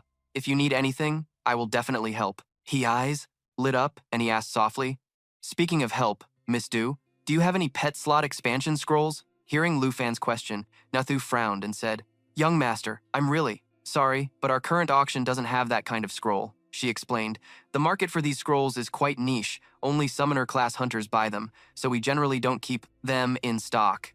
He said with regret, "All right, thank you, Miss Du." He then thought to himself that neither the school nor the auction house had it, so he might have to abandon the plan to hatch the green dragon egg. My spirit is only at level 11, so prioritizing leveling up, my spirit is still the way to go. Nyathu added, "But rest assured, young master." She held the box and affirmed, "In the future, if that kind of scroll or a dragon language magic book appears in the auction, I will definitely keep an eye out for you." Lu Fan took the box and said with a smile, "Okay, then I'll have to trouble you, Miss Du. It's getting late. I'll be heading back now." As he strode through the night, he thought to himself, "Even though Miss Du can help me look out for what I need, I'm leaving tomorrow, so there's no way I can get it in time." He continued to ponder, "Grinding on fallen corpses in the far north only raises my military rank. It doesn't level me up at all. To cultivate my spirit, it seems I'll have to level up sooner." Before the national tournament, Sword Shadow, who was waiting at the door, saw him and said, "You're back so late. It seems you're not nervous in the slightest," he quickly replied. "Sword Shadow, why are you out here all by yourself?" She said she was waiting for him. She added, "I didn't get a chance to ask you during dinner. You're going abroad for the tournament tomorrow? Want to have a spar?" He smiled. "Sure. I was just wanting to try out this new weapon anyway." Inside the points accumulation room, in the arena of the Longdu Academy's student fighting ring, he held his weapon majestically. Used skill book, Lava Burst. Acquired skill, Lava Burst. Sword Shadow was also ready to fight, and she spoke. "A new skill? Looks like you got a lot of good loot from this trip." She lowered her voice. "After being in the far north for so long, I'm very curious to see just how strong you've become." She shouted and charged towards him, swinging her weapon. He used the sword his senior sister gave him to prepare a counter, a powerful aura blazing from the blade. He marveled, "I can't believe this sword is even lighter than I thought." Then he bent down to counterattack, and it felt as if the sword knew his next move. Sword Shadow looked at him, completely surprised. Evil Karma Outburst, Evil Karma Outburst, attack attribute changed to Fire attribute. Each life reaped permanently increases the attack power of Karma Fire by 0.1%. Current enhancement is 12.4%. He dodged nimbly, remarking, "Senior sister is truly dodgin'. Something else. This sword is a much better fit for me. It seems I need to try out more different types of weapons." He leaped up, his mind racing. "The more I use it, the more natural it feels." The Black Dragon Scale. Sword can officially be retired. Then he exclaimed, "Sword Shadow, be careful." On the other side, Sword Shadow was still on the offensive. Army Breaker Heavy Sword. A tremendous force erupted as the two clashed, Sword Shadow thought. Lu Fan isn't used to his new weapon, yet he easily parried my 5 swords. Then she said, "Lu Fan, you really are someone who is always getting stronger." He replied, "I can feel that you've gotten much stronger too. The attack of those 5 swords is incredibly sharp." She responded, "Is that so? It's a shame that now I can't even keep up with your fighting techniques anymore," she shouted. "Mountain Crusher." A wave of force pushed him away. She approached and said, "Lu Fan, you're someone who is always moving forward, always becoming stronger. Being by your side always makes one feel at ease." Sword Shadow held out her hand. "Guarantee first place in the national tournament." "No problem, right?" He also held out his hand. "Of course, early." The next morning, Han Kei waved goodbye regretfully. "You're leaving again. You absolutely have to stay safe." The 2 people behind her also chimed in. "Have a safe trip. We'll be cheering for you." Lu Fan waved back, and his one-day stop in Longdu quickly came to an end. He headed for the plane, thinking to himself, the national tournament starts in just 3 more days. In my head, I don't. He stopped thinking about everyone's expectations for him. Leaning his head against the airplane window, he was determined to seize this opportunity to join the ranks of Longguo's new generation of masters. Just then, Zhao Shengming approached. "Lu Fan, we've arrived," he said. "The proctor from Longguo is already waiting for us." He asked back, "A proctor?" He explained, "In the national trials, Each nation must send not only a representative, but also a proctor, mainly to supervise the rules of the competition. They moved through the airport, and he added as they walked, Long Guo's was decided by the higher-ups of Longdu, so when you meet the proctor later, you must absolutely be polite. Just as Zhao Shengming finished his words about being polite, he suddenly froze, and his subordinates knelt down. He was confused. Vice Principal, what's wrong? The proctor slowly appeared. Get up quickly. There's no need to kneel, he said with a smile. This must be our Longguo's representative, Lu Fan. Am I right? At the international airport in Jinyu City, Taichi Kingdom, Shengming immediately became flustered upon seeing the newcomer was Fei Bai and asked, Elder Han, why is it you? For you to personally come and greet us, this is truly more than we deserve. Before he could finish, Fei Bai waved his hand and laughed heartily, welcoming Longguo's representative. How could that be more than you deserve? Hearing this, Shengming could only helplessly point to Lu Fan and introduce him. This is Lu Fan from our Longdu Academy. He's currently a second job class, and his main profession is Dragon Taming Knight. He took a step forward, shyly, scratching his head in greeting. Hello, Elder Han. Fei Bai stroked his white beard and laughed heartily. Hello, hello. To have a giant dragon at such a young age, your future is limitless. He looked at him and gently reminded, heroes have always emerged from the young, and I'm sure that when you return from the national trials, you will be a hero of Longguo. Lu Fan didn't flatter him back, immediately bowing and replying, Elder Han, you praise me too much. I will do my best. Fei Bai turned around, laughing loudly. My relationship with Du Jing is very good, so if you have any trouble in the future, just find him to solve it. If Du Jing can't solve it, tell him to come find me. With that said, he walked straight to the car, and before getting in, he didn't forget to remind them, let's get in the car quickly. With some distance to the banquet, Lu Fan watched his retreating back and couldn't help but ask curiously, Vice Principal Zhao, who is this Elder Han? Shengming's expression turned serious, and he cut him off directly. Elder Han is one of the 3 elders of Longguo.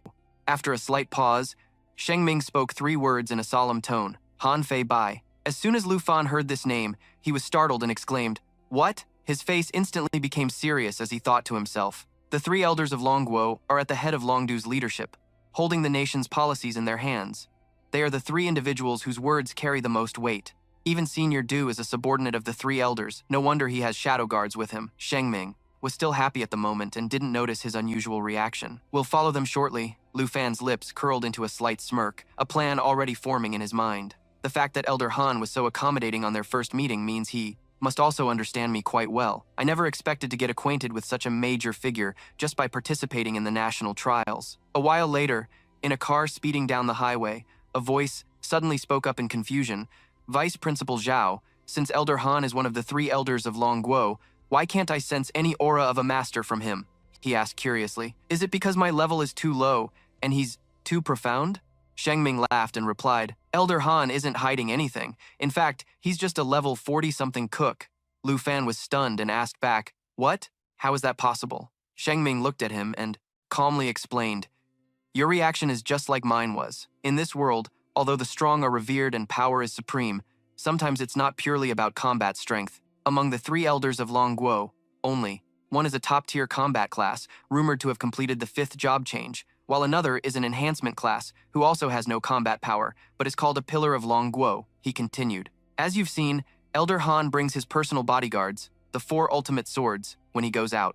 It's said that these 3 top-tier swordsmen were won over by Elder Han and voluntarily follow him. The abilities of Elder Han must be incredibly powerful in some other aspect. Hearing this, Lu Fan fell into deep thought. It's unimaginable. The elders don't reveal their true strength, so no one knows how powerful they truly are. One is a combat class, one is an enhancement class, and Elder Han is a cooking class. None of them are simple. Suddenly, the shadow guard, Zhen, turned around and announced to them, Representative, we have arrived. The car slowly came to a stop in front of the Grand Hotel entrance.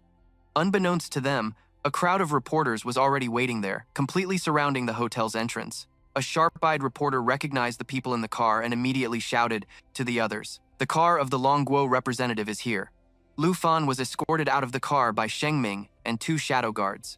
The surroundings were filled with the continuous flashing of cameras and a barrage of questions. Mr. Lu, the representative of Longguo, please accept our interview. May I ask, as the only dragon tamer with a dragon, what are your thoughts?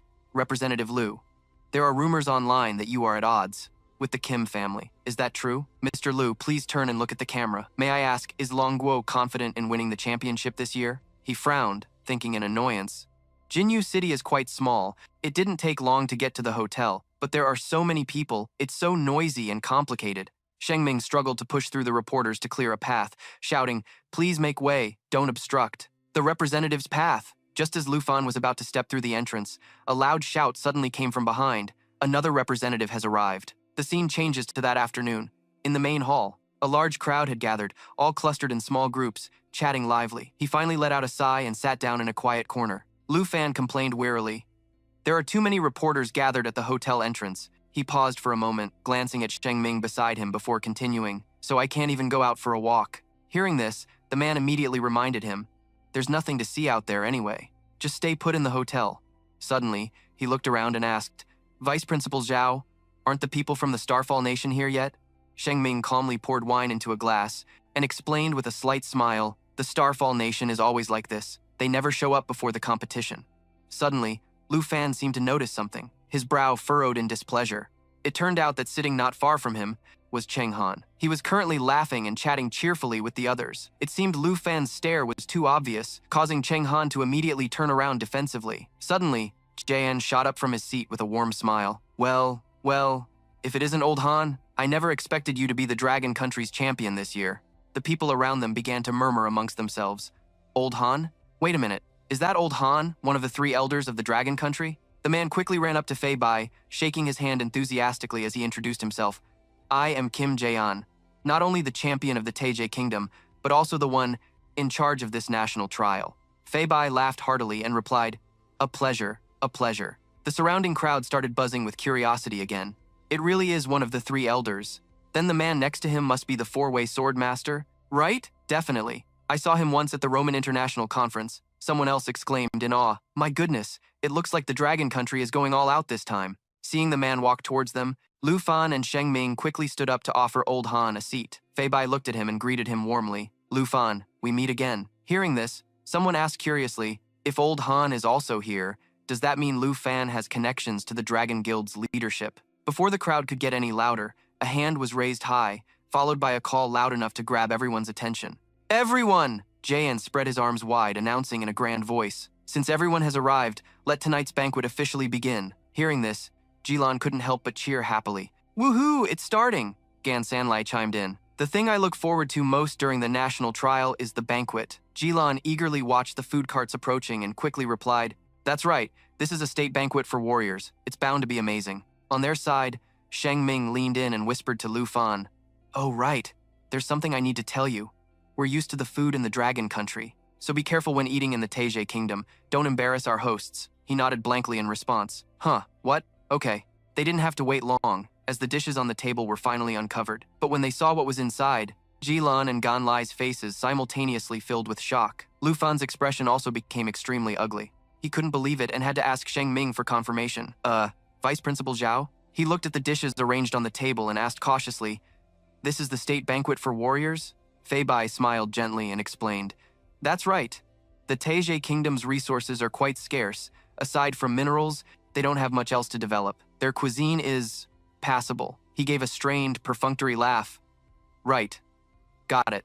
Lu Fan let out a sigh, complaining to himself, "I really miss my youngest aunt right now. Even a simple dish she makes would be better than this." Suddenly, he paused, a thought striking him. "Wait a minute. I actually have food my aunt packed for me in my luggage." Abruptly, a loud noise erupted not far from where he was sitting. A powerful hand slammed furiously down on the table. The man was Andre, a level 60 hidden class flame warrior. He roared in anger. "How can this food be so disgusting? This is how you treat your guests?" A scruffy, bearded man behind him immediately tried to calm him down. "Andre, control your temper." Cheng Han frowned, taunting him with an annoyed look. "If you don't want to eat, then starve. A loser wouldn't know how to appreciate fine cuisine anyway." Andre was enraged by Cheng Han's words, veins instantly popping on his forehead as he spoke in a provocative tone, yelling, "What did you just say? Say it louder if you've got the guts." In the blink of an eye, he was right next to Cheng Han, aggressively demanding, "Say it again." Seeing the situation escalating, Jaean immediately stepped in to intervene. "Calm down, Cheng Han. The national trial hasn't even started yet." The scruffy bearded man also frantically tried to stop him. "That's enough. Calm down, Andre." But by now, he was blinded by rage, in no mood to listen to their advice. He pointed at Cheng Han and shouted, "Kid, your name is Kim Cheng Han, right? During the national trial, you better hope I don't see you. A terrifying killing intent began to radiate from Cheng Han. He scoffed, replying with disdain, "Same to you." Hearing this, Andre didn't linger any longer and stormed off aggressively. Before leaving, he didn't forget to shout, "I'm not staying here anymore. This food is disgusting. Throw my portion away." The scruffy bearded man hurriedly chased after him. "Where are you going? Get back here and sit down." As he was walking away, a fragrant aroma suddenly wafted from nearby, causing him to stop in his tracks. Sniff, sniff. That smells amazing. He followed the scent with his eyes and saw that it was coming from Fei Bai's table. At that moment, the old man was laughing heartily, praising the food. "This flavor is really not bad." Sheng Ming was also stunned by the table full of food in front of him. "Hey Lu Fan, why did you bring so much food?" He scratched his head and replied with an embarrassed smile. "My youngest aunt prepared it. She was afraid I wouldn't be used to the food in the Teje kingdom." It seemed Andre's stare was so intense that it made him turn around with a start. Again, their eyes met. Lu Fan didn't show any annoyance. Instead, he smiled and asked him, "Want to eat with us? This is much better than the national banquet." Lu Fan added with a friendly smile, "We don't get to enjoy the delicious food of the Thai's nation either." Andre didn't hesitate and quickly sat down next to him. "Thanks." He held a hot, steamed bun in his hand, a look of craving that he couldn't hide. But before eating, he didn't forget to say, "Well then, I won't stand on ceremony." As soon as he finished speaking, Andre couldn't wait any longer and immediately took a huge bite of the bun. The very first bite caused a flavor explosion in his mouth, his emotions erupting like a volcano. Andre exclaimed excitedly, "This is delicious." Lu Fan gently reminded him, "No need to be so formal. Sit down and eat with us." Andre quickly blended in with everyone. He said cheerfully, "Thanks, brother." Lu Fan took out a salad, turned to Fei Bai and Sheng Ming, and invited them, "Vice Principal, Elder Zhao Han, you two should try some as well." Fei Bai laughed heartily and replied, "Well then, we won't refuse." Andre's voice could be heard praising the food between bites. "Brother, the food from your dragon kingdom is really something else." The sounds quickly reached the ears of Zian and Cheng Han. The people sitting around them could only watch with craving, occasionally letting out, "So delicious." Sheng Ming leaned forward, praising the food. His young aunt's skills are truly amazing, worthy of a master chef. Hearing this, Cheng Han couldn't contain his rage. He clenched his fists directly, snapping his chopsticks in half. Suddenly, Zian reached out and stopped his next move. He calmly reminded him, "Calm down a bit." With that, Zian stood up, a pleasant expression on his face as if nothing had happened. He called out loudly, Everyone instinctively stopped what they were doing, their eyes all focusing on him. Zian held a switch in his hand, and as he spoke, he pressed it with a beep. The evening banquet is about to conclude. Next, Lu Fan's group also focused their attention, curious to see what his next move would be. Zian was indeed a very skilled speaker, as he added, "Please allow me to reveal the map and rules for this year's national trial." A large screen quickly appeared behind him. Zian explained loudly, "As you can see, this is the map for this session's national trial." Someone asked curiously, "This is a composite map. Isn't it way too big? It's even larger than the map from the previous session." Lu Fan frowned in thought, thinking to himself, 9 types of terrain, each with different monstrous beasts. Very good. The larger the map, the longer the match will be, making it more suitable for me to cultivate my spirit. As if answering the questions from the crowd, Zian spread his arms wide and slowly replied, "That's right. I believe you've all noticed. This year, our Thai's nation has selected 9 types of terrain from all over the world, creating the largest map in years. Each type of terrain is populated with various monstrous beasts, from level 50 to level pre 80. His expression gradually became serious as he added a reminder. The points obtained from subjugating monstrous beasts will also vary based on their rarity. In short, the stronger the monstrous beast, the more points you'll get. That's a guarantee." He then switched the screen to another area and explained, "We've also added another way to earn points, and that is through mission points. On each terrain, there will be mission points that we have set up. After completing a mission at a mission point, you will automatically receive a point reward. The content of the missions is completely random." Hearing this, everyone's face turned serious. Of course, Lu Fan was no exception. He listened very intently to what he was saying. Naturally, each person can only accept one mission at a time, and only after completing it can you accept the next one. He slightly lifted his head to look to the side. Understanding dawned on him. He had probably already guessed what the others were discussing. Lu Fan calculated inwardly. So far, all the explanations have revolved around how to obtain points. It seems they're not encouraging PvP, but it's quite the opposite. These kinds of rules are a setup for mutual slaughter. He crossed his arms and observed the people around him, waiting for the points on each country's representative to accumulate. Killing others to take all their points is everyone's real intention. Fei Bai, beside him, started to laugh with great interest. Jilan curiously pointed at the map on the screen and asked, "We all understand the rules now. Mr. Kim, What do the skulls on your map mean? Zion laughed and praised her. An excellent question. This symbol represents the new rule, the dark spire. Jilan repeated with confusion. The dark spire? Everyone also focused their attention on the skulls displayed on the screen. Zai and continued to explain. In each terrain, there will be a dark tower that moves randomly, and inside each of these spires, an army of demon beasts that truly existed in history is imprisoned. His face turned sinister as he introduced, their demon leader is the Nine Realms demon. Upon hearing this, someone immediately cried out in horror. What? The Nine Realms demon almost destroyed your Tai's nation, and you're putting it in the national trial? Jia Sanlai rested his chin on his hand, looking bored. Are you kidding me? This can't possibly be real, right? Wei Qi coldly uttered 2 words, lunatics. Lu Fan asked curiously, the Nine Realms demon? Sheng Ming, beside him, began to explain, that is a demon beast sealed by the great Taizé nation.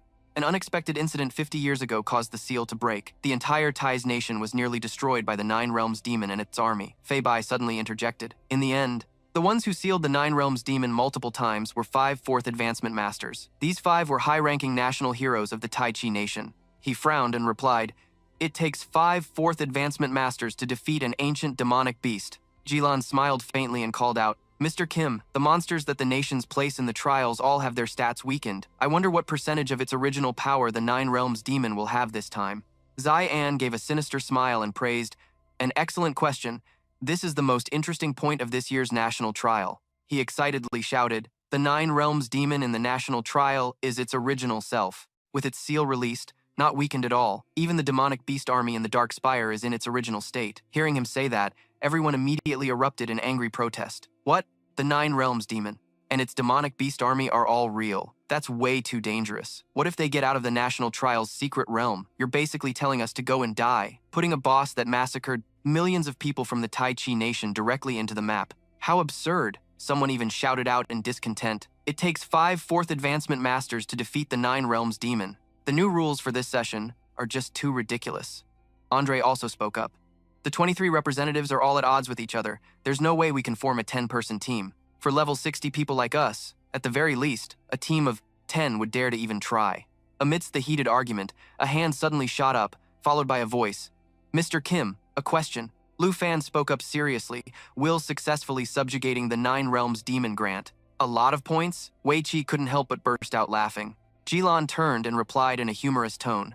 Representative from the Dragon Kingdom, this kind of design is meant to add pressure on everyone. It's extremely dangerous, not for you to farm points. Zion pressed a switch, causing the screen behind him to vanish in an instant. He smiled at Lu Fan and answered, I don't know if you're truly curious or just trying to liven up the atmosphere, but as the person in charge, I can answer that question. All the fierce beasts in the National Trial's secret realm will provide points, killing. The Nine Realms demon also grants points, and a very high amount at that. At this point, Zion suddenly bowed, concluding the presentation. If there are no other questions, we will end here for today. Thank you all for coming. Hearing this, everyone gradually dispersed to their quarters. Jia Sanlai sighed in frustration. Wei Qi also snorted in annoyance. Before leaving, Fei Bai didn't forget to look back and say with a smile to Lu Fan and Sheng Ming, Vice Principal Zhao and Representative Long, you should also head back to your rooms and rest. We'll see each other again tomorrow. He and Sheng Ming immediately bowed and replied, Elder Han, farewell.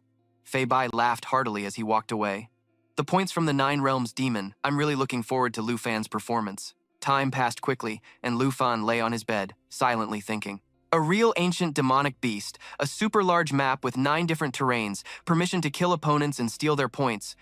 I'm not sure about Qi Li, but Kim Sung-han will definitely do it. Suddenly, he noticed the cell phone placed beside him. As soon as Lu Fan turned on his phone, the first thing that popped up was the National Trial's predicted rankings. He looked at the chart and couldn't help but feel annoyed. I'm actually ranked first. Lu Fan sighed in frustration. Typical media. Though he said that, he only dared to complain in his head. Who would rank me in the same spot as Kim Sung-han? How careless. He looked at his phone again and thought to himself, although it's not very reliable, but Lu Fan looked at another person, who would also be on his team with caution. This person was also ranked first, very much worth being wary of. Time flew by, and soon it was the morning of the National Trial's opening ceremony. The announcer's voice rang out. The moment everyone has been waiting for has finally arrived.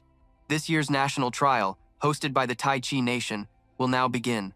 Please, everyone, look up at the sky. Following the announcer's instruction, he immediately looked up. The announcer continued to report. The Secret Realm's teleportation gate is now activating. The words had just been spoken when all the representatives were quickly sucked into the gate. Lu Fan closed his eyes and told himself, "Everything is ready. It would be best if I get teleported next to the spire." A moment later, he opened his eyes, his face full of confidence. "Let's begin." A notification appeared before him, now entering the National Trial's secret realm.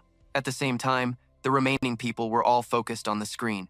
In front of them, the announcer's voice continued to ring out. "The last representative has entered the National Trial's secret realm. The competition will now begin, and the point tally has started."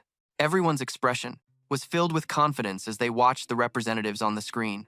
The number of points will determine the contestant's rank. Du Jing also silently watched the screen intently, and the contestant with rank 1 will be the winner. Over with Fei Bai and Sheng Ming, they were also focused on the large screen and all the contestants who had entered the secret realm. Who will take the number 1 spot? Let's wait and see. The scene shifts to Lu Fan, who cautiously opens one eye to investigate. The system's notification rang out. "You have entered the National Trial's secret realm." Lu Fan scanned his surroundings. He thought to himself, "This terrain is very familiar. This must be a selected edge of the far north." The system displayed another notification.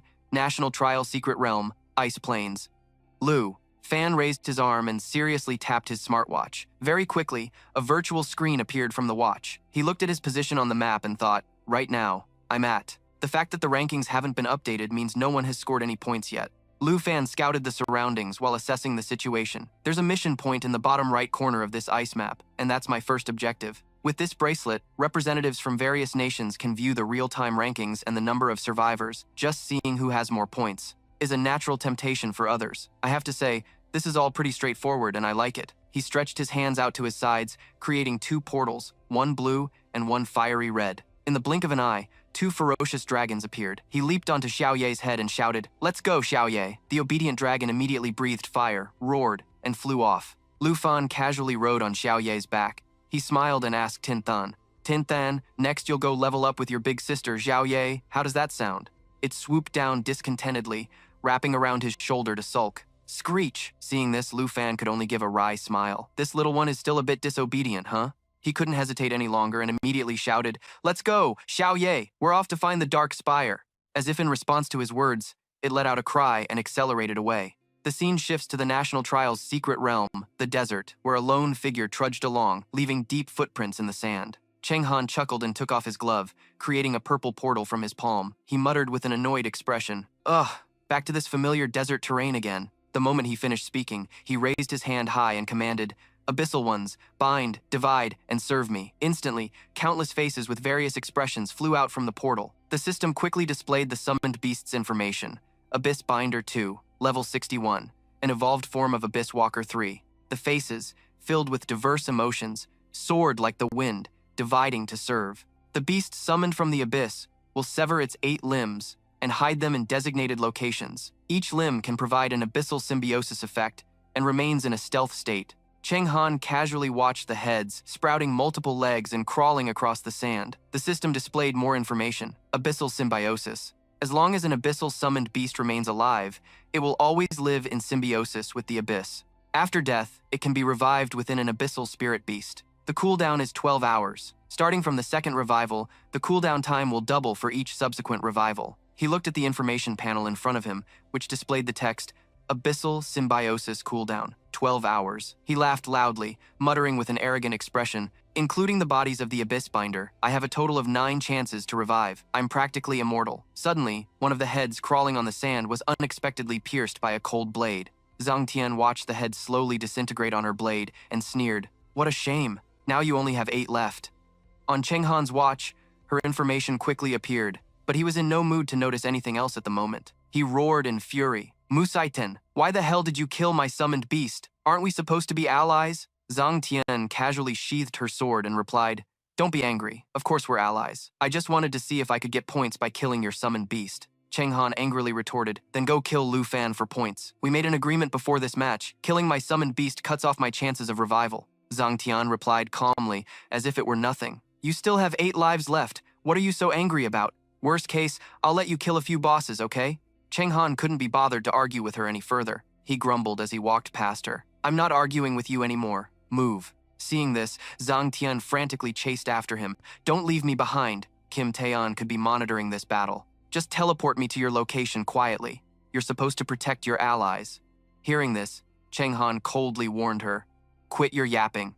Don't let the monitors hear." He suddenly stopped, his expression cold as he said to Zhang Tian, "The alliance is fine. I'll kill Lu Fan, and you kill the Black Dragon. I'll also tell you the part Kim Tae-on skipped when he introduced the Spire." He continued with a sinister smile. "That is, the Dark Spire moves randomly across each map, and if it finds a participant, it will actively attack." Zhang Tian exclaimed in shock. "What? Why didn't you tell me this sooner?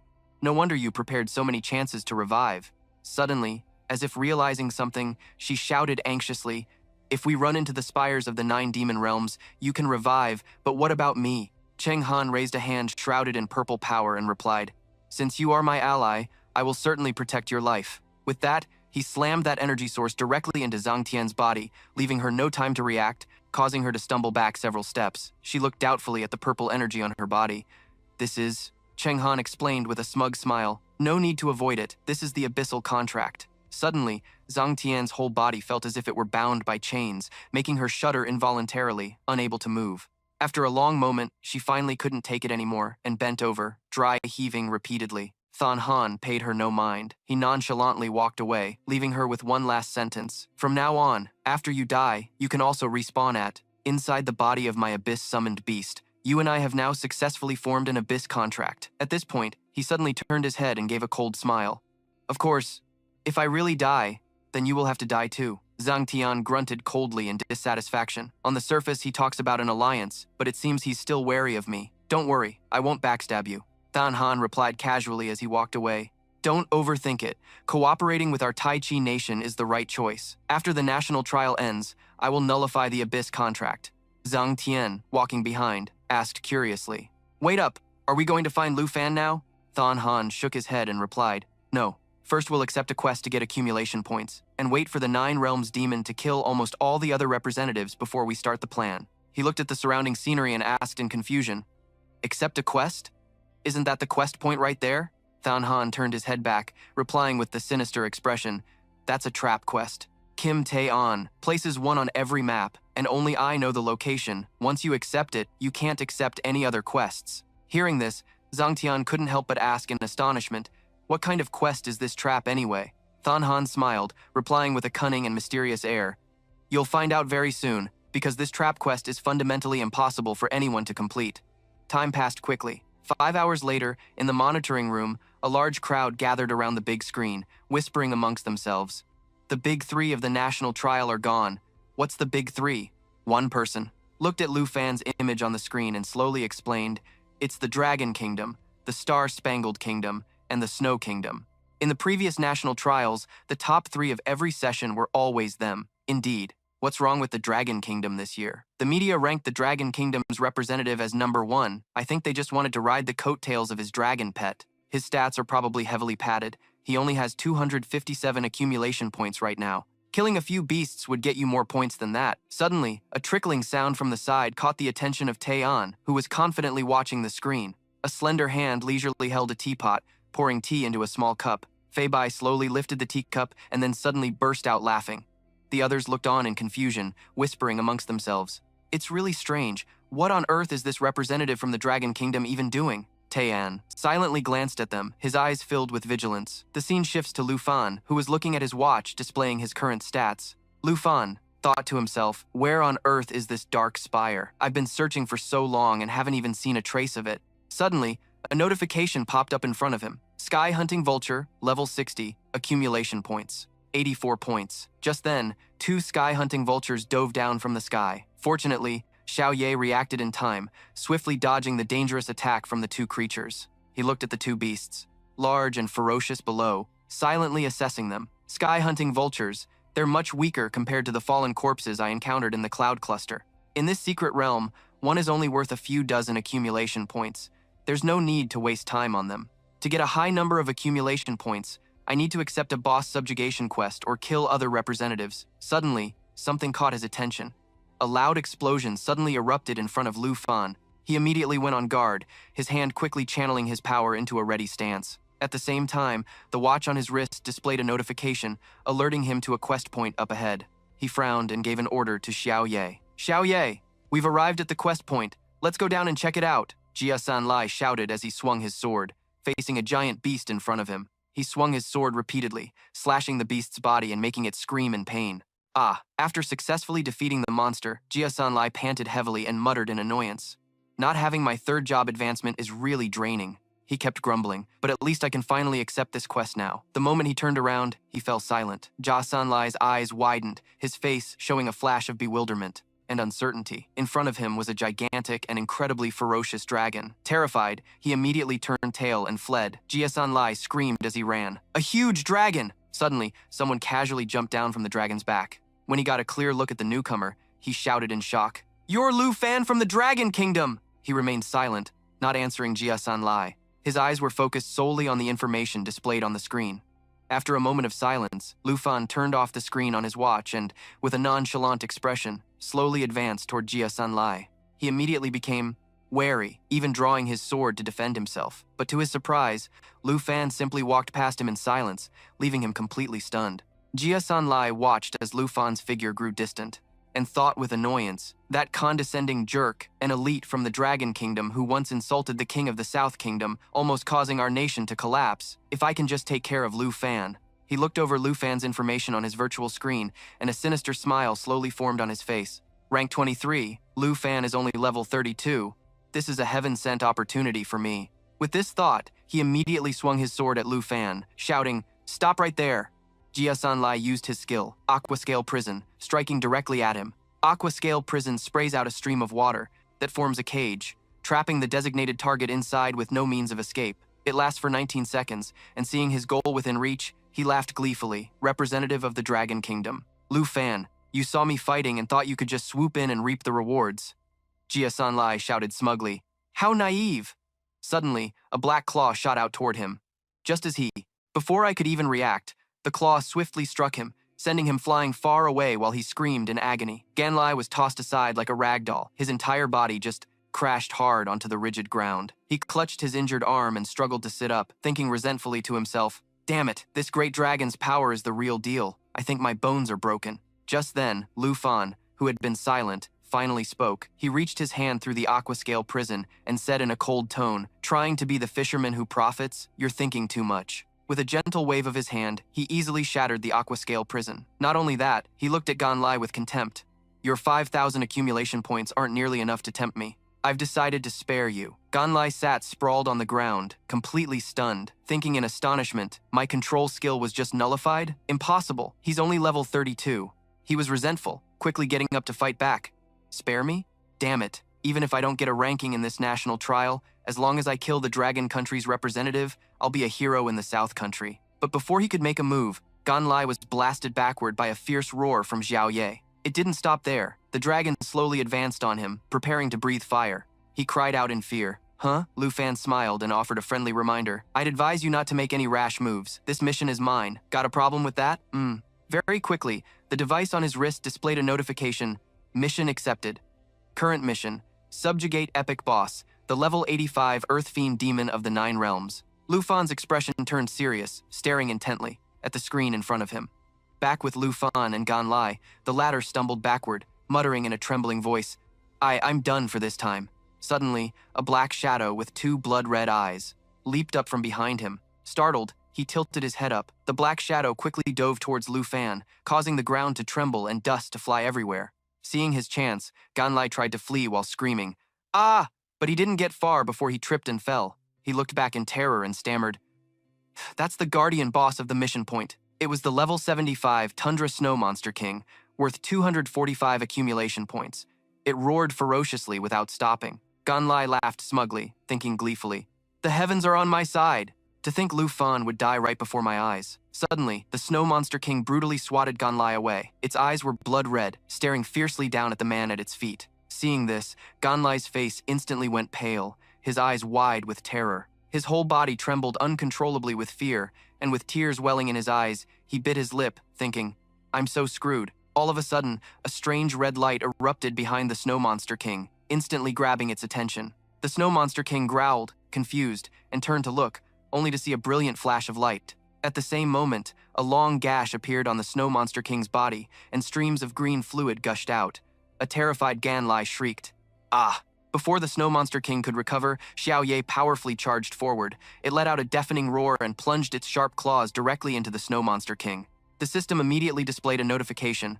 Void Break, with Dragon Aura, slashes twice consecutively. Simultaneously, Dragon Pet's Soaring Dragon Strike, imbued with Dragon Aura, hits twice. Suddenly, a contemptuous voice rang out. Tisk, it's just a little big is all. Seeing Lu Fan, Xiao Ye immediately hid behind him and let out a shrill cry. Lu Fan looked at the Snow Monster King's corpse and scoffed. It's not even as strong as a fallen corpse. Information quickly appeared before him. Dragon Country Representative, Lu Fan. Accumulation points, 257 plus 245. Ganlai's eyes widened, and beads of sweat endlessly poured down like rain. He didn't dare to move a muscle, because right next to him was a bottomless abyss that Lu Fan himself had just created. A terrified expression appeared on his face as he glanced at the deep abyss. One-shotting a boss? Is Lu Fan really level 32? If that attack had hit me, his face tensed up, and at that moment, it felt like even breathing was a heavy burden. Lu Fan's eyes glowed red as he slowly walked towards Ganlai with his sword in hand. The man cried out internally in fear. I'm screwed. I'm really screwed this time. Is this my end? With that thought, he squeezed his eyes shut, even raising his arms defensively and shouting, I'm sorry, please spare me. But to his surprise, Lu Fan simply walked past him without a glance. When Ganlai opened his eyes, the space in front of him was empty. A cold wind blew past, chilling his face to the bone. He turned his head and muttered in confusion. Lu Fan didn't kill me, he actually let me live. Suddenly, a light from behind him made him jump and spin around, and what he saw only confused him further. The mission's light circle activated. Accepted subjugation of Epic Boss, the level 85 Earth Fiend Demon of the 9 Realms. Ganlai exclaimed in surprise. What kind of mission is that? He then remembered, wait, Lu Fan asked about this earlier. Does he really intend to kill the 9 Realms demon? Meanwhile, outside the national trial, Sheng Ming was watching the monitor. He suddenly yelled, why was this type of mission included in the secret realm? He pointed at Diane and questioned loudly. This is clearly an impossible mission. If he gets stuck on this mission, if he can't submit it, how is Lu Fan supposed to earn points from the quest? He coldly reminded him, calm down. You're being too loud. Sheng Ming couldn't stay calm any longer and rushed over to grab Xian by the collar, shouting, how can you tell me to calm down? This design is flawed. I want to file an appeal. Get rid of this quest now. He smirked, forcefully knocking Sheng Ming's hand aside. If you continue to cause a scene for no reason, I'll have to ask you to leave. Let go. From what I know about the Tai Chi Kingdom, they did this intentionally. His face turned dark, and he hissed through clenched teeth. Mr. Fei Bai, seeing the situation was getting out of hand, spoke up. Vice Principal Zhao, please, don't be angry. Hearing him speak, Sheng Ming couldn't help but turn back, dissatisfied. Old Han Fei Bai calmly poured some tea and added, giving their own representative a free pass while harassing representatives from other nations. They're trying to cheat for personal gain, and you are the supervisor of the Dragon Kingdom, are you not? Do you not have the authority to appeal? Sheng Ming asked in confusion. What do you mean by that? Fei Bai lifted his teacup and calmly explained, even if this is appealed, it won't be resolved. Do you really think Lu Fan getting this quest was a coincidence? Sheng Ming asked, looking perplexed. Old Han, you know very well this is unfair. As the supervisor, why aren't you speaking up for Lu Fan? He laughed loudly. Sometimes, these petty tricks end up trapping those who use them. They mean nothing in the face of absolute power. He looked at the teacup, steaming away, and added, this impossible quest is exactly what Lu Fan wants. I believe in him, and I'm sure you do too. Sheng Ming finally calmed down. He turned to look at the monitor and replied, I understand, Old Han. Suddenly, a look of shock appeared on his face. Sheng Ming saw Lu Fan on the screen, riding on the back of Xiao, Yay, and exclaimed in disbelief. I can't believe Lu Fan is actively searching for the 9 Demon Realms tower. Back with Lu Fan, he was riding Xiao Ye, searching the surroundings, when finally, a warning appeared before him, indicating a dark spire ahead. He shouted with joy, we finally found it! Let's go, Xiao Ye! It's time for a massacre! As if answering him, it let out a piercing roar and accelerated forward. At the spire of the 9 Demon King, monsters were swarming from all sides. The system announced that the Demon Beast Army had been awakened. Bloodthirsty bats, level 60, worth 84 points. Lu Fan smirked. Aren't these Yuan Changfeng's precious mounts? Then, he sneered and commanded Xiao Ye to charge them, but now, they're nothing but a pile of free points and experience. Before charging, he glanced back and called out to Xing Chen. Xing Chen, wake up, time to fight. It answered him with a couple of roars. Flames engulfed him as he shouted the command, form change, destruction dragon. The system announced, Black Dragon form change, destruction dragon, followed by a stat panel for Xiao Ye. Raging flames shot out, incinerating a large number of the bat monsters. He yelled a warning, "Xiao Ye, watch the ground!" Below, a horde of Geocrypt ghouls was charging, and the system displayed a notification. Geocrypt ghoul, level 75, 127 points. He drew his sword. Ready. The Geocrypt ghouls are right on time. It'd be best if the entire Demon Beast army just charged all at once. The system displayed current dragon aura. The black dragon Xiao Ye let out a powerful roar, blasting away many of the surrounding monsters into nearby lava. A system note appeared. Dragon Tamer's Seal. Normal attacks will carry dragon aura, dealing ranged damage. Hit by the shockwave from Xiao Ye's roar, the monsters were flung back and collapsed as a trail of searing lava stretched forward, spewing fire, dealing damage, while simultaneously healing itself. Watching the distant monsters also flying in, he thought, there are a lot of beasts in this first wave. Killing them little by little like this is too wasteful. Having thought this, he raised his hand and activated a skill. Dragon's Valor. Dragon's Valor buffs the user and their dragon pet, increasing all stats and attack power by 30%. Simultaneously, Xiao Ye also roared as its power flared. Xiao Ye level 30, contracted black dragon, strength 5,124, increased to 6,661. Agility 9,431, increased to 12,260. Spirit 20,214, increased to 26,278. Endurance 10,473, increased to 13,614. He charged forward, announcing, "Xiao Ye, prepare to unleash Great Cataclysm." Xiao Ye let out a series of powerful, menacing roars. Great Cataclysm, the destruction dragon detonates the area it flies over, dealing massive damage and leaving behind a trail of fire. Lu Fan aimed from above. Xiao Ye's spirit stat has surpassed 26,000. Then I have to try this move. Serpent Shadow Arrow, Nether Serpent Guidance. While in a state of drawing the bow and charging for 3 seconds, can fire a Serpent Shadow Arrow, increasing damage by up to 500%. A countdown began as a system notification appeared. Current charge, 1 second. Xiao Ye once again roared, unleashing a massive amount of fire. Great Cataclysm! It dove towards the target area, dealing immense damage and creating a huge explosion, followed by a system notification. Current charge, 2 seconds. Current charge, 3 seconds. He aimed and released the shot. Now, the arrow whizzed past, weaving through the horde of monsters, and flew down to its intended target. Just as planned, the arrow plunged straight down toward the spot where Xiao Ye was. It then created another massive explosion. Great Cataclysm. Serpent Shadow Arrow. Shoots the Serpent Shadow Arrow at the target area marked by the Destruction Dragon, detonating and incinerating the area, dealing widespread damage, with its power enhanced to 500% of the Black Dragon's spirit attribute. The system continuously displayed notifications. Lu Fan of the Dragon Kingdom. Total points increased from 502 to 22,758. Lu Fan of the Dragon Kingdom. Rank 23. By 1. This is the entire army of the Earth-slaying demon, finally awakened. The Void Star Dragon leveled up to level 12, and Lu Fan leveled up to level 33. Everyone stared at the ranking board in awe. Oh my god, he's back! The third Royal Master is back. I can't believe Lu Fan actually dared to attack the Black Demon Spire. Taking the points and retreating would have been the wisest choice. Xia Li and Andre also received the series of quests, but their points haven't increased at all. Zhao Shengming looked up, breaking into a cold sweat, thinking that Elder Han was right. The Nine Realms Demon Subjugation quest wasn't a trap for Lu Fan at all. On the contrary, it was his stepping stone. He gently placed his teacup down and said, "Ha, the damage Lu Fan and the Black Dragon are dishing out is truly a sight to behold." Han Feibai continued.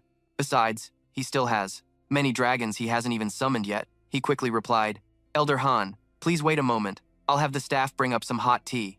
Elder Han raised a hand to stop him. "No need. We can drink tea anytime, but we can't miss Lu Fan's spectacular performance," he said cheerfully. "Lu Fan's growth seems to be beyond our imagination. After he kills the earth-slaying demon, we'll brew some hot tea." Kim Jae-on stood there thinking to himself, he's just putting on a show for everyone now. After the earth-slaying demon appears, they'll be collecting Lu Fan's corpse. He said, "The boss is about to come out, and he's still not leaving." Lu Fan didn't get it. Why stop when you've had enough? The Demon Beast army wasn't wiped out yet. It seemed he really wanted to clear out the entire Black Flame Spire. Suddenly, for some reason, the chains abruptly snapped in two. An object fell, making a loud thud as it hit the ground. The chains broke. The loud noise made him quickly turn his head. Drawn by the sound, the gate of the 9 Demon Realms Tower revealed the silhouettes of monsters within it, along with ferocious beasts. He raised his weapon cautiously. Seriously, if I'd known, I would have just waited for all of them to come out and dealt with them at once. What a waste of time. New monsters quickly appeared, along with a system notification. Wandering Demon level, 75, 135 points. Two-headed man-eating demon level 75, 297 points. Roar, roar, roar. Demon Realm Scout, level 60, 50 points. Seeing this, his side didn't falter. Little Knight, I'll have to trouble you one more time. Let's completely wipe out this demon beast army, he continued. Starlight, you're finally willing to join the fight. Starlight flew forward, raising a claw to block him from behind. Roar, roar! Lu Fan was surprised and then hesitant.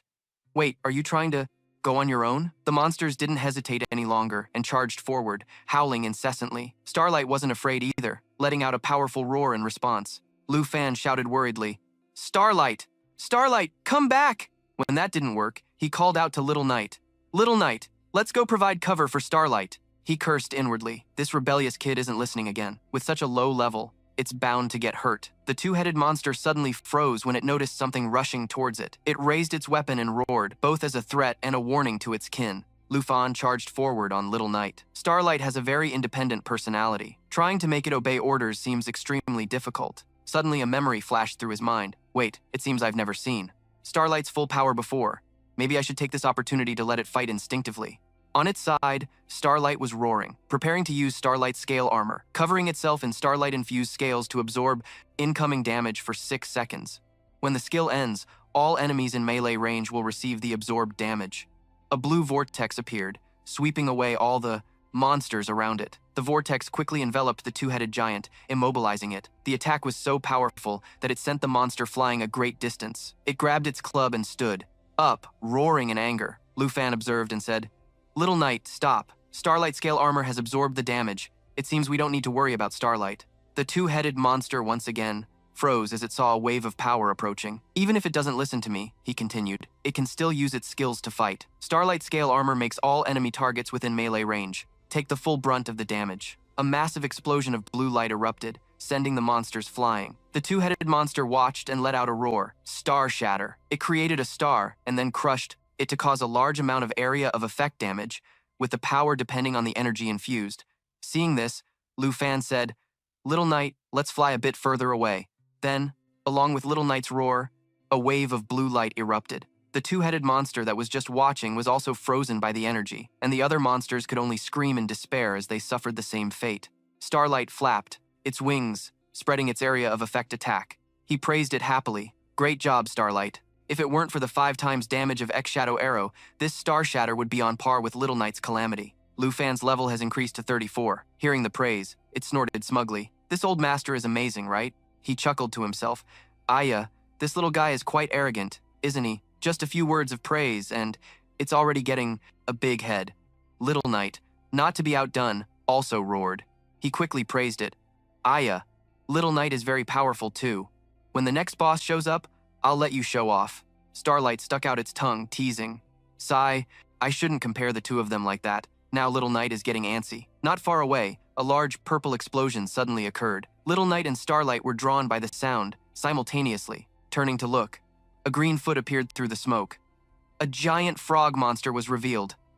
Ribbit, Black Mountain Horned Giant Beast, level 80, 429 points. Lu Fan smiled and said, Isn't this? Did it come looking for us? Xiaoye, Spirit, get ready. Let's send it on its way. The nimble green monster noticed and suddenly shot out its long tongue. System notifications appeared one after another as Lu Fan gave his command. Lava Burst. Skill activated. Current Dragon Aura. Black Dragon 11. Xiaoye, get ready. Use Lava Burst. Spirit Brave.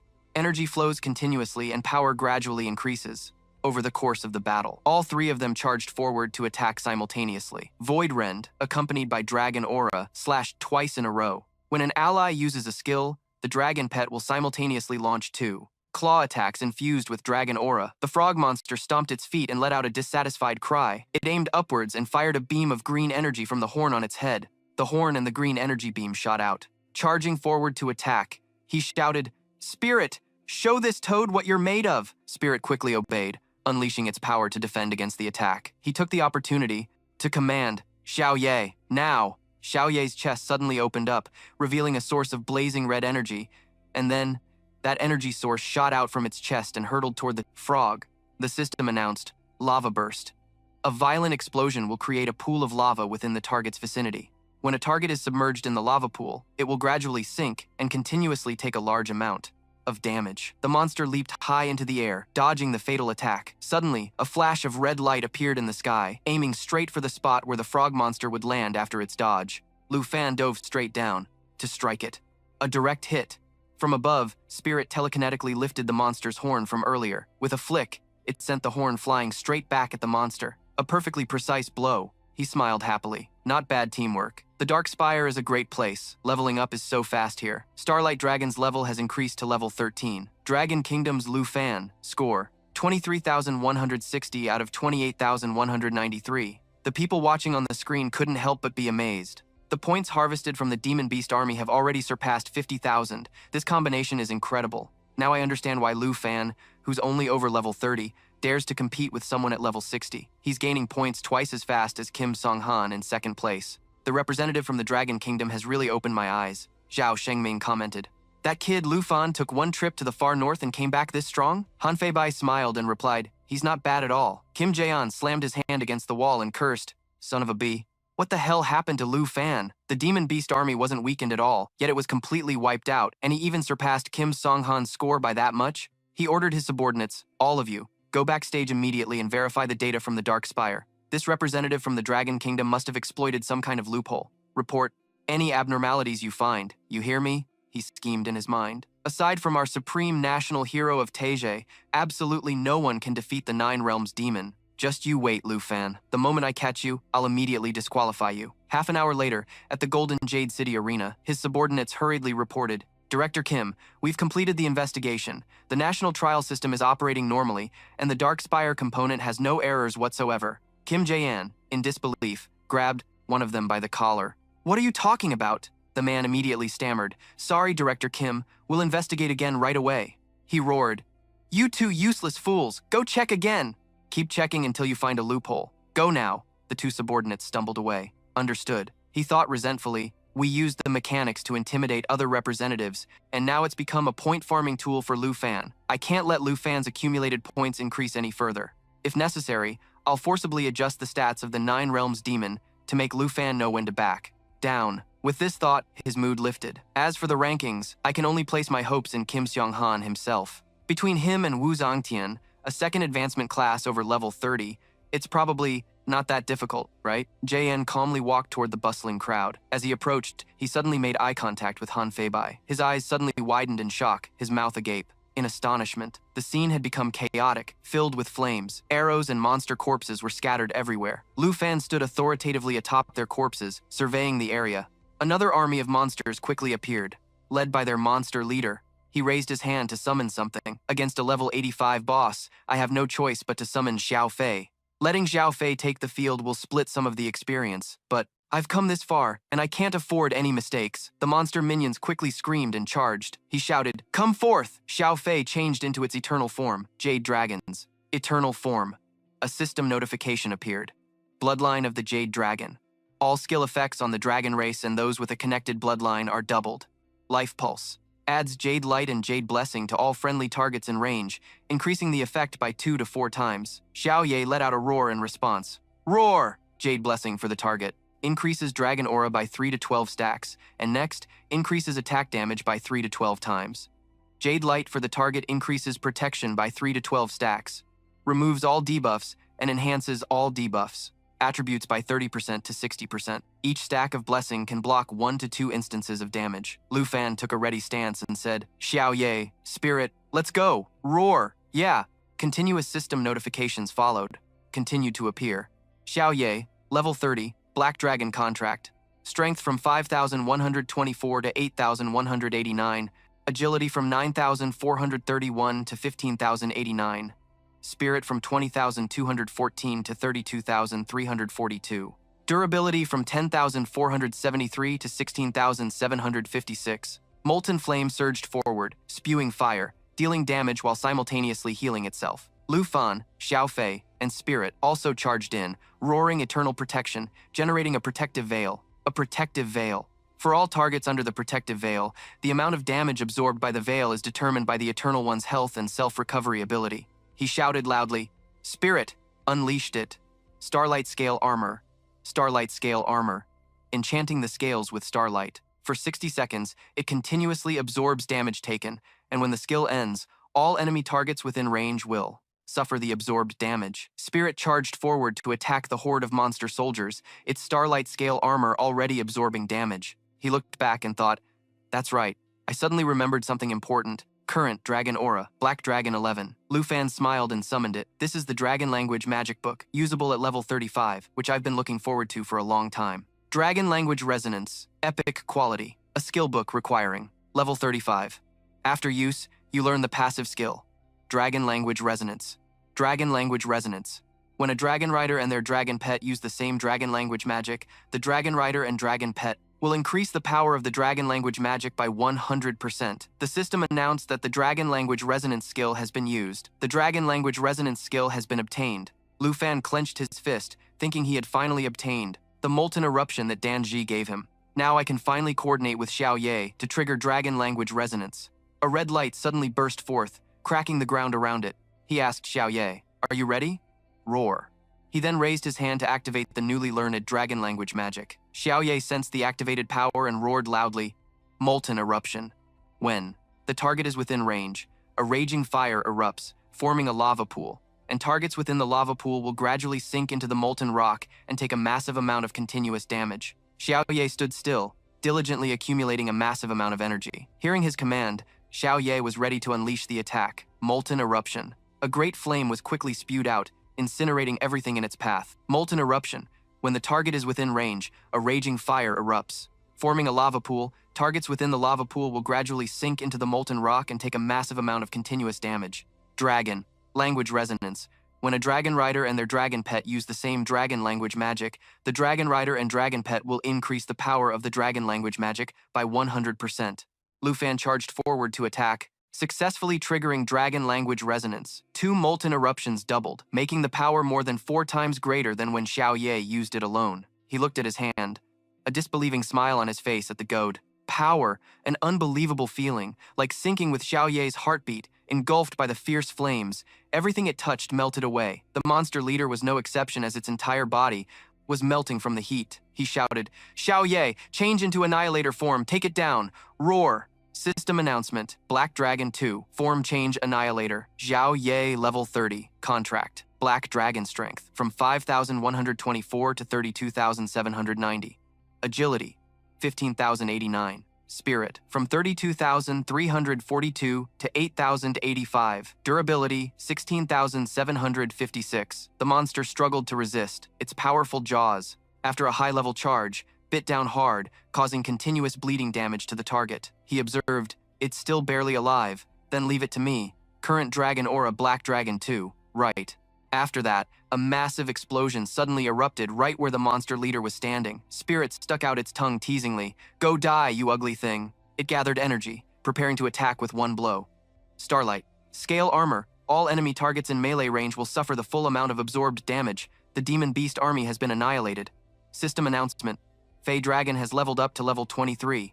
Holy cow, Spirit. Since when did you learn how to kill steal? Black Dragon has leveled up to level 31. Lu Fan thought happily. Spirit has finally reached level 15. This time, it must unlock its large dragon form. Spirit Dragon has leveled up to level 15. A new skill has been obtained. Form Change.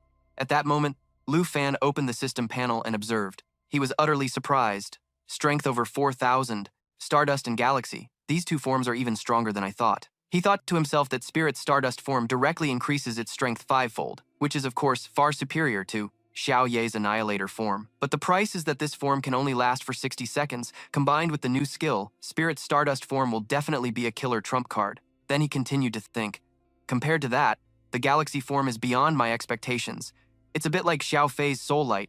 Both abandon their physical bodies to make themselves unable to be attacked. But when Spirit transforms into a nebula, it can also hide around the enemy without being detected. I need to find a vicious beast to test this on. At that moment, he suddenly wondered, speaking of testing, why haven't any more vicious beasts appeared?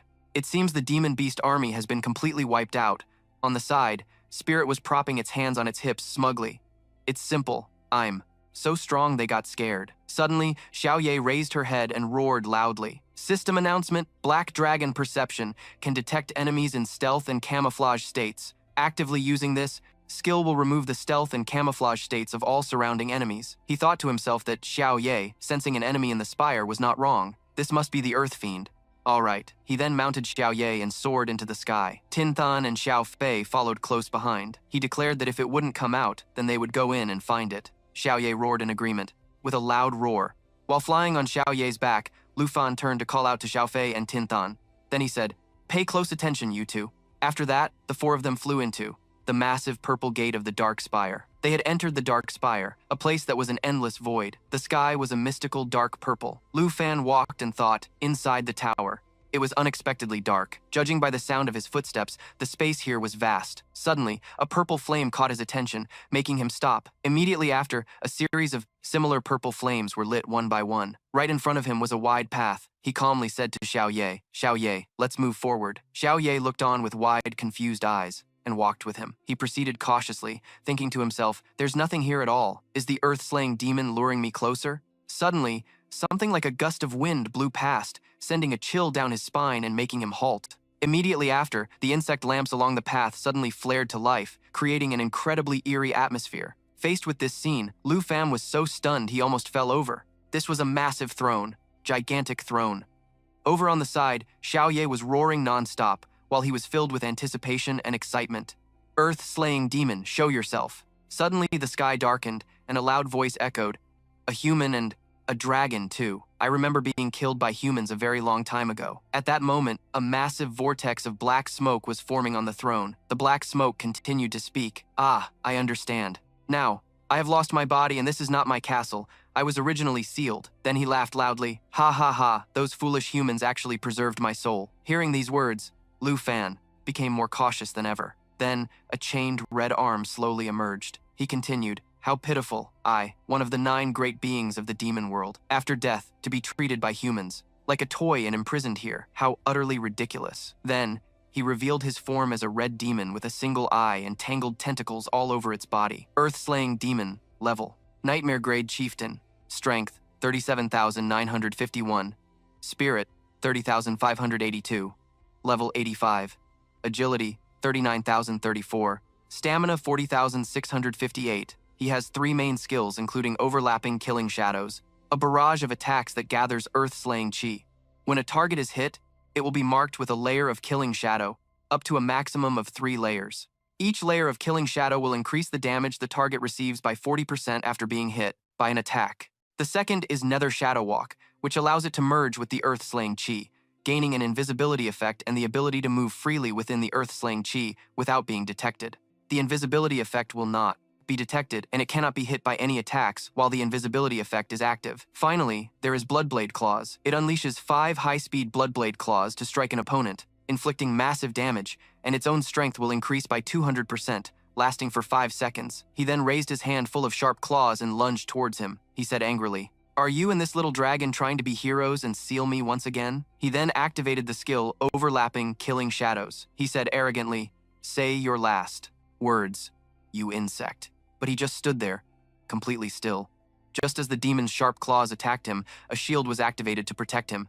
It was called Xiao Fei's Emerald Light. Immediately after, he turned to look at the demon with a disdainful expression and said, "Last words? You should save them for yourself." Then he said to Xiao Fei. Xiao Fei switched to fallen corpse demon dragon form. Right after, before the demon's astonished eyes, Xiao Fei gradually transformed into the fallen corpse demon dragon. The earth-slaying demon couldn't believe its eyes. It said, "An unknown aura.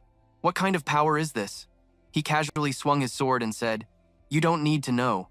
Then he told Xiao Ye to activate its lava flame. Xiao Ye opened its mouth and shot a massive fireball towards it. The flaming fireball, like a meteor, flew straight at the earth-slaying demon, but it just stood there waiting. As soon as the fireball made contact with it, it immediately passed right through its body. Witnessing the scene before him, Lu Fan was completely shocked. It passed through? Does that mean this demonic form can't be attacked? Seeing his surprised expression, the earth-slaying demon laughed heartily. An insolent human and a fledgling dragon are truly a foolish and weak combination. It turned out that it had activated Nether Shadow Walk to dodge the last attack. He began to think, "This is troublesome. Xiao Ye's perception can only detect normal invisibility and camouflage, but it can't detect the earth-slaying demon's stealth ability. Right after that, the earth-slaying demon quickly circled behind Xiao Fei to prepare a sneak attack. It immediately launched an attack towards Xiao Ye, but luckily, Xiao Ye managed to activate its shield. Die, you brats! After witnessing that, the earth-slaying demon laughed like a maniac. Ha ha ha, I can keep playing like this. Let's see how long you can last. He felt annoyed by its fighting style. 2 consecutive hits destroyed 4 layers of protection, and although Xiao Fei can continuously cast Emerald Light, being this passive is not the way, it seems I can only. Then he immediately reacted to the earth-slaying demon's attack. It rushed forward, attacking him with the skill overlapping killing shadows. This time you're dead for sure, human. But fortunately, he used his sword, was able to block it. He then smirked and said, this time, don't even think about running. Then, a series of attacks rained down on the earth-slaying demon, forcing it to reveal its true form. It looked at the recent attacks and wondered what they were. That was Shadow Walk. The attack had nullified its invisibility effect. The protagonist was overjoyed and immediately called out, come on out, Starlight, you can. Test out that skill now. The earth-slaying demon felt more terrified than ever. It stood frozen in place, screaming, this can't be. Above, a pair of incredibly beautiful and cool wings appeared. It slowly raised its head to look at everyone, a flawless transformation. Introducing the astral dragon in its galaxy transformation form. The earth-slaying demon saw it and went berserk with confusion. Could it be that it and you guys entered together? And it's been here the whole time? At that moment, he pointed his sword straight at the demon and said, you don't need to know. Have you thought of your last words yet?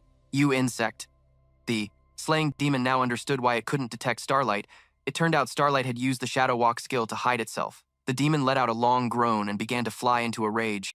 It glanced at him and said, such cheap tricks.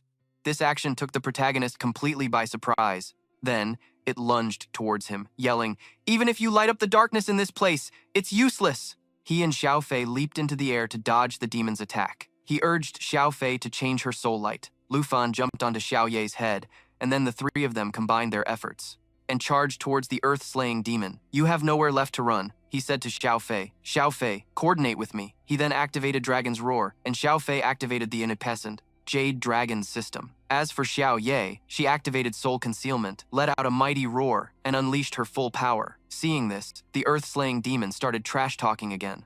It said, how can there be someone who can wield the power of dragons like this? Riding on Xiao Ye's head, he raised his sword high and shouted, Xiao Ye, let's charge. The 2 of them attacked the earth-slaying demon simultaneously, but it managed to block them. Then, it continued its trash talk. Why would a godlike being willingly be enslaved by an insect? Hearing this, the protagonist realized that it was trying to provoke their relationship. Xiao Ye then let out a roar and activated Demonic Dragon Assault. A barrage of attacks rained down on the demon. The earth-slaying demon was shocked. To have this kind of divine power, why does it still listen to you? Lu Fan was furious when he heard that. He was determined to shut it up. He asked Starlight, isn't that right, Starlight? Starlight replied to him, The earth-slaying demon went ballistic.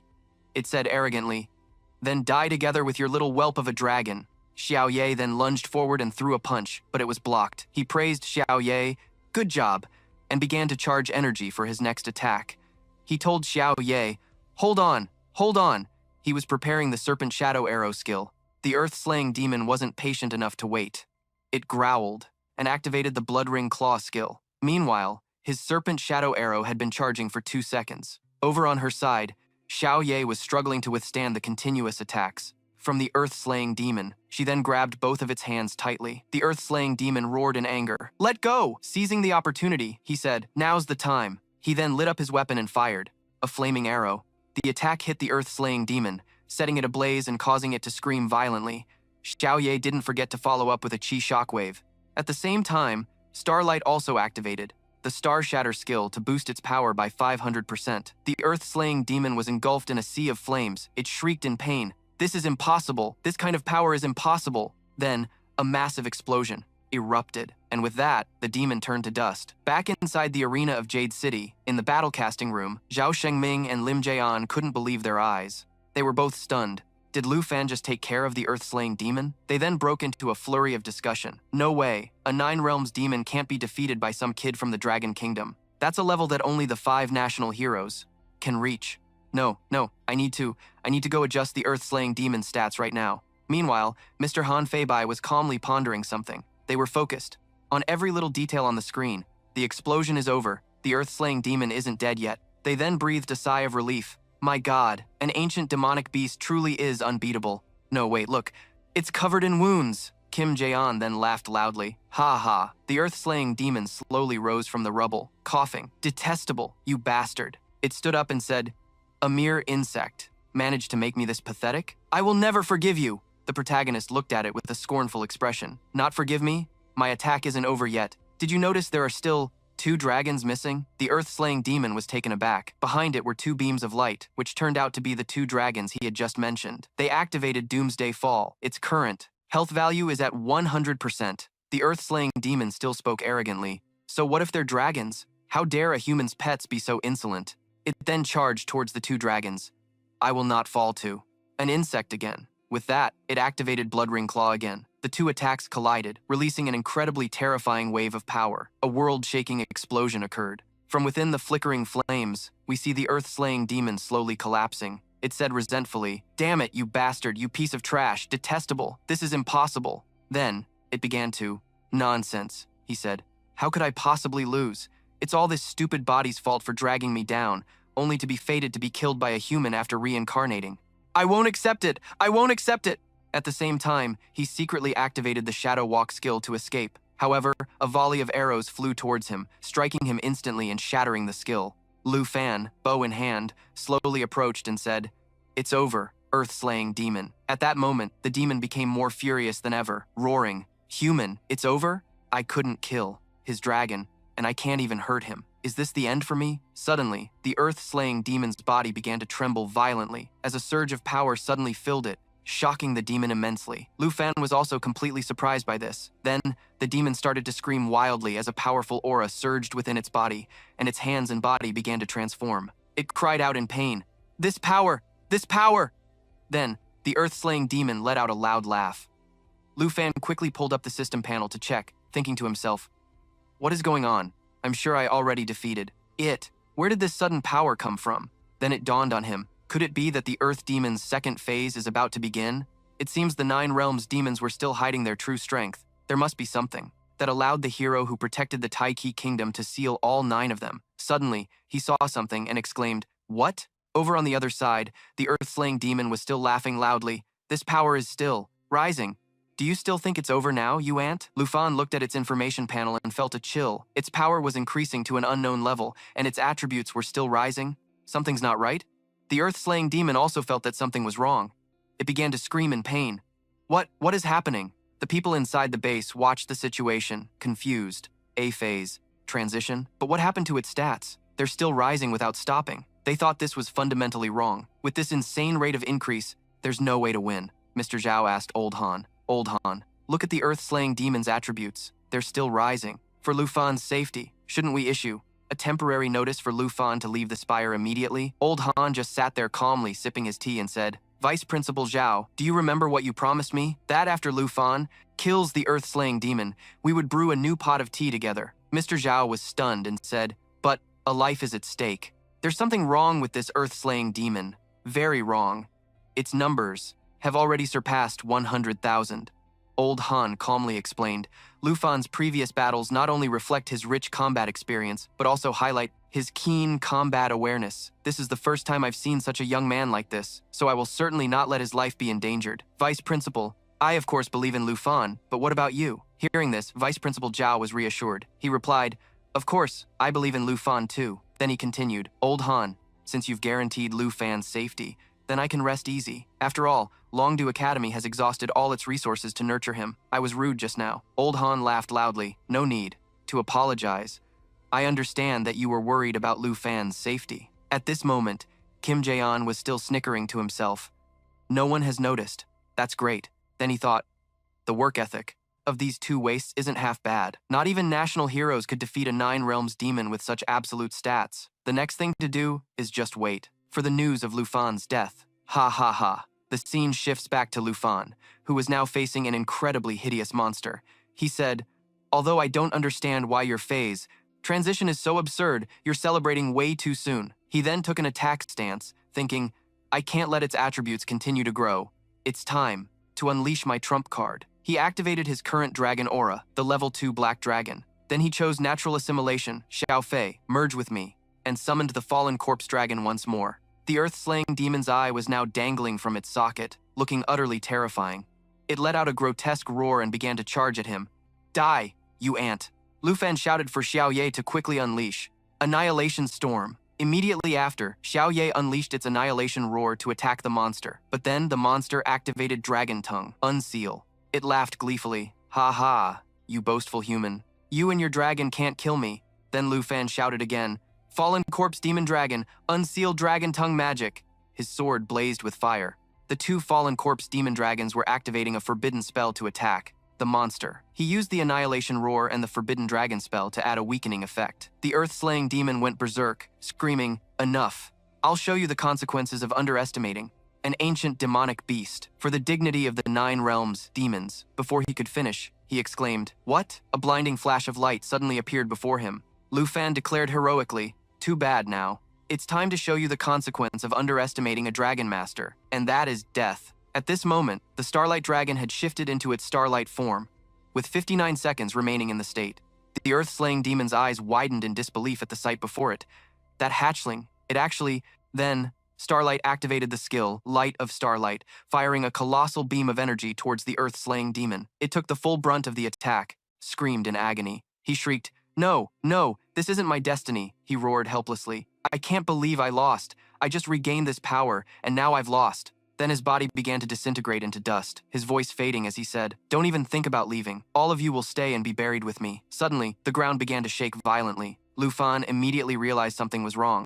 He said to everyone, "This is bad. This earth fiend wants to take us all down with him. The spire is collapsing. Xiao Ye, let's get everyone and run out of this place." At that moment, the tower began to crack on all sides, creating a violent tremor. Then, it started to crumble and collapse. Lu Fan's group managed to get out of the tower and successfully flew out. Lu Fan finally breathed a sigh of relief. Whew, the space inside that spire was huge. We almost didn't make it out. The system also announced that the Jade Dragon leveled up to level 24, the Star Dragon leveled up to level 17, Lu Fan leveled up to level 36, and the Black Dragon leveled up to level 32. He thought to himself that even though this battle was exhausting, in the end, they had finally taken care of the Earth Fiend, and he had leveled up twice in a row, making it all worthwhile. He looked at the notification screen, thinking he remembered rank 1 being around 50,000 points, and now he had about 500,000 accumulated points. He could finally relax for a bit. Just then, everyone in the room stared at Lu Fan's ranking and exclaimed,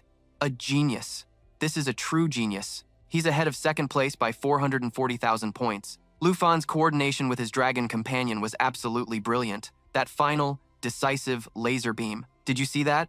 Of course I saw it. His combat awareness is definitely on par with top-tier experts. Mr. Zhao looked at Elder Han and said, "Elder Han, just as you predicted, Lu Fan won."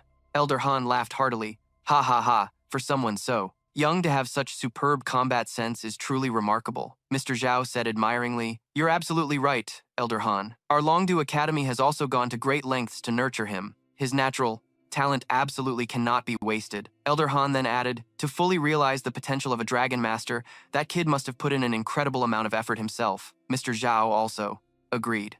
"That's right. In the period before the national trial, the person who trained him relentlessly was..." Before he could finish, there was a loud crash. It turned out the guy named Kim had thrown his phone to the ground, shattering it. He was furious over Lu Fan's victory. People gathered around him, asking, "Mr. Kim, are you all right?" He rushed away, saying, "It's nothing. I was being rude." Everyone began to whisper about his behavior. Even though the Taizhe Nation is 440,000 points behind the Long Nation, at least they're still in second place. Yeah, I don't understand what he's so mad about. Mr. Zhao was also confused. What's gotten into Mr. Kim? Elder Han just laughed. "Haha, pay him no mind, Vice Principal Zhao. Let's go brew a fresh pot of tea." That guy ran out into the hallway and slammed his fist into the wall. He thought, the Earth Fiend was actually killed by Lu Fan. Killed. Unforgivable. Absolutely unforgivable. That brat from the Long Nation actually dealt with something only a national hero should be able to handle. Just as he was fuming, 2 of his subordinates ran up to him. "Director Kim, we finally found you. We couldn't reach you earlier." He immediately grabbed his assistant by the collar and demanded, "Answer me. Did you really max out the Earth Fiend's stats?" The subordinate stammered, "Yes, we did. But that representative from the Long Nation's movements were too fast and dealt too much damage. The Earth Fiend died right after we maxed out its stats." At this, the man flew into a rage, thinking, there's definitely something up with Lu Fan. We clearly set the Earth Fiend stats to the maximum, and yet he still defeated it. Lu Fan is definitely using some kind of exploit. At that moment, Mr. Zhao and Elder Han walked past the group, causing them to break out in a cold sweat. Mr. Zhao asked, "Leaving already?" Elder Han replied, "It's fine. That kid Lu Fan really doesn't give us much to worry about." Mr. Zhao added, setting aside Lu Fan's combat power, which is terrifying enough. The way he handled that Earth Fiend shows that no one in this national trial is his opponent. Elder Han laughed loudly, "Ha ha ha ha, hogging the spotlight all night. This old man can't take it anymore. Let's go stretch our legs." Hearing this, the man named Kim grew even more furious. His assistant had to restrain him. Then, he pointed directly at the assistant's face and said, "The Long Nation's representative is cheating. Their supervisors must know something. You two, watch the door closely. If anyone comes looking for those two from the Long Nation, report to me immediately." The subordinate quickly replied, "Yes, sir." After that, Kim Taeyeon continued to eavesdrop on their conversation, thinking, "I'd like to see for myself just what kind of exploit you people from the Long Nation are using, that not even a 9 Realms demon could stop you." Elder Han was saying, "If everything goes smoothly, the #1 spot in this national trial is secured for our Long Nation, wouldn't you say?" Mr. Zhao replied, "I think it's a sure thing. Elder Han, I'm not even fazed by major upsets anymore. I used to panic so easily, you must have found it amusing." The man named Kim, listening from behind, was fuming. He thought, "A sure thing, huh? If I find your weakness, I'll rally the other nations and have you kicked out of the 23-nation alliance." Meanwhile, Elder Han was still laughing loudly. "I'm more used to seeing you all stressed out," Mr. Zhao said sheepishly. "Ah, well, Elder Han, we're here." Suddenly, behind the man named Kim, a strange light began to glow, was flying towards him. Suddenly, a sword stabbed forcefully into the wall right in front of the guy, scaring him witless. He was shocked, thinking he'd been discovered, but no one appeared. He then thought, a level 90 Dark Knight Harvester. No doubt about it, the weapon of this 4th Advancement Master must be the 4 Absolutes sword. How careless. I forgot about the 4 Absolutes sword belonging to Han Fai Bak's personal bodyguard. He then touched the blood trickling down his face. There was no pursuit. This was a warning. After that, he hurriedly fled. Kim Tae-ain thought he couldn't tail Han Fai Bak any longer. If the Absolute Sword had intended to kill, I would have been a goner. 10 minutes later, Old Han and Mr. Triyu were on their way back. "Mr. Triyu said as they walked, "Old Han, let's hurry back to the war room. I can't wait to see Lu Fam's spectacular performance." Old Han walked over to the sword mark from earlier and saw it. He then returned and laughed loudly. "The small nation of Tai Te is just as shameless as I thought," while Mr. Triyu, on the other hand, didn't understand a thing.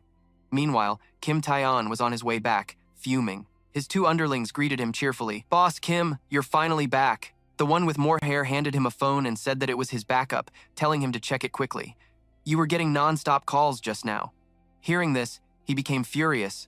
With veins popping on his face, the bald guy got scared and asked, "Boss Kim, are you okay? Your face?" The guy immediately snatched the phone from the other man's hand and yelled, "What are you looking at? Get back to the control room and continue monitoring." The other guy quickly replied, "Ah, yes sir." He stared at the phone in his hand, his expression filled with rage. After reading the message on the smartphone, the guy surnamed Kim thought, "Seriously, they think I don't want to kick Lu Fam out. I've been looking for their weakness this whole time." He thought that if there was any evidence at all showing that Lu Fam was cheating, I definitely will. At that moment, the crowd was roaring with excitement. This representative from the Dragon Country is truly amazing. He's earning accumulation points even while lying down. Is this what you call an effortless victory? Kim Tae-yeon was confused, so he moved closer for a look. When he saw the system leaderboard, he was shocked. Lu Fam's accumulation points had gone up again. The guy was automatically farming points while lying down. Then, he gleefully made a phone call. To someone, he thought to himself, "Finally, I finally found your weakness. You're finished, Lu Fam. By exploiting a loophole, the Dragon Country will definitely be kicked out of the National Library." The person on the other end immediately said, "Hello, you finally called. What were you doing before? The discussions are already getting heated. You'd better have found evidence of the Dragon Country's representative cheating." He was shocked and terrified after hearing that. What in the world is going on? Why? Why are the Earth Fiend demons and the Grand Army farming points for Lu Fam? Meanwhile, on Lu Fam's side, he was just chilling and letting the Earth Fiend demons and the Grand Army farm points for him. He sat back leisurely and said, "I can finally relax properly." Flashing back to 1 hour ago, the fallen dragon had just escaped from the spire, breathing a sigh of relief. Phew, luckily the space inside the spire was big, otherwise I almost wouldn't have been able to fly out. He was deep in thought. I've finally defeated the Earth Fiend demon. My points have increased so much. I guess I can rest for a little while. He then looked up at the sky and thought, to be honest, I never really considered those two to be my partners. But when fighting the Earth Fiend Demon, the fallen corpse demon dragon became incredibly powerful. Suddenly, he realized something. Looking at the tombstones, he exclaimed, "Ah, wait a minute. I have an idea." He recalled that outside the encampment in the extreme north, when the twin flying dragon kings mutated into fallen corpse demon dragons, Xiao Fei had snatched the flying dragon kings back from the ancient god, allowing both of them to gain fallen corpse energy without becoming fallen corpse slaves. Previously, Senior 2 and I figured out the difference between a fallen corpse slave and a fallen corpse puppet. To be exact, all of the controlled fallen corpse puppets were either beasts or were already dead, he continued to think, and right now I have 2 demon dragons brimming with fallen corpse power. On the ground, there's also the Earth Fiend Demon and the corpses of the heavenly demon soldiers as well. Neither Xiaoye nor the spirit could understand what he was thinking about so intently. Suddenly, he said aloud, "An opportunity this good is worth a try." At this point, all 3 of them were completely baffled. At that moment, the 2 fallen corpse demon dragons suddenly let out a ferocious roar. He sighed. It seems this method isn't going to work. The fallen corpse demon dragons apparently can't control the dead. Perhaps the fallen corpse demon dragons aren't fallen corpse slaves, so they can't control the puppets. I guess I'll have to give up on this. But suddenly, a hand touched his, surprising him. Over on this side, a small girl with wings was flying in the sky. He asked, bewildered, "Xiao Fei, is that you?" A system notification popped up. The Jade Dragon has changed its form to Soul's Radiance. Jade Dragon Bloodline Skill, all skill effects, are doubled for the dragon race and equivalent bloodlines. Skill, Soul's Protection. The stats of a target covered by the Soul's Radiance will increase by 100 to 200%. With every instance of damage taken, it will be absorbed to create 1 to 2 layers of protective aura. After accumulating up to 10 layers, it will release a shockwave. The amount of damage dealt is equal to the total damage absorbed across the 10 layers, would be doubled in total. He was incredibly surprised. The demonic dragon bloodline also received Xiao Fei's doubling passive. The corrupted corpse essence could actually make the flying dragon king evolve from a sub-dragon into a true dragon. Then he thought, Xiao Fei must have recognized the new characteristics of the demonic dragon bloodline. It wasn't that the corrupted demonic dragon couldn't do it, but it was because of its attributes. Is too low. It can't control high-level monsters. Then he said, if that's the case, then I get it. He then told Xiao Fei to release the Jade Light, after which it activated the Jade Light, granting the target an additional 3 to 12 layers of defense, removing all debuffs and boosting all stats by 30 to 60%. Each layer of blessing can block 1 to 2 instances of damage. He thought, its level might not surpass the Earth-slaying demon, but its stats can be boosted. He then shouted, Xiao Fei, switch to your eternal form and unleash your pulse power. After that, Xiao Fei switched to its eternal form, activating its Jade Bloodline and Life Pulse. It activated the Jade Blessing and the Jade Light, causing the stats of the 2 fallen corpse demon dragons to increase dramatically. Only then did he say, its stats have finally surpassed the Earth-slaying demon dragon. Fallen corpse demon dragon, release your fallen corpse energy. Turn the Earth-slaying demon dragon into your puppet. Then, a roar echoed as hands burst from the ground. The puppets slowly rose under the control of the fallen corpse demon dragon. They moaned and growled, known as the level 75 heavenly demon soldiers. He was overjoyed, a great success. The corpses of the heavenly demon army have been turned into fallen corpse puppets. With this heavenly demon army, I can totally let them farm points for me while I rest. The system announced that he had acquired a new skill, Fallen Corpse Control. He thought to himself, all the converted fallen corpse puppets can be controlled remotely, and they can also be recalled. This way, I can take the heavenly demon army out of the secret realm, and of course, I can also summon them for use outside the secret realm. He looked at the army before him with delight. In other words, if I wanted to, I could bring this entire army out of the secret realm, and I could repeat the devastation that ravaged the Tai Chi kingdom 50 years ago. At this moment, the earth-slaying demon had also risen as a puppet. It went on a rampage. He looked at the earth-slaying demon with an incredibly confident expression. The ancient demonic beast that nearly wiped out the entire Tai Chi kingdom has now been converted into a fallen corpse puppet. It is now completely under my command. How can I describe this feeling with just one word? Awesome. An hour later, the man named Kim received a phone call saying, how could this be? The earth-slaying demon is actually obeying Lu Fan's commands. Hello? Hello? Where's the proof of fraud from the Dragon Country's representative? The man named Zhao couldn't believe his eyes, and the phone in his hand suddenly dropped to the floor. It's all over. The earth-slaying demon is now under Lu Fan's control. This time, it's completely over. Public opinion, on the internet, was now reacting fiercely. Just then, a very familiar voice came from behind him. See, didn't I tell you Lu Fan is still #1, with a point difference? This large, the other representatives can't possibly catch up. Mr. Zhao replied to Old Han. Old Han, you were right. I was too worried.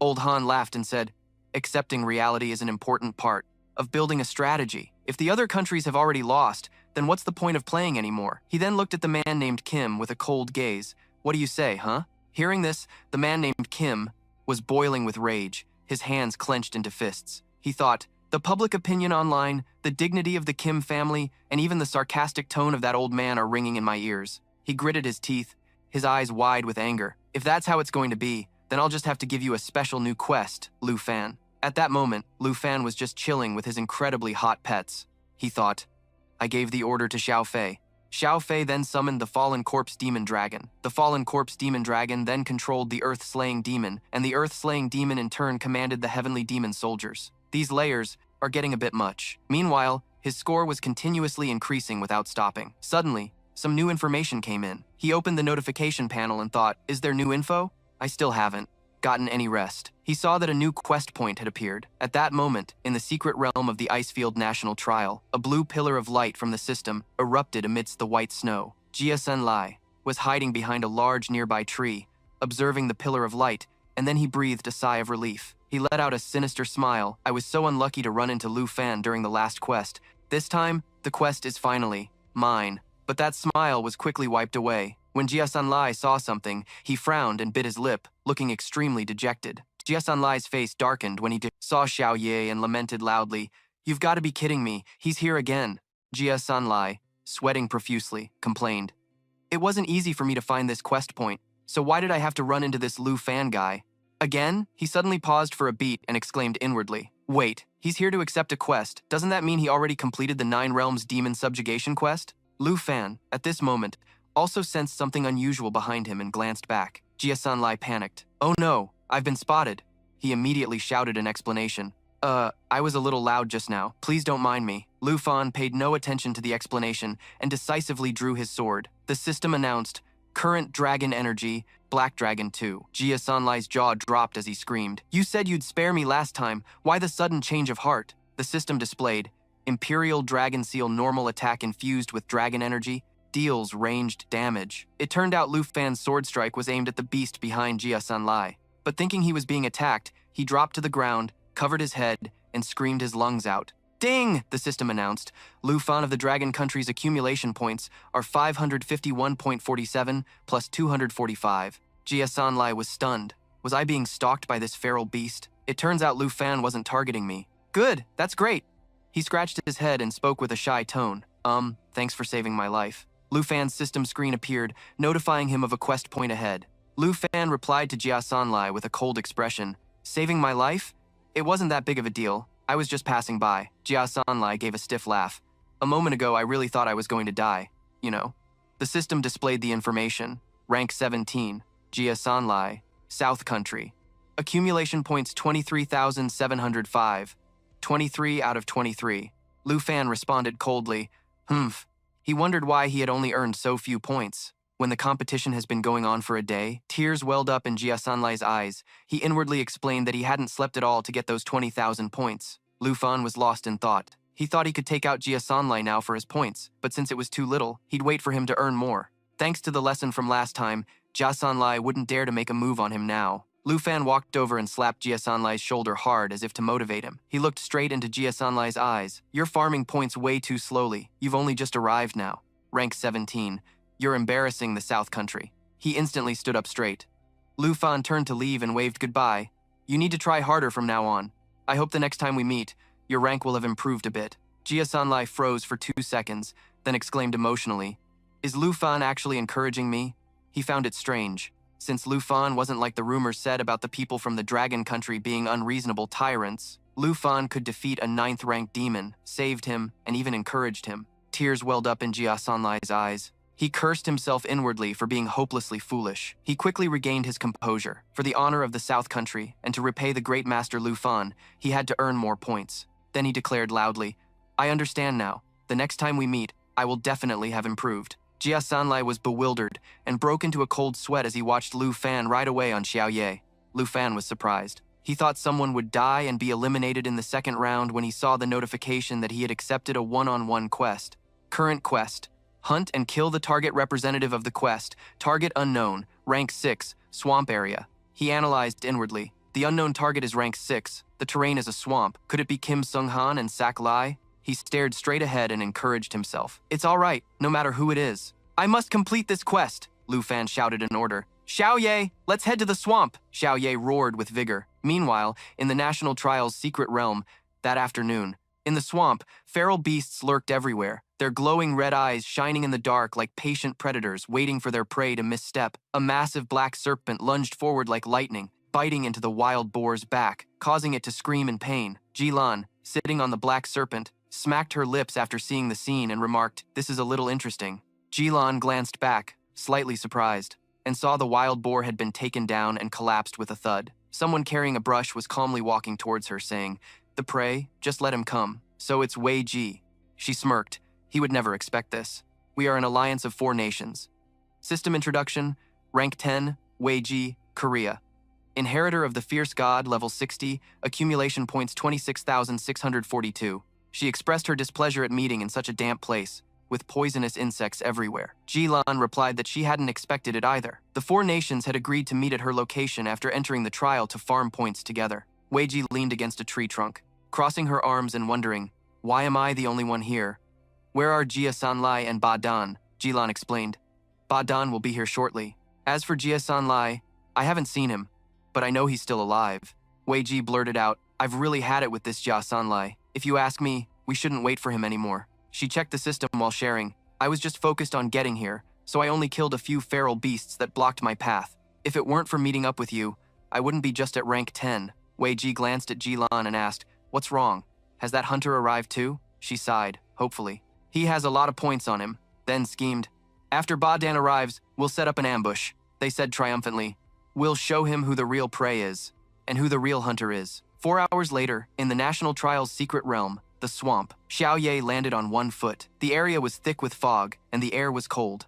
Lu Fan jumped down and thought, "We've finally made it to the swamp." The terrain here is uneven, filled with poisonous insects and miasma. It would be difficult to escape without the ability to fly. He quickly realized that he was being targeted and ambushed, seeing as there were only animals here, not even a single feral beast. With a highly vigilant gaze, Lu Fan put a hand behind his back and commanded, "Xiao Ye, release your perception." Xiao Ye quickly complied.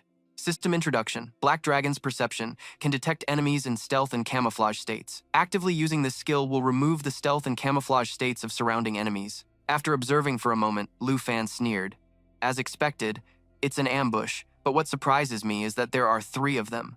Summoning his sword, he issued a challenge. "You've already heard my voice, so why not show yourselves? In that case, let me," the system announced. "Current Dragon Aura, Black Dragon 2. Lu Fan shouted, "Help you out!" Then he plunged his sword down. He slammed his sword into the ground, and violent auras erupted like New Year's Eve fireworks. Before him was a black serpent, its mouth wide open, screaming in pain. A system notification popped up, announcing that the mission target had been found. Jilan, sitting cross-legged on the black serpent, marveled that Lu Fan had actually managed to find him and injure his Xiao Qi. Introducing Jilan, from the Hanguk Kingdom, level 60, class 5 Venom Voodoo Doctor, with 66,375 points, ranked 6th. Lu Fan replied in a deep, calm voice. "There aren't many places to hide, so it wasn't hard to guess, but I'm a little disappointed. To think my target isn't Kim Sung-han or Seo Lee," Jilan smirked. "So it's no one special. I thought it might be some high-level expert and came prepared, but it turns out to be the representative from the Longguo Kingdom down below." The system displayed a warning. Hunter encountered. His smile quickly vanished when he saw the information of the person standing before him. Name, Lu Fan. Nationality, Longguo Kingdom. Level, 36. Class, Dragon Master. Points, 551,292. Rank, 1. Jilan broke out in a cold sweat, thinking in shock. Ranked first with over 550,000 points. Just yesterday, this representative from the Longguo Kingdom was in last place. He let out a sinister smile. "I never expected to run into such a fat sheep. Even if you have extraordinary strength, I'll definitely take what's mine." Jilan shot to his feet, then summoned his weapon. He taunted Lu Fan. "With that many points on you, you think you're the hunter? You need a reality check," he continued, to everyone else, but Lu Fan didn't. bother to reply, simply raising his sword in silence. His eyes were ice cold, his stance as firm as a war god, ready to counter at any moment. Jilan activated a skill, and a green orb appeared at the tip of his spear. He sneered. "You're just prey that delivered itself to my doorstep." Jilan laughed gleefully and declared with certainty, "These points are all mine!" An earth-shattering explosion erupted. Lu Fan was knocked back, landing on Xiao Ye's body as he challenged Jilan. "If you want them so badly, then come and try." Lu Fan pointed his sword at Jilan and shouted, "Xiao Ye, lava! Flame!" Xiao Ye opened her maw, and a powerful sphere of lava materialized. Jilan calmly reassured the white snake coiled around him. "Don't be afraid, Xiao Qi. It's just a dragon," he yelled, his command with a contemptuous tone. "It's only over level 30. What's there to be afraid of? Get him!" The two sides clashed head-on. Poison Bone Spit continuously spits poison bones at the target, dealing damage and applying a poison effect. Lava Flame continuously spews fire forward, dealing damage and healing the user. The black serpent suddenly reared up, its entire body emitting an aura of green. Light as its body sank into the swamp at lightning speed, Lu Fan thought to himself, "Is it running away?" No. He paused as he remembered there were still two enemies who hadn't shown themselves. Wei Ji was charging, straight towards Lu Fan, intending to ambush him. But Lu Fan saw it coming. Like a car screeching to a halt on a slippery road, Wei Ji stopped short and swung her iron ball, aiming directly at Lu Fan with all her might. Lu Fan dodged to the side with incredible speed and slashed at the chain. From above, a giant hand suddenly descended, aiming straight for Wei Ji, who turned pale with utter panic. It was Xiao Ye. Wei Ji was now doubled over like a cooked shrimp from Xiao Ye's direct hit. With her eyes wide, Wei Ji coughed up blood and thought in terror. She's supposed to be just level 30-something. So how can her power be this high? The damage from this guy and his dragon companion is nothing to scoff at. Seeing her teammate like this, Badan's sweat poured down like rain as she gritted her teeth and grunted. "Humph." Lu Fan silently observed. "This lady is really muscular. But is she smiling?" Wei Ji's mouth flew open as she screamed, "Jilan, Badan, do something!" The black serpent opened its maw from above and shot like a rocket towards Lu Fan and Xiao Ye. It wrapped tightly around Xiao Ye, causing her to scream out in pain. Meanwhile, Lu Fan calmly slashed his sword heavily into its body. Xiao Ye tightly squeezed its neck as it bit her arm, then she roared in fury and slammed its head into the ground. A stunned Jilan cried out, "Xiao Qi!" Badan screamed in frustration. "Damn it, we failed!" System introduction. Rank 14 from the Jingxiang Kingdom. Badan, level 57, Dark Spirit Master Hunter, with 34,831 points. Wei Ji couldn't believe what was happening. "Seriously, how could we have failed?" Badan yelled. "Look who's talking! This guy is no pushover. He's not like any other level 36. Jilan spoke up. "He might be a tough nut to crack, but we still have to crack him. His points should be enough to get us into the top 3. Lu Fan taunted. "Your little ambush was a joke. You tried to sneak attack me and ended up getting hurt yourselves. If you want my points, what makes you think you can take them?" Wei Ji's blood boiled, and she snapped back furiously. "Don't get arrogant too soon. You're stronger than we thought, but we'll see who has the last laugh." Lu Fan glanced at her, then smirked and challenged. "All right then, let's have a head-on fight. Let's see who really owns this swamp." Jilan shouted an order for Xiao Qi to spray its poison. Following the command, Xiao Qi immediately growled and spewed a stream of green liquid towards Lu Fan and Xiao Ye. Information quickly flashed before his eyes. Poison spray continuously sprays poison at the target, dealing damage and applying a poison effect. Lu Fan was no slouch either. He shouted for Xiao Ye to counterattack. "Xiao Ye, take it down!" Like a flash, Xiao Ye lunged towards Xiao Qi, grabbing its head and body with both hands, causing it to do nothing but struggle and scream. A notification appeared on the screen. Poison effect immune. Black Dragon Bloodline. All damage received is reduced by 50%. Immune to debuffs. Benefit. Self-regeneration ability increased by 500%. Xiao Ye let out a mighty roar and then violently tore Xiao Qi's body in half as streams of green liquid gushed out, splattering everywhere. Jilan screamed in disbelief at Xiao Qi's falling corpse. "You killed my Xiao Qi in a single blow!" Before he could finish, a dark figure suddenly flew in and interrupted. "I'll provide cover. Jilan, you continue." Lu Fan coldly watched the approaching arrows and thought to himself, "Continue. That light around Jilan. What is he planning?" Jilan raised the scepter in his hand and threatened loudly, "The magic formation is complete. Lu Fan, stop now." With that, he slammed his scepter into the ground and shouted, "Myriad Serpent Formation." In an instant, Xiao Qi's corpse began to sizzle. From its empty neck, countless snakeheads sprouted in a flash, and a system notification for the myriad serpent formation, a magic formation, quickly appeared. Of the 5 Venom Sorcerer, it requires a 60-second casting time.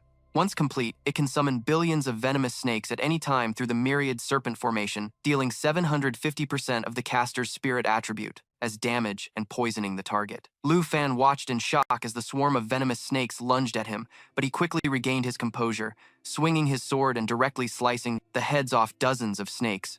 He calculated to himself, I can't let this continue. This is Jilan's skill, so the snakes are endless. Jilan gloated, shouting, he can't escape my myriad serpent formation. You two, go deal with that black dragon now. The man in black turned to him worriedly and asked, hey, these snakes won't hurt us, will they? From a distance, Wei Ji couldn't hold on any longer and shouted impatiently, there's no more time to waste. Ba Dan, let's charge. Suddenly, a massive explosion erupted in front of Jilan, making him scream in shock. What? A muscular hand slowly reached out from within the massive flame, as a voice filled with contempt rang out, there's no escape, so don't get cocky. A system notification immediately appeared on the screen. The world-ending roar was unleashed, dealing massive damage to all targets in range and applying a weakening debuff. At the same time, Xiao Ye let out a ferocious roar. Lu Fan slowly emerged with his blade in hand, saying contemptuously, this formation of yours is just an annoying gimmick. The snakes at his feet were incinerated one by the intense flames. A notification for the skilled Dragon Claw, Dragon Annihilation appeared. The arm transforms into a Dragon Claw, delivering a swift 6-hit combo. It can be cast from a distance and can support a dragon companion. Jilan's face was filled with confidence as he laughed arrogantly. A gimmick? I'll make you regret saying that. He raised his scepter high, creating a vortex from above that sucked in the corpses of the dismembered snakes from the surroundings. He shouted urgently, Wei Ji, Ba Dan, hurry up! Upon hearing this, Wei Ji immediately accelerated, rushing forward like a blur. She let out a piercing shriek. Seeing Lu Fan within reach, she swung her mace directly at him, but to her surprise, he calmly raised one hand and effortlessly stopped the enormous weapon. Just as he blocked Wei Ji's attack, Ba Dan charged forward, loosing a volley of arrows at him. From behind, Xiaoye quickly swooped in, using her sturdy wings to block the barrage of sharp arrows. For Lu Fan, suddenly, his expression turned serious, his eyes darting around the area. Lu Fan thought to himself, an earthquake? No, that sound is. At the same time, Jilan laughed maniacally in the distance, shouting, revive, Xiao Qi! Fuse the snake corpses and prepare to unleash the myriad serpent's deadly venom. A giant serpent fused from tens of thousands of snakes slowly emerged before him, and a system notification appeared. Berserk Serpent Revival. A giant serpent formed from the spiritual power of a 5 Venom Sorcerer. As long as its master is alive, it cannot die. After being infused with spiritual power, it can be revived. If its body is broken, it will split into a massive number of smaller snakes. 2 giant snake heads lunged forward simultaneously, preparing to spew a stream of liquid toward Lu Fan and Xiao Ye. Another notification appeared on the screen. Myriad Serpent's Deadly Venom. The billions of snakes summoned by the formation do not disappear upon death. Their corpses can be converted into a highly toxic attack on the target area, applying a deadly poison effect to all targets within the zone. For the next 120 seconds, it will deal damage equal to 900% of the caster's spirit attribute each second. Lu Fan shouted to Xiao Ye, get over here, he thought to himself. That giant serpent is an entity created by his class ability. If I cut it in half, it can just split into 2.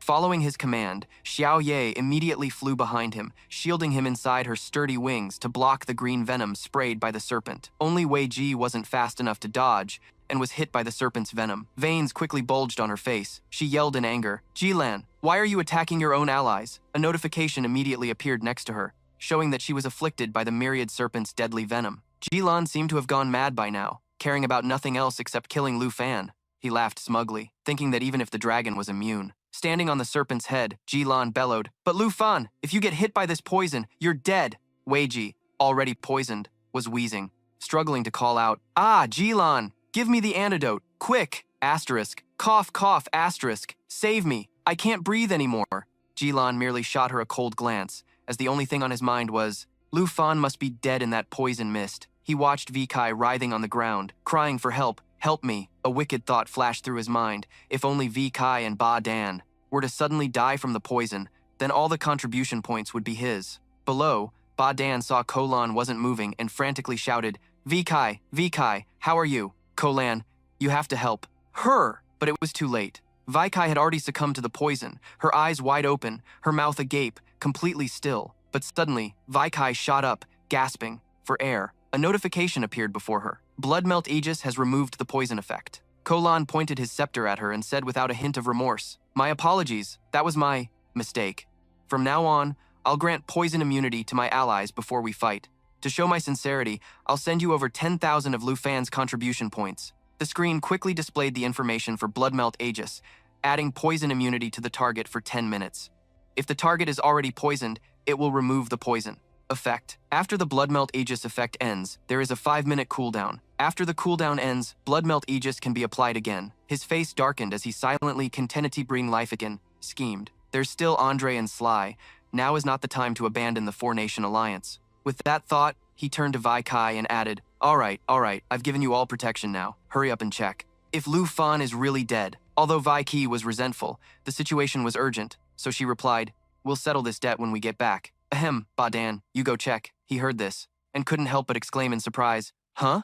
Me?" Suddenly, Kolan's face went pale, and he roared in disbelief. "What?" Lu Fan slowly emerged from the green mist. He gave a cold smile and said slowly, "There's no need for you to check. I'm obviously still alive." Lu Fan's sudden appearance left Badan completely stunned, and of course, Vaikai was no exception. Her face was full of disbelief, her eyes wide. Riding on Xiaoye's back, Lu Fan's mocking voice rang out, "You all really put on a good show for me. Are your allies always this fragile?" A status window appeared beside him. Poison immunity, effect active, Black Dragon bloodline, all damage taken reduced by 50%, immune to all debuff effects, self-healing ability increased by 500%. Badan screamed in panic. Lu Fan isn't dead. Riding that dragon makes him immune to all debuff effects. Kolan's face turned ashen, and he involuntarily took a step back. He thought to himself, he and the dragon are both immune to all debuffs, so my class skills are completely useless against him? Forget Andre and Saki. This Lu Fan is the real disaster. At this thought, Kolan seemed to snap. He pointed at Lu Fan and screamed maniacally, "Kill him! We have to kill him! You two, go kill him now! I'll give you each another 20,000. Vicky held a mace in her hand and snorted contemptuously.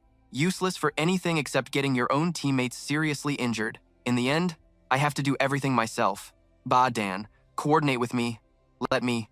Before she could finish, a loud explosion from behind cut her off. Lu Fan was startled, wondering to himself, is that one of their allies? Vikai shouted nervously. "Who's there?" she thought. Could it be Ya? Sang. Suddenly a fireball flew towards her, slamming right into her and making her scream in pain. A cloud of hot smoke rose from where she stood. The man who had just arrived was none other than Andre. He laughed heartily and said, "Don't worry, brother, I'm here to back you up. 3 against 1, how shameless. If you've got any guts, come fight me." A status window immediately appeared in front of him. Rank B, Snow Country. Andre, level 60. Flame Warrior, 80,167 points. Lu Fan exclaimed in surprise. "Andre?"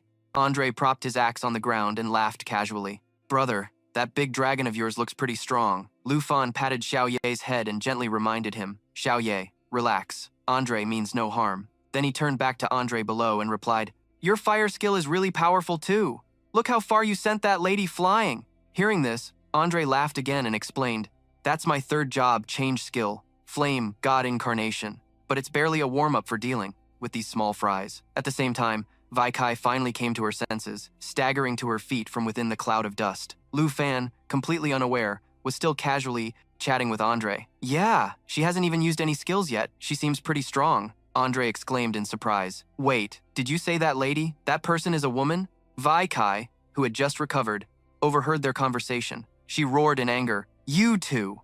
Andre asked curiously. "She's strong? Then I'll take care of this lady first. Brother, can you handle the snake rider and the archer?" Lu Fan scratched his head and replied sheepishly, Actually, there's no need." Seeing herself being completely ignored, Vaikai growled in fury. "You bastards!" Her entire body seemed to erupt with an immense power as she roared. "You dare to completely disregard me!" A giant bear instantly materialized behind her. Great Bear spirit form summons the bear god Duratan to appear and transform into a giant bear, increasing the endurance attribute by 120% and health points by 175% with a 16-second cooldown. The Great Bear Spirit swung its massive mace down, roaring as it attacked her. "You'll all pay for this." Andre swung his axe, clashing hard against her mace. While struggling to block, he shouted to Lu Fan, "Brother, watch your back. I'll handle this girl." The system screen displayed a notification. True form of the flame god. Summons the power of the fire god Sherong. increases all stats by 100%, and grants fiery wings for temporary flight. The duration of the true form of the flame god is determined by the spirit attribute. Andre leaped back, and the spirit form of the giant bear roared before charging forward again. Lu Fan watched the two of them rush into battle with each other and sighed to himself, holding his head. Although this Andre guy was reliable, he was also a troublemaker. The main issue was that this was no different from kill stealing. And these guys didn't even need help in the first place. He didn't even have to summon his Earth Fiend and army. Suddenly, countless specks of light rained down from the sky, and he could only be seen leaning to the side to dodge them. Below, Ko Lan and Ba Dan saw that everything was blocked by Xiao Ye's wings. He cursed angrily. "Damn it, Ko Lan, I failed again." Ko Lan dropped the pretense from atop the serpent's head. He immediately jumped down, shouting at Ba Dan, "What a disgrace! Just stick to the plan." With that, he pointed his mace towards Lu Fan and ordered, "Xiao Qi, use Poison Bone Spit." Following the command, it opened its massive mouth and spewed out a stream of green bones. A large amount of poison bones was sprayed everywhere by Xiao Qi, and information immediately appeared above its head. Poison Bone Spit. Continuously spits poison bones at the target, dealing damage and applying a poison effect. Lu Fan, on Xiao Ye's back, saw this and couldn't help but ask scornfully, "You clearly know my dragon and I are immune, so why are you still using this skill?" Suddenly, his expression tensed as he wondered to himself, "This is bad. I can't see Ko Lan's other giant serpent." Lu Fan scanned his eyes around to search his surroundings, thinking to himself, "The other one must be behind me." Planning a pincer attack, he readied his blade defensively. Void Break, enhanced with Dragon Aura, 2 consecutive slashes, coordinating simultaneously. With his dragon pet to unleash 2 Dragon Claw strikes imbued with Dragon Aura, Lu Fan whipped around, directly slashing his blade into the empty space beside him. Instantly, a giant serpent was mercilessly sliced in two. Looking at the falling serpent's corpse, Lu Fan said contemptuously, "You almost got a bite out of us. What a shame. You're too slow. Xiao Ye, let's go up." Ko Lan saw that Xiao Qi was defeated and cursed angrily, "Damn it." But in an instant, his expression changed. He lowered his head slightly and laughed loudly. "But my Xiao Qi can't die." He yelled towards the serpent's corpse, "Arise, raging serpent resurrection." The giant serpent, born from the spiritual power of a 5-venom shaman, will not die as long as its master is alive. They can be revived by channeling spiritual power, and if the body is destroyed, it will split into multiple giant segments. Lu Fan watched the serpents charging at him and muttered, "The more I fight, the more of them there are. What a troublesome bunch of worms." If that's the case, he raised his blade high and ordered Xiao Ye, switch to your destructive dragon form and burn them all to ashes. Hearing this, Xiao Ye let out a piercing screech, and her surroundings were quickly engulfed in flames. Massive flames enveloped her, and information appeared above her head. Black Dragon Hatchling transforming into destructive dragon form, Xiao Ye level 32, contracted Black Dragon Hatchling. Xiao Ye opened her mouth and spewed out a fireball. Lava Flame continuously shoots fire forward, dealing damage and healing herself. Xiao Ye relentlessly blasted the giant serpent with fierce flames, causing it to writhe in constant agony. Ko Lan, seeing the situation was dire, immediately shouted encouragement, "Hang in there, Xiao Qi." Then he turned to Ba Dan and yelled, "Ba Dan, are you F-times kecking serious right now?" Ba Dan wasn't faring any better. He raised his bow, in his hands, groaning with a pained expression. Ugh. After aiming the arrow straight at Lu Fan, he shouted, "Charging complete! Ko Lan, cover me!" An arrow of evil eye spirit thunder had been created. Ba Dan's face was filled with determination as he roared, "Die!" Xiao Ye, still unaware, continued to spew fire at the giant serpent. Thunder of the evil eye gathers lightning at the tip of a dark arrow to form an evil eye, dealing 4 instances of 29% dark attribute damage and 91% thunder attribute damage to the target. The longer the evil eye is charged, the higher the damage. Seeing this, Lu Fan immediately stretched out his hand and created an orb of lightning. He shouted, "A thunder-type skill? I'm all too familiar with those. Let me show you something draconic magic." Roar of the Blue Dragon King releases a blast of lightning forward, dealing massive damage, and a paralysis effect.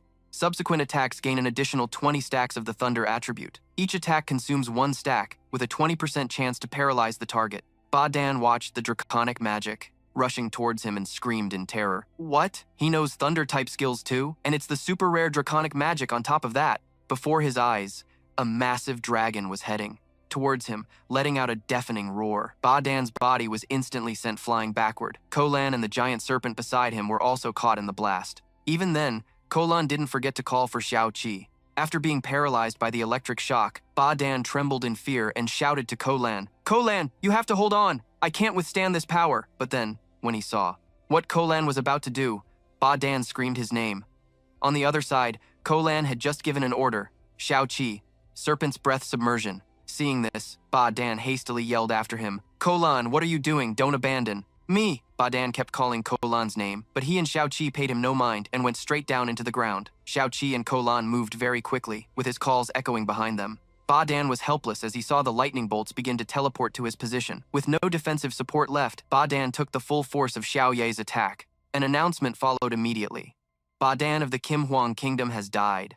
The number of survivors is now 22 out of 23. Staring at the remaining flames, Lu Fan fell into deep thought. That bastard sold out his allies again, one more time. With such a fake alliance, there's no way you can escape, Jilan. He then turned to Xiao Ye and commanded, "Xiao Ye, prepare to coordinate with me. Activate dragon language." Resonance. Xiao Ye immediately obeyed and got into a ready stance. Xiao Ye dashed forward, carrying the blazing flames of molten rock burst. Lu Fan's voice rang out, "We're going to burn this." Mud lake to the ground. The flames were continuously fueled by Xiao Ye, combined with the terrifying power of the dragon language resonance. Lu Fan stretched his arm forward. "This will be your grave." The unparalleled power of this essence, Molten Lake reduced him to a mere skeleton.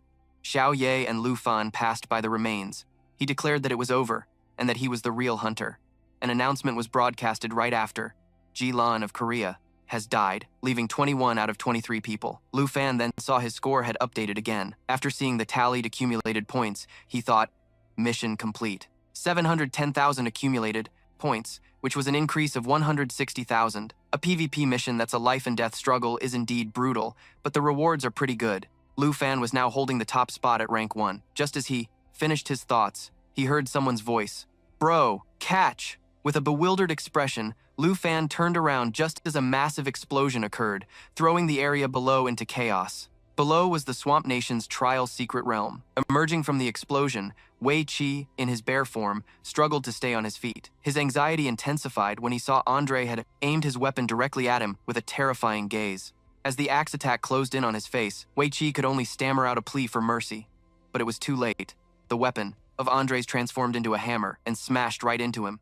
He then lifted the massive bear, saying in a steely voice, "Someone who only hides in the shadows and schemes against others doesn't deserve to beg for mercy." With that, Andre threw Wei Qi towards Lu Fan and Xiao Ye, yelling, "Bro, catch!" Seeing this, Lu Fan couldn't help but think, but the accumulated points, according to the rules of the national trial, only the person who lands the killing blow on a representative can claim their accumulated points. And then, an underworld serpent arrow shot out straight towards Wei Qi. As he cracked a smile, good deed like this was something he couldn't refuse. His score went up again.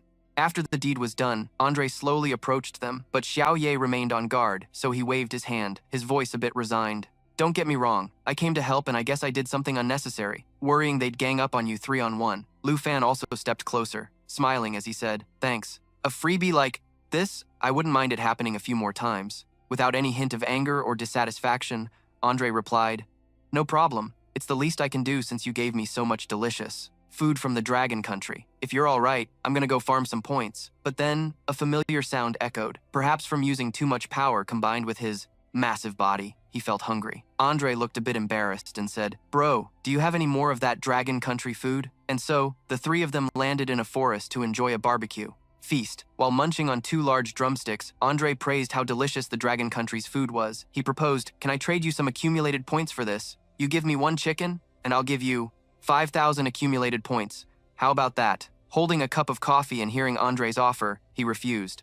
"I don't need the points. If you want to eat, I can just give it to you." With no other way, Andre had to compromise. How could that be okay? It has to be at least 2,000 accumulated points per chicken. But soon after, Andre exclaimed with a stunned look on his face when he saw Lu Fan's points. "Holy crap, over 700,000. How do you have so many accumulated points?" Lu Fan also looked at Andre's information on his own watch. Seeing it, Lu Fan wondered if Andre had also received the 9 Realms Demon Subjugation quest. Andre looked surprised and bewildered as he asked Lu Fan back, "You too? Bro, with that many points, don't tell me you leveled the Dark Spire or something?" Lu Fan replied with a calm expression. "From the very beginning, my goal was to target the Dark Spire. The accumulated points from the demonic beasts are proportional to their strength. The Dark Spire is the most suitable place to farm points." After hearing Lu Fan say that, Andre couldn't help but be stunned by his power. What kind of monster is this guy? If it weren't for my class's special trait, I would have died during the third wave of monsters at the Dark Spire.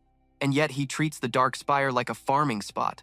Andre's expression became even more dumbfounded. It's a good thing I'm not his enemy. Both Shali and I got stuck on this quest. We're absolutely no match for him. After a moment of contemplation, he let out a long sigh and said, I was originally going to tell you a secret for farming points, but now it seems like that was just a pipe dream. Your farming method is something I can't even replicate. Lu Fan looked over and quickly added, the Dark Spire of the Nine Realms demon is truly powerful. It took a lot of effort for me to clear it too. Andre looked over at Xiao Ye, who was eating a chicken leg, and said, having a dragon makes all the difference, no wonder. The Dragon Knight is one of the 3 strongest hidden classes. Xiao Ye glanced over, but then hissed at Andre as if afraid he would steal its food, so Andre immediately showed a somewhat scared expression and said, it's just a little bit aggressive. Lu Fan then continued, which means you've tried this quest before, and failed, right? Andre didn't deny it, recalling the scene of himself escaping, drenched in sweat and nearly dying. This damn quest, as long as it's stuck on me, I can't accept any other quests. Lu Fan, with a smile on his face, suddenly said, actually, I have a way. Why don't we team up for this one? The two of them then started moving. After walking for a bit, Andre's suspicion got the better of him. He turned to Lu Fan and asked, buddy, about your dragon pet. The more he looked, the more certain he was. Why does it look like it wants to eat me? Hearing this, Lu Fan offered an explanation. Dragon pets are naturally quite aggressive and don't like living people. Don't worry, with me here, it won't bite you. But then his thoughts forced him to admit the truth to himself. He couldn't just say that he had eaten Xiao Ye's food. After walking for a while, the 3 of them arrived at a familiar place. A pyramid loomed before their eyes. A continuous warning sounded, alerting them to the dark obelisk ahead as a new wave of monsters appeared. Level 60 corpse vultures, worth 84 points, and level 60 sky-horned bulls, also worth 84 points, growling below. Andre, holding his mace, asked, brother, what's our next move? Lu Fan smiled and replied, you handle your business, I'll handle mine. We'll each take care of our own. Around them, Xing Chen roared loudly. Riding on Xiao Ye's back, Lu Fan said to Andre, with your strength, dealing with these corpse vultures and demonic skyhorn bulls shouldn't be a problem, right? He looked hesitant and replied, the stats of these 2 waves of monsters aren't high, and although there are a lot of them, they're not that hard to deal with. Lu Fan was pleased. Great then, the 2 waves of monsters outside are all yours. I'll charge inside and kill the monsters there, Andre said confidently. Of course, that's no problem, But a second later, he said in a stunned voice, wait a minute, what did you say? You're going to charge straight inside to kill the monsters? Lu Fan paid no attention to his words, shouting to Xing Chen, switch to astral form. Instantly, Xing Chen obeyed and transformed in a cloud of magical blue smoke, then used astral warp to enter the dark obelisk. Starry Sky Dragon's astral form, strength increased by 500%, maintains its shape to break through the void for 60 seconds. Blue lightning crackled, and only then did he bother to tell him that instead of waiting for the monsters inside the dark obelisk to charge out in waves, I'd rather just go straight in and kill them all at once, which will save time. Astral warp tears through space to create a portal rift leading to a self-marked location. The portal rift lasts for 6 seconds and is not restricted by any magic circles or forbidden spells. Before doing exactly as he told Andre, Lu Fan turned his head and called back, you stay safe out here. Take care, I'll quickly clean up the demonic beasts in this dark spire. Andre's expression shifted from horror to surprise. No way. How does he have another dragon? Lu Fan and his 2 massive beasts were entering, having now arrived inside the dark obelisk. He found it quite interesting and said, what a grand welcoming committee. This creature with 4 wings and 2 red eyes and this fruit-shaped one is the level 75 Abyssal Night Moth, worth 223 points, and the level 85 Geo Devourer, worth 652 points. A voice rang out, you lowly and pathetic human. A level 80 Slender Night Knight, worth 423 points, and a creature with glaring red eyes and many sharp pincers. The level 65 Corpse Eater Beetle, worth 127 points. The Geopuppet Demon warmly welcomed him. Since you have the courage to step in here, then I shall grant you the right to choose how you die. The Geopuppet Demon was a level 85 Nightmare level boss with 30,951 strength, 37,582 spirit, and 48,034 agility, and 30,658 stamina. Death Coil uses its body and limbs to form a lock that tightly binds enemies, making them unable to move and inflicting negative effects such as immobilization, paralysis, poison, and dizziness. Joint Ripper inflicts tearing damage, and the damage points can be stacked. Shadow Break. The body assimilates with space when using the skill, achieving a stealth effect, allowing it to pass freely through shadow barriers without being detected. All physical and magical attacks are nullified while the stealth effect is active. Unyielding Corpse. After the Geo-Puppet Demon dies, its shell will shatter and a new one will be born from it. The body's attack power increases by 100%, and its defense decreases by 100% after rebirth, and its life drains faster until the body completely decays. Completely. Lu Fan summoned Xing Chen, directing a sharp gaze at the demon. What a shame. It seems you're not happy to see me, but unfortunately for you, I brought a huge gift, looks like. I'll just have to give it to you a little later. Jade Dragon Contract, level 24. With 4,256 strength, 4,318 agility, 7,059 spirit, and 4,559 stamina. Jade Dragon Bloodline, all skill effects of the dragon race and the person with the connected bloodline are doubled. Lu Fan shouted, "Fei, use Soul Aegis." Soul Aegis. When an ally is covered by the light of the soul, all of the character's stats increase by 100% to 200%. Each time damage is taken, it absorbs the damage and creates 1 to 2 layers of a defensive aura. After the defensive aura accumulates to 10 stacks, it will release a shockwave. Defense. The damage dealt is the total damage absorbed during this time. A total of 2. He wasn't scared at all and said frankly, "Trying to use numbers against me? You can't scare me." Black Dragon Contract, level 32. Strength 8,457 to 30,183. Agility 15,697 to 50,262. Spirit 33,800, 12 to 100, 5,807. Stamina 17,382 to 56,769. Lu Fan immediately gave the order to clear the area. Then, with a blast of dragon chi, he attacked twice in a row. When synchronized with his dragon pet, he unleashed 2 claw strikes imbued with dragon chi. Great Catastrophe. A destructive giant dragon explodes over the area it flies through, causing massive damage and burning. Star Shatter creates a star, crushes it, and causes a large amount of massive area of effect damage, its power depending on strength, with a Starlight status effect lasting 10 seconds. He eagerly said, "Spirit, use Star Shatter." Currently charging Serpent Shadow Arrow. When the Nether Serpent Bow is in a charged state for 3 seconds, it can fire the Serpent Shadow Arrow, increasing its damage by 500%. Currently charged for 3 seconds. Star Shatter Serpent Shadow Arrow creates a star, and after being shattered by the Serpent Shadow Arrow, it will create enormous area of effect damage, with its power increased by 500% of the Starlight Dragon's strength attribute. In the midst of the fierce battle, each creature unleashed great power. Aura Shock releases the total damage absorbed from the previous 10 hits into 2 massive damage instances, causing wide area counter damage. Star Annihilation Light, a skill that casts a light of destruction, gathers all the power of the stars within its body and emits a mixed beam of light that causes unforeseeable damage, ignores defense, and cannot be blocked. The damage dealt depends on strength and level. The current damage of Star Annihilation Light has increased to a range of 23,280 to 349,200.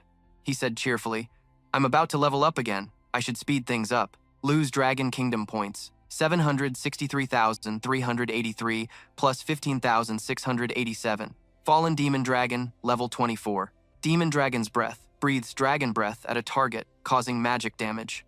A target that is killed by the breath will be resurrected as a puppet to fight for you. Demon Dragon Strike wraps itself in an armor of fallen demonic chi and flies towards the target. While dealing damage, it will also offset 99% of incoming damage and will also reflect any effects and skills it receives. Unsealed Dragon Language unseals Dragon Language magic. Dragon's Breath will be replaced by Dragon Language magic. Demon Dragon Forbidden Curse. Demon Dragon Strike will be replaced by Dragon Language magic. World-ending Fallen Demon Dragon Bloodline reduces all incoming damage by 75%.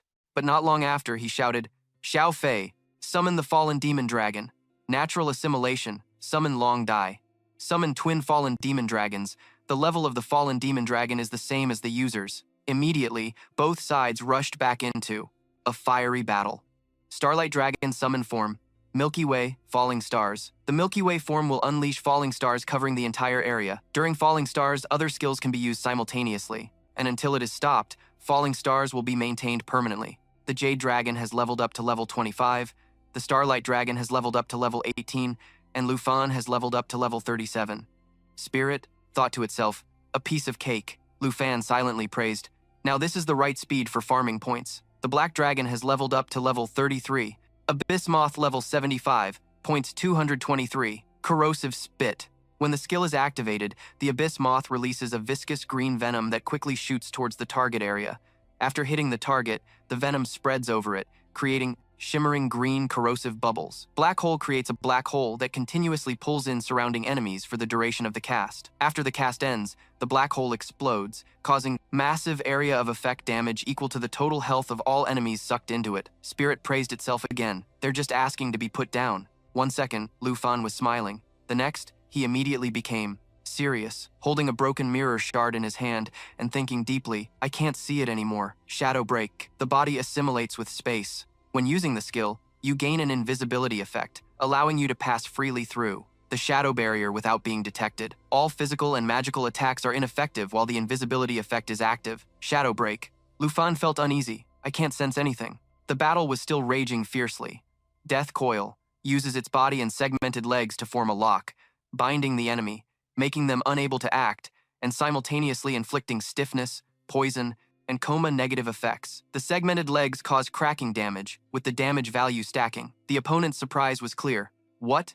Phantom Walk cancels the concealment effect. Suddenly, a force sent the Earth Puppet Demon flying. It said angrily, It's you! Why are you here? Helping a human, no less. Answer me! Earth-killing Demon's Phantom Walk merges itself into the Earth-killing Chi to gain a concealment effect, allowing it to pass through the Earth-killing Chi at will without being detected. The concealment effect cannot be detected, and using any attack will cancel the concealment effect. The Earth-killing demon didn't answer and continued to attack. Blood Ring Claws.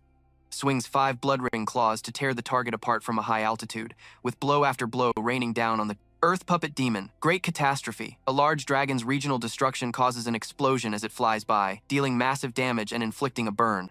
Lu Fan stood aside, enjoying the good show, and said cheerfully, Old friend, we meet again.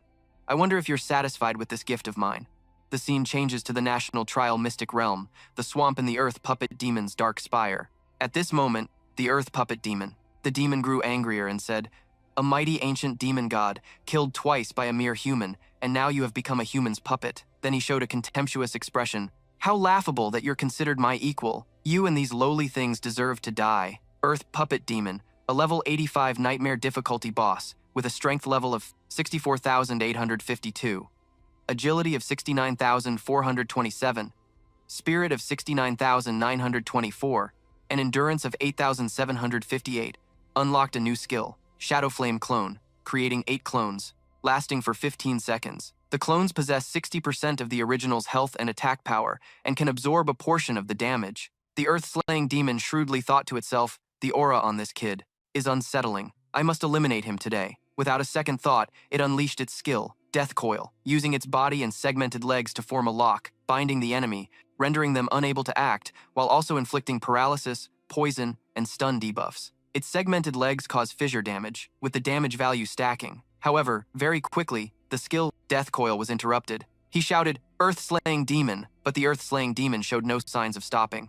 It continued its frenzied attack, Shadow Flame Clone, creating 8 clones. Lasting for 15 seconds, the clones possess 60% of the original's health and attack power and can absorb a portion of the damage. Lu Fan couldn't hide his amusement while watching this performance. Since you like my gift so much, I'll help you add some more fuel to the fire. He immediately used Summon Heavenly Demon Soldiers, controlling the fallen corpses, able to command all the fallen corpse puppets, converted by the fallen corpse demon dragon, and can summon and retract them at any time. When a fallen corpse puppet dies, its fallen corpse energy returns to the fallen corpse demon dragon. Hundreds of thousands of heavenly demon soldiers appeared. The army couldn't be any larger. The appearance of the heavenly demon soldiers made the Earth Puppet Demon anxious and endlessly surprised. Impossible! He actually subdued the entire Earth-slaying demon army of the whole spire. Lu Fan found this interesting. Both are ancient demon beasts. Let's see who is truly more powerful. Immediately after, both sides charged into battle without holding back. The fight was fierce, with the tide turning in favor of the heavenly demon soldiers, causing their opponent to feel fear. How can a mere human be this strong? The heavenly demon soldiers then announced to the Earth Puppet Demon, It's your turn, you ugly thing. He stubbornly retorted, You think you can destroy me with just a few of you? What a fantasy. But everything that happened next was a harsh slap to his face. as relentless and fierce attacks made it want to flee. Lu Fan immediately unleashed a new skill, Dragon's Rally. Dragon's Rally boosts his dragon pet's all stats and attack power by 30%. In that case, to leave you with no escape route, Xiao Ye appeared. Xiao Ye, level 33, a contracted black dragon, with strength of 8,707, 11,319, agility of 16,197, 21,056, spirit of 34,800, 12, 45,255, and endurance of 17,882,246. Lu Fan turned and said to Xiao Fei, "Boost its spirit. Spirit, use Starlight Annihilation. Starry Sky Dragon Form Change. Starlight Form, 59 seconds remaining. Starlight Annihilation Beam skill is still charging." He raised his hand and signaled to Xiao Ye, Lava Burst. A great flame was unleashed. Unsealed Dragon Language. Unsealing Dragon Language magic. Demon Dragon's Breath will be replaced by Archmage Language, Forbidden Magic. Demon Dragon Assault is replaced by the Dragon Language magic, Doomsday's Fall. Doomsday's Fall, a Dragon Language magic that, after being unsealed, rises to a high place and sacrifices its own health value. It falls to create colossal damage. The damage amount is 2,000% of the sacrificed health value. Currently, Doomsday's Fall sacrifices 100% of its health. The battlefield grew more intense, Starlight. Annihilation Beam converges the body's entire Starlight power, firing a laser beam that causes unpredictable damage, ignores defense, and cannot be blocked. The damage dealt is determined by strength and level. The current upgraded damage of Starlight Annihilation Beam is 39,364, 708,552. Lava Burst. Within the target's range, a blazing flame erupts, forming a lava pool. Targets within the lava pool will gradually sink into the magma and continue to take massive damage. Dragon Language Resonance. When a dragon rider and their dragon pet use the same dragon language magic, both the dragon rider and the dragon pet will have the power of that magic increased by 100%. Dragon Language Resonance. Lava Burst. Standing in the sea of fire. From Lava Burst, its tragic scream echoed, "I can't accept this." The scene shifts to the National Trial's secret realm, the swamp outside the Earth Puppet Demon's dark spire. Andre glanced back and saw a monster roaring as it chased and attacked him. Turning around, Andre spread his fiery wings and flew up to dodge the blow. Then he soared high with his wings of fire, gripping his weapon tightly, and with momentum, smashed it down, hard on the monster's head. The smoke quickly dissipated, revealing monster corpses strewn all over the ground. He flew closer to the spire and saw the door was still closed, wondering, why hasn't the main gate opened yet?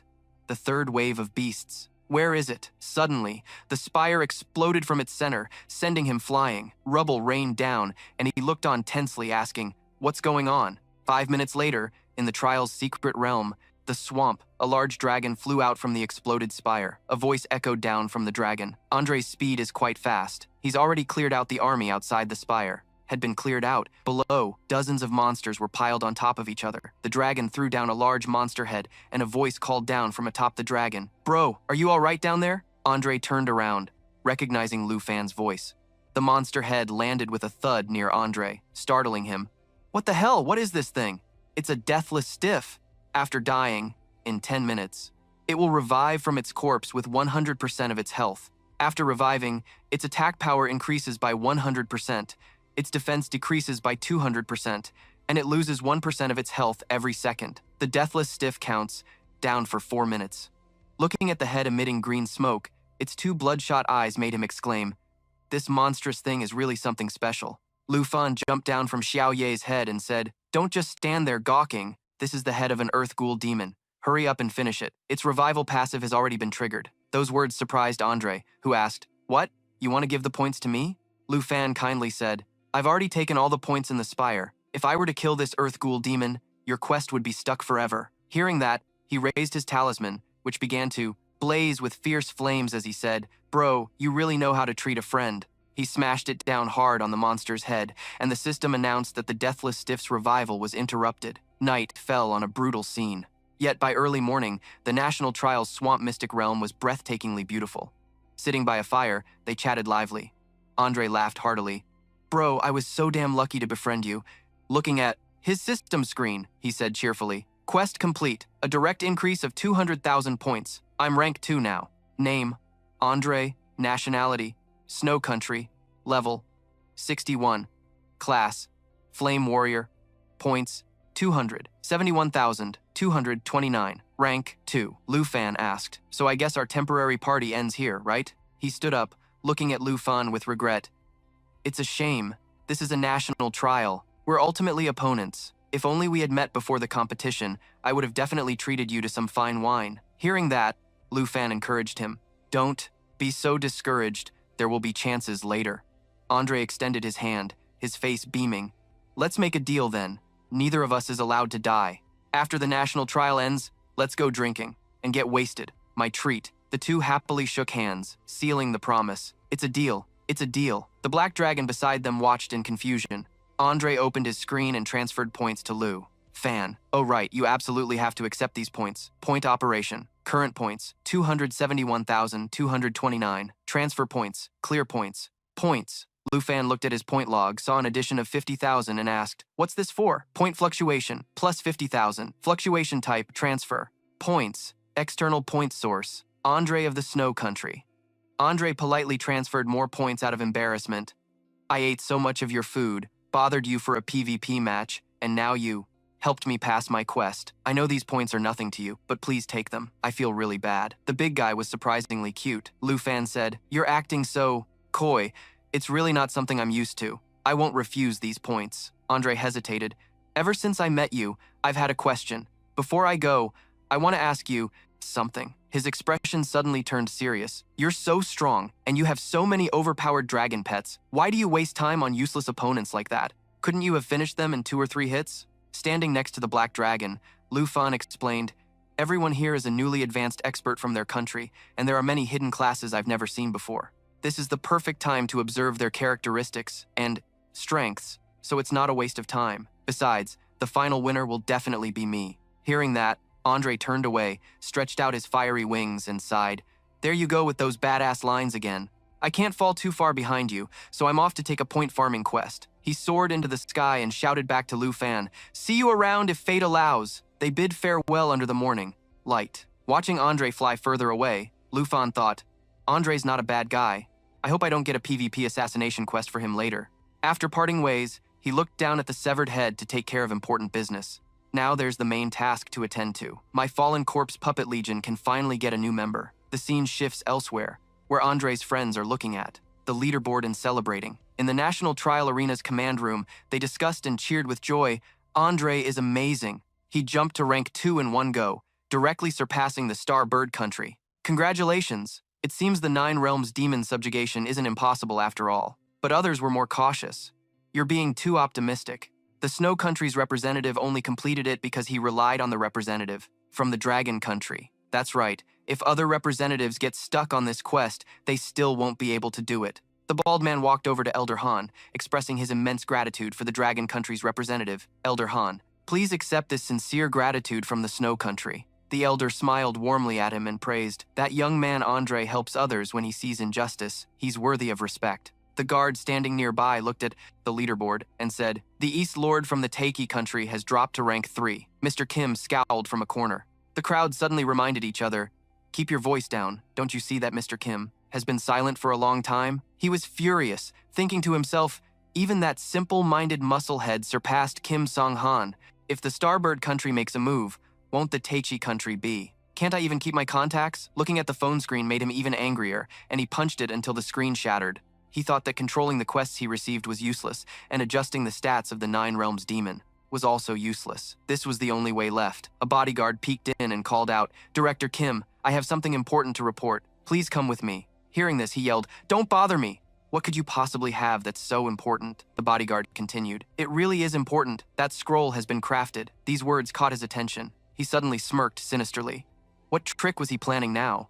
Excellent. This final method can finally be executed. Take me there quickly. On the 3rd day at the National Trial Site, Kim Tae-an was eager to secretly test the new weapon. Has it really been made? The bodyguard presented a briefcase. Yes, Director Kim. Luckily, we had the back door you instructed us to leave when building the secret realm. The bodyguard reported that because it was a rush job, there was no time for testing. There might be issues, but the master with the enhancement class confirmed it was usable. Inside the briefcase was a consumable item that opened a teleportation gate to a designated location within the National Trial's secret realm for 180 seconds, a temporarily crafted experimental item. The teleportation gate may be extremely unstable. Use with caution. Must not be exposed to the public. Kim Tae-an picked it up and pondered, extremely unstable. While he was examining it, a bodyguard suddenly hesitated and spoke up. Director Kim, we've been monitoring Lu Fan from behind the scenes for a long time, and we haven't found anything unusual, Kim Tae-an angrily shouted. That's because you're all fools. Because of this, he made a risky decision. It's impossible to get a handle on Lu Fan from here. I need to execute the final plan. Before turning away, he ordered, "You two guard this hallway. Don't let anyone near until I return." The bodyguard immediately acknowledged the order. The other one asked, "Director Kim, what do you mean?" Kim Tae-an hurriedly activated the scroll, opening a large vortex. "That's right. I'm going to use this scroll to personally enter the secret realm and deliver a message." The system flashed a notification. Teleportation gate established. National trial. Desert. Warning. The gate's state is extremely unstable and may close at any moment. The bodyguard worriedly exclaimed, "Director Kim, that's too dangerous. This scroll is just an experimental product." The other one also tried to dissuade him. "If the other proctors see you, or if you appear on the live stream, it will be a huge problem." However, Kim Tae-an was determined to take the risk. He instructed his two bodyguards, "That's why I've already informed the person in charge. Until I return, do not change any scenes on the desert map. You must guard this place well. If this is discovered, the honor of the Taesan nation will plummet. Understand?" The notification appeared again. Time remaining for the teleportation gate, 179 seconds. The two bodyguards couldn't stop him and had to obey. "Understood, sir." Suddenly, he remembered something. "Oh, right. One more thing." Kim Tae-an pointed to the control center and said, "I want you to open up the ultimate quest. Lu Fan has already found the new 9 Realms demon quest. Time is of the essence." At that moment, in the desert area of the National Trial's secret realm, the weather was scorching. Suddenly, a pillar of blue light shot down from the sky, drawing attention. Lu Fan was standing with Xiao Ye, watching it pensively. This time, it was the desert's Earth Blood Demon. He had also received a quest to subjugate the level 85 epic boss, the 9 Realms Demon, Earth Blood Demon. When he turned around, he saw that the tower had appeared behind him at some point. "Looks like I don't have to search everywhere for the Dark Spire this time," he analyzed internally. According to the rules of the competition, this type of quest with high accumulated points is probably very rare. I've received a total of 3 quests, and 2 of them were to subjugate a 9 Realms demon. That ratio is undeniably a bit high. Then, Lu Fan called out to Xiao Ye. He rode on top of her head, advancing towards the Dark Spire. Even so, Lu Fan still felt uneasy. Something's strange. I have a nagging feeling that the quests are being manipulated. His worries were hard to find an answer for. As expected, a competition organized by the people of the Taizan nation was truly unpredictable. Lu Fan decided to ignore it and focus on the battle. Xiao Ye powerfully carried him, charging straight towards the tower. As she flew closer, the mobs were alerted. Creatures with wolf faces and bat wings bared their fangs and claws, letting out a roar. Lu Fan shouted loudly, "Xiao Fei, Xing Chen, break time is over." They appeared instantly. He then commanded them to cast Star Shuttle. Xing Chen transformed into the Star Dragon in its stellar wine shift form. It let out a growl, time remaining for stellar. Wine was 59 seconds. Xing Chen unleashed a bolt of energy from the Star Shuttle skill. The skill's power tore through space, forming a teleportation rift leading to the target's location. The teleportation rift lasts for 60 seconds and is unaffected by any restrictive magic circles or spells. With 59 seconds remaining on Star Shuttle, Xiao Ye carried him through the rift amidst a swarm of mobs. Thanks to this, Lu Fan finally entered the Dark Spire safely. He and his dragons went on to face the next challenge. Before Lu Fan now, besides swarms of snake-like beasts, was the Earth Blood Demon. "How dare you trespass into my domain? You humans truly court death." It was level 85, with a leader difficulty of demon rank. It had 42,151 strength, 40,183 agility, 29,210 spirit, and 35,884 endurance. Lu Fan summoned his sword and replied nonchalantly, "I do apologize for trespassing. My bad. But unfortunately the one who dies will be you." His current dragon Chi is Black Dragon 2. When the technique naturally assimilates and the dragon bone swapping flute is played, the twin fallen corpse demon dragons, the Earth Ghoul demon, and the Earth Fiend demon are summoned. "As you command, Master, their levels are the same as yours." Lu Fan casually commanded, "Charge them all at once. I'm in a hurry." Fallen corpse manipulation allows control of all fallen corpse puppets converted by them, which can be summoned and recalled at any time. If a puppet dies, its energy will return to the twin dragons. Meanwhile, outside the tower in the desert area, 2 people were in a confrontation. A burly man with a horn on his head sat on the sand, stammering, I'm begging you, don't kill me. Please spare me." The other person was unmoved, pressing a blade to his neck and asking contemptuously, Beg me? The one holding the sword was Zhang Tian. How exactly do you plan to beg me? The other man replied in fear. I'll do anything. I'll transfer all my accumulated points to you and forfeit the match right now. I'm begging you. Please spare me, okay? This terrified man was Wu Sipeng from the Mika country. Ranked 14th, a level 59 tribal warrior, with 42,175 accumulated points. Zhang Tian deliberately toyed with him, saying, "That's so boring. I can get your points by just killing you. How about this instead?" Suddenly, Zhang Tian pointed her sword at Sipeng's face, scaring him witless. She sneered, "You will lick my shoes," while shouting, "The people of the Mike country are all dogs. How about it?" He naturally couldn't bear the humiliation. "No, I can't do that." Zhang Tian's face darkened as she threatened through gritted teeth. "You don't want to?" The cowardly Sipeng had no choice but to agree. "Sorry, I'll do it. Please spare me." And so, he slowly lowered his gaze to her feet. "We people of the Mika country are all..." Zhang Tian deliberately made it difficult. "Huh? I can't hear you." A little louder. Sipeng shouted louder and stuck out his tongue. "We people of the Mika country are all dogs and pigs." This made her burst out laughing. He really would do anything. Suddenly, a shadow in the shape of a hand flew out from nowhere, piercing straight through Sipeng's stomach and killing him on the spot. The system announced, "Wu Sipeng of the Mike country has died, 18 out of 23. Zhang Tian witnessed this before she could even understand what was happening. She turned. Her head? Huh? Turning around, she saw that Xiong Han was the one who did it. "Kim Xiong Han, what are you doing? I wasn't done having my fun yet." His accumulated points increased by 42,175 to 160,964. He had to be killed anyway. "I don't believe you would have actually spared him." Zhang Tian looked annoyed. "You're no fun at all." "Of course I was going to kill him, but I was going to kill him. What you did is considered kill stealing." Song Han frowned and denied it. "You were taking too long. I didn't kill him for the points. We have important things to do." Zhang Tian sheathed her sword, her attitude also becoming serious. "Important things." Xiong Han instructed, "From now on, you just need to listen quietly." Before he could finish speaking, Zhang Tian suddenly heard a sound. Tian was stepping out of an extremely unstable teleportation gate. Xiong Han didn't seem very surprised. Teleporting in like this, does the overseer have urgent intelligence? It could close at any moment. Zhang Tian, on the other hand, was gaping. "You can do that?" The terrifying killing intent generated by the blood demon was immense, and now its information has been summarized. Earth Blood Demon, level 85. Difficulty: Nightmare level boss. Strength: 42,151. Spirit: 29,210. Agility: 40,183. Durability: 35,884. Illusory Phantom Step instantly transforms into a transparent, tiger-shaped illusion, randomly appearing around the player. Each time it attacks, the illusionary rift disappears, dealing massive area of effect magic damage. Thunderstorm Claw Strike slashes the ground with claws filled with intense lightning power. After creating a Thunderstorm Claw mark, it unleashes a massive electric shockwave in a short period, dealing large area of effect, electric damage, and reducing the target's movement speed by 70% for 10 seconds. Soul Hunting Tiger. Targets hit by the Soul Hunting Tiger will have their souls torn into fragments, temporarily losing a portion of their maximum health. Maximum health is reduced by 60% for 8 seconds, during which the target's healing effectiveness is reduced by 30%. Lu Fan stood with his sword, between the Blood Demon and the Ghoul Demon. Thunderstorm Claw Strike slashes the ground with claws filled with intense lightning power.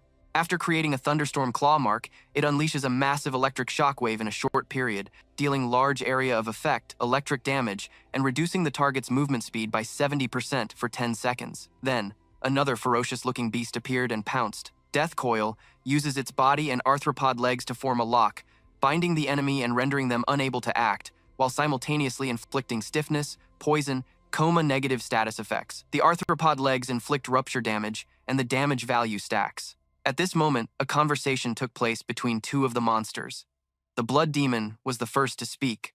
Earth Ghoul Demon, why are you?" One surprise followed another as the Blood Ring appeared. The Blood Demon roared furiously without stopping. Blood Ring Claws. It slashes with 5 Blood Ring Claws to tear the target apart from above. After dealing a large amount of damage, its own strength will be boosted by 200% for 12 seconds.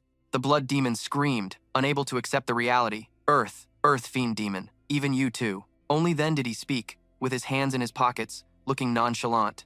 Lu Fan of the Dragon Country. Accumulated points: 13,135. 2 of the 9 realms demons are already this powerful, if all 9 of them attacked at once. Then I'll have to get serious. Lu Fan's pupils turned sharp as a sword as he stared at the blood demon, his fighting spirit soaring. He activated dragon transformation, and his body was instantly covered in black dragon scales. People, behind him was Sibang, roaring to the heavens and ready to fight at any moment. The Tai Chi Nation could never have expected that all their careful planning would end up as a gift for me. Then that monster collapsed, as it couldn't possibly fight against so many opponents alone. The battle was over, and Lu Fan strode out majestically with his sharp blade, followed by his supporting beasts. Now to unleash this grand army of demonic beasts, he thought smugly. What kind of fear would this cause? Shifting to another location, clouds of dust and sand billowed up as someone's voice cried out, "A little slower! A little slower! A little slower!" Cheng Han was now standing imposingly on a demonic beast, moving forward, with a girl clutching his clothes and following behind him. "I'm about to fall off! Shut up! Your noise is giving me a headache!" Zhang Tian screamed, frightened and helpless. "If your battle supervisor already told you the location of that ultimate quest, why aren't we going to accept it?" Flashing back to the conversation with the Kim family member. At that moment, his eyes were somewhat dark. "It's not time yet. In short, the teleportation circle is not very stable. I have to quickly deliver the intel to you, and then leave immediately." Damn it, the Tai Chi Nation is truly shameless to actually teleport a supervisor in here. Cheng Han slowly thought things over. These accumulation points are too inflated. Why not just directly disqualify him from the match? Kim Jae-in replied, "The rules of the secret realm are all normal. There's nothing unusual, so I basically don't have any grounds to forcibly teleport him out." His eyes gradually became dangerous. Hoping to slowly clear monsters to do quests is definitely not going to work now, if you want to get even more accumulation points. You must figure out how the representative from the Dragon Country managed to clear the Dark Spire. If he can do it, then you can do it too. Then he looked towards the teleportation gate. The teleportation circle is starting to become unstable. I have to go. Before leaving, he pointed behind him and instructed, "Oh, right, Cheng Han. The ultimate quest has opened, so you must make good use of it." Cheng Han and Zhang Tian stood watching in silence. A moment later, he closed his eyes, thought it over, and said, "That ultimate quest was originally meant to target Sei Li. Now is not the time to waste it on Lu Fan. We need to find a Dark Spire first, and figure out how Lu Fan defeated the Nine Realms demon." He immediately thought of the ranking tower. That ultimate quest directly designates the #1 player on the points leaderboard as the assassination target. It's only valuable when used on the strongest person. Zhang Tian, beside him, said dejectedly, all right, whatever you say goes for now. It seems to me that whatever little skill your Tai Chi Nation has is all used for cheating." Suddenly, Cheng Han once again jumped onto that purple demonic beast. For some reason, she fell flat on her face and cried out in pain. Sore and angry, she turned back to complain, "You really have such a strong sense of revenge. Was it really necessary to do that just because I said one thing about your people?" He replied while looking ahead. "You idiot. Look ahead." Hearing that, Zhang Tian immediately looked up. Many soldiers holding giant chains were advancing towards them. Level 75, Fallen Corpse Heavenly Demon Soldiers, 165 accumulation points. Zhang Tian immediately adopted a serious expression, her hand on her sword hilt, ready, while he leaped down, getting ready behind her. "So, this is the Dark Spire. The oppressive feeling is so intense." Cheng Han unleashed his power while encouraging Zhang Tian. "Don't worry. With our combined strength, we're more than enough to handle this. Why is the Nine Realms Demon's grand army so small?" Zhang Tian gathered her power into both hands, her two swords ready to unleash a move. "Let me see for myself." At that moment, a large, purple-headed demonic beast appeared on the other side. The ancient demonic beast army that tormented your Tai Chi Nation. Just how powerful can you be? The purple-headed demon beast swung its scythe high and brought it down, sending all the other monsters flying. The demon breath scythe wind/released blades of wind with a high rotational speed. Within the target's range, it slashes enemies and deals physical damage. Cheng Han remained defiant, fearing nothing. So what if he has a dragon pet? If it weren't for a loophole, could he have cleared the Dark Spire with his own strength alone? A monster soldier was also sent flying, its face contorted. "Anything he can do, I can do too." A moment later, the battle was over, with only corpses strewn about. How can this be? All the monsters have been completely dealt with, yet my accumulation points haven't increased by even one. Feeling that this was too unusual, Cheng Han looked up and thought, "It seems there's really a problem here. Let's go inside and check it out first." The more he thought, the more he was stuck in this loop. What on earth did Lu Fan discover inside? Then, the two of them entered the main hall. Why are there no monsters inside? Could it be that this place has already been cleared? Suddenly, the two of them sensed someone else was there and immediately became vigilant, both ready to draw their swords to fight. "Who's there?" Something made the two of them gasp in shock. Demonic beasts gradually appeared. First was the puppet demon. Second was the one-eyed demon wolf. and third was the blood demon, with 2 glowing eyes, roaring. Cheng Han and Zhang Tian were both stunned by this horrific sight. 3 of them. 3 giant demons appeared before them, staring intently at the 2 of them. 3 Nine Realms demons. Zhang Tian shuddered. The oppressive aura is so strong. Impossible. Something must be wrong here. Lu Fan appeared behind them and spoke, causing the 2. Surprised them. Unexpectedly, he smiled. So you found this place. The 2 tensed up. Zhang Tian prepared to draw his sword. You actually came here too, Lu Fan? Lu Fan winked. Don't be surprised. I came here specifically to find you. After all, you did sneak attack the headquarters I worked so hard to create. Before arriving, he had already finished subjugating the puppets on his way here. The number of fallen corpses grew, and his method of manipulating them became more and more proficient. Now, he could command them through the 9 Realms demons to stay away from the hunting spires. Now, each 9 Realms demon could control a legion, meaning he had 3 legions out collecting points and experience for him. The grunts could be sent out, and as for these guys, he could just leave them. Here to guard the Dark Spire, Zhang Tian sneered. Came specifically to find us? I'd say you're looking for death. Name Lu Fan, nationality Dragon Kingdom, class Dragon Rider Knight, points 1,736,853.53, rank number 1. She projected Lu Fan's information panel and sneered at Kim Sung Han. With that many points, let's kill him quickly, then you and I can discuss how to split them. Kim Sung Han gave a scornful laugh. No rush, no rush. You probably know this guy and I have a score to settle. If we kill him that easily, it would be letting him off. Too easy. Kim Sung Han glanced at the 3 demons, thinking, Lu Fan is easy to deal with, but the 9 Realms demons are no joke. Even one of them would be tough to handle, let alone 3 of them here. He looked at Lu Fan, sweating. For him to dare to barge into the spire alone, he must have a way to win without fighting the 9 Realms demons. Lu Fan leaned against the wall. It seems you too. Don't take me seriously at all, starting your discussion right in front of me. Kim Sung Han raised his hand, intending to attack, but Zhang Tian was impatient. Lu Fan, tell us the secret of the Dark Spire, and we'll spare your life, Kim Sung Han said. Don't waste your breath on him. Just capture him, and we can interrogate him slowly. Lu Fan sighed. A secret? Don't tell me you think I'm using a bug to clear the Dark Spire? Zhang Tian sneered contemptuously. How else could you get so many points? Don't you know it yourself? On our way here, we only encountered 2 waves of guardian monsters. Once inside, there was nothing left. Do you really think everyone is stupid enough to believe that a level 30 class user, like you, could clear the Dark Spire? Lu Fan closed his eyes and said softly, nothing left. He gestured to the 3 giant demons behind him, causing their faces to turn pale. Then what about the 3 Nine Realms demons behind? You? What are they considered? Kim Sung Han glanced at the 3 monsters, sweating, and thought, something's not right.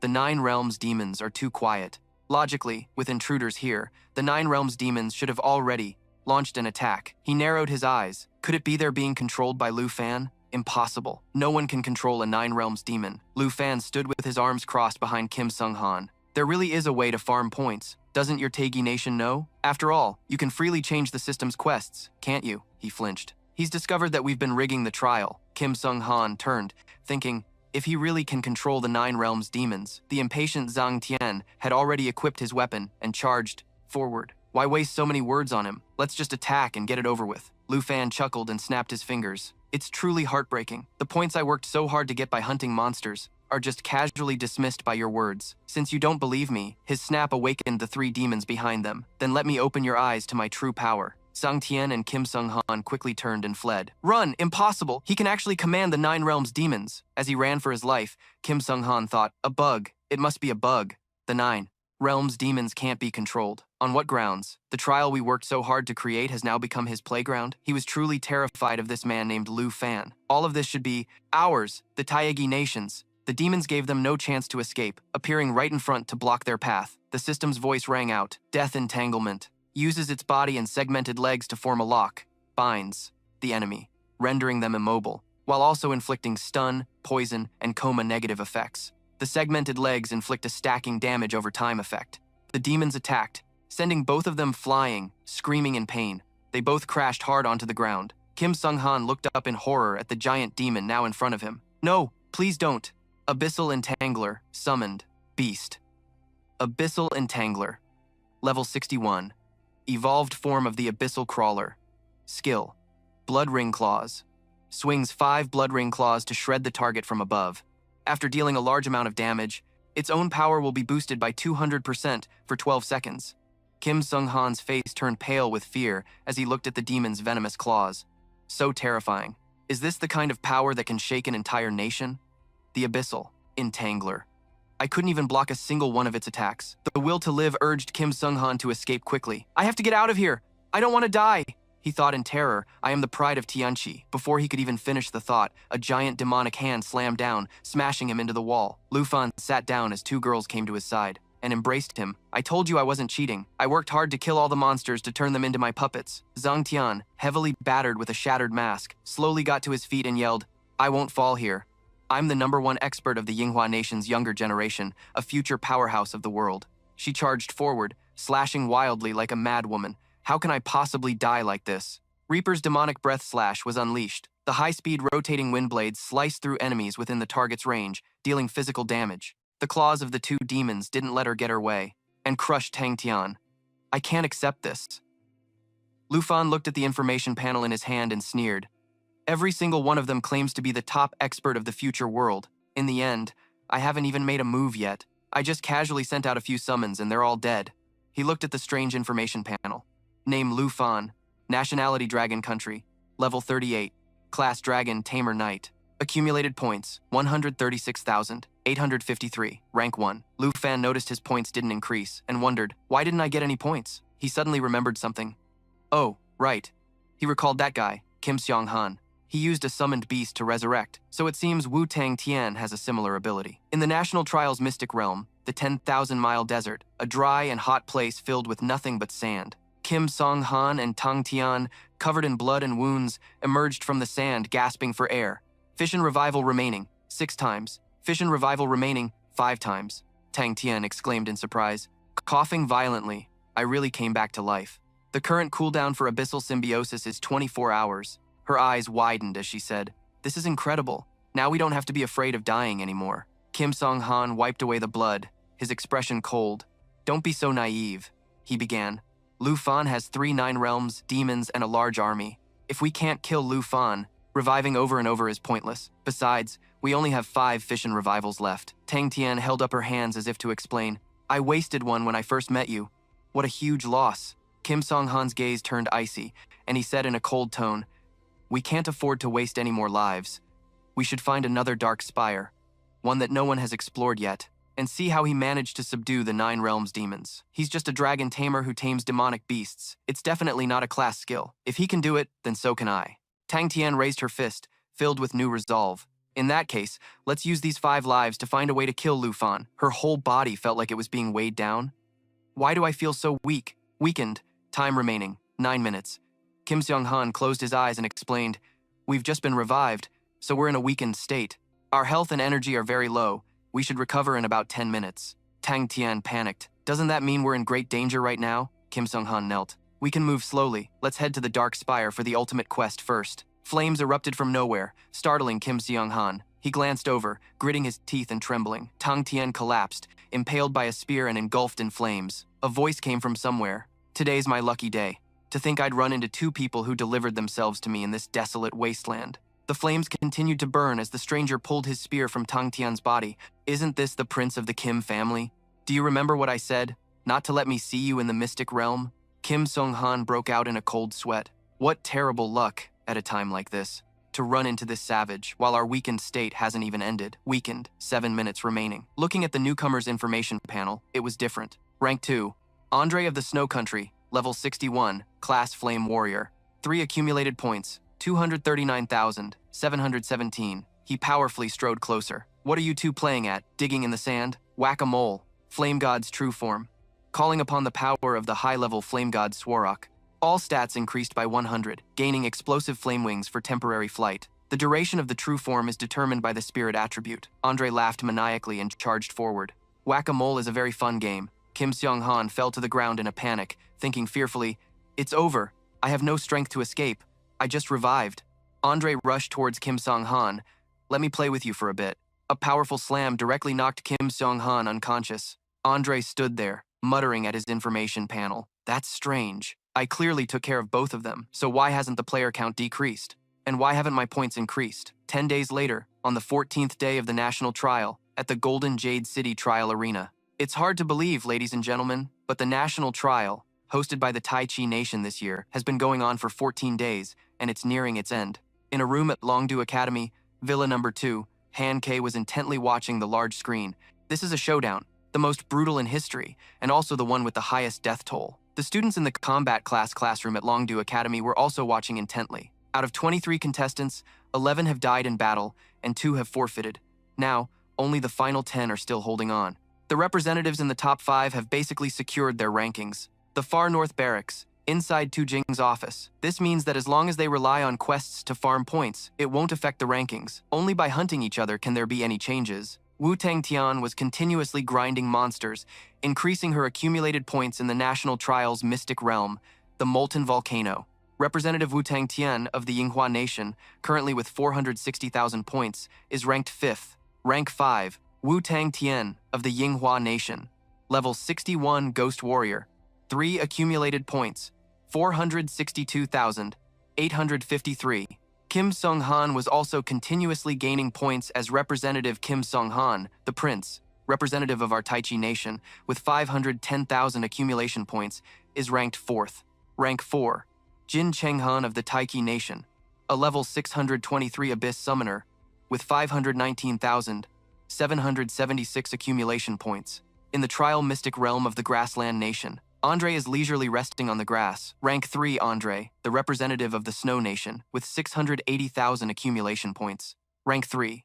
Andre of the Snow Nation, a Tier 3, Level 62 Flame Warrior. He closes his eyes, feeling the gentle breeze of nature. This breeze feels so nice. Unfortunately, Andre only held the 2nd rank for 4 days. In the Mystic Realm of the Volcanic Nation's trial, the representative Shali from the Starfall Nation surpassed Andre, claiming the 2nd rank. Rank 2, Shali of the Starfall Nation, a Tier 3, Level 62 Saint, with 728,115 accumulation points. This representative rarely makes a move, gaining a massive amount of points by hunting 5 other representatives. The last person to be mentioned is Lu Fan. Finally, the representative with the most ridiculously high accumulation points ever seen.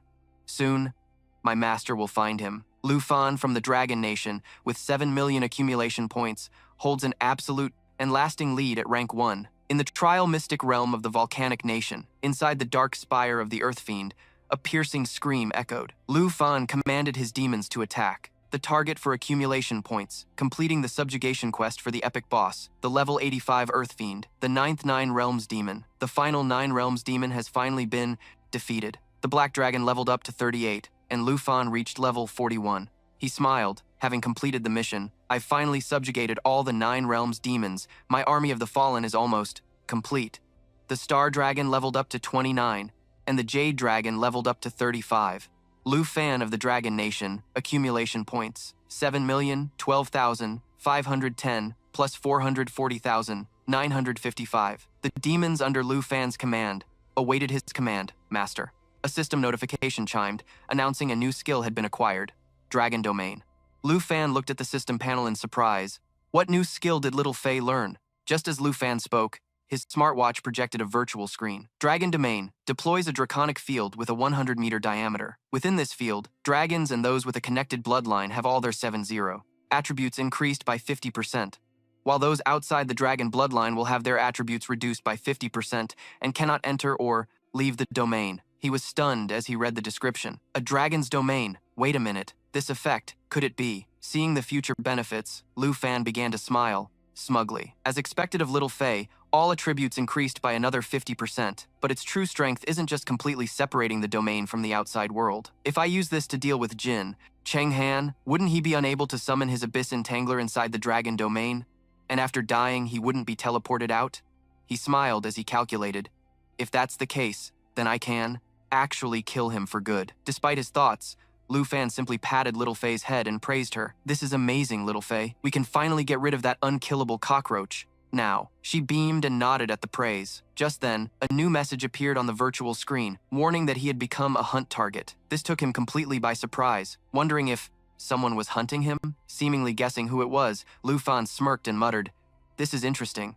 Looks like a huge delivery of accumulation points is on its way." A short time later, in the Trial Mystic Realm of the Volcanic Nation, Shali examined an orb in his hand and muttered, So this is it? It really exists? At the same time, his screen displayed a new notification.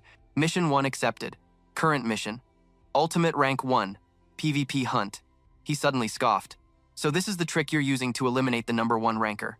Just then, from behind him, 2 figures appeared, and a hoarse voice asked, Shali, the mission is up to you now. Can you really kill him? The speaker was Jin Cheng Han, accompanied by his guard.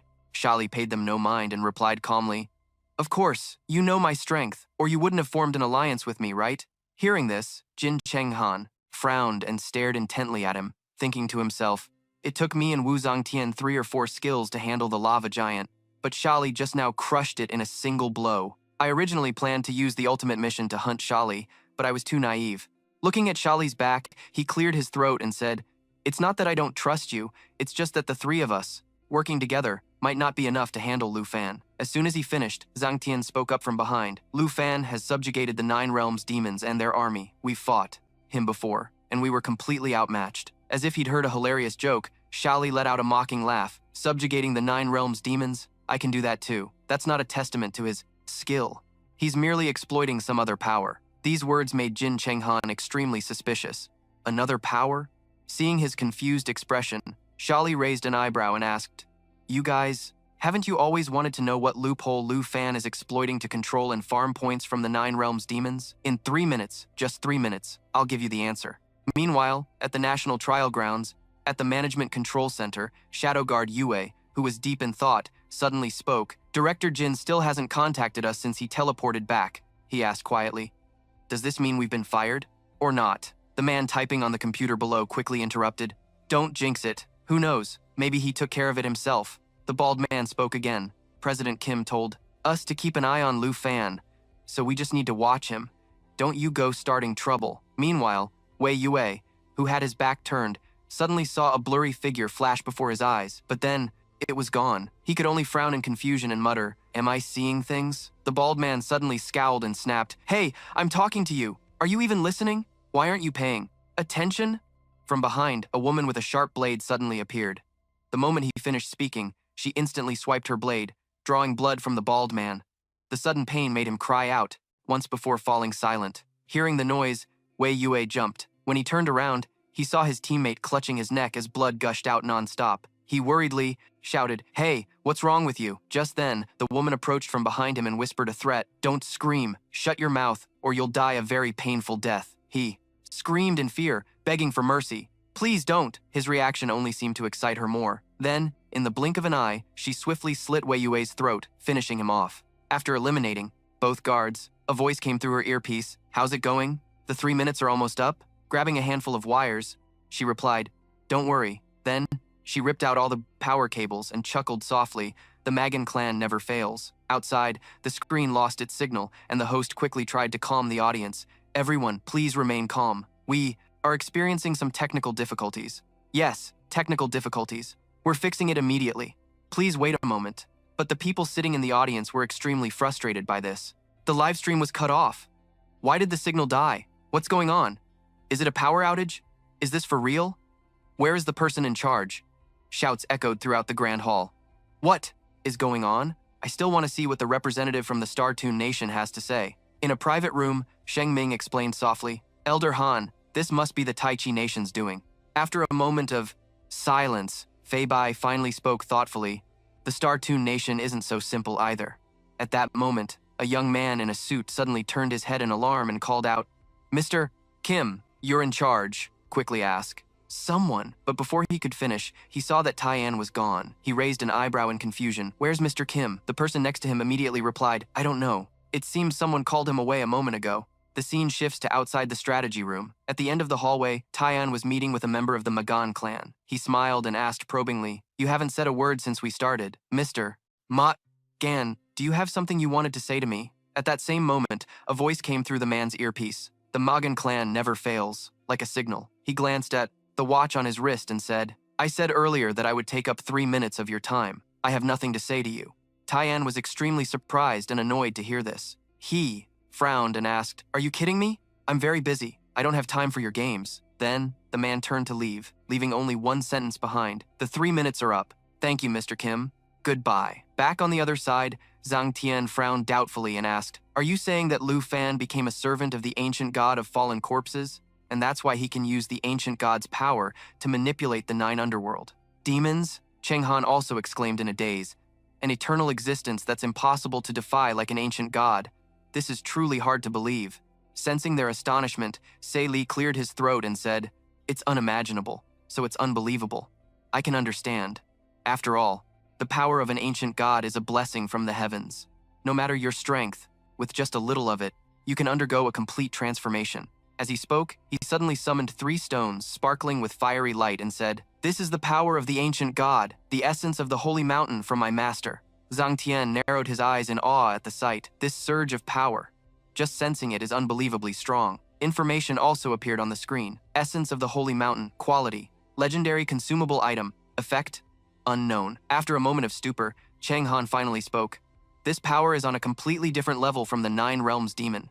Is the source of your power these 3 essences?" Hearing this, Sei Li burst out laughing and replied, "No, no, no. 2 of them are for you." He gasped in astonishment. "For us? If it's really as powerful as you say, enough to let us undergo a complete transformation, then what's the price?" Zhang Tian also quickly questioned. "That's right. For a hidden class that can advance to an even stronger one, you can't just be giving us such a rare item for free." Seeing their suspicion, Sei Li's gaze suddenly sharpened. He frowned and said, "Then let's be clear. This is a transaction. You will receive my master's baptism, gain greater power, and in return, our Magan clan will be able to excavate the unawakened ancient gods in the Taiki nation and the Yinghua nation. How about it?" Hearing this, Cheng Han narrowed his eyes suspiciously, weighing the offer in his mind. "I'm a prince, so the Magan clan probably wouldn't dare pull any tricks. As for excavating the ancient gods, let's not worry about that for now. But if I take this essence, I can get stronger immediately." Meanwhile, Zhang Tian hesitantly asked, "Should we agree to it?" After a moment of deliberation, he finally accepted. A compromise. "All right, I accept this deal. After killing Lu Fan, the Mogan clan would go to the Kim family to explain the ancient god's excavation." Hearing their conversation, Zhang Tian raised an eyebrow.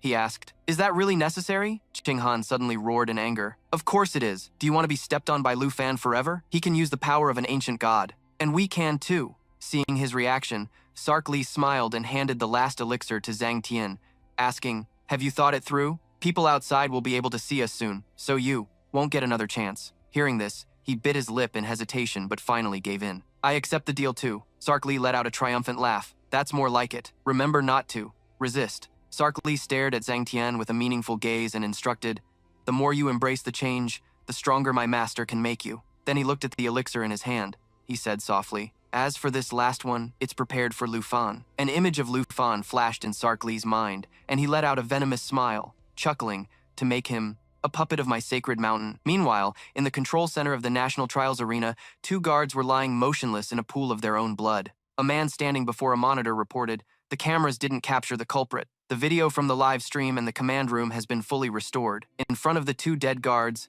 their blood had not yet dried. It looked like they hadn't been dead for long, as someone with a camera documented the scene. The woman next to Kim Taeyeon asked, Director Kim, are you really not going to report this?" Kim Taeyeon replied, "No, we'll investigate this ourselves. This information can't be leaked." He recalled what he had told the white-bearded man earlier, that the battle commander of the Starcrest Kingdom was definitely the work of the Mogen clan. In the secret realm of the National Trial, a volcanic region, Lu Fan was riding on the back of a dragon. He mused, "As expected, the only way to speed up the final match is through mutual slaughter. The person who wants to hunt me is just ahead." As Lu Fan was thinking about this while riding Xiao Ye and surveying the map, he glanced at his quest board. He suddenly noticed, this avatar belongs to Jia San Lai of the Southern Kingdom. Seeing that, he immediately commanded, "Xiao Ye, land up ahead. Let's go meet this old friend first." As he spoke, he pressed a button, and Xiao Ye roared in acknowledgement of her master's command. Xiao Ye found a spot and landed safely. Lu Fan then jumped off. He said in surprise, "Huh? Where did he go?" Not far away, Jia San Lai had already seen Lu Fan and called out in astonishment. Lu Fan?" he exclaimed happily. "It's really you, my great lord. You scared me to death." He then thought to himself, "This is great. The great lord Lu Fan didn't kill me, and even encouraged me. He's nothing like the other dangerous figures." Seeing this, Lu Fan replied, "Your luck's not bad. You've held on until now." Jia San Lai scratched his head and walked over with a grin, saying, "I thought someone was coming to kill me. I'm so glad it was you, great lord Lu Fan." Hearing that, Lu Fan pointed and asked, "Oh, how are you still around? You only have 150,000 accumulated points. Rank 10. Jia Sanlai of the Southern Kingdom. Water Lotus Swordsman 2, level 49. Accumulated points 155,920. Seeing the joyful look on the guy's face, Lu Fan thought to himself, "Is there something wrong with this guy? It's the final match, and he's this happy to run into someone?" Then Lu Fan said, "Jia Sanlai, you must know that in the final match, nobody is this peaceful." After saying that, Lu Fan drew his bow, but just as he was about to fire, he was surprised and called out, "Xiao Ye?" Black Dragon's perception can detect enemies in camouflaged and stealthed states, and can actively use a skill to dispel the camouflage and stealth status of all enemy targets. Suddenly, something shot out from the ground and grabbed Jia Sanlai's leg, causing him to cry out, "Ah!" Lu Fan glanced over in surprise as it burst from the ground, grabbing the boy's entire body with its claws and dragging him off. Jia Sanlai shrieked in panic, "Ah, help! Me! Ah! A summoned beast! A sacred mountain puppet! Sacred Abyss Gravedigger 3. Legendary grade, level 62. Evolved from the Deep Abyss Dove Messenger." Witnessing this, Lu Fan couldn't hide his anger. He raised his bow and thought, "This is Kim Song-hwan's summoned beast, yet it has the traits of a sacred mountain puppet." The hands from the abyss were also moving in, getting closer and closer. The Nether Serpent Arrow, in an undrawn state, can release 12 magical arrows, each dealing 20% damage. Jia Sanlai continued to scream relentlessly, "Help! Help me!" National Trials Secret Realm, Molten Volcano. Announcement: Jia Sanlai of the Southern Kingdom has died. 9 out of 23 remain. Kim Song-hwan and Wu Zhangtian said, "We meet again, Lu Fan. We accidentally stole your kill. Hope you don't mind. In any case, all of your points will be ours soon enough." Hearing this, Lu Fan replied, "Long time no see. You've all gotten quite a bit stronger." Indeed. Sacred Mountain Slave Kim Song-hwan, Hidden Combat Class, level 62. Sacred Abyss, Sorcerer 3. Wu Zhangtian, Sacred Mountain Slave, Hidden Combat Class, level 61, Warrior, of the Sacred Land 3. After speaking, he thought, "So they've joined Sark Lee. Looks like that warning about being hunted was real. I finally met my hunters." Sark Lee, standing between the two, laughed and said, "Ha ha ha, it seems that both of us know this power very well." Sark Lee, Sacred Mountain Slave, Hidden Combat Class, level 63, Sacred Practitioner 3. His face was filled with smug satisfaction. "Before I kill you, I'd like to give you a chance." Hearing this, Lu Fan asked skeptically, "A chance? Holy Mountain Essence, legendary quality, consumable item effect, unknown." He continued, "Forsake the one you are loyal to, dedicate everything to my master, and you will obtain supreme divine power." Lu Fan thought to himself, "Holy Mountain Essence, this great power is exactly the same as the Fallen Corpse Essence. Perhaps he is Jin Cheng. He and Wu Zhangtian used this to transform." He held out the essence and continued, "Join us, and we won't have to be enemies." Lu Fan refused flatly. "The one I'm loyal to? Stop joking. I'm not like you." The man, Say Lai, shot back, "What's with the act? Do you dare to look down on us?" Lu Fan pointed his finger and said with contempt, "Even if you get this power, you'll only be on par with my summoned dragon pet." The three of them scowled and said angrily, "It seems negotiation is off the table." Jin Cheng Han, Wu Zhangtian, "Don't you want revenge for being killed last time? Now's your chance to act." Wu Zhangtian and Jin Cheng Han shouted with glee, "We couldn't wait any longer." Roar, Lu Fan, "For all our past grudges, I'll make you pay double." The hand of the abyss began to strike down, but Lu Fan leaped up just in time. Drawing his bow, he thought, "These guys actually willingly became servants of the old god without a shred of dignity." He then aimed straight at the charging Wu Zhangtian, but Lu Fan's arrow had no effect on him, as he deflected it with a single slash of his sword. After putting on a mask, he said, "He who understands the times is a wise man. Someone like you is destined to die by my blade. I advise you to join the Holy Mountain Slaves, become our subordinate, and spare your own little life." Prajna Ghost Palace. Wearing the demon mask transforms the user into a resentful Prajna. Each time damage is taken, damage from normal attacks increases by 10%, and attack speed increases by 30%, stacking up to a maximum of 6 times. Wu Zhangtian and Zi Li were still trying to entice Lu Fan. Xi Lai held up the essence and said, "If not, we will kill you and turn you into my holy mountain puppet." Lu Fan recalled the extreme north and thought, "I've already killed countless minions of the old god in the Arctic realm, and you holy mountain slaves dare to threaten me?" It seemed he had figured something out. He said, "I understand now. Not a single one of you will escape." Wu Zhangtian pointed at Lu Fan's face and laughed scornfully. "Ha ha ha, he's so obedient. The divine power of the holy mountain must have terrified him." Lu Fan ignored him, raised his sword, and said, Xiaoye, change your form to Destruction Dragon. The three of you won't leave this secret realm alive. Current dragon form, Black Dragon 2. Black Dragon 2 form switch, Destruction Dragon. Xiaoye also gathered a fireball and fired it at him. Facing the massive fireball, Wu Zhangtian said confidently, "A sneak attack? You no longer have the ability to defeat me." Lingering molten flame breathes fire forward, dealing damage while healing oneself. But surprisingly, Lu Fan didn't charge at Wu Zhangtian, but went straight for the abyss to confront Jin Chenghan. But Jin Chenghan just laughed without a hint of fear. "Go ahead and struggle. Your day of death is today." Hearing this, Lu Fan retreated, landing on Xiao Ye's head and said, "Every last one of you is so arrogant." He called out, "Go, Xiao Fei." Then he thought, the Flying Dragon King evolved into a powerful fallen corpse demon dragon thanks to the fallen corpse essence. If I give the Holy Mountain essence, from Xe Lai to it to eat, then the lives of you three Holy Mountain slaves, along with your three essences, will all be mine. Molten eruption forms a violent surge of lava in the target area, creating a lava pool. Lu Fan said, "Dragon tongue magic, molten eruption." Xiao Ye also spewed fire at the group, and a notification for dragon tongue resonance appeared.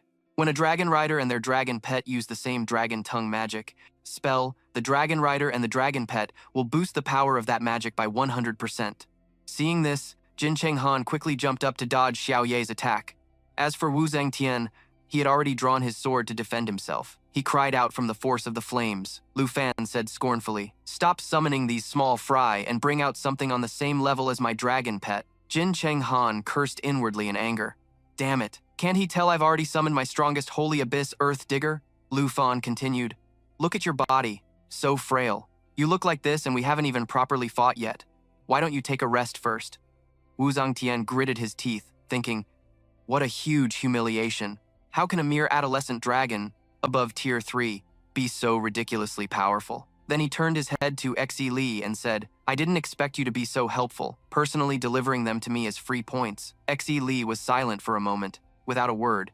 Then he drew a cross-hilted sword from his back and said, "You arrogant fool, you will pay the price for your ignorance."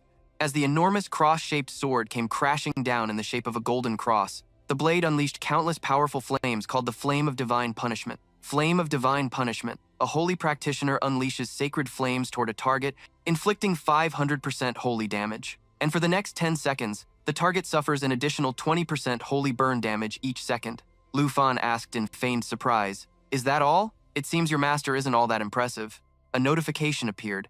Dragon Annihilation transforms an arm into a dragon's claw, delivering a swift 6-hit combo that can be released from a distance. The dragon pet will simultaneously release 6 instances of law-based damage. Xiao Ye and Lu Fan also retaliated with their own fireballs. Sak Li was furious at this moment. "You imbecile!" The essence crystal in his hand shattered accordingly, and with golden energy in his hand, he said, "Let me show you the true power of an ancient god." After he spoke, a square appeared, a massive one behind him. With a streak of light piercing through, a projection with golden wings holding a sword appeared, and he grew a pair of wings himself. Lu Fan asked in surprise, "Charging up? Dream on!"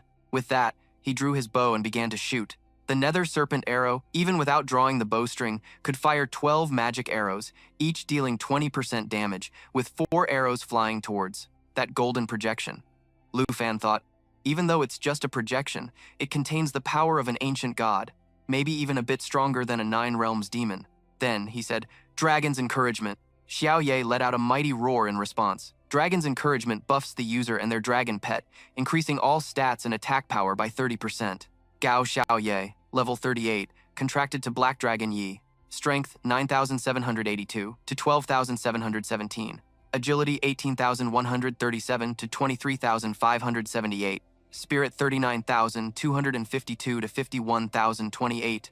Durability 20,382 to 26,497. Serpent Shadow Arrow. The Nether Serpent, when charged by drawing the bow for 3 seconds, can release the Serpent Shadow Arrow, increasing its damage by 500%. Current charge 1 second. From Lu Fan's bow emerged a Black Dragon. He said, "Xiao Ye, get ready to unleash Lava Burst." Current Dragon Chi, Black Dragon Yi. Lava Burst is still charging the skill. Current charge 2 seconds. The golden projection pointed its sword and also began to charge forward and attack, its golden sword clashing with the massive fireball as a notification panel appeared in front of him. Lava Burst erupts within the target's range, releasing scorching flames, forming a lava pool. Targets within the lava pool will gradually sink into the magma and continue to take massive damage. Current charge 3 seconds. Seizing the opportunity, Lu Fan shouted. Now, instantly, the black dragon from his bow attacked. The notification continued to appear. Lava burst. Serpent shadow arrow erupts within the target's range, releasing scorching flames, forming a lava pool. Targets within the lava pool will gradually sink into the magma and continue to take massive damage. Its power increased by 500% of the black dragon's spirit attribute. The golden projection also attacked without hesitation. Immediately after, the two attacks collided, creating a massive explosion. Saklai, watching from the side, his expression soured, and he whispered, "The power of the ancient god's projection is more than just this." After that heaven-shattering explosion, the black dragon became even more enraged. It dashed like the wind towards Lu Fan's group. Black Dragon Yi transformed into its world destroyer form, letting out a world-ending roar that dealt massive damage to all targets in range and applied a weakening effect. Seeing this, he quickly put his hand forward, condensing energy into a large bow and shouting, "Nether Serpent Arrow." In its undrawn state, the Nether Serpent Arrow can fire 12 magic arrows, each dealing 20% damage. Seeing this, everyone else also charged forward to fiercely attack the Black Dragon. Ghost Breath Scythe Demon Slash. Wind Release unleashes high-speed rotating blades of wind within the target's range, hitting enemies and dealing physical damage. Xiaohei was currently restrained by golden chains, and at the same time, a colossal power surged directly towards Lu Fan. Flame of Divine Punishment. The Holy Cleric releases holy flames towards the target, causing them to take 500% holy damage, and for the next 10 seconds, they will take 20% holy burn damage each second. Seeing this, Lu Fan wasn't panicked at all. Instead, he turned towards that energy and gently split it into 4 pieces. Seeing this, Saklai and the others couldn't help but shout excitedly, "It worked! Without his dragon pet's enhancement, he's nothing," Saklai continued. "As long as we force him away from the dragon pet, his power will definitely drop significantly." In that instant, a pair of wings appeared. It was unexpectedly Lu Fan, who, with black dragon wings on his back, looked down arrogantly at the group below and spoke, "Are you sure I'm the one who fell into the trap?" Hearing this, Saklai's group was startled, turning to Lu Fan and angrily asking, "What do you mean? You really know how to? Put on an act. Bluffing won't change the fact that you've lost." With a whoosh, dust flew everywhere, as Saklai and his men stood on a tall, muscular demon and spoke. "When did he summon these demonic beasts, the 9 realms demons?" Hearing this, Lu Fan chuckled and replied, "I saw through your thoughts long ago. I just pretended to fall into the trap, merely to turn your own plan against you and divert your attention." Saklai grew furious at his words, pointing what looked like an ultra-thin screen at Lu Fan and yelling, "You think you can rely on these few fallen corpse puppets to defeat us?" Lu Fan heard this and replied softly, "Of course not." As soon as he finished speaking, the savage beasts behind him stared at Saklai's group as if they wanted to eat them alive. Then, he looked at them, smirked contemptuously, and said, "Only a few?" The group on the other side was in complete chaos. Kim Than Han stammered, "9 of them!" Saklai was just as shocked, thinking to himself, he actually managed to bag all the 9 realms demons in such a short amount of time. Lu Fan calmly asked, "Now who do you think is going to win?" Saklai scornfully channeled energy into his weapon, thinking that no matter how many undead puppets he summoned, he used Aegis of Sanctity and declared that they could never defeat them, the Holy Servants. This skill boosted his allies' entire holy power, increasing their full strength for 60 seconds. By 100%. Votang Thien and Kim Than Han then let out mighty roars in unison, one of them unleashing the Flame of Divine Punishment, a holy fire that would make the opponent suffer. 500% damage and 10 seconds of holy burn damage, while the other used Demonic Breath Scythe Slash, releasing a rapidly spinning blade of wind. Saklai sneered, "Is this all the 9 realms demon of the undead has got?" Kim Than Han added, "Lu Fan, do you really think you can still kill us so easily?" Votang Thien said smugly, "After our baptism and enhancement, we're not the same as we were before." Just then, Xiaofei transformed into her eternal jade dragon form. Lu Fan looked on with a hint of disdain. "So you got a little buff and think you're hot stuff? You're still nothing compared to my dragon pet." The jade dragon bloodline meant that all skill effects were doubled. Lu Fan then shouted, "Xiaofei, Life Pulse." This skill enhanced the Jade Light, doubling the effectiveness of its stacks. Jade Blessing, Jade Dragon Aura, and Jade Light were now being used to buff his forces. The monsters let out terrifying screams, all of them surging forward to fight with frenzied bloodlust, as if they were on steroids. Xiaoye was also enhanced by the Jade Blessing, Jade Dragon Aura, and Jade Light. Her power boost was now double that of the other monsters. The giant dragon Xiaoye let out a massive roar, filled with power. She used Giant Jaw Strike to bite into Saklai's projection, a high-speed charge that would inflict a lasting bleed effect on the target. He was utterly astonished at the sight. How is this possible? My enhanced Holy Mountain projection was defeated just like that? A single blood-red eye with a black pupil appeared in the sky, crackling with lightning. Lu Fan then quietly advised Saklai to open his eyes and watch closely. There's something even more exciting coming up. From his high vantage point, he created a massive sphere-like skill, the Dragon Domain, which deployed a 100-meter diameter draconic field, empowering dragons and weakening their enemies. Kim Than Han couldn't help but exclaim in shock. This is a domain? Saklai was equally stunned. Impossible. A class holder just over level 30 shouldn't be able to use a domain. However, Saklai quickly regained his composure and asked, so what if it's a domain? He used the Flame of Divine Punishment and declared, let me tear this illusion apart. The skill was unleashed along with Saklai's arrogant voice. Let me show you the gap between us. Lu Fan remained unfazed as a giant eagle swiftly flew in to block the attack. Saklai couldn't hide his shock. My attack power was boosted by 300%, yet it was nullified? Why? Votang Thien shouted. My attack power has been weakened. Kim Than Han was surprised.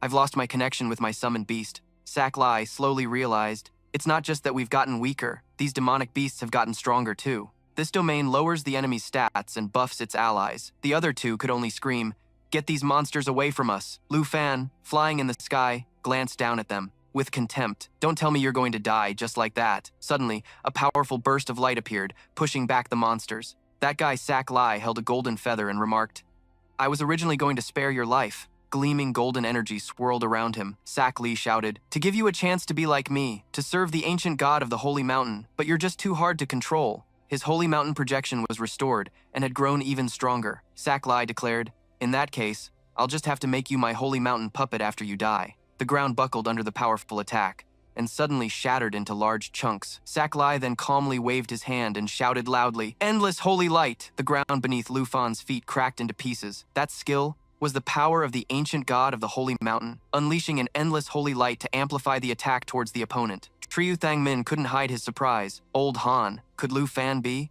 Han Fai Bok remained silent upon hearing this, as that guy Saklai was now so shocked that he fell to his knees. All three of them, him, Kim Than Han, and Votang Thien, cried out in disbelief, impossible! Xiao Ye had created a layer of eternal protection, shielding Lu Fan and his Jade Dragon bloodline.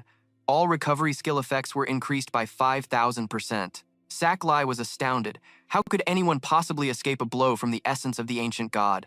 Lu Fan calmly raised his sword and remarked, it seems that was your final blow. Now it's my turn. Xiao Ye then let out a roar and released an overwhelming pressure, causing the black dragon to unleash an intimidating aura on surrounding targets, creating a blinding fear in all enemies within a large radius. The group could only scream, my ears! Stop! Hurry up and stop! Kim Than Han reached out to Votang Thien and urged, quick, sign the Abyss contract with me, so if he kills us, we can still be revived. However, before they could do anything, a single slash pierced through Votang Thien. Lu Fan gently sheathed his sword and hesitated. What a pity. This time, Kim Than Han watched in stunned silence as Votang Thien fell to the ground. Along with that came Lu Fan's voice, I'm afraid you won't be able to come back to life anymore. Kim Than Han quietly remarked, it's no use, I really can't sense it. Summon Wuzhang Tian anymore. Cheng Han seemed to be going crazy, glaring down at his own hands. Why can't I summon or establish a connection with my summoned beast? As he was screaming, someone suddenly grabbed Cheng Han's wrist. It was Luo Shali, and his condition was no better than Cheng Han's. Form a contract with me. I absolutely cannot die here. Hearing his absurd request, Cheng Han broke out in a cold sweat and stammered, no way. Seeing the two of them desperately clinging to each other, Lu Fan found it an eyesore and sent a sword slash over to interrupt them. It's useless talking to him. He can't save you now. He looked smugly at the two and declared, besides me, no one who enters the dragon domain can use summoning arts. Without a summoned beast, he can't form a contract with you.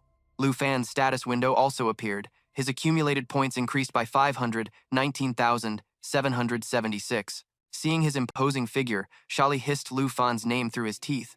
Before meeting Lu Fan, he had never imagined he would be forced into such a situation. We are both servants of the ancient god, so why is he so strong? Deciding to go all out, Shali gathered energy in his palm and stared intently at Lu Fan. This was originally prepared for you, but unfortunately your eyes have been blinded. You can't distinguish. True divine grace. I pray to my Lord, have mercy and grant me strength to obliterate the insolent with sin. As soon as he finished speaking, the aura around Shali erupted powerfully. But this is reality, not some Power Rangers episode where you wait for the transformation sequence, so Lu Fan cleanly delivered a slash. Do you think I'm an idiot? To give you time to prepare. Taking the full brunt of his attack without any defense dealt him a fatal wound. After a long, piercing scream, Shali finally collapsed, and the aura surrounding him also gathered into a silver stone. That stone quickly shot up into the sky. Lu Fan glanced after it and immediately unfurled his wings. So it's abandoning its loyal servant and fleeing alone? Kim Chang-han couldn't escape even using his skills. Someone like you who relies on others' things thinks you can escape? With that said, Lu Fan spread his wings wide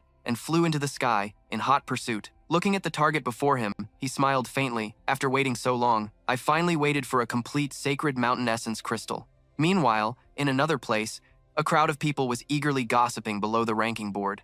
Everyone look, the accumulated points for the representatives of the Starfall Kingdom, the Theocracy Nation, and the Cherry Blossom Nation have all disappeared from the board. Rankings, they're all dead. Did the representative of the Dragon Kingdom really take out the 3 strongest people all by himself? In the meeting room, Sheng Ming was also stunned by the result that was announced. He turned in of the Cherry Blossom Kingdom both died at his hands. Feeling the tentacle around his neck tightening, Zian was utterly terrified. No wonder I suddenly felt a sense of dread earlier. That mysterious man reached for his hood and pulled it down, revealing Kim Chang-han's father, just as expected. The tentacle on Zion's neck suddenly tightened, suffocating him. Ignoring his painful struggles, Kim Chang-han's father controlled the tentacle to lift him high into the air. What did you guarantee me before the match? Now my son is dead, and the Theocracy Nation has lost. He grew angrier as he spoke. But you're telling me that the Dragon Kingdom's representative is too strong? The air was gradually thinning.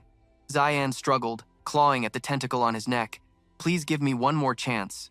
Kim Chang-han's father complied and let him fall from on high. He coldly ordered, under no circumstances can he be allowed to leave the Theocracy Nation alive. After the national trial, you will think of every possible way to keep him here. I and 4 others. Make him disappear, just like how you dealt with the 9 Realms demon. With that, he stepped into a spatial rift and vanished along with 4 other figures. Tyann trembled, cold sweat drenching his shirt, and replied, "Yes, sir." Meanwhile, on Lu Fan's side, he had also caught up and seized the Sacred Mountain's essence, holding the stone up to inspect it. I had to kill 3 people just to get this one rock. And on top of that, this consumable item's effects are still unknown. Looking behind him, Lu Fan wondered what the fallen corpse demon dragon would evolve into if it ate this. Putting thought into action, he smirked. Time to broaden my horizons a little. He immediately tossed the stone up. Let's see the power of the Sacred Mountain's essence. The fallen corpse demon dragon saw him throw it and readily opened its mouth, catching the stone and absorbing it. Instantly, golden rays of light. A golden light emanated from their bodies. The heavens and earth trembled as the 2 fallen corpse demon dragons began to evolve. Xiao Fei, in her eternal form, saw this and spread her wings to protect Lu Fan, blocking the falling rocks and debris. He looked up in astonishment at the 2 fallen corpse demon dragons, which had turned from black to being enveloped in a golden spiritual aura in the national trial mystic realm amidst the volcanic magma within the territory of the Dragon Domain. If anyone else had been there, they would have seen 2 pairs of massive wings soaring across the sky. Lu Fan looked up at the notification announcing he had acquired new skills, the Gate of Holy Light and Universal Holy Light Combat. He thought to himself that the fallen corpse demon dragon's 2nd evolution had granted them 2 new skills. An information panel appeared. Fallen corpse demon dragon, level 35. Skills, Demon Dragon's Breath, Demon Dragon's Assault. Universal Holy Light Combat, Gate of Holy Light, Unsealed Dragon Language, Demon Dragon Bloodline. After reading the information displayed by the system, Lu Fan considered, Universal Holy Light's radiance can utilize the energy of the Holy Mountain to increase main attributes by 30%, and it can also continuously restore health. Although the healing effect is nowhere near as good as Xiao Fei's, this 30% boost is enough to raise the power of the fallen corpse puppet army by an entire level, enough to easily flatten a small nation. And I'm extremely satisfied with this Gate of Holy Light. Previously, summoning the fallen corpse demon dragon and the 9 realms demon required both Xiao Fei and me to be on the field, but now I can deploy them and recall them at any time. Thinking this, he couldn't help but look up at the sky at the fallen corpse holy dragons, wondering if with more essence from other ancient gods, they could evolve even further. Lu Fan stared intently as the 2 of them soared. I'm getting more and more excited to see what the final form of the twin demon dragons will be. While he was lost in thought, the system suddenly displayed an important notification about the proposal to end the national trial. The voting has concluded. The voting is already over? With 6 people still, Alive. Andrea agreed too. It seems none of them want to fight me. Seeing the system panel pop up in front of Lu Fan, Xiao Kuei and Xiao Ye also transformed into their human forms and peeked over his shoulder to see. What's written up there? I think we can go home now. Lu Fan nodded, reached out and pressed the button. Then it's time to end this trial. The system's voice instantly rang. Out. The number of yes votes has exceeded half the current number of survivors. The vote has passed, and the national trial is now officially over. Rewards corresponding to the representatives' current accumulated points have been sent out. All representatives must collect their rewards before leaving the mystic realm. A spatial vortex appeared, spitting out an item chest. He approached the chest and bent down to inspect it, ignoring the two little girls playing behind him. It's finally time for the most anticipated part. A superclass mystic realm that attracted 23 nations. What could the first place reward possibly be? With the clatter of a metal lock, the item chest opened. Lu Fan was stunned by what he saw inside. It was a black belt adorned with winding golden dragon scales. He was overjoyed. This is one of a 5-piece, level 90, legendary quality set, and not only can a single piece start activating the set effect, but the belt itself also comes with a transformation skill to become the Golden Dragon King. Having all 5 pieces will grant 3 skills. If the other set pieces also have their own skills, I could completely adopt a warrior's combat style. Looking at the superior stats of the Raging Dragon Warrior, legendary quality set, strength, agility, spirit, and durability are all significantly boosted when equipped. It also has a special effect, Golden Dragon Shield, which can block attacks and mitigate damage. Lu Fan couldn't stop grinning as he quickly examined the other items. A level 40 skill book, Dragon Language, Magic Replication. I can learn this now. With this skill, I won't need to learn all sorts of dragon language magic. I can just replicate my dragon pet's skills to easily trigger dragon language resonance with them. Moving on to the final item, he felt a bit let down. This last reward is just a lucky draw bag. No matter how I look at it, its only effect is to randomly grant 3 scrolls of rare quality or higher upon use. The notification sound for receiving. A new item from the system chimed in his ear. Lu Fan smirked. Well played. A world-class Mystic Realm reward pulling this kind of stunt. The Taichi Nation really is something else. Seeing him hold the lucky draw. Scroll bag. Xiao Ye and Xiao Kuei also leaned in curiously. Whatever, here's hoping I get lucky. The 3 items he got from the blind bag quickly appeared. They were a Summoning Slot Expansion Scroll, Epic Quality, a Level Requirement Upgrade Enchantment Scroll, Epic Quality, and a Level Requirement Removal Enchantment Scroll, Epic Quality. Oh my god, this is not bad at all. These 3 scrolls, even at the Tianhua auction house, are not easy to find. He satisfyingly stored the 3 scrolls away.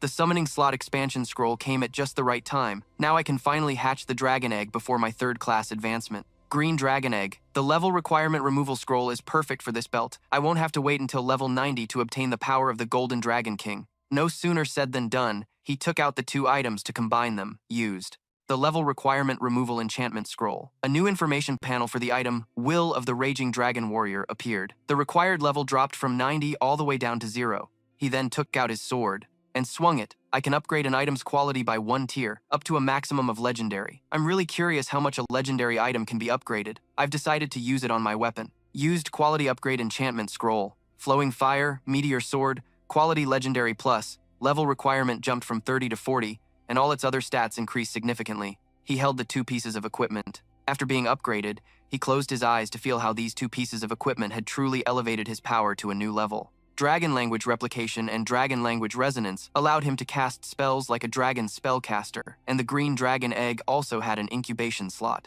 The strength of the Dragon Rider advanced another level, and this ultimate grade belt granted him the abilities of a Raging Dragon Warrior. Lu Fan's tightly shut eyes now opened. A dragon's image reflected in his pupils as a system notification chimed in. Effect activated, unsealing the remaining bloodline power, transforming into Golden Dragon King. Strength, agility, and spirit increased to level 50, while durability increased by 200. While transformed as the Golden Dragon King, the mounted state is inaccessible. After achieving his goal, Lu Fan stepped into the portal out of the secret realm, arriving at Jade City in the Tai Chi Kingdom, the arena for the national trial. The moment he stepped out, the sound of cheering and the booming voice of the MC assaulted his eardrums. Lu Fan, the first-place champion and representative of the Dragon Kingdom, has returned. From the spectator stands, a mix of curses and cheers erupted, causing him to frown slightly. The Dragon Kingdom's representative is out. Please give me an autograph. Lu Fan of the Dragon Kingdom, give us back our prince. Sob, Mr. Lu, after killing 3 people consecutively. What are your thoughts on the matter? People from the Dragon Kingdom quickly appeared to control the chaos for Lu Fan. Sheng Ming led the way, pushing through the obstructive crowd. Please make way. Lu Fan is not taking any interviews right now. Seeing Lu Fan's face, old Fei Bai grinned from ear to ear, stroking his long beard and laughing heartily. Our Dragon Kingdom's hero has returned victorious. Vice Prin, Sipil Zhaohun. I've returned. Lu Fan gave a slight nod as a greeting. Fei Bai immediately grabbed his hand. Congratulations on taking first place in this year's national trial. Before, we only asked you to secure a spot in the top 3. We never expected you to give us such a massive surprise. Sheng Ming, standing behind him, agreed. You've worked hard, Lu Fan. Your performance over the past half-month has been absolutely outstanding. Not just first place, but first place with an overwhelming lead. Suddenly feeling something cold in his palm, he looked down in confusion. This is… Haha, Tu Xing upgraded your medal to silver, but now I'm absolutely certain you deserve a gold one. Hearing the old man's words, he thought about the gold medal. I remember my comrades from the Griffin Corps once said there were a total of 8 gold medal holders. It's a military merit medal. Old Lu only became a captain after getting a bronze medal, and above that is the silver medal, a gold medal. Our Griffin Corps only has 8 gold medal holders. Lord Tu isn't stationed at the barracks, and those 8 are no joke. Old Fei Bai chuckled. Starting today, you are the 9th, and also the youngest gold medal holder. With this gold medal, you'll have status. In the entire Dragon Kingdom, only the 3 elders and Tu Xing will be your superiors, Sheng Ming added. This gold medal in the Dragon Kingdom is equivalent to the status of a national guardian hero in the Tai Chi Kingdom. You're highly regarded by the Griffin Corps and also by Old Han. Lu Fan, you kid, you're on the fast track to the top. Being held in such high regard by 2 of the Dragon Kingdom's key figures, Lu Fan scratched his head in embarrassment. I don't deserve such praise. Thank you, Old Han, for thinking so highly of me. This year's national trial officially ends here. Kim Jae-on stepped onto the podium to announce, congratulations to the representatives who survived the secret realm. I will now announce the final results of this national trial. The first place winner of this trial is Lu Fan from the Dragon Kingdom delegation with 8,043,694 accumulation points, making up 91.8% of the total. The second place winner is Representative Andrea of the Snow Kingdom, with 725,629 points, accounting for 6%. Third place goes to the True Fire Kingdom. Hearing Kim Jae-on announce these achievements, old Fei Bai couldn't stop grinning. Haha, to think he not only won first place but also took over 90% of the total accumulation points. The younger generation is truly something to behold. You flatter me, Old Han. This result was within my own expectations. Hearing his confident reply, the old man no longer wished to stay in this noisy place any longer. Sigh, this old man is tired and can't keep standing. I'm going to head back and rest. You all should get some rest soon, too. Take care, Old Han. Suddenly remembering something, he paused and said, Oh, right. We can return to the Dragon Kingdom tomorrow. Early tomorrow morning, there's a national-level reward that the 3 elders have specially prepared just for you, so don't you forget it. Haha, hearing the old man's reminder, he was a little stunned. He looked over at Sheng Ming. The 3 elders. A national-level reward? To his surprise, Sheng Ming looked just as baffled as he was. Lu Fan. Oh, Lu Fan. You've really hit the jackpot this time, kid. In the hotel room, Lu Fan held up the Griffin Corps' gold military merit medal to admire it. The 9th gold medal, huh? He lay back on the soft mattress, smugly crossing his legs. Starting today, my status is second only to Senior 2. According to Vice Principal Zhao, I can even make Director Feng kneel before me and admit his mistakes. This gold medal is truly overpowered. The more he thought about it, the more he liked it, causing him to sit bolt upright. I'll put the gold medal away for now. Next up is the main event. I've been waiting for this for far too long. He raised his hand, and a scroll immediately appeared. A system notification rang out. You have used the summoning slot deployment scroll. I can finally unlock the green dragon egg. The golden light faded, replaced by the egg appearing on the floor. Excellent. Everyone, get ready to welcome a new member. Hearing his words, all 3 of his dragon pets gathered around, curiously staring at the green egg. Without wasting another moment, he used the dragon taming art on the egg. Cracks quickly appeared on its surface, and bolts of lightning suddenly shot out. This forced him and the 3 mini-dragons to take a step back. It was a level 1 blue dragon with the skills Thunderous Roar, Heavenly Punishment, Tribulation, Source of Lightning, and Blue Dragon Bloodline. After reading its stats, his jaw dropped as he watched the little dragon diligently eating its eggshell. This is a male dragon! Lu Fan cheered excitedly. This is awesome!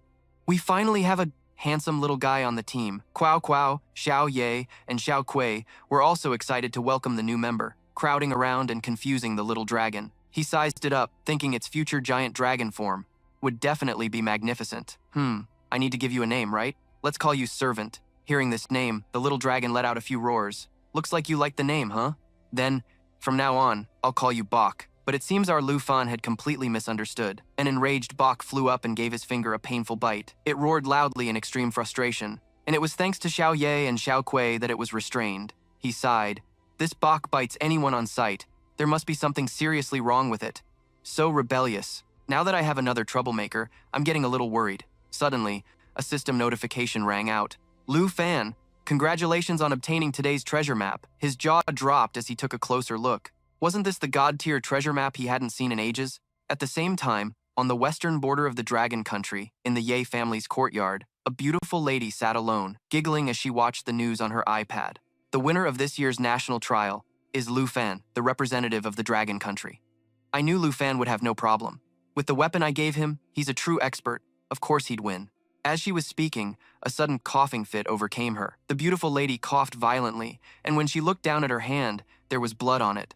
A trickle of blood ran from the corner of her mouth. The beautiful lady gazed into the distance with sorrowful eyes. The royal family. Their methods are quite vicious. Suddenly, the sound of hurried footsteps echoed from outside the courtyard. Miss Ye, this is bad. The people from the royal family are here again. Hearing the servant's report, she took a handkerchief to wipe the blood from her hand, her tone filled with extreme displeasure. Here again? What do they want? They're still after Cloudwater Mountain. She angrily clenched the handkerchief in her hand. Cloudwater Mountain has been with our Ye family for nearly 100 years. The royal family keeps coming back to contest our rights. They're clearly just looking for an excuse to take over the Ye family. The servant replied, They are taking advantage of our leaderless Ye family. They've already seized so many of our resources, and now they're using the excuse of settling old debts to keep hounding us. She sighed and stood up. For better or worse, we are a noble family of the western border, yet they stoop to such things. What about the Long family? Has there been any news from them after all this time? The Long family still hasn't replied. Miss. Hearing this, the beautiful lady slammed her hand on the table in fury. Ungrateful wretches, all of them. Overcome with emotion, her suppressed cough returned, and with each hack, blood welled up in her throat, alarming the servant. Miss Ye, please calm down and take care of yourself. I'm fine. Take me to see the people from the royal family. She gritted her teeth. I want to see for myself just how shameless they can possibly be. Meanwhile, in the purple twilight sky, Lu Fan was on a plane catching up on news. He had chosen the Death Sand Sea, a level 70+ secret realm with nightmare difficulty and a party limit of more than 5 people. Lu Fan rested his chin on his hand, a smirk playing on his lips. This national-level reward from Old Han came at the perfect time. He recalled being at the Jade City International Airport in the Taiki Kingdom, where he was offered a choice of 10 from 460 secret realm resources. Thinking he had misheard, Lu Fan turned to look at old Fei Bai. Ha ha ha, of course, this is a national-level reward. These 460 secret realms were discovered all over the world by the Dragon Country's top brass, and even the highest bidders can't normally get their hands on them. See anything you need? Lu Fan gave a wry smile. Although they were all secret realms above level 60, for him, they were basically useless for leveling up, so he was a little disappointed. But as he turned to the next page, Lu Fan suddenly froze. Wait, the status was still unselected. Death Sand Sea, a level 70+ secret realm. The Death Sand Sea was the location on the god-tier treasure map he had just obtained last night. Seeing him pause for so long on this secret realm, old Fei Bai peered over. Found something you want? Old Han? I want this Death Sand Sea. I don't need the rest. Hearing this, the old man laughed heartily. Ha ha ha, you have a good eye. But as for this secret realm's border, I'll have Vice Principal Zhao send some people to scout it out and set up a teleportation point for you. That would be perfect. He didn't hesitate to accept. Thank you, Old Han. I'll just be returning to the Dragon Country a bit late, as I have a prior arrangement with Andrea, and it's hard to turn him down. Haha, no problem. I'll head back first then. As for the other 9 choices, I'll have Vice Principal Zhao let you pick some high-experience secret realms. Lost in his memories, a hand suddenly landed on his shoulder. It was Sheng Ming. He joked, Mr. Champion, it's time to get off the plane. Lu Fan smiled and glanced out the window, but his smile suddenly froze when he saw the massive crowd outside. Ah, okay, it's certainly lively out there. On the airport tarmac, Lu Fan descended the stairs one step at a time. Immediately, cheers and congratulations erupted from the crowd, warmly welcoming the Dragon Country's representative. Victory for Lu Fan. Lu Fan is so handsome. Woo! Oh my god, look at him, he's smiling.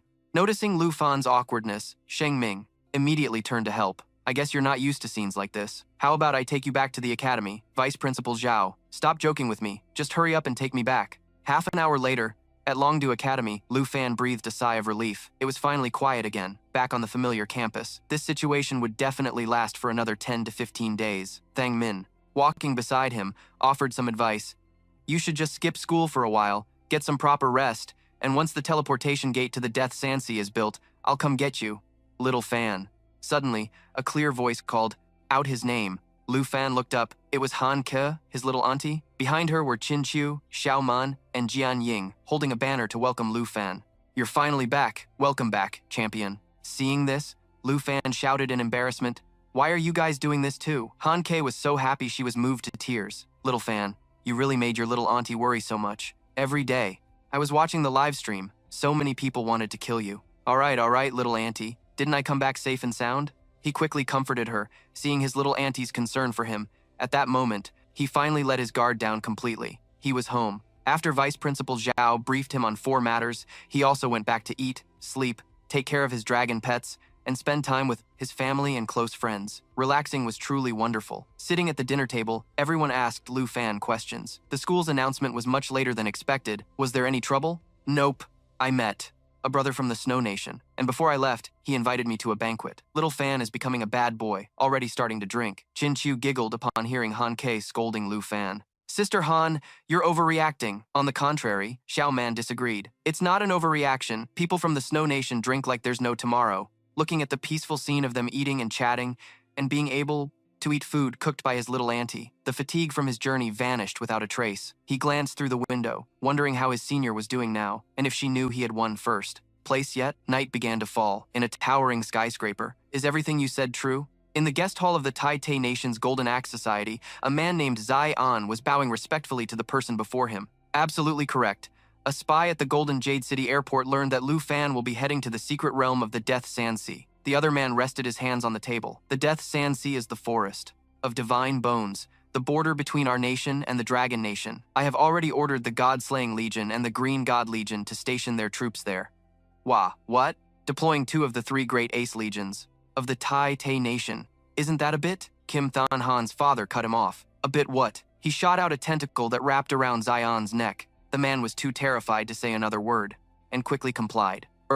Not at all. This subordinate will follow your orders. Hearing what he wanted, Kim Than Han's father released him. To avenge my son, using the strength of the entire nation is not an exaggeration. Gasp. Yes, that's right. He gritted his teeth, his killing intent flaring. Let the legions in the secret realm annihilate him. I want our 4 national guardian heroes to kill Lu Fan together. A few days later, in the morning, at the entrance to the Death Sansi dungeon, located at Yangshen-gu on the border of the Dragon Nation and the Tai Te Nation, a teleportation gate had been set up and was guarded by soldiers. Strictly, a foot stepped out from the gate. It was Lu Fan's team. Xiao Man looked around excitedly and shouted, I really can't believe it, that one day I would become the first challenger of a national-level dungeon. This is so awesome. If we weren't classmates with Lu Fan, we would never have gotten this chance. I wonder if there are any suitable cooking ingredients here, or I wonder? In contrast to the 4 girls who were excitedly chattering away, he remained seriously on guard. The Sea of Death. I'll be able to see my 5th dragon very soon. Suddenly, his gaze caught sight of a familiar flag, and he was a bit suspicious. Why are people from the Tai Te Nation here? A voice suddenly came from behind, explaining Lu Fan's doubt. Ever since we started building the teleportation circle here, they started sending people to the border, but there aren't many of them, so you don't need to worry too much. Everyone turned around at once. Ah, it's Teacher Gu. Why are you here? Teacher. Gu walked over and patted Lu Fan's shoulder. No need to be so tense. The academy was worried something might happen, so they sent me to help you all. If you run into any problems here, you can find me anytime. He nodded. The academy is always so thoughtful. Han Ke, standing beside him, said gratefully, Thank you for taking such good care of our little fan. Seeing this, Xiao Man pouted, This is so frustrating. This must be the special privilege of being a top student, right? Keep your voice down. Teacher Gu smiled. Follow me. I'll take you all to the dungeon entrance. Everyone shuffled into a line and followed her. Stopping in front of the entrance, Teacher Gu turned to look at him. Now is the time to enjoy your reward, Lu Fan. He smiled, nodded, and stepped into the Death Sansi dungeon. They ran into an obstacle right after entering. Tisk! I didn't expect this dungeon to have guardians. Xiao Man, who was standing in the back, eagerly stepped forward. You don't have to lift a finger. We'll take care of this monster. Are you sure? Lu Fan glanced at the monster's information panel that appeared: Tyrant Skull Follower, Elite Rank, Level 65, Skill, Netherbone Slash. Xiao Man and Qin Chu confidently stepped forward. Of course, don't think you're the only one who's improved in the past 2 months. Just watch. Immediately, Xiao Man used Water Split, flicking her blade to create 4 water lotuses that locked onto the target, attacking the designated target. Sword Shadow also instinctively teleported behind the skull. Xiao Song slashed with his Water Frost sword, instantly freezing it in place.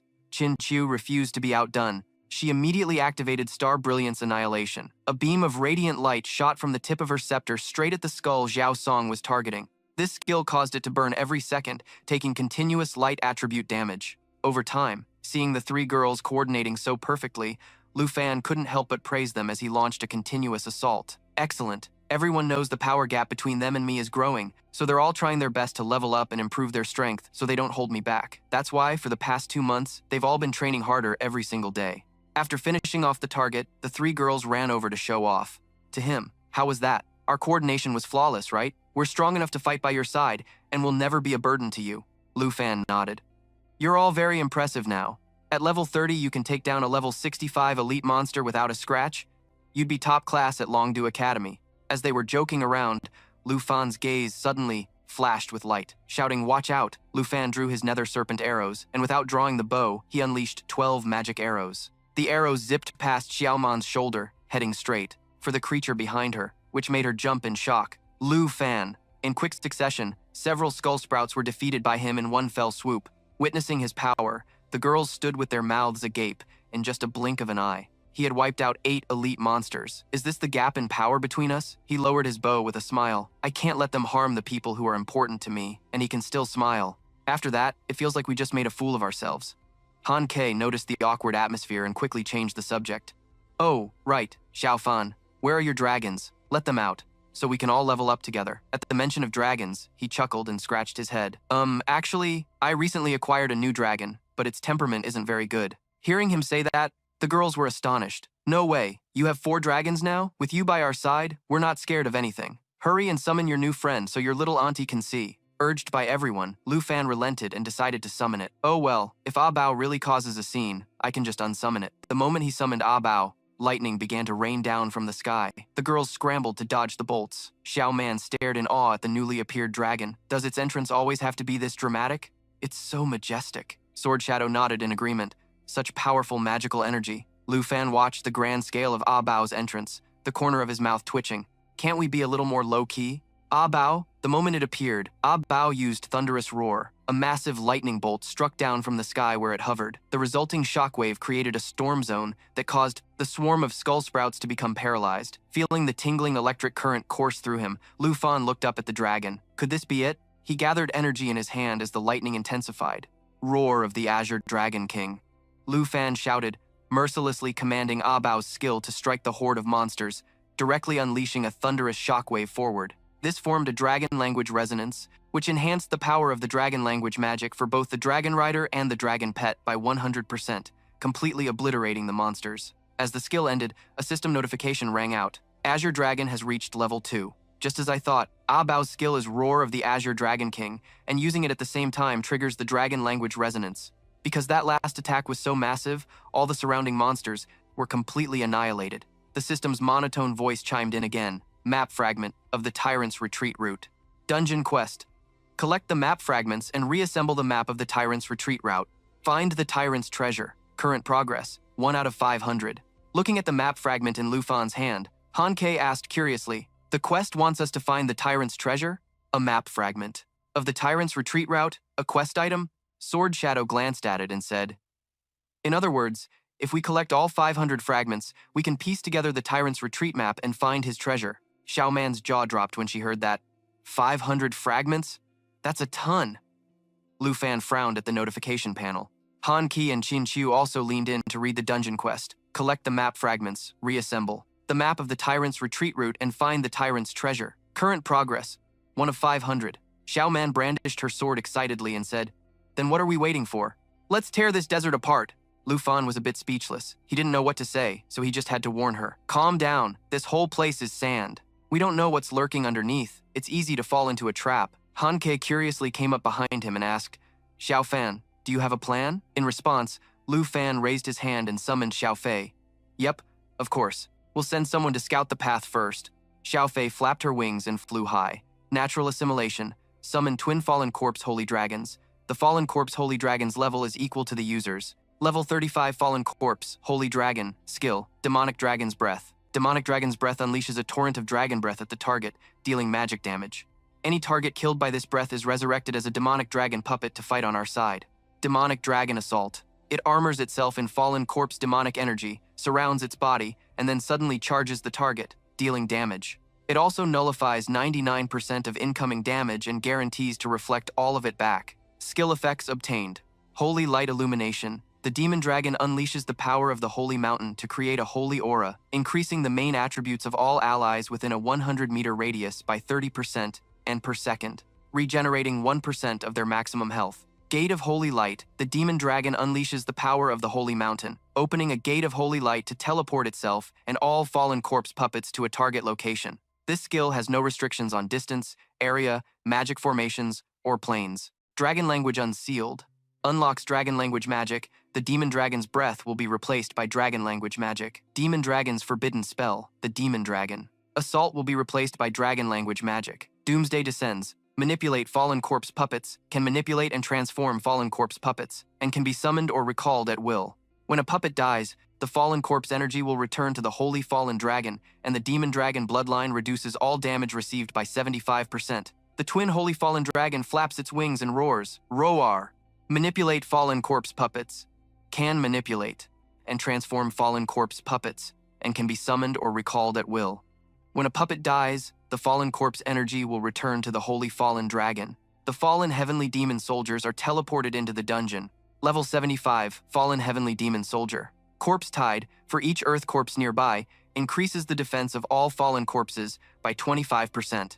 Born from death, each time it receives non-lethal damage, its defense increases by 25%. Of despair. Each attack from an Earth corpse will deal an additional 1 to 2 instances of damage. The additional damage depends on the current defense stat. Xiao Man and the others stand aside to watch. The sight of thousands of heavenly demon soldiers suddenly appearing before her eyes startles her into exclaiming, "This isn't a dream, is it? He actually brought those puppets out of the dungeon." Qin Chu, holding her scepter, steps back and stammers, It feels so terrifying." Sword Shadow is also utterly astonished. She asks curiously, "How did you do that?" Xiao Fei lands next to Lu Fan, and only then does he turn to explain to everyone, "The Holy Fallen Dragon can open the Gate of Holy Light, teleporting itself and all fallen corpse puppets to a target location without any restrictions on distance, area, magic formations, or planes." Sword Shadow's eyes widen in shock. This skill is even more formidable than a necromancer's. Xiao Man points into the distance and asks, "Does that mean you can also bring out the Nine Realms demon too?" Lu Fan, with a hint of pride, smiles and replies, "How could I leave behind such a useful minion?"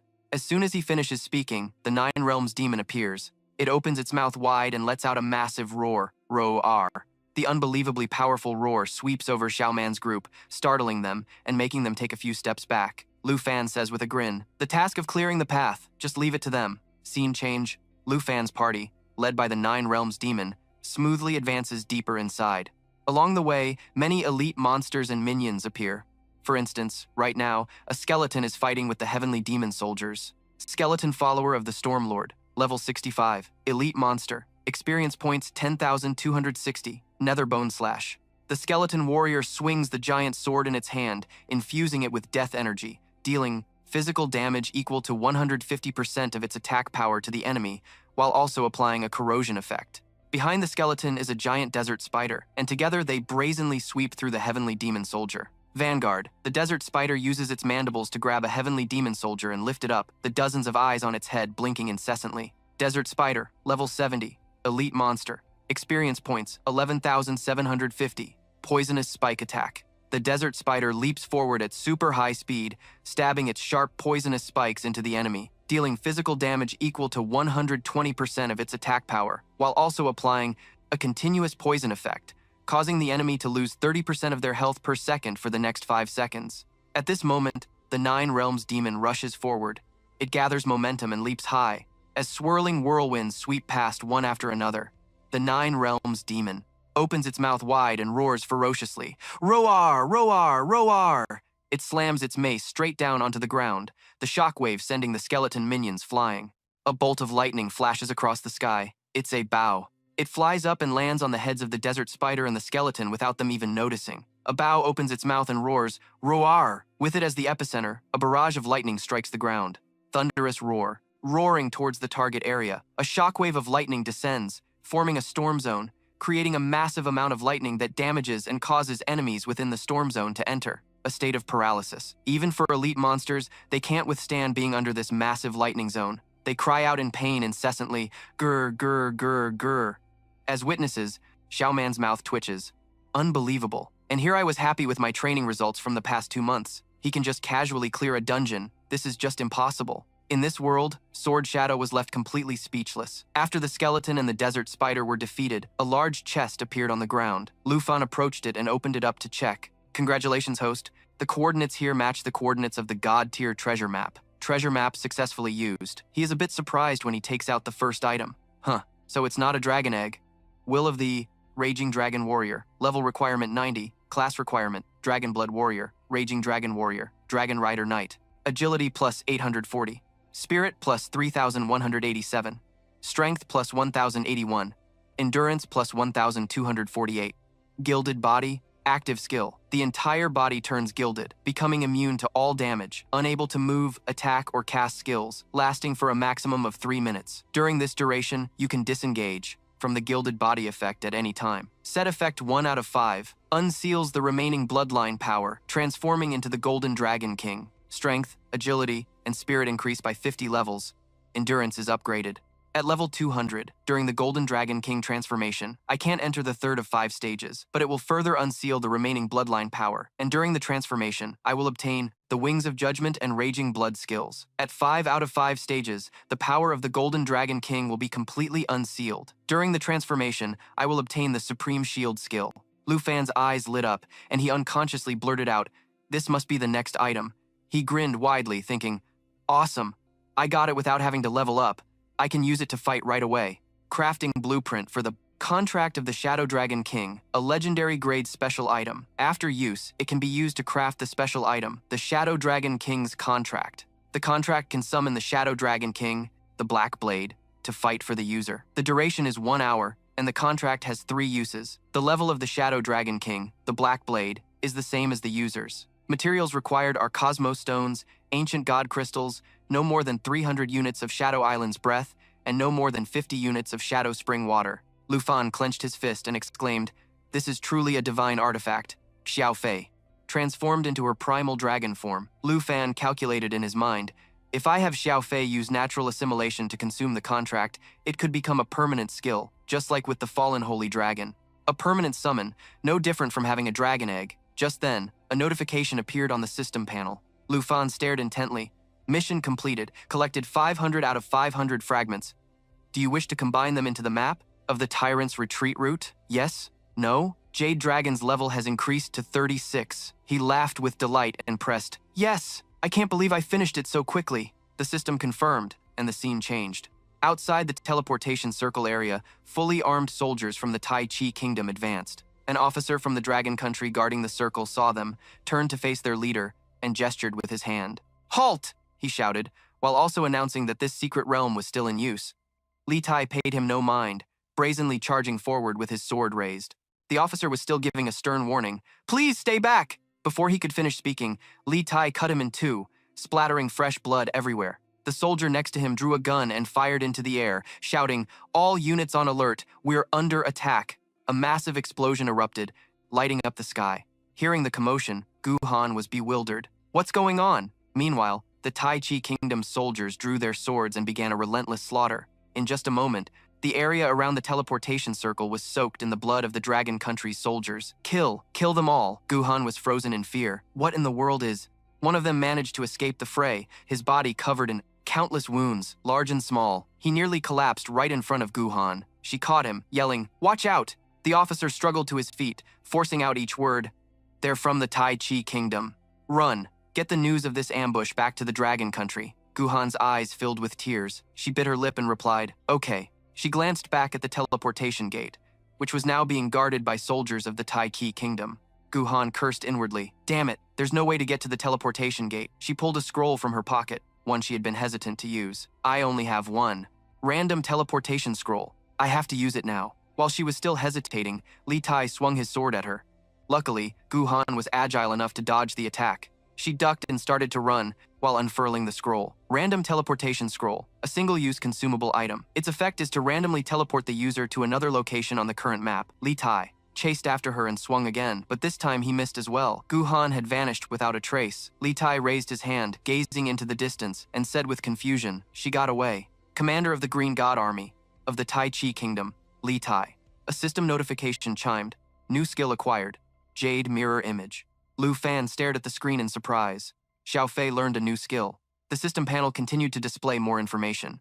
Jade Mirror Image can select a friendly unit and replicate 2 mirror image projections of it. The mirror images obtain all the skills of the friendly unit and have 30% of the original stats. The maximum number of coexisting mirror images for a single unit is 2. For dragon kin or teammates with dragon bloodlines, the effect is doubled. Xiao Fei, still in her Eternal One form, suddenly smiled from the side. His eyes immediately lit up. This skill can actually create clones. Lu Fan was ecstatic. He put a hand to his chin and began to analyze. Being attacked by 15 dragons at once, even a god wouldn't be able to withstand that. Xiao Fei approached Lu Fan. He stroked her while continuing to think. At only level 30, she's already learned Dragon's Domain and Jade Mirror Image. A skill this overpowered directly causes the team's combat power to double. In a way, you could say Xiao Fei is the most formidable dragon pet. Suddenly, the ground began to shake violently, sending water splashing everywhere. From below, 3 strange monsters suddenly emerged. Lu Fan's system immediately displayed a notification identifying them. Tyrant's Attendant, level 70. Experience value of 14,253 points. Nether Mirror Dance, the greatsword wielded by the Tyrant's Attendant, is imbued with death energy, dealing 200% of its powerful attack as physical damage to the enemy, while also applying a corrosion effect.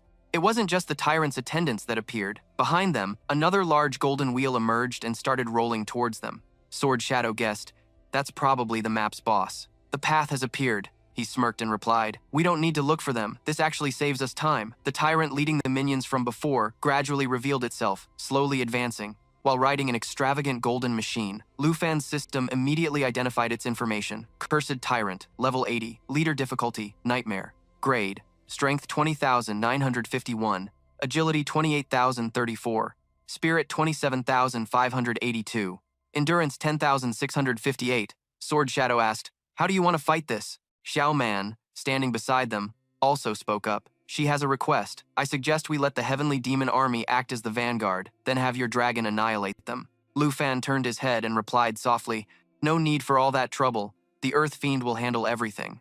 Xiao Man quickly interjected, "I know the Earth Fiend is incredibly strong, but it's not just one level 80 nightmare grade boss here. There are also countless level 70 elite commanders." She asked Lu Fan again for confirmation. "Are you really going to let the Earth Fiend solo this?" His gaze was incredibly firm, and Lu Fan replied, "Why not?" He turned his head towards Xiao Fei and called out loudly, "Xiao Fei, show them your new skill." As soon as Lu Fan finished speaking, her eyes immediately emitted a dazzling white light, and the system panel quickly displayed the information again. Jade Mirror Image can select a friendly unit, replicating 2 mirror projections. The mirror projections obtain all the skills of the friendly unit, with stats at 30% of the original. The maximum number of coexisting mirror projections for each unit is 2. For the dragon race, or teammates possessing dragon bloodline, the effect is doubled. Xiao Fei quickly used her new move. She let out a pie sound, and then a clone immediately appeared. "Fully formed," she exclaimed in astonishment. "A cloning technique?" It didn't stop there. Xiao Fei's first clone then created another one. Xiao Man's eyes widened in disbelief. It can actually form 2 clones? If all 9 summons are brought out, wouldn't that make it 27? The cloning process quickly completed, and Xiao Fei's 2 copies let out a resounding roar. Qin Qiu stood to the side, her jaw dropped, and she praised in awe. "That's amazing!" Han Kei, right next to her, added, "Xiao Fei's new skill is just insane." The Cursed Tyrant suddenly laughed loudly. Hehehehe. It unleashed a skill called Abyss of Sand's Raging Vortex, creating a quicksand vortex and a sandstorm in a designated area. Within the range, enemies take corrosive sand damage every second, equal to 120% of attack power plus 1.5% of their maximum health. Movement speed is reduced by 60%, and it randomly triggers whirlwind rings that send targets flying. The ground began to shake violently. Han Kei urgently shouted, "Xiao Fan, what do we do now?" Qin Qiu panicked. "It's no use, I can't find my footing." Xiao Man fell to the ground and cried out, "Ah, the ground is shaking too much. I can't stand at all." Lu Fan remained calm and reassured everyone. Don't be afraid. Just take this chance to rest a bit. A boulder suddenly flew towards the cursed tyrant. It had just looked up when it was startled by the giant rock hurtling towards it at high speed. The cursed tyrant had no time to react and was directly hit in the face by the rock, creating a loud splat. Before it could process what was happening, Xiao Fei's 3 clones immediately rushed forward.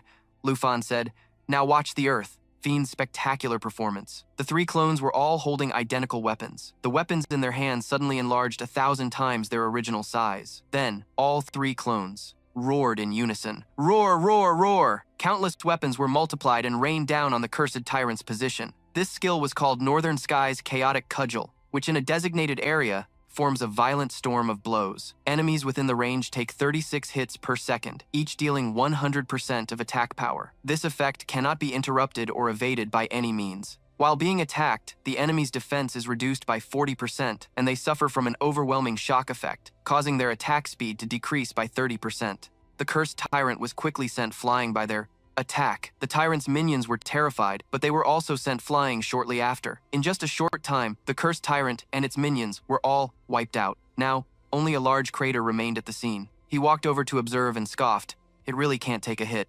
Sword Shadow could only give a helpless smile. As expected, after every shock, you always bring me a new surprise. Xiao Man also approached with a bewildered look. Is it over already? I didn't even get a clear look. The system's sound rang out again. Rewards for the Sea of Death Sand dungeon. A chest suddenly appeared in front of the 3 of them. Lu Fan approached curiously. What will the system reward us with this time? The system continued to announce. Lu Fan's level has increased to 42. After he opened the chest, countless rare items immediately appeared. The system announced the information for the first item. Level Removal Enchantment Scroll, Quality. Legendary, consumable item. Effect: removes the level requirement of a target item or piece of equipment. Lu Fan thought excitedly. A level removal scroll. I got exactly what I wished for. This will save me a huge amount of expense, won't it? Next, the system displayed the information for the second item. Searching Paper Man.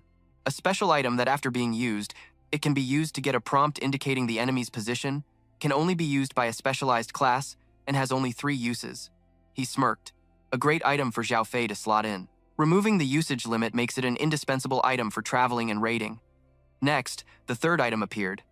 A cooking recipe for flying sesame brittle. It comes with a cook's introduction. After using it, you can master the method of making flying sesame brittle. After consumption, you can gain an extraordinary flying ability that lasts for 2 hours. Next is the fourth item, the God Step, a platinum-grade item requiring level 30, with plus 101 strength and plus 374 agility. Special effect: the user will gain extremely high movement speed for a short period. It enhances evasion ability, and after each successful dodge, the user can recover a certain amount of their health. And the final item among them is the Title Ring, a platinum-grade item requiring level 30, a forged weapon with plus 216 strength and plus 198 agility. Special effect: the user can summon a shield made of water elements for a short time. It blocks enemy attacks, and the shield can not only absorb physical damage, but also inflict elemental damage to enemies on contact. Lu Fan quickly took the items and said, I can use the scroll and the paper effigy. The rest will be distributed to those with suitable classes. We can run this multiple times. I believe everyone can get the gear they need. Any objections? Everyone agreed. Sword Shadow smiled and replied, We'll follow your arrangements, Xiao Man said excitedly. In that case, what are we waiting for? Let's go farm it. Scene change. Li Tai was standing dumbfounded in front of a giant space portal. His subordinate reported, Sir, we've sent people to pursue that woman who escaped. Li Tai ordered him, report to Lord Jin that the Forest of Divine Bones has been completely wiped out. Wait for Lu Fan to come out, and I'll immediately capture him and his accomplices in one fell swoop. The subordinate bowed and replied, Yes, sir.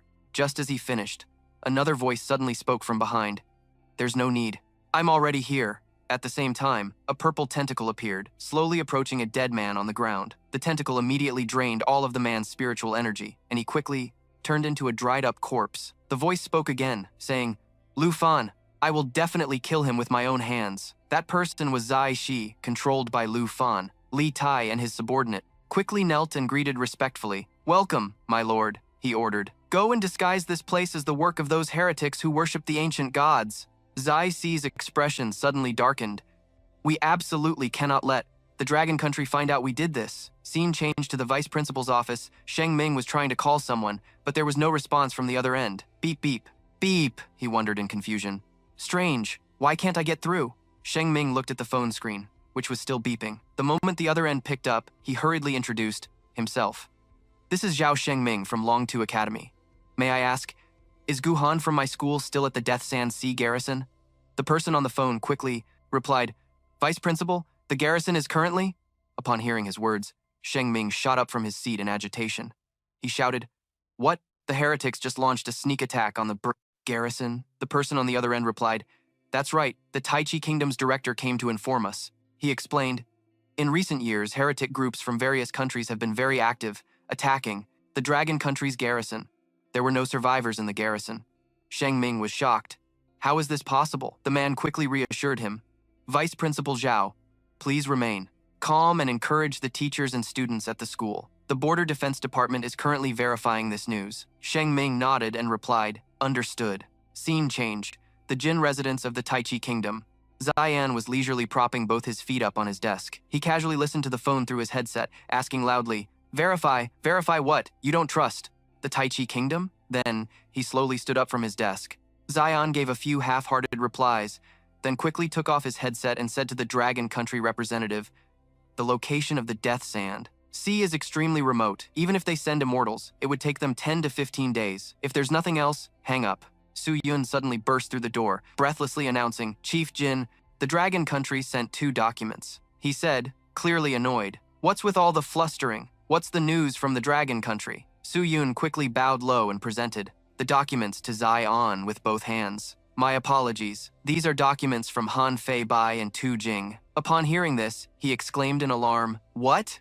Zion took the stack of documents, flipped through the pages, and asked Su Yun, "What do they say?" She slowly explained, "Han Fei Bai is blaming our investigation into the heretic incident for being ineffective. To find the truth, he has decided to let Tu Jing handle it." Su Yun awkwardly bowed her head and said, "Tu Jing's side has already dispatched the Lion Regiment, and they are currently gathering at the border. He said that if a conflict arises, he hopes the Taichi Kingdom can understand." Zion was silent for a moment. Then he immediately flew into a rage. Ziyan clenched the documents in his hand, slammed the table, and shouted, "It's all just pleasantries, but so damn rigid. They're basically telling me, both directly and indirectly, that is telling us that if we interfere, it's a declaration of war." Su Yun spoke up to object, "But Director Kim, we can't possibly stand against the Dragon Country's Lion Legion." Taeyan was extremely stubborn, refusing to listen to her, insisting that Lord Kim Taeyeon's plan must not be hindered under any circumstances. "Go give the order to Li Tae of the Green God Corps, have him deliver the news to the national heroes, and at the same time, dispatch the God-slaying corps to the border to delay the Lion Legion." Taeyan believed that as long as they stalled long enough to kill Lu Fan, there would be no one left to testify. The Dragon Country could only investigate the heretics, having no evidence to declare war on us. Su Yun bowed her head and replied, "Understood." Taeyan's expression was a bit grim. The matter of killing Lu Fan absolutely could not have any complications. Scene change. Xiao Man sighed wearily. "Clearing dungeons is so exhausting. Let's eat something delicious and get some sleep." Qin Qiu replied helplessly. "Tomorrow, we'll have to rely on Lu Fan again." He could only laugh helplessly before replying, "Ha ha, Taozi gets tired, even just from walking." The group of 5 then stepped out of the spatial gate one by one. A horrific scene immediately greeted everyone. Han Kei panicked, screaming unconsciously. "Ah!" Qin Qiu immediately asked, "What happened here? Everyone is dead." Jian Ying approached a corpse and called out loudly, "Lu Fan, look!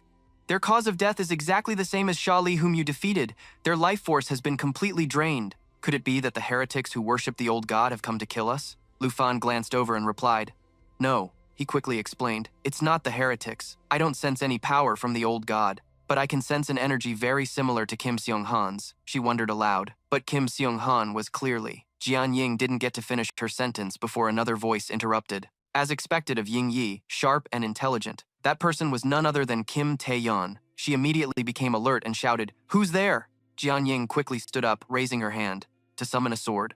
The system's voice immediately rang out.